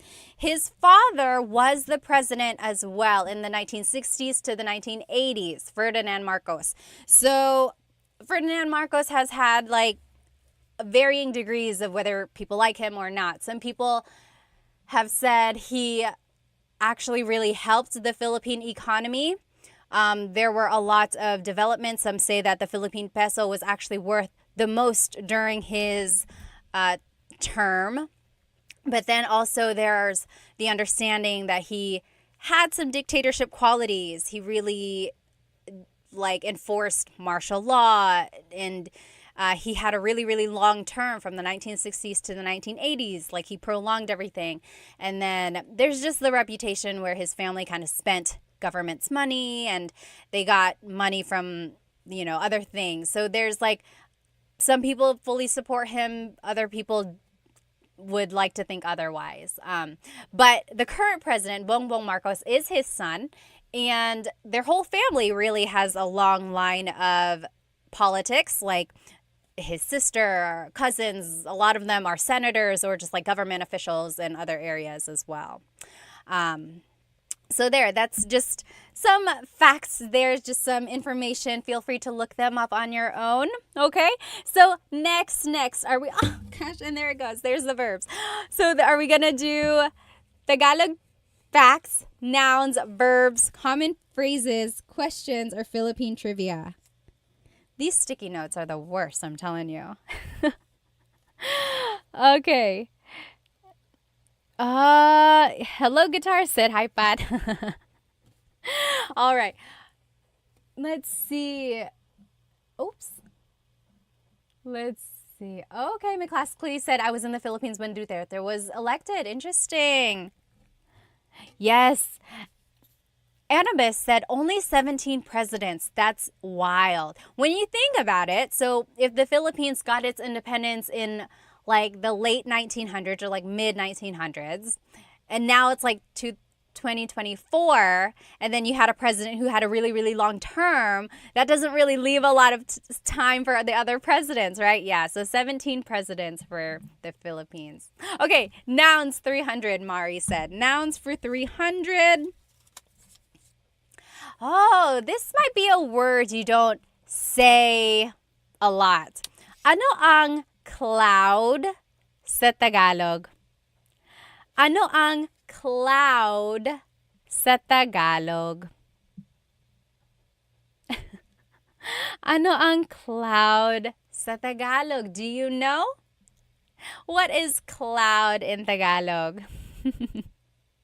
Valentino said, you're doing great even with those stubborn sticky notes. I know. Next time I'm going to tape them or something.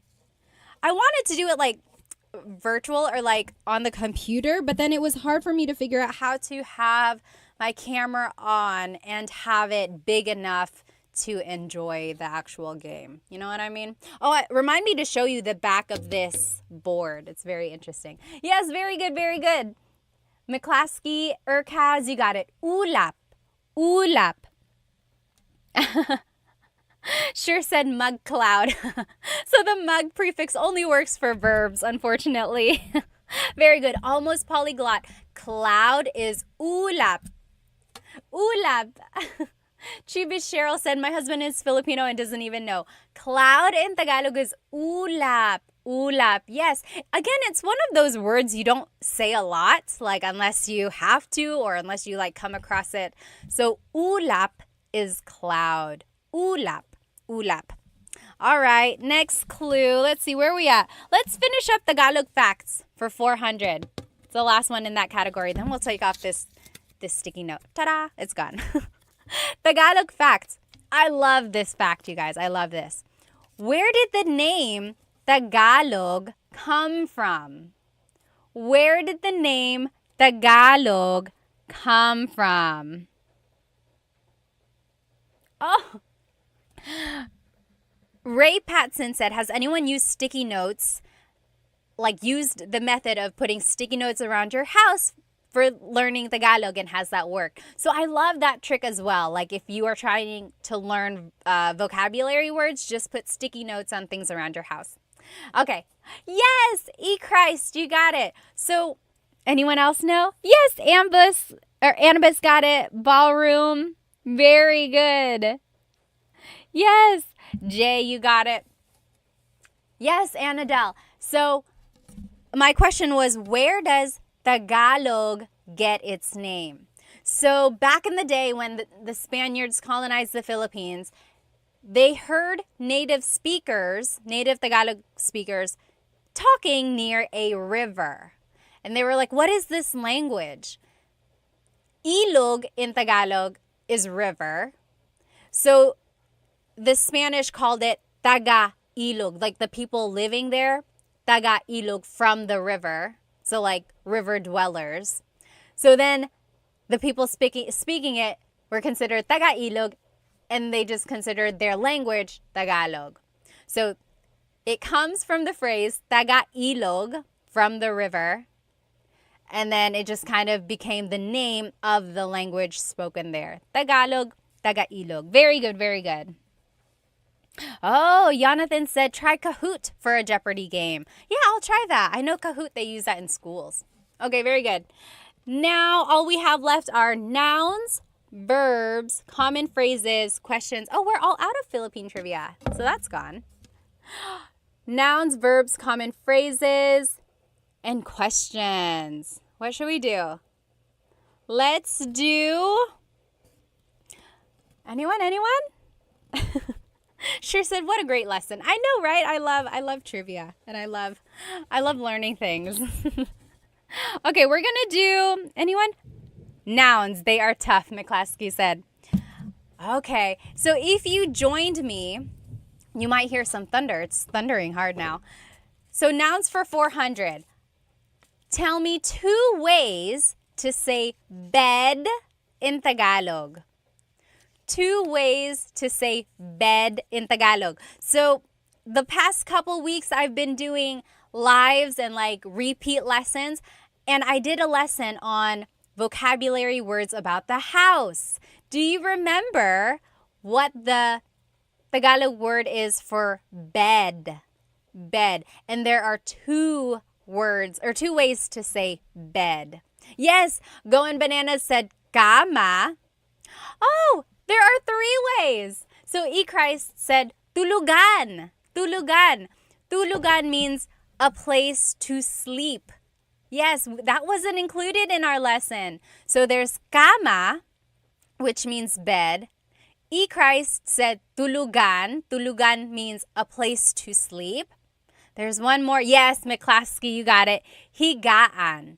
Higaan. Higaan is a place to lie down. Very good, very good. Very good. Yes. Sean, Jay, Claudio, you guys all got it. Conan, yes, higaan. Very good, very good. So those are 3 ways to say bed. Kama, tulugan, and higaan. I like that in Tagalog, you can just kind of turn a verb into a noun. So tulog is to sleep. Tulugan is a place to sleep. Higa is to lie down. Higaan is a place to lie down. Yes, Sir David Sir David R, you got it right. Very good. Let's finish off nouns since there's only one left. What is our last noun clue? Oh, this is kind of similar. How do you say chair in Tagalog? How do you say chair in Tagalog? Chair in Tagalog, 2 ways. 2 ways. I like this second way to say chair. It's not used a lot. Oh, yes. Binyeves said silya. So, okay, we'll say 3. That wasn't on my list. Yes, Mukbak said upuan. Upuan. Christ, you got it right. Oh, Annabis, it's tulog. Tulog means chair. Tulog. Not tulo. Tulog. Very close. Very close. Yes. Yes, Mark said upuan. Jay, maupo means, oh, manupo. It's almost like you're saying manupo. It's not quite manupo. Yes, silya, upuan. And then there's another Tagalog word. It's considered like a very deep Tagalog word. What is like a deep Tagalog word for chair? Anyone know?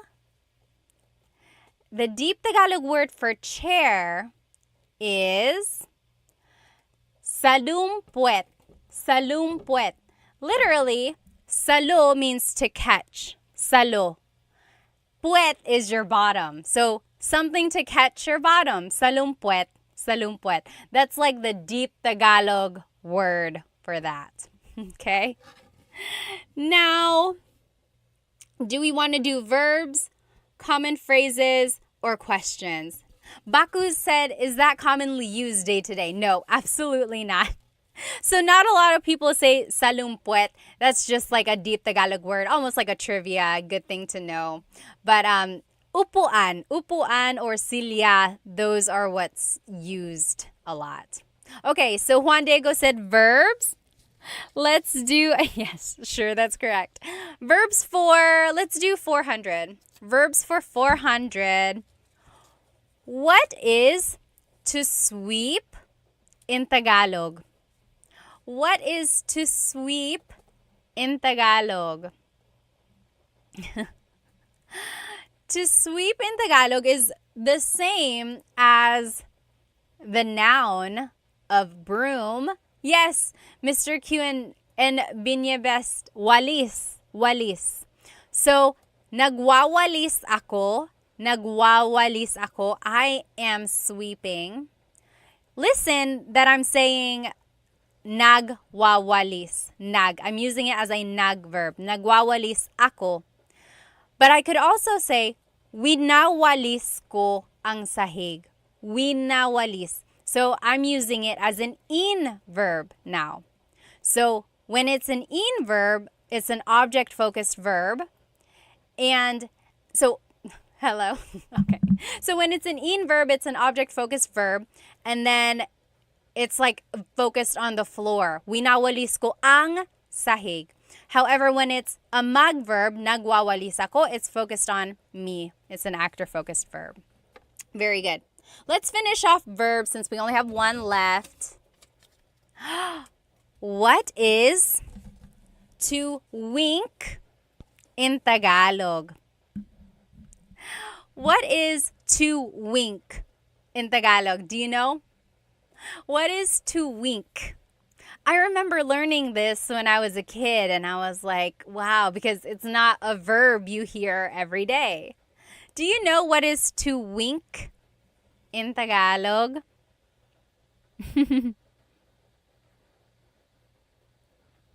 Sean said, why do Filipinos repeat words like walis walis? Sometimes I think it's just to emphasize that they are sweeping, but technically it's just walis. Yes, very good. Going Bananas said kindat. Kindat. Yes, very good. So, kindat, kindat, wink. Kindat. So, kumikindat ako, I am winking. Kumikindat ako. Kindat, wink. Okay? Very good, very good. 2 more categories, only 4 more clues. Let's do common phrases for 3. Common phrases for 300. What are 2 ways to say, I don't know? 2 ways to say, I don't know. How can you say, I don't know, 2 different ways? Yes, Justin Dizon said, hindi ko alam. Hindi ko alam. And then Cosmo Scary said, ewan ko. So those are the 2 ways you can say it. Hindi ko alam means I don't know. Ewan ko means I don't know either. So they are used interchangeably. Hindi ko alam and ewan ko. Very good. Let's finish off common phrases since we only have 1 left. Common phrases. How do you say goodbye in Tagalog? Or like, how would you say it in a casual way? So you might hear me say it at the end of my videos, but that's actually not the common way to say goodbye. I just say it at the end of my videos just to kind of close my videos off. Yes, I know everyone is saying paalam, paalam because I say it. That is technically goodbye in Tagalog, but how would you say it like in a casual way? Yes, E-Cry said, kita kits, kita kits. Kita kits means like, see you later, see you soon. Yes, Micah said, ingat, ingat. Sir David, that's what I was looking for. Sige, sige. So, if someone is about to leave, yes, Annabis also said it. David on YouTube. So, a lot of people say, sige, ingat. Okay, take care. Sige. So, it's like, oh, sige, alis na ako. Okay, I'm leaving now. So there's no real like goodbye. It's almost just like, okay, okay. See you later. Okay, so that's one thing to know there. Okay, we finished off common phrases. 2 more. Let's do questions for 400. How do you say, what are you doing? What are you doing? How do you say, what are you doing in Tagalog? Let's see. What in Tagalog is ano? Yes, Cosmo Scary said it on YouTube. Anong ginagawa mo? Very good. Justin Dizon got it. Anong ginagawa mo? Let's see here. A Amorous Rap Sing said, anong ginawa mo? That's past tense. Anong ginawa mo means, what did you do? Anong ginawa mo? But in the present tense, what are you doing? It's anong ginagawa mo. Okay? Anong ginagawa mo? And then the last clue of the night. Questions for 500. How do you say what happened in Tagalog? What happened in Tagalog? How would you say that? What happened in Tagalog? What happened in Tagalog is... I saw someone write it there. Oh. Sean, I'll answer your question in just a minute. Yes, very close, close, Micah. Yes, Abigail got it. Anong nangyari? Anong nangyari? What happened? Anong nangyari? Anong nangyari? What happened? Very good. Sean said, how do you say to a group of people, what are you doing? So if you're talking to more than one person, you wouldn't say, anong ginagawa mo? That's just one person. Anong ginagawa mo? What are you doing? But if you're asking a group of people, what are you all doing? It would be, anong ginagawa nyo? Anong ginagawa nyo? Nyo is the you plural. There we go. We finished it. We finished all of this. Do you want to see the back of this board?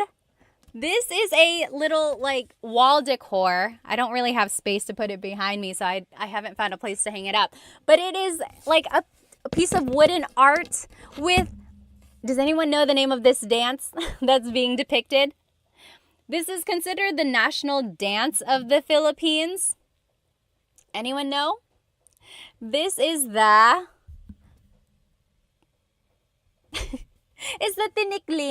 tinikling dance. So you'll see the bamboo poles here, and people are dancing, and they're trying to dance between the poles. And sometimes it goes faster and faster, and you're trying not to get clicked. Yes, very good. You guys all know. Ballroom, Jay, Eric. Oh, yeah. Ballroom said, it says it on the thing. Tinikling.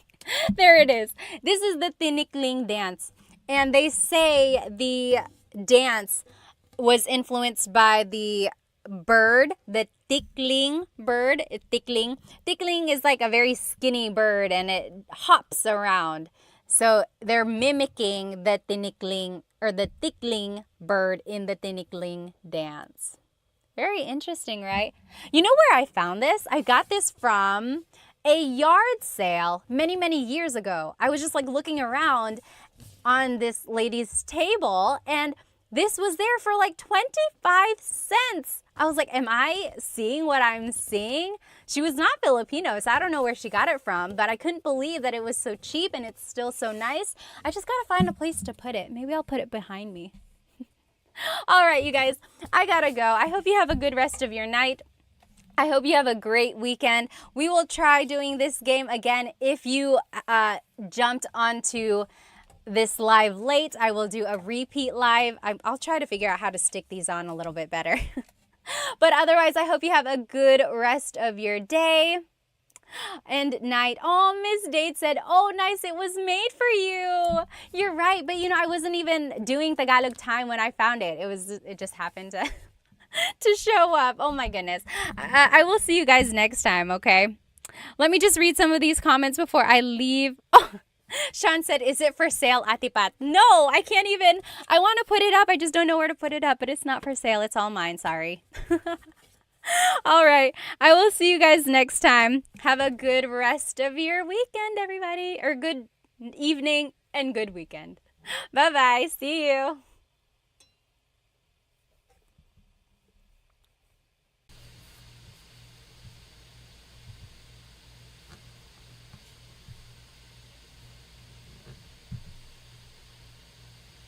Okay, good. So we are going to go ahead and get started. So sorry for the delay. I have only gone live on Instagram, so I've never gone live on YouTube, but I wanted to give it a try because I know YouTube can make it horizontal versus when I go live on Instagram, it's always vertical. And I wanted to share my screen with you because I have so much information I want to share. And the way I used to do it was that it would just kind of display behind me and then I would cover it and everything. Let's just give everyone another minute to get on here. That's a good question. Why is the video quality 480 versus 1080? That is a very good question. Oh, I think it says on my end, it says the stream's current bit rate is lower than recommended. You know, I'll have to play around with it. Is it really bad, like the quality? Can you not see? Like if I were to show this, can you see it? Can you read it okay? Okay, it looks like it might be bad. Hang on one sec. So, okay, so some people are saying it's clear, it looks good, it's not bad. Okay. Okay, we'll just keep it like this for now. If it goes really bad, then let me know. Alrighty, so today we are going to be learning some possessive pronouns and question formation. Also, how is my audio? Is it okay? Is it fuzzy? Is it too soft? Let me know. And sorry if I'm looking to the side because I have two monitors here. This one is where all of the information is, and over here is where all of the comments are. Okay, good. So it looks like the quality is good. We're going to go ahead and jump right into this. So go ahead and grab yourself a piece of paper and something to write with. Audio sounds good too. Good. We got everything going. We're going to get going here. So I'm going to actually turn off my face just because I'm covering up some of what we need to see. So this is what we're going to be learning today. So we're going to be doing some possessive pronouns. So my, your, his or her. Then we'll learn some adjectives. Then we'll put it all together into a simple sentence structure. And then at the very end, we will learn some question words, how to ask questions in Tagalog. And one of those question words is ba, which I'm sure you've heard many times if you've talked to anyone in Tagalog. Let me just catch up on some of these comments here. There is a delay on my end, so if I'm saying it, you're probably hearing it maybe like 10 seconds later. Okay, alrighty. So let's jump right into it. So here are some possessive pronouns. I will say that there are different types of possessive pronouns. We are going to be learning my, your, his or her, ours. But then there are also other possessive pronouns that are mine, yours, like it's yours, and then theirs. That's a different type of possessive pronoun. These possessive pronouns are the ones that can go in a sentence. If you hear me pause, it's just because I am catching up on some of these comments. I really don't want to miss anyone's questions. Okay, alrighty. So let's just start by going over some of these possessive pronouns. Ko is my, bahay, or I'm sorry, like bahay ko, my house, bahay ko. Mo is your singular. So bahay mo, that's your house, bahay mo. Nya is his or her, nya. And as you can see, it's gender neutral. So this could be talking about a woman or a man. So bahay nya, it's his house or her house. You really have to listen to the context clues to determine who someone is talking about. And then natin is ours inclusive, namin is ours exclusive. So there are two different types of ours. Natin means you and me, all of us. We are all living in the same house. That's our house. Natin. Everyone is included, so that's inclusive. Namin is exclusive. So that's just like me and my husband, Chris. It's our house. Bahay namin. You're not included. I'm just telling you about it. Bahay namin. So that's exclusive because you're not included. Then there's ninyo and nyo, which is your plural. So maybe you all as a class, you all live in one house. Bahay nyo. That's your house, all of you. And then there's nila, their house. So over there, that's their house. Bahay nila. Okay, so those are the different types of possessive pronouns. And in order to make a sentence, usually we're using it to describe something. So it's like, my house is red. Pula ang bahay ko. So here are just some adjectives. We will start with colors. Colors in Tagalog is mga kulay. Pula is red. Kahel is orange. Dilaw is yellow. Verde is green. Azul is blue. Lila is purple. Puti is white. Itim is black. Abo is gray. Rosas is pink. Ginto is gold. Kayumangi is brown. So those are just some different colors. And now let's see how we can put everything together in order to make a sentence. So this is the general sentence structure. So the adjective goes first. Then it's the word ang, which means is or are. Then it's the object. Then it's the possessive pronoun. So if we were going to do this together, can you still see it when I minimize it like that? Or not minimize, make it smaller. So let's take a look at the first one. His pants are blue.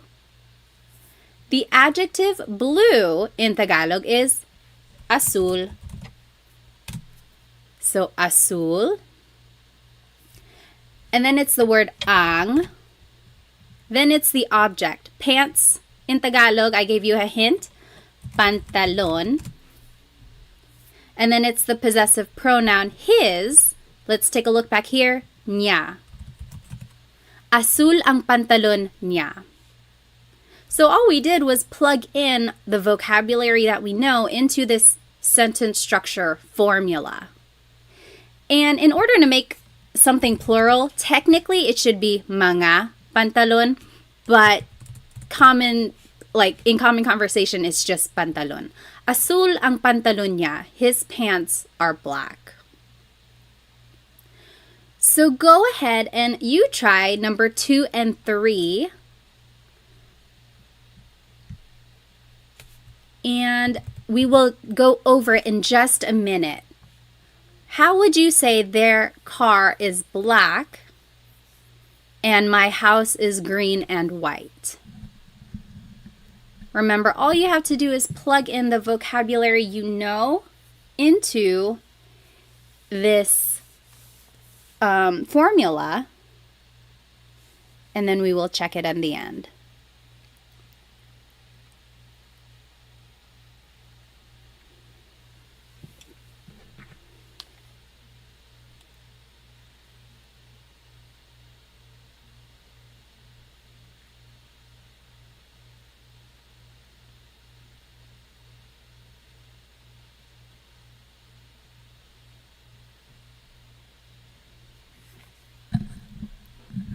Yes, okay, so I am seeing some of the right answers, or one of them is already in the chat. Go ahead and take maybe just another minute or two just to answer or translate what is their car is black and my house is green.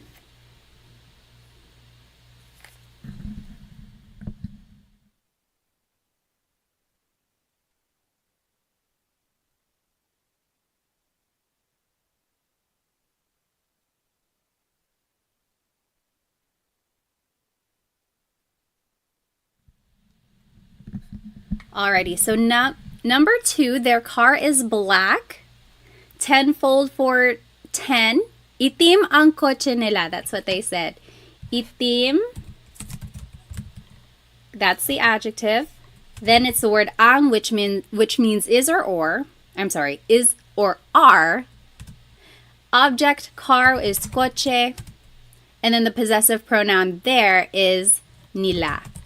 Itim ang kotse nila. Yep, that is correct. Itim ang kotse nila. Number 3, who wants to give it a shot? Write it in the chat. My house is green and white. What do you think?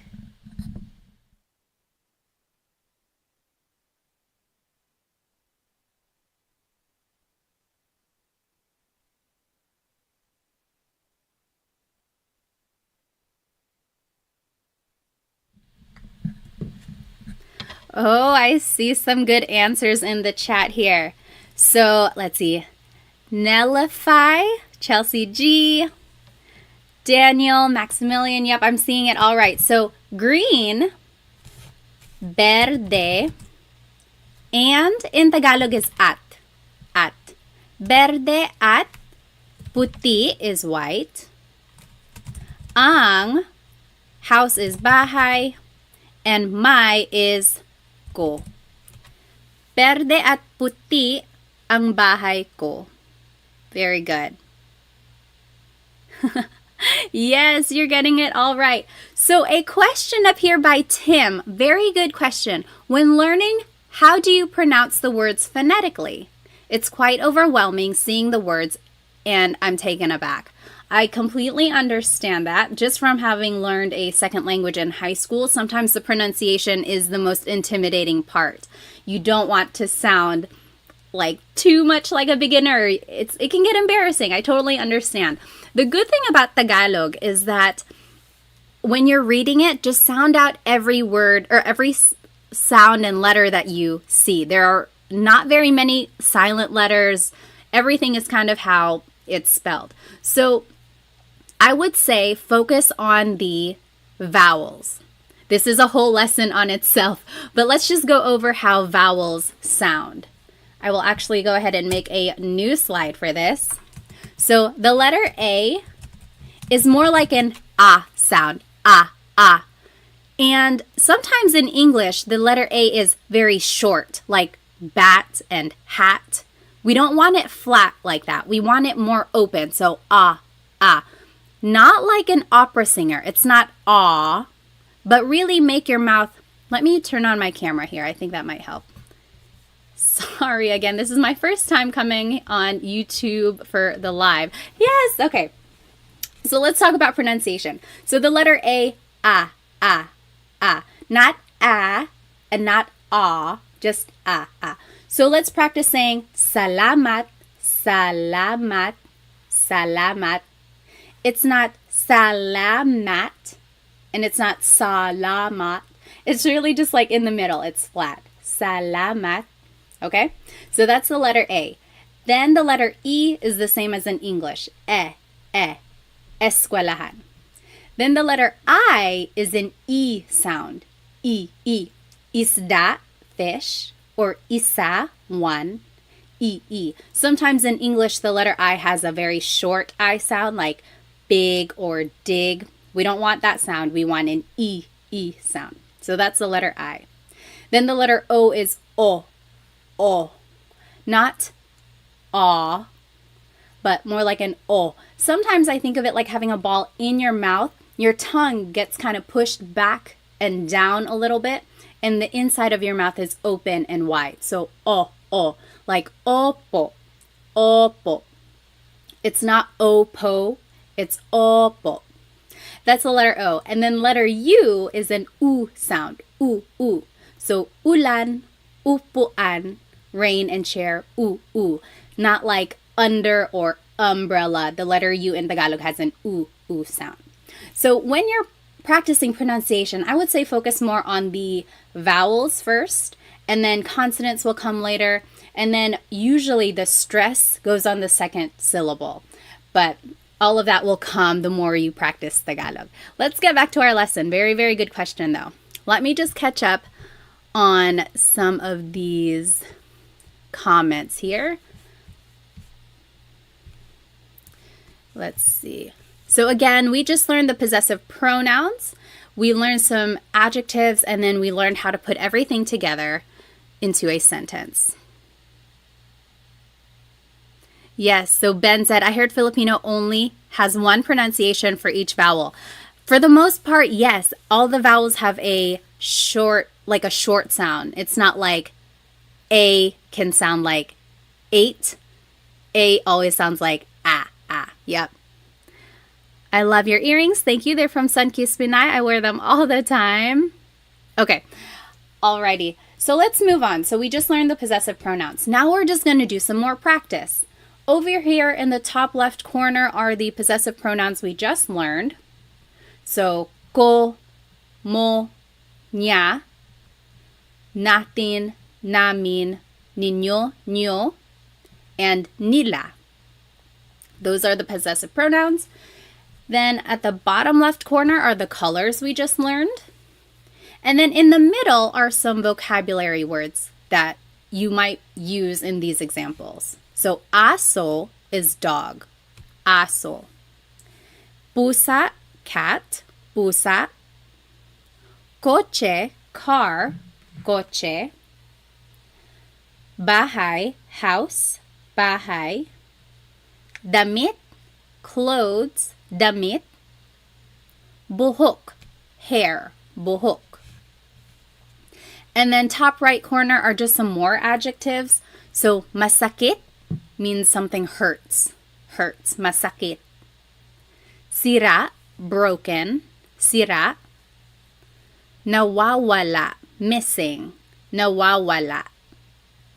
Masaya, happy. Masaya. Bago, new. Bago.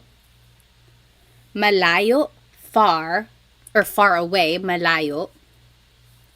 Masarap, delicious. Masarap. And then malamig, cold. Malamig. So that was a lot of adjectives, a lot of vocab there. All of those things you might be able to use in these examples coming up. Then just to review, here is the sentence structure that we just practiced. Adjective goes first. Then it's the word ang, which means is or are. Then it's the object. And then it's the possessive pronoun. The possessive pronoun goes at the end. And then here's the example. His pants are blue. Azul ang pantalon niya. Everything just was plugged into this formula that we learned. So let's do the first one together. Your singular hair is black. So remember the adjective goes first. Black in Tagalog is itim. Then it's the word ang. Then it's the object. Hair is buhok. And then it's the possessive pronoun your, which is mo. Itim ang buhok mo. Any questions on that example or anything we've learned so far? If you have a question, just type it into the comments or in the chat. Otherwise, go ahead and do 1 through 5, and then we'll go over it. So just do half of them first, and then we'll go over it. So 1 through 5. Don't write it in the chat yet, just because I want everyone to be able to do it on their own. So go ahead and do 1 through 5, or I'm sorry, 2 through 5, and then we'll check it.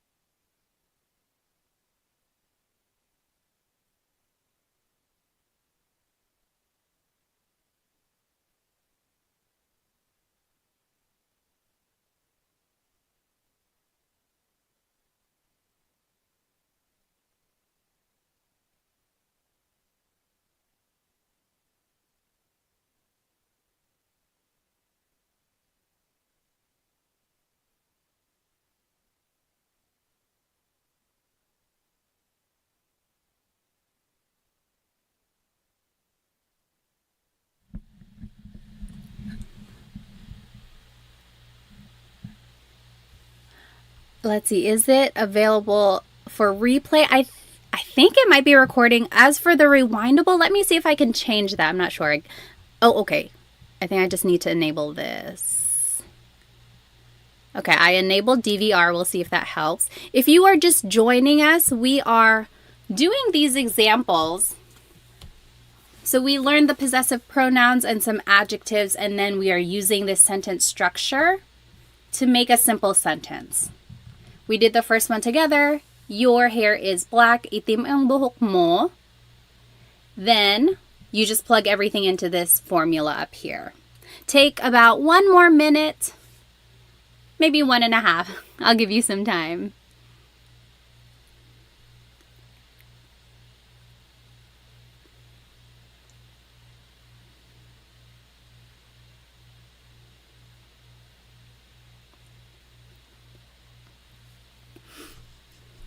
Oh, that is a very good question, Chelsea G. When would you say ma before the color? Like maitim ang buhok ko. Let me think about it. I want to give you a clear and concise answer. I'll think about it, and then after we do the examples, I'll answer your question. Very good question.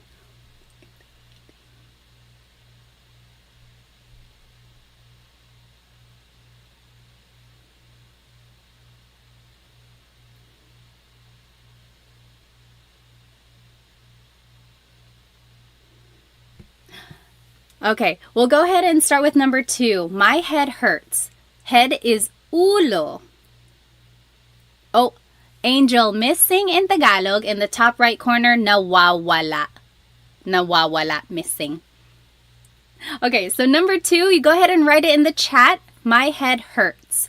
What do you think that is in Tagalog? My head hurts. Whoops, sorry.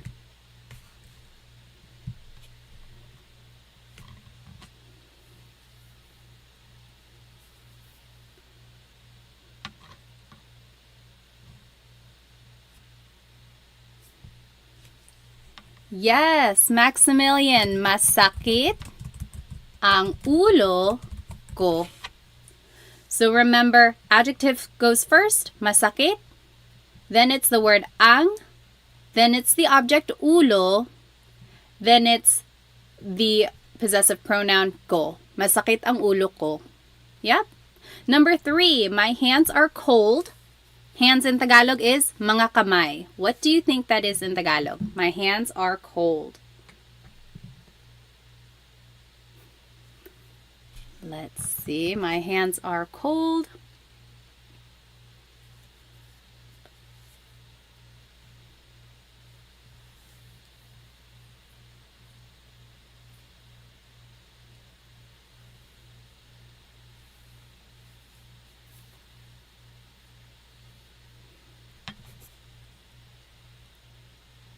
Let's see, the adjective cold is malamig. Yes, Bev.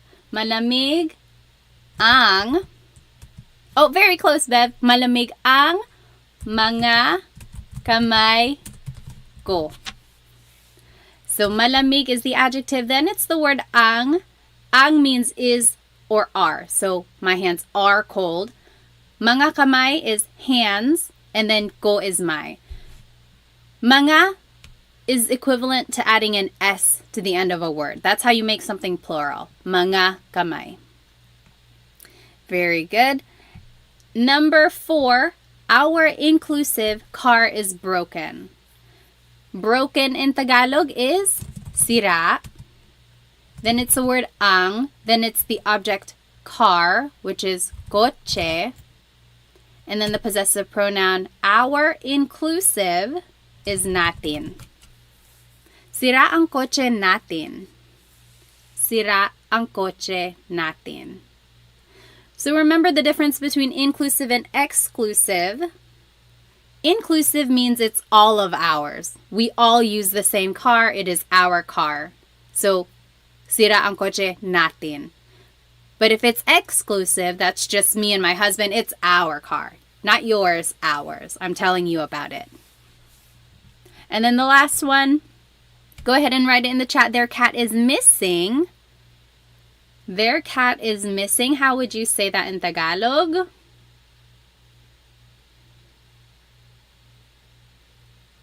Yes. Dean got it. Nawawala. Nawawala, that means missing. Ang pusa nila. Nawawala ang pusa nila. Their cat is missing. So remember everything, all of the vocab is already here. It's just a matter of plugging it into the sentence structure. Let me catch up on some of these. No, you're not slow. Totally fine, totally fine. When would you use I versus ang for the verb is? Let me think about it. So,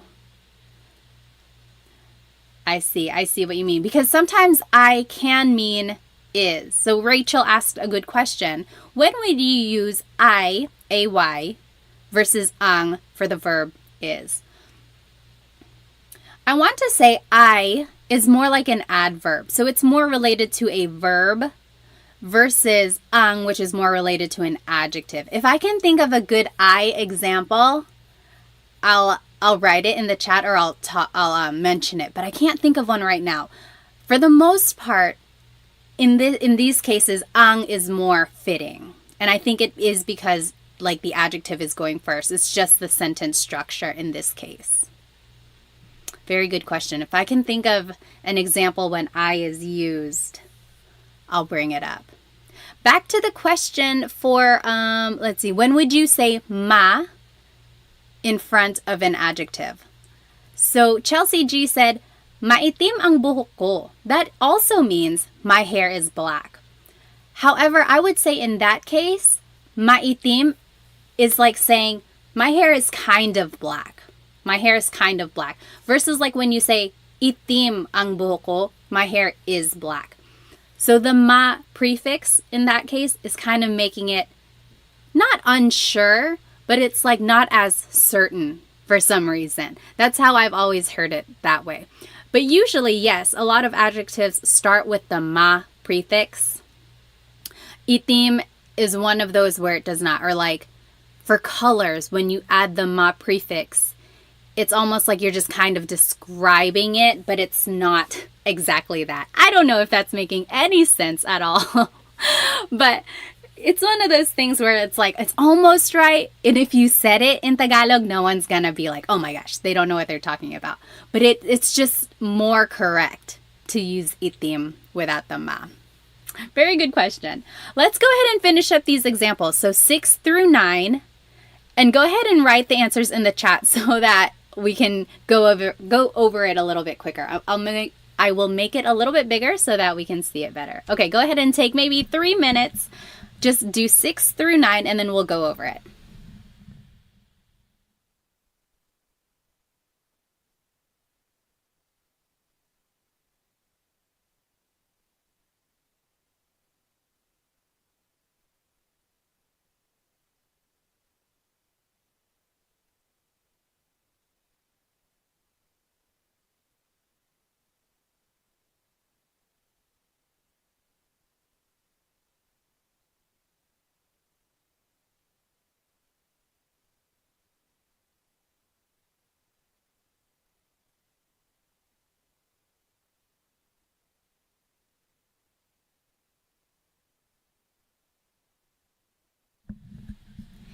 If you are just joining us, your audio is not broken. We are all trying to answer number 6, 7, 8, and 9. Oh, sorry. Your audio is not broken. Anyway, yes, we are all trying to answer or translate these phrases, and then we're going over it. I'll give you about maybe 1 more minute.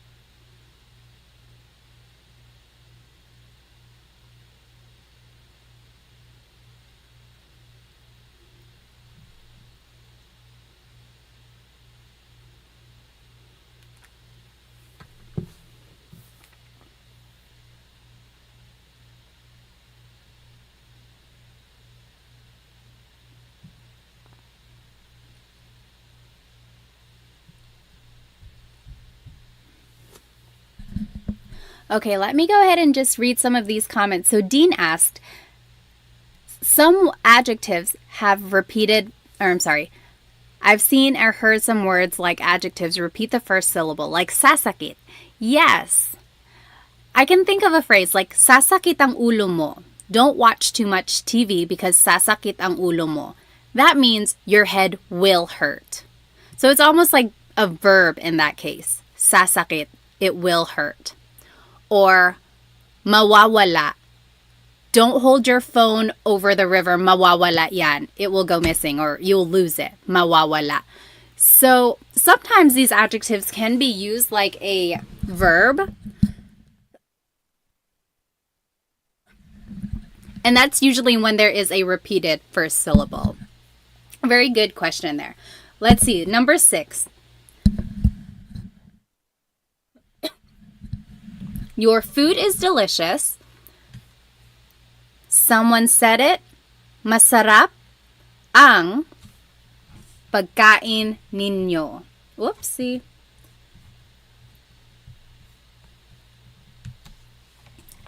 Delicious is masarap. Then it's the word ang.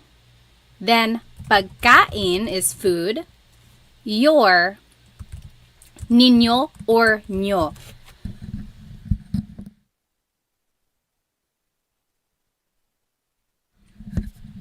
And yes, Kevin asked a good question. Is there a difference between niño and ño? Or would you use them for different scenarios? Actually, ño is just the shorter form. It's like slang almost.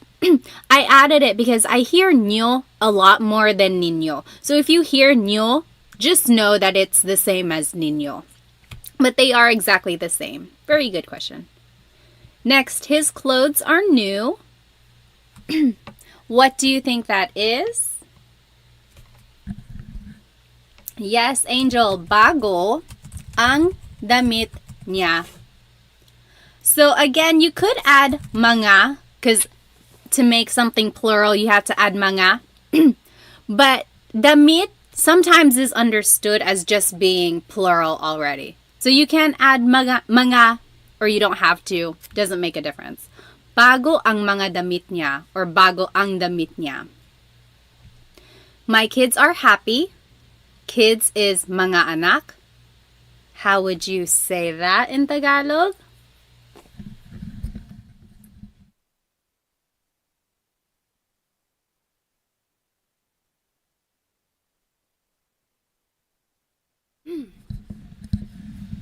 Yes, masaya ang mga anak ko.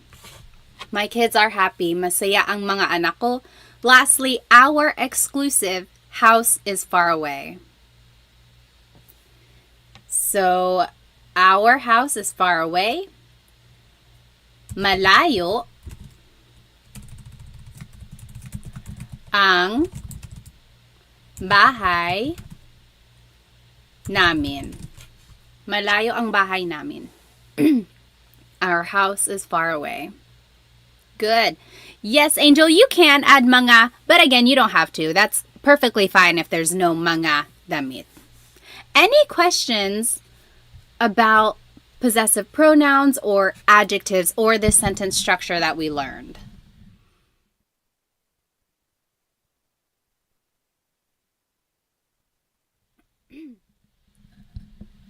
Okay. If you think of a question, feel free to write it in the chat. Otherwise, I want to try this poll here. They say you can do a poll. Hang on.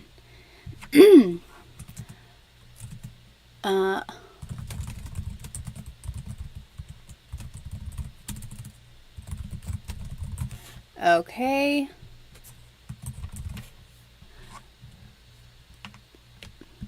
There was a question, what is broken in Tagalog? Sira. Sira, up here in the top right corner, sira. We are going to do this quick poll. Oops.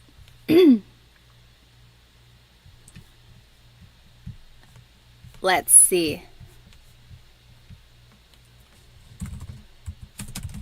Okay. See if that works. We're going to do a little contest to see what our favorite food is. Oh, it's not even showing up on your screen. Hang on one moment.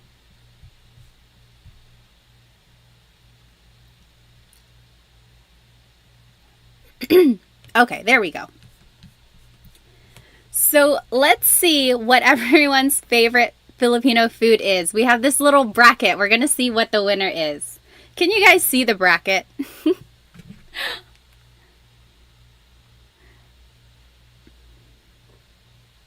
Okay. Oh, I see. It's very small. Well, you get the idea. I won't make it too big. Let's take about 30 seconds. Put your vote in. What is your favorite? Adobo or kare-kare? Right now, we are answering the poll. What is your favorite, adobo or kare-kare? So adobo is soy sauce and vinegar, bay leaves, lots of garlic. Usually it's chicken, but it can really be anything. Pork adobo or squid, even green beans. Then kare-kare is usually beef, and it's like a peanut butter sauce. So yummy. I would actually choose kare-kare. Sometimes I have too much adobo. It's like my go-to. It's so quick. Okay, let's see. What is the winner? It looks like adobo is the winner. Okay, adobo is gonna move forward. Sorry, kare-kare. And then let's do another one here. Whoops. What? Oh, no. Okay. And then Pansit or sinigang? Which would you choose? Hang on.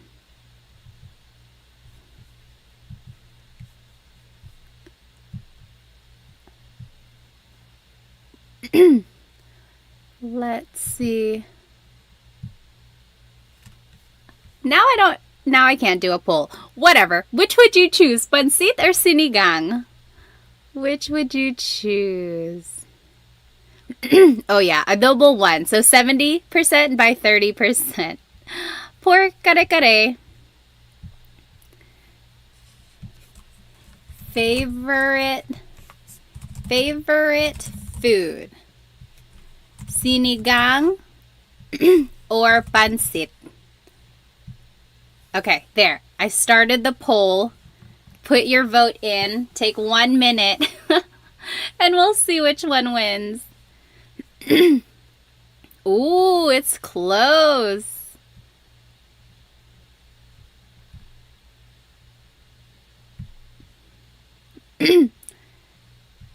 Pansit, again, is like adobo to me. I feel like I have it so much. Or just like at any Filipino farm. Oh my gosh, it's 50-50. Oh no, Pansit is winning. Everyone get their votes in. Sinigang or Pansit? It's very close. No, it's 50%. What are we going to do? Is there anyone who did not vote? Oh my gosh.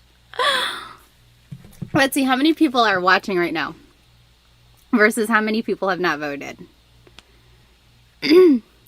Come on, get your vote in. It's so close. Okay, there are 57 of you and there are only 34 votes. Put your vote in. Pansit or sinigang? It is 50-50. We don't have a winner. Why is it nilaga on there? Well, there's still more choices. Oh, I see. On the bracket. Oh my goodness. There's no winner. Pansit. Okay, unfortunately, Pansit is the winner because we have to end the poll. Pansit is moving forward. Poor sinigang. Okay.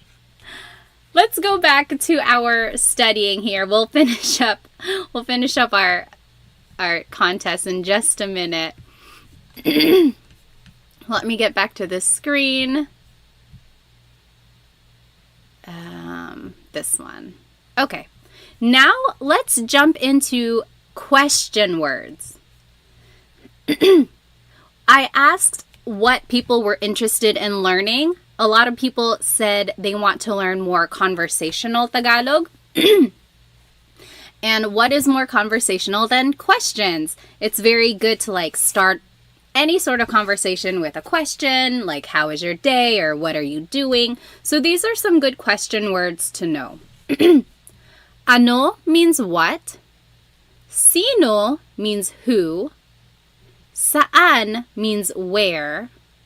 Kailan means when. Paano means how. Bakit means why. And there's no particular reason why bakit is this lighter color. I think it just happened to be like that.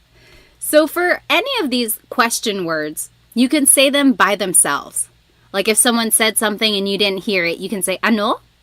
Just say it by itself. Ano. Or if someone is calling, or someone was like, hey, someone called you, and then you're like, who? Sino? Who? So you can say these question words by themselves. But if you wanted to expand on your question, there are certain prepositions or other types of words, sometimes an article, that has to go after the question before you continue on with the question. So for the word ano, usually it's ano ang blank. What is blank? Ano ang sabi mo? What did you say? Ano ang sabi mo? Another example, ano ang blank sa Tagalog? What is blank in Tagalog? So this is a good question to know. Ano ang wallet sa Tagalog? What is wallet in Tagalog? Or ano ang Cell phone sa Tagalog. What is cell phone in Tagalog? Both of those. Wallet in Tagalog is usually just said in English. Another question. Ano ang pangalan mo? What is your name? Ano ang pangalan mo? Next, the word sino, who, also uses ang. Ang. Sino ang blank? Sino ang kumakanta? Who is singing? Sino ang kumakanta? Also, sino yun? Who is that? Sino yun? So sometimes you can just use a demonstrative pronoun, this or that. Sino yun? Sino ito? Who is this? Next, saan and nasaan.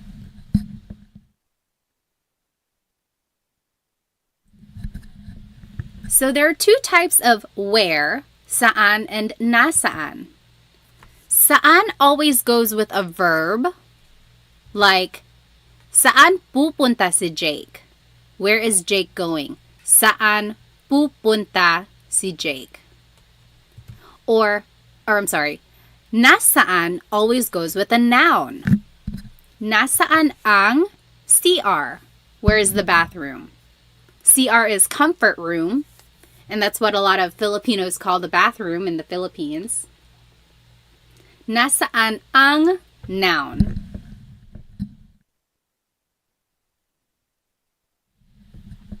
And a good way to remember that are nasaan and noun both start with the letter N, so that's kind of helpful.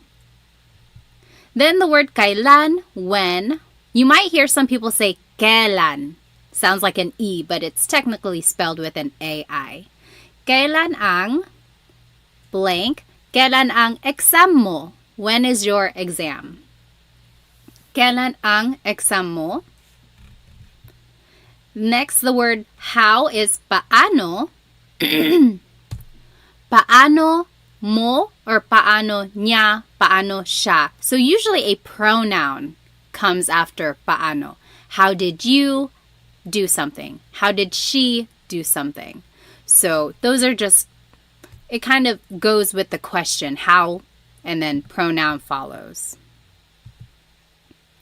Then, paano mo ginagawa yun? That's an example. So, paano mo ginawa yun? How did you do that? And lastly, the word why is bakit. Bakit mo, bakit niya, bakit siya. Again, pronouns usually follow the word bakit. Any questions about these questions before we do some practice?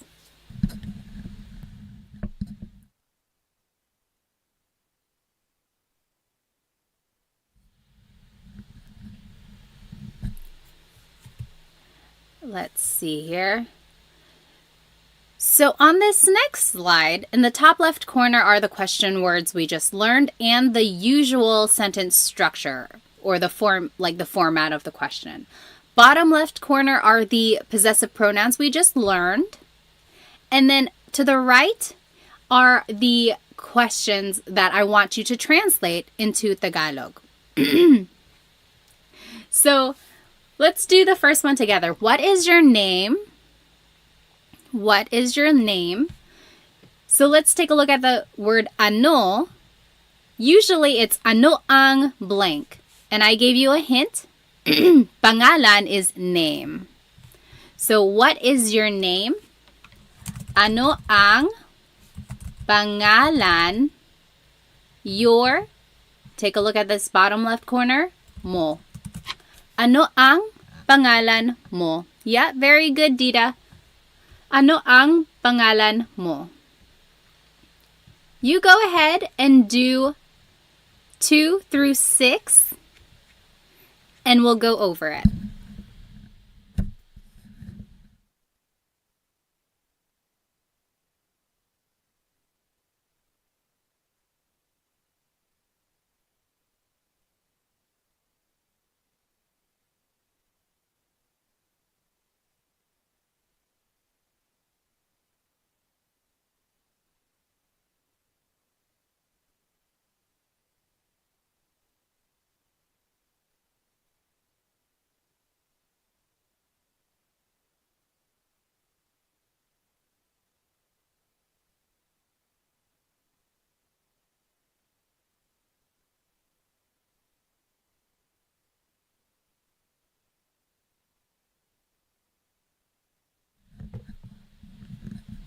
If you are just joining us, we are translating these questions on the right side into Tagalog.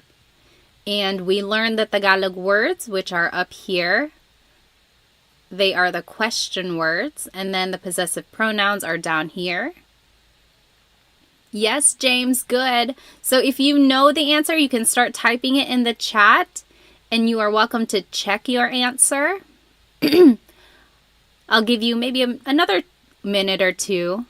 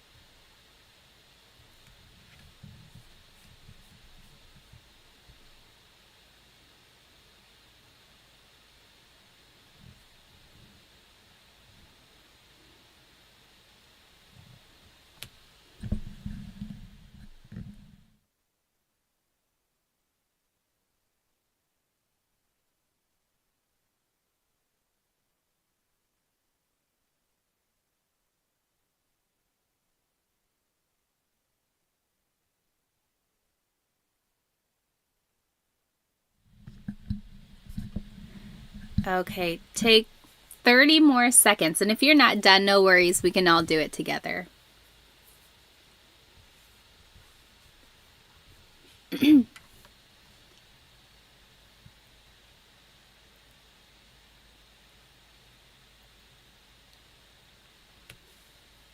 Okay, number 2, where is Alex going to sleep? Where is Alex going to sleep? So let's take a look at the word where. So we have to choose, is it saan or nasaan? So since it's matutulog, that's a verb. Saan matutulog si Alex.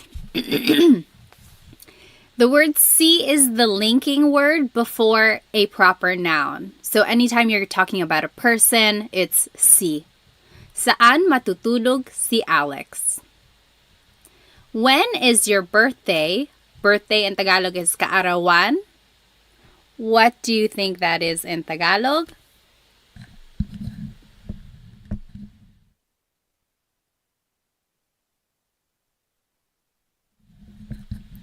Yes, James. Kailan ang kaarawan mo?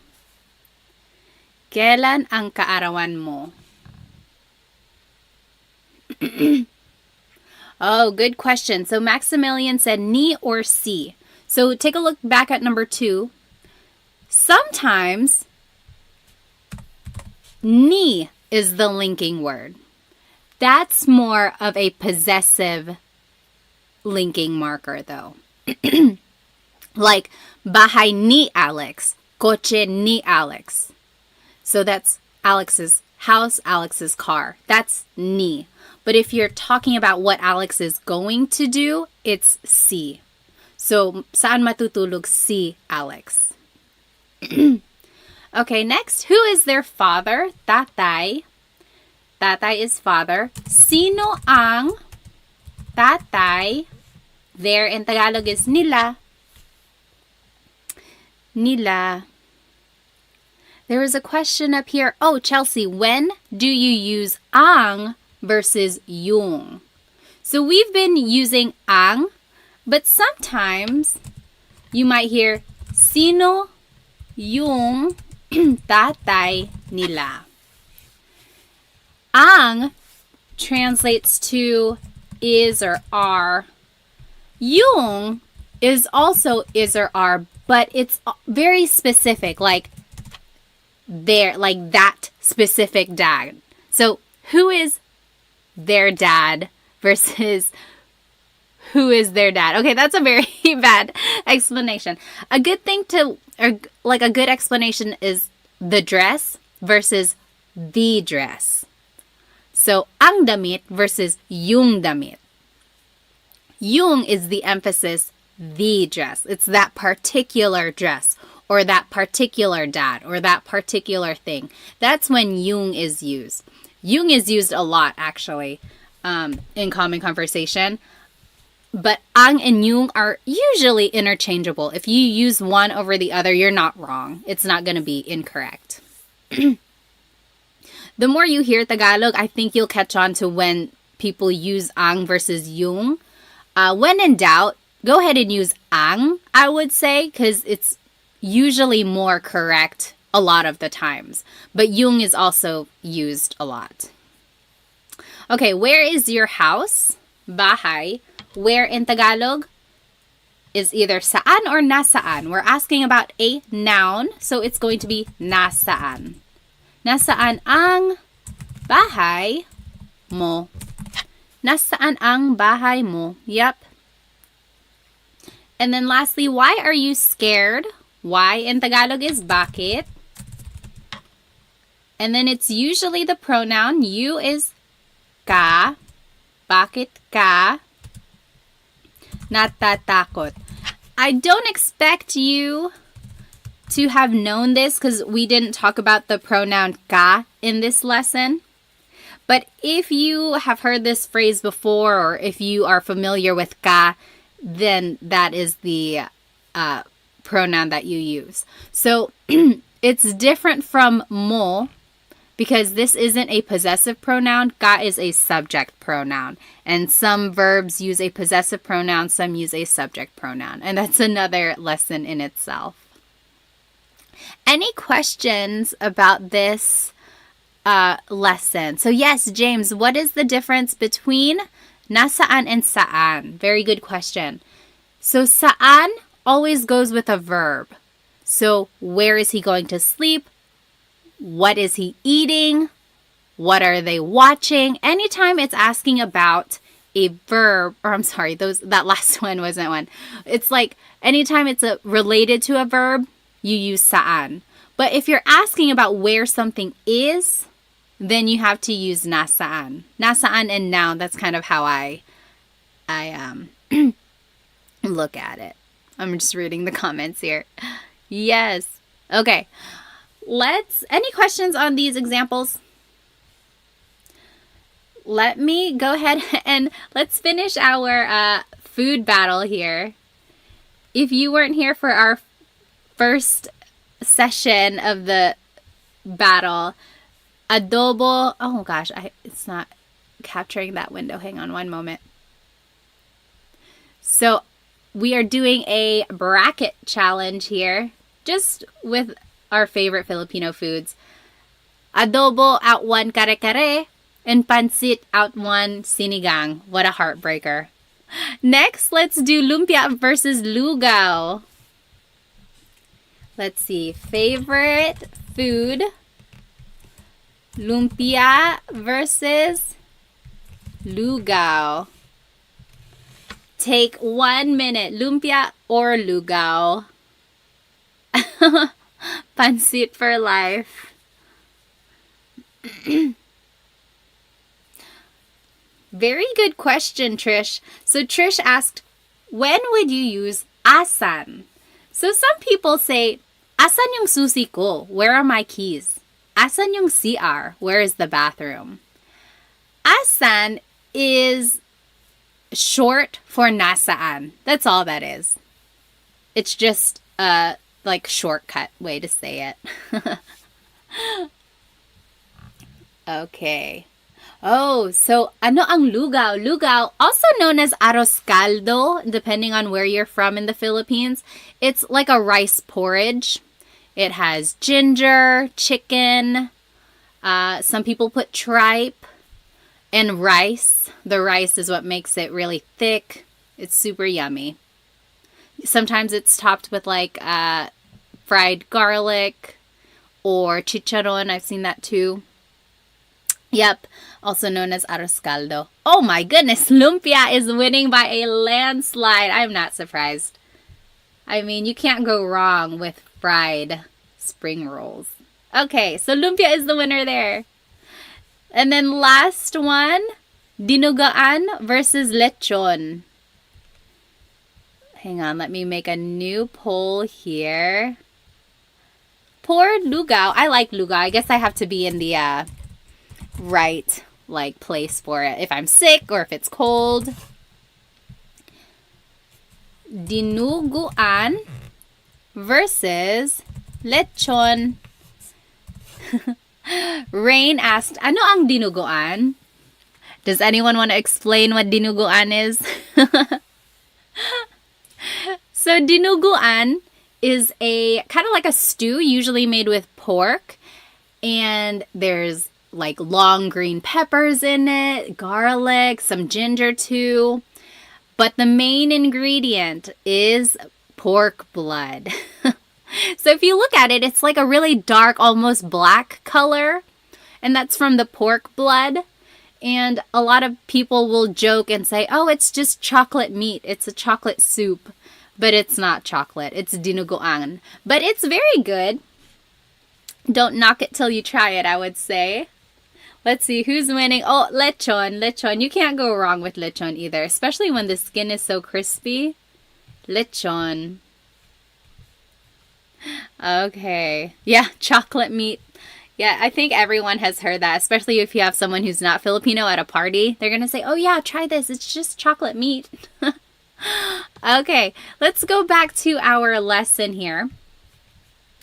Now, we are going to be learning about this word ba. Let me switch over. Oops. Let me switch over to the other slide. There we go. So, ba. This is a question word. There is no real translation in English, but it's used when the question is asking for a yes or no answer. So, for example, kumain ka na ba? Yes or no. Have you eaten yet? Yes or no. Or, ready ka na ba? Are you ready yet? Yes or no. So, anytime it's asking for like a yes or no question, it's usually it has a ba in there. But whenever you want to add ba, there are certain placements of it in the question. It's not like the word po, where you can add po at the end of anything you say to make it respectful. Ba, you actually have to add in certain places in the phrase or in the question in order for it to make sense. Okay, so usually, ba goes after the word na, which means already, or after a pronoun like ka, mo, or ko. So if any of those appear in the question or in a phrase, ba would go after that. We will see examples of these. So, nandito na ba si Benji? Is Benji here yet? There's the word na. So ba goes after that. Remember, if na appears in the phrase, that's where ba would go. Or, bumili ka ba ng bigas? Did you buy rice? Bumili ka ba ng bigas? There's the pronoun ka. Remember, it was in the rule. Ba goes after a pronoun. Bumili ka ba ng bigas? Did you buy rice? I want to point out that if you take out ba in any of these questions, then it's just a statement. Nandito na si Benji. Benji is here. Nandito na si Benji. Or, bumili ka ng bigas. Go buy rice. Or, you bought rice. Bumili ka ng bigas. So, when you take out the word ba, then it's just a statement. As soon as you add the word ba, it turns it into a question. I think that's so interesting. One small word has such a big impact on its meaning. And here's just another example. Nakapunta ka na ba sa Pilipinas? This is showing that if there's a pronoun and the word na, ba would go after both of those. So remember in the rule it said if na and a pronoun are in a phrase, ba would go after that. So if both of them are in a phrase, then ba goes after both of them. Nakapunta ka na ba sa Pilipinas? Have you been to the Philippines yet? All right, so that's rule number 1. Next, ba goes after an adjective or a noun. For example, Kotse ba yan ni Sarah? Is that Sarah's car? So there's the noun kotse. Ba is after that. Mabait ba si Tito Boy? Is Tito Boy nice? Mabait is an adjective meaning nice. Ba goes after that. So it goes after an adjective or a noun. Okay? And then ba goes after a verb. Naligo ba yung mga bata? Did the kids take a shower? Naligo ba yung mga bata? And then magtatrabaho ba si Mark bukas? Will Mark go to work tomorrow? So there's the verb magtatrabaho, meaning to go to work, will go to work. Ba goes after that. So for the most part, ba goes after the first word. It's usually the second word. If you see these last 4 examples, it's the second word in the question. However, you have to watch out for na or a pronoun because it would go after that. Let's take a look at some examples. I think it will kind of put everything in make it more sense. So turn these into a question. The first one, kumain ka ng almusal. You ate breakfast. Kumain ka ng almusal. Let's do that one together. Remember our rules. Let's just go word by word. So kumain ka ng almusal. Usually ba goes as the second word. Kumain ba? But, you got to keep reading. There's ka. That's a pronoun. Remember rule number 1. Ba has to go after that. So it would go after the word ka. Kumain ka ba ng almusal? Kumain ka ba ng almusal? Because remember, technically it goes after a verb, like in rule number 3. But you got to keep reading and you'll see that there's a pronoun and it goes after pronouns.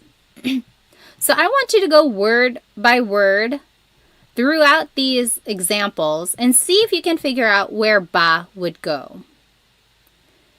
So for number 2, nasa eskwelahan na ang mga bata. The kids are at school already. Where do you think ba would go? You can type it into the chat. Nasa eskwelahan na ang mga bata. Where would ba go?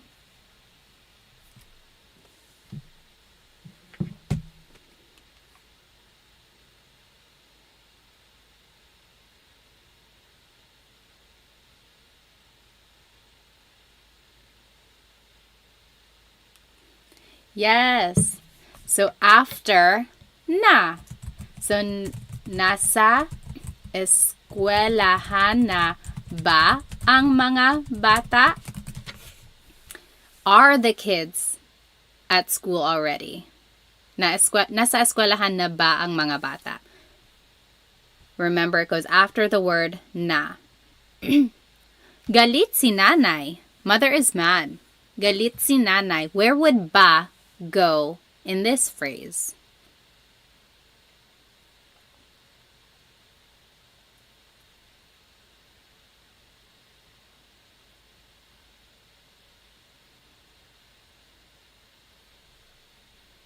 Galit si nanay. Mother is mad. Where would ba go? Yes, Maximilian. So after an adjective, so galit is an adjective meaning mad. So galit ba si nanay? Is mother mad? Galit ba si nanay? Yep. Up here, that should be number 4. Bahay yan ni Ate Mary. Bahay yan ni Ate Mary, where would ba go? Bahay yan ni Ate Mary.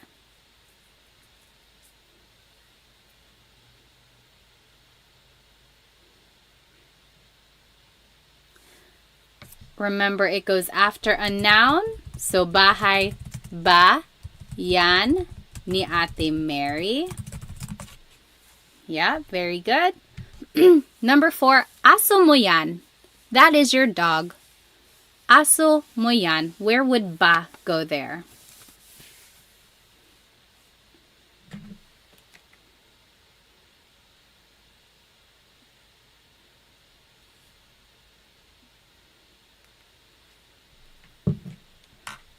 After mo.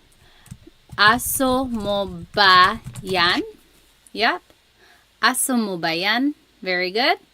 And then last one, pupunta dito si Luke bukas. Luke is coming here tomorrow. Pupunta dito si Luke bukas. Where would ba go?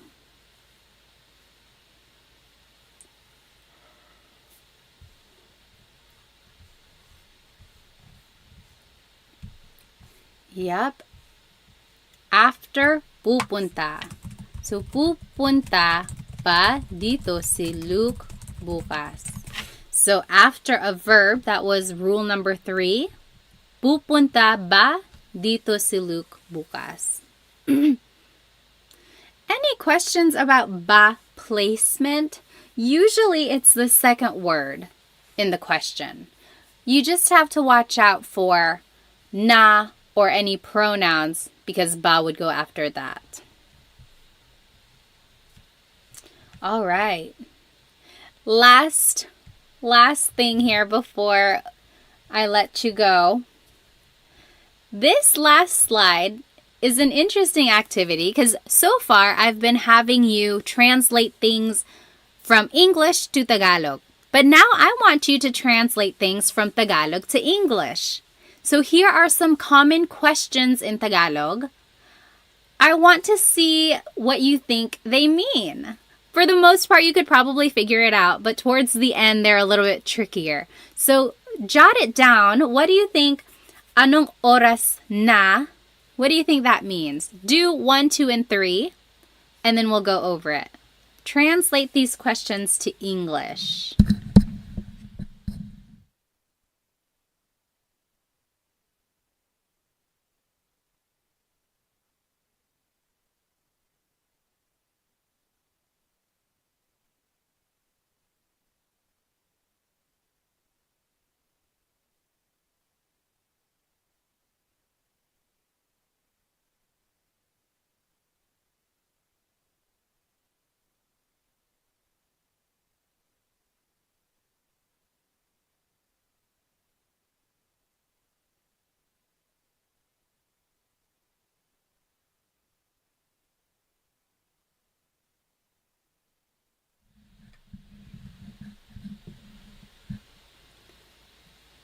Okay.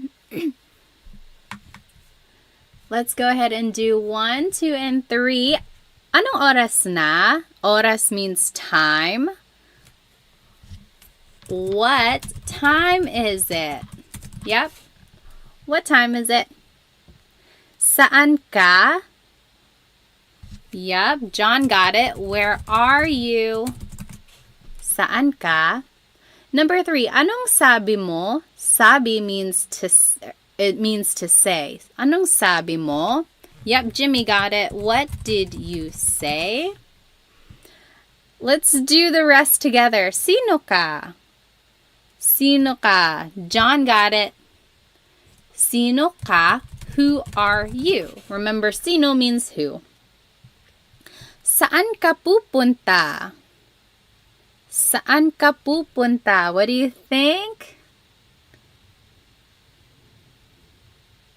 Oh, good question. So Max said, why did you add ng to ano? Technically, this is ano ang sabi mo. And then you put it together and it's anong. That's all that is. Saan ka pupunta? Where are you going? Yes, Chelsea G, where are you going? Number 6, kailan ka uuwi? Uwi means to go home. Kailan ka uuwi? John got it. Good. John got them all. When are you going home? This one is interesting because it can mean when are you going home or when are you coming home. So if you're at a party and you're giving your friend a ride, you could say, oh, kailan ka uuwi?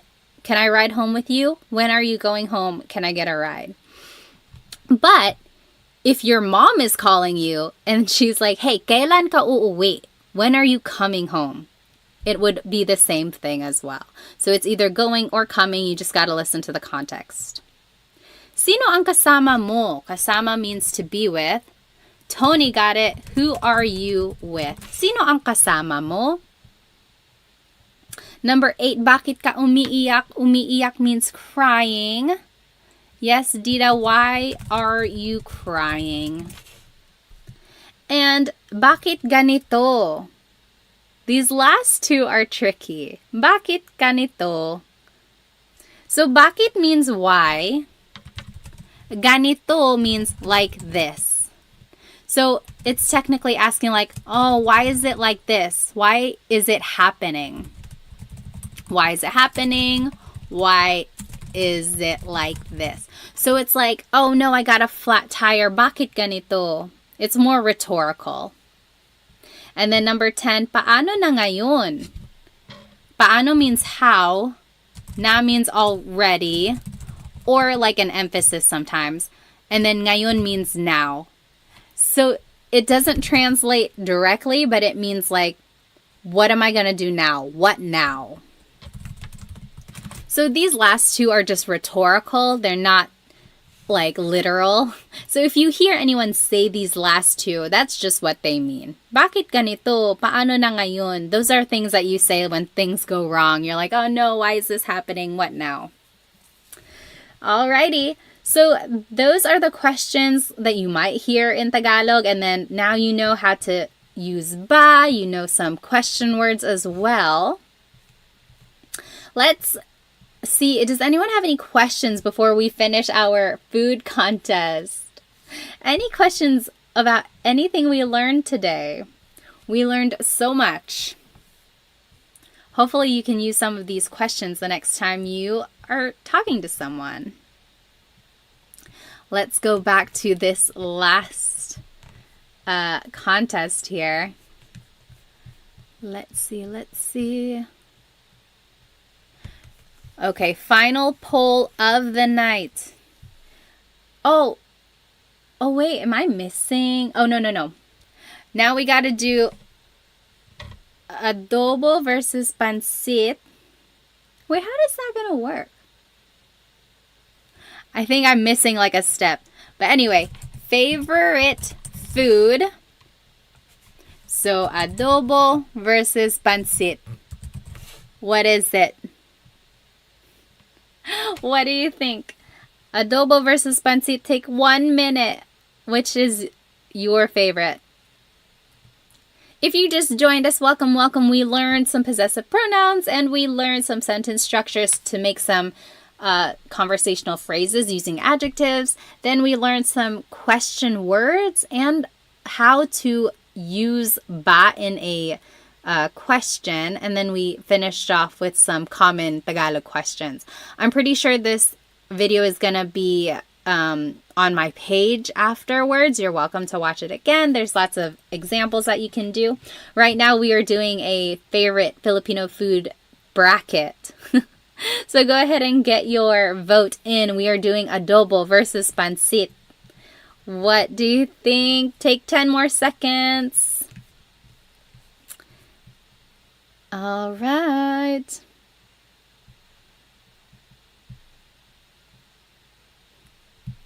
Okay, let's see. Oh, adobo is the winner. Adobo with lots and lots of rice, of course. Okay. And then last one. Or I guess we would have another one after this. Let's see. Lumpia versus lechon. Favorite food. Lumpia versus lechon. Oh, that's a hard one. They're both crispy and yummy. Which would you choose? Lumpia versus lechon. Let's see. Lumpia versus lechon. Those are both very popular party foods too. I think I would probably choose lumpia. Oh no, it's 50-50 again. Make sure to get your votes in. Every vote counts. Oh, lechon is winning. Let's see. Get your vote in. Lumpia versus lechon. 10, 9, 8, 7, 6, 5, 4, 3, 2, 1. It is a tie. Oh, lechon won. Oh no, now lumpia won. Okay, 3, 2, 1. And oh, lechon won. Lechon is the winner. And then last one. Now it's between lechon and adobo. Who is going to be the winner here? Lechon or adobo? Adobo has been a crowd favorite tonight. Adobo versus lechon. 1 minute. I'm going to set a timer. Adobo versus lechon. Hang on. The minute is starting now. Get your vote in. Amy said adobo will totally win. Oh, I don't know. Lechon is winning right now. Make sure you get your vote in. Adobo versus lechon. If you're just joining, no, this is not a Tagalog lesson. We just finished our lesson now. We are just figuring out the ultimate favorite Filipino food. You have 30 seconds to vote. Get your vote in. Every vote counts. This is for the championship. Adobo versus lechon. Who's it gonna be? Oh no! Lechon is winning. Amy, you jinxed it. I'm just joking. Let's see. 10, 9, 8, 7, 6, 5, 4, 3, 2, 1. Lechon is the winner. It does take a long time to make a lechon. It's totally worth all the effort. Lechon is the winner. Okay. When do I do my live Tagalog lessons? I haven't done one until like tonight. I used to do them pretty frequently on Instagram. And then I went to the Philippines and then life got so busy. But now I'm hoping to do these a little bit more. Thank you so much for sticking with me. And sorry I was late. I was trying to figure out this whole technology thing. I usually did them on Instagram. And on Instagram, it's usually vertical. So this was my first time doing these on YouTube because I wanted to share my screen. So it looked like it was working. Hopefully we can do it a little bit more efficiently next time. Let's see. I think Dita was asking, what is the difference between saan and nasaan? So yes, saan always goes with a verb. Saan ka pupunta? Where are you going? Saan ka matutulog? Where are you sleeping? Versus nasaan is with a noun. So nasaan ang mga bata? Where are the kids? If you're asking about a thing, you have to use nasaan. Nasaan noun. Nasaan noun. That's how I remember it.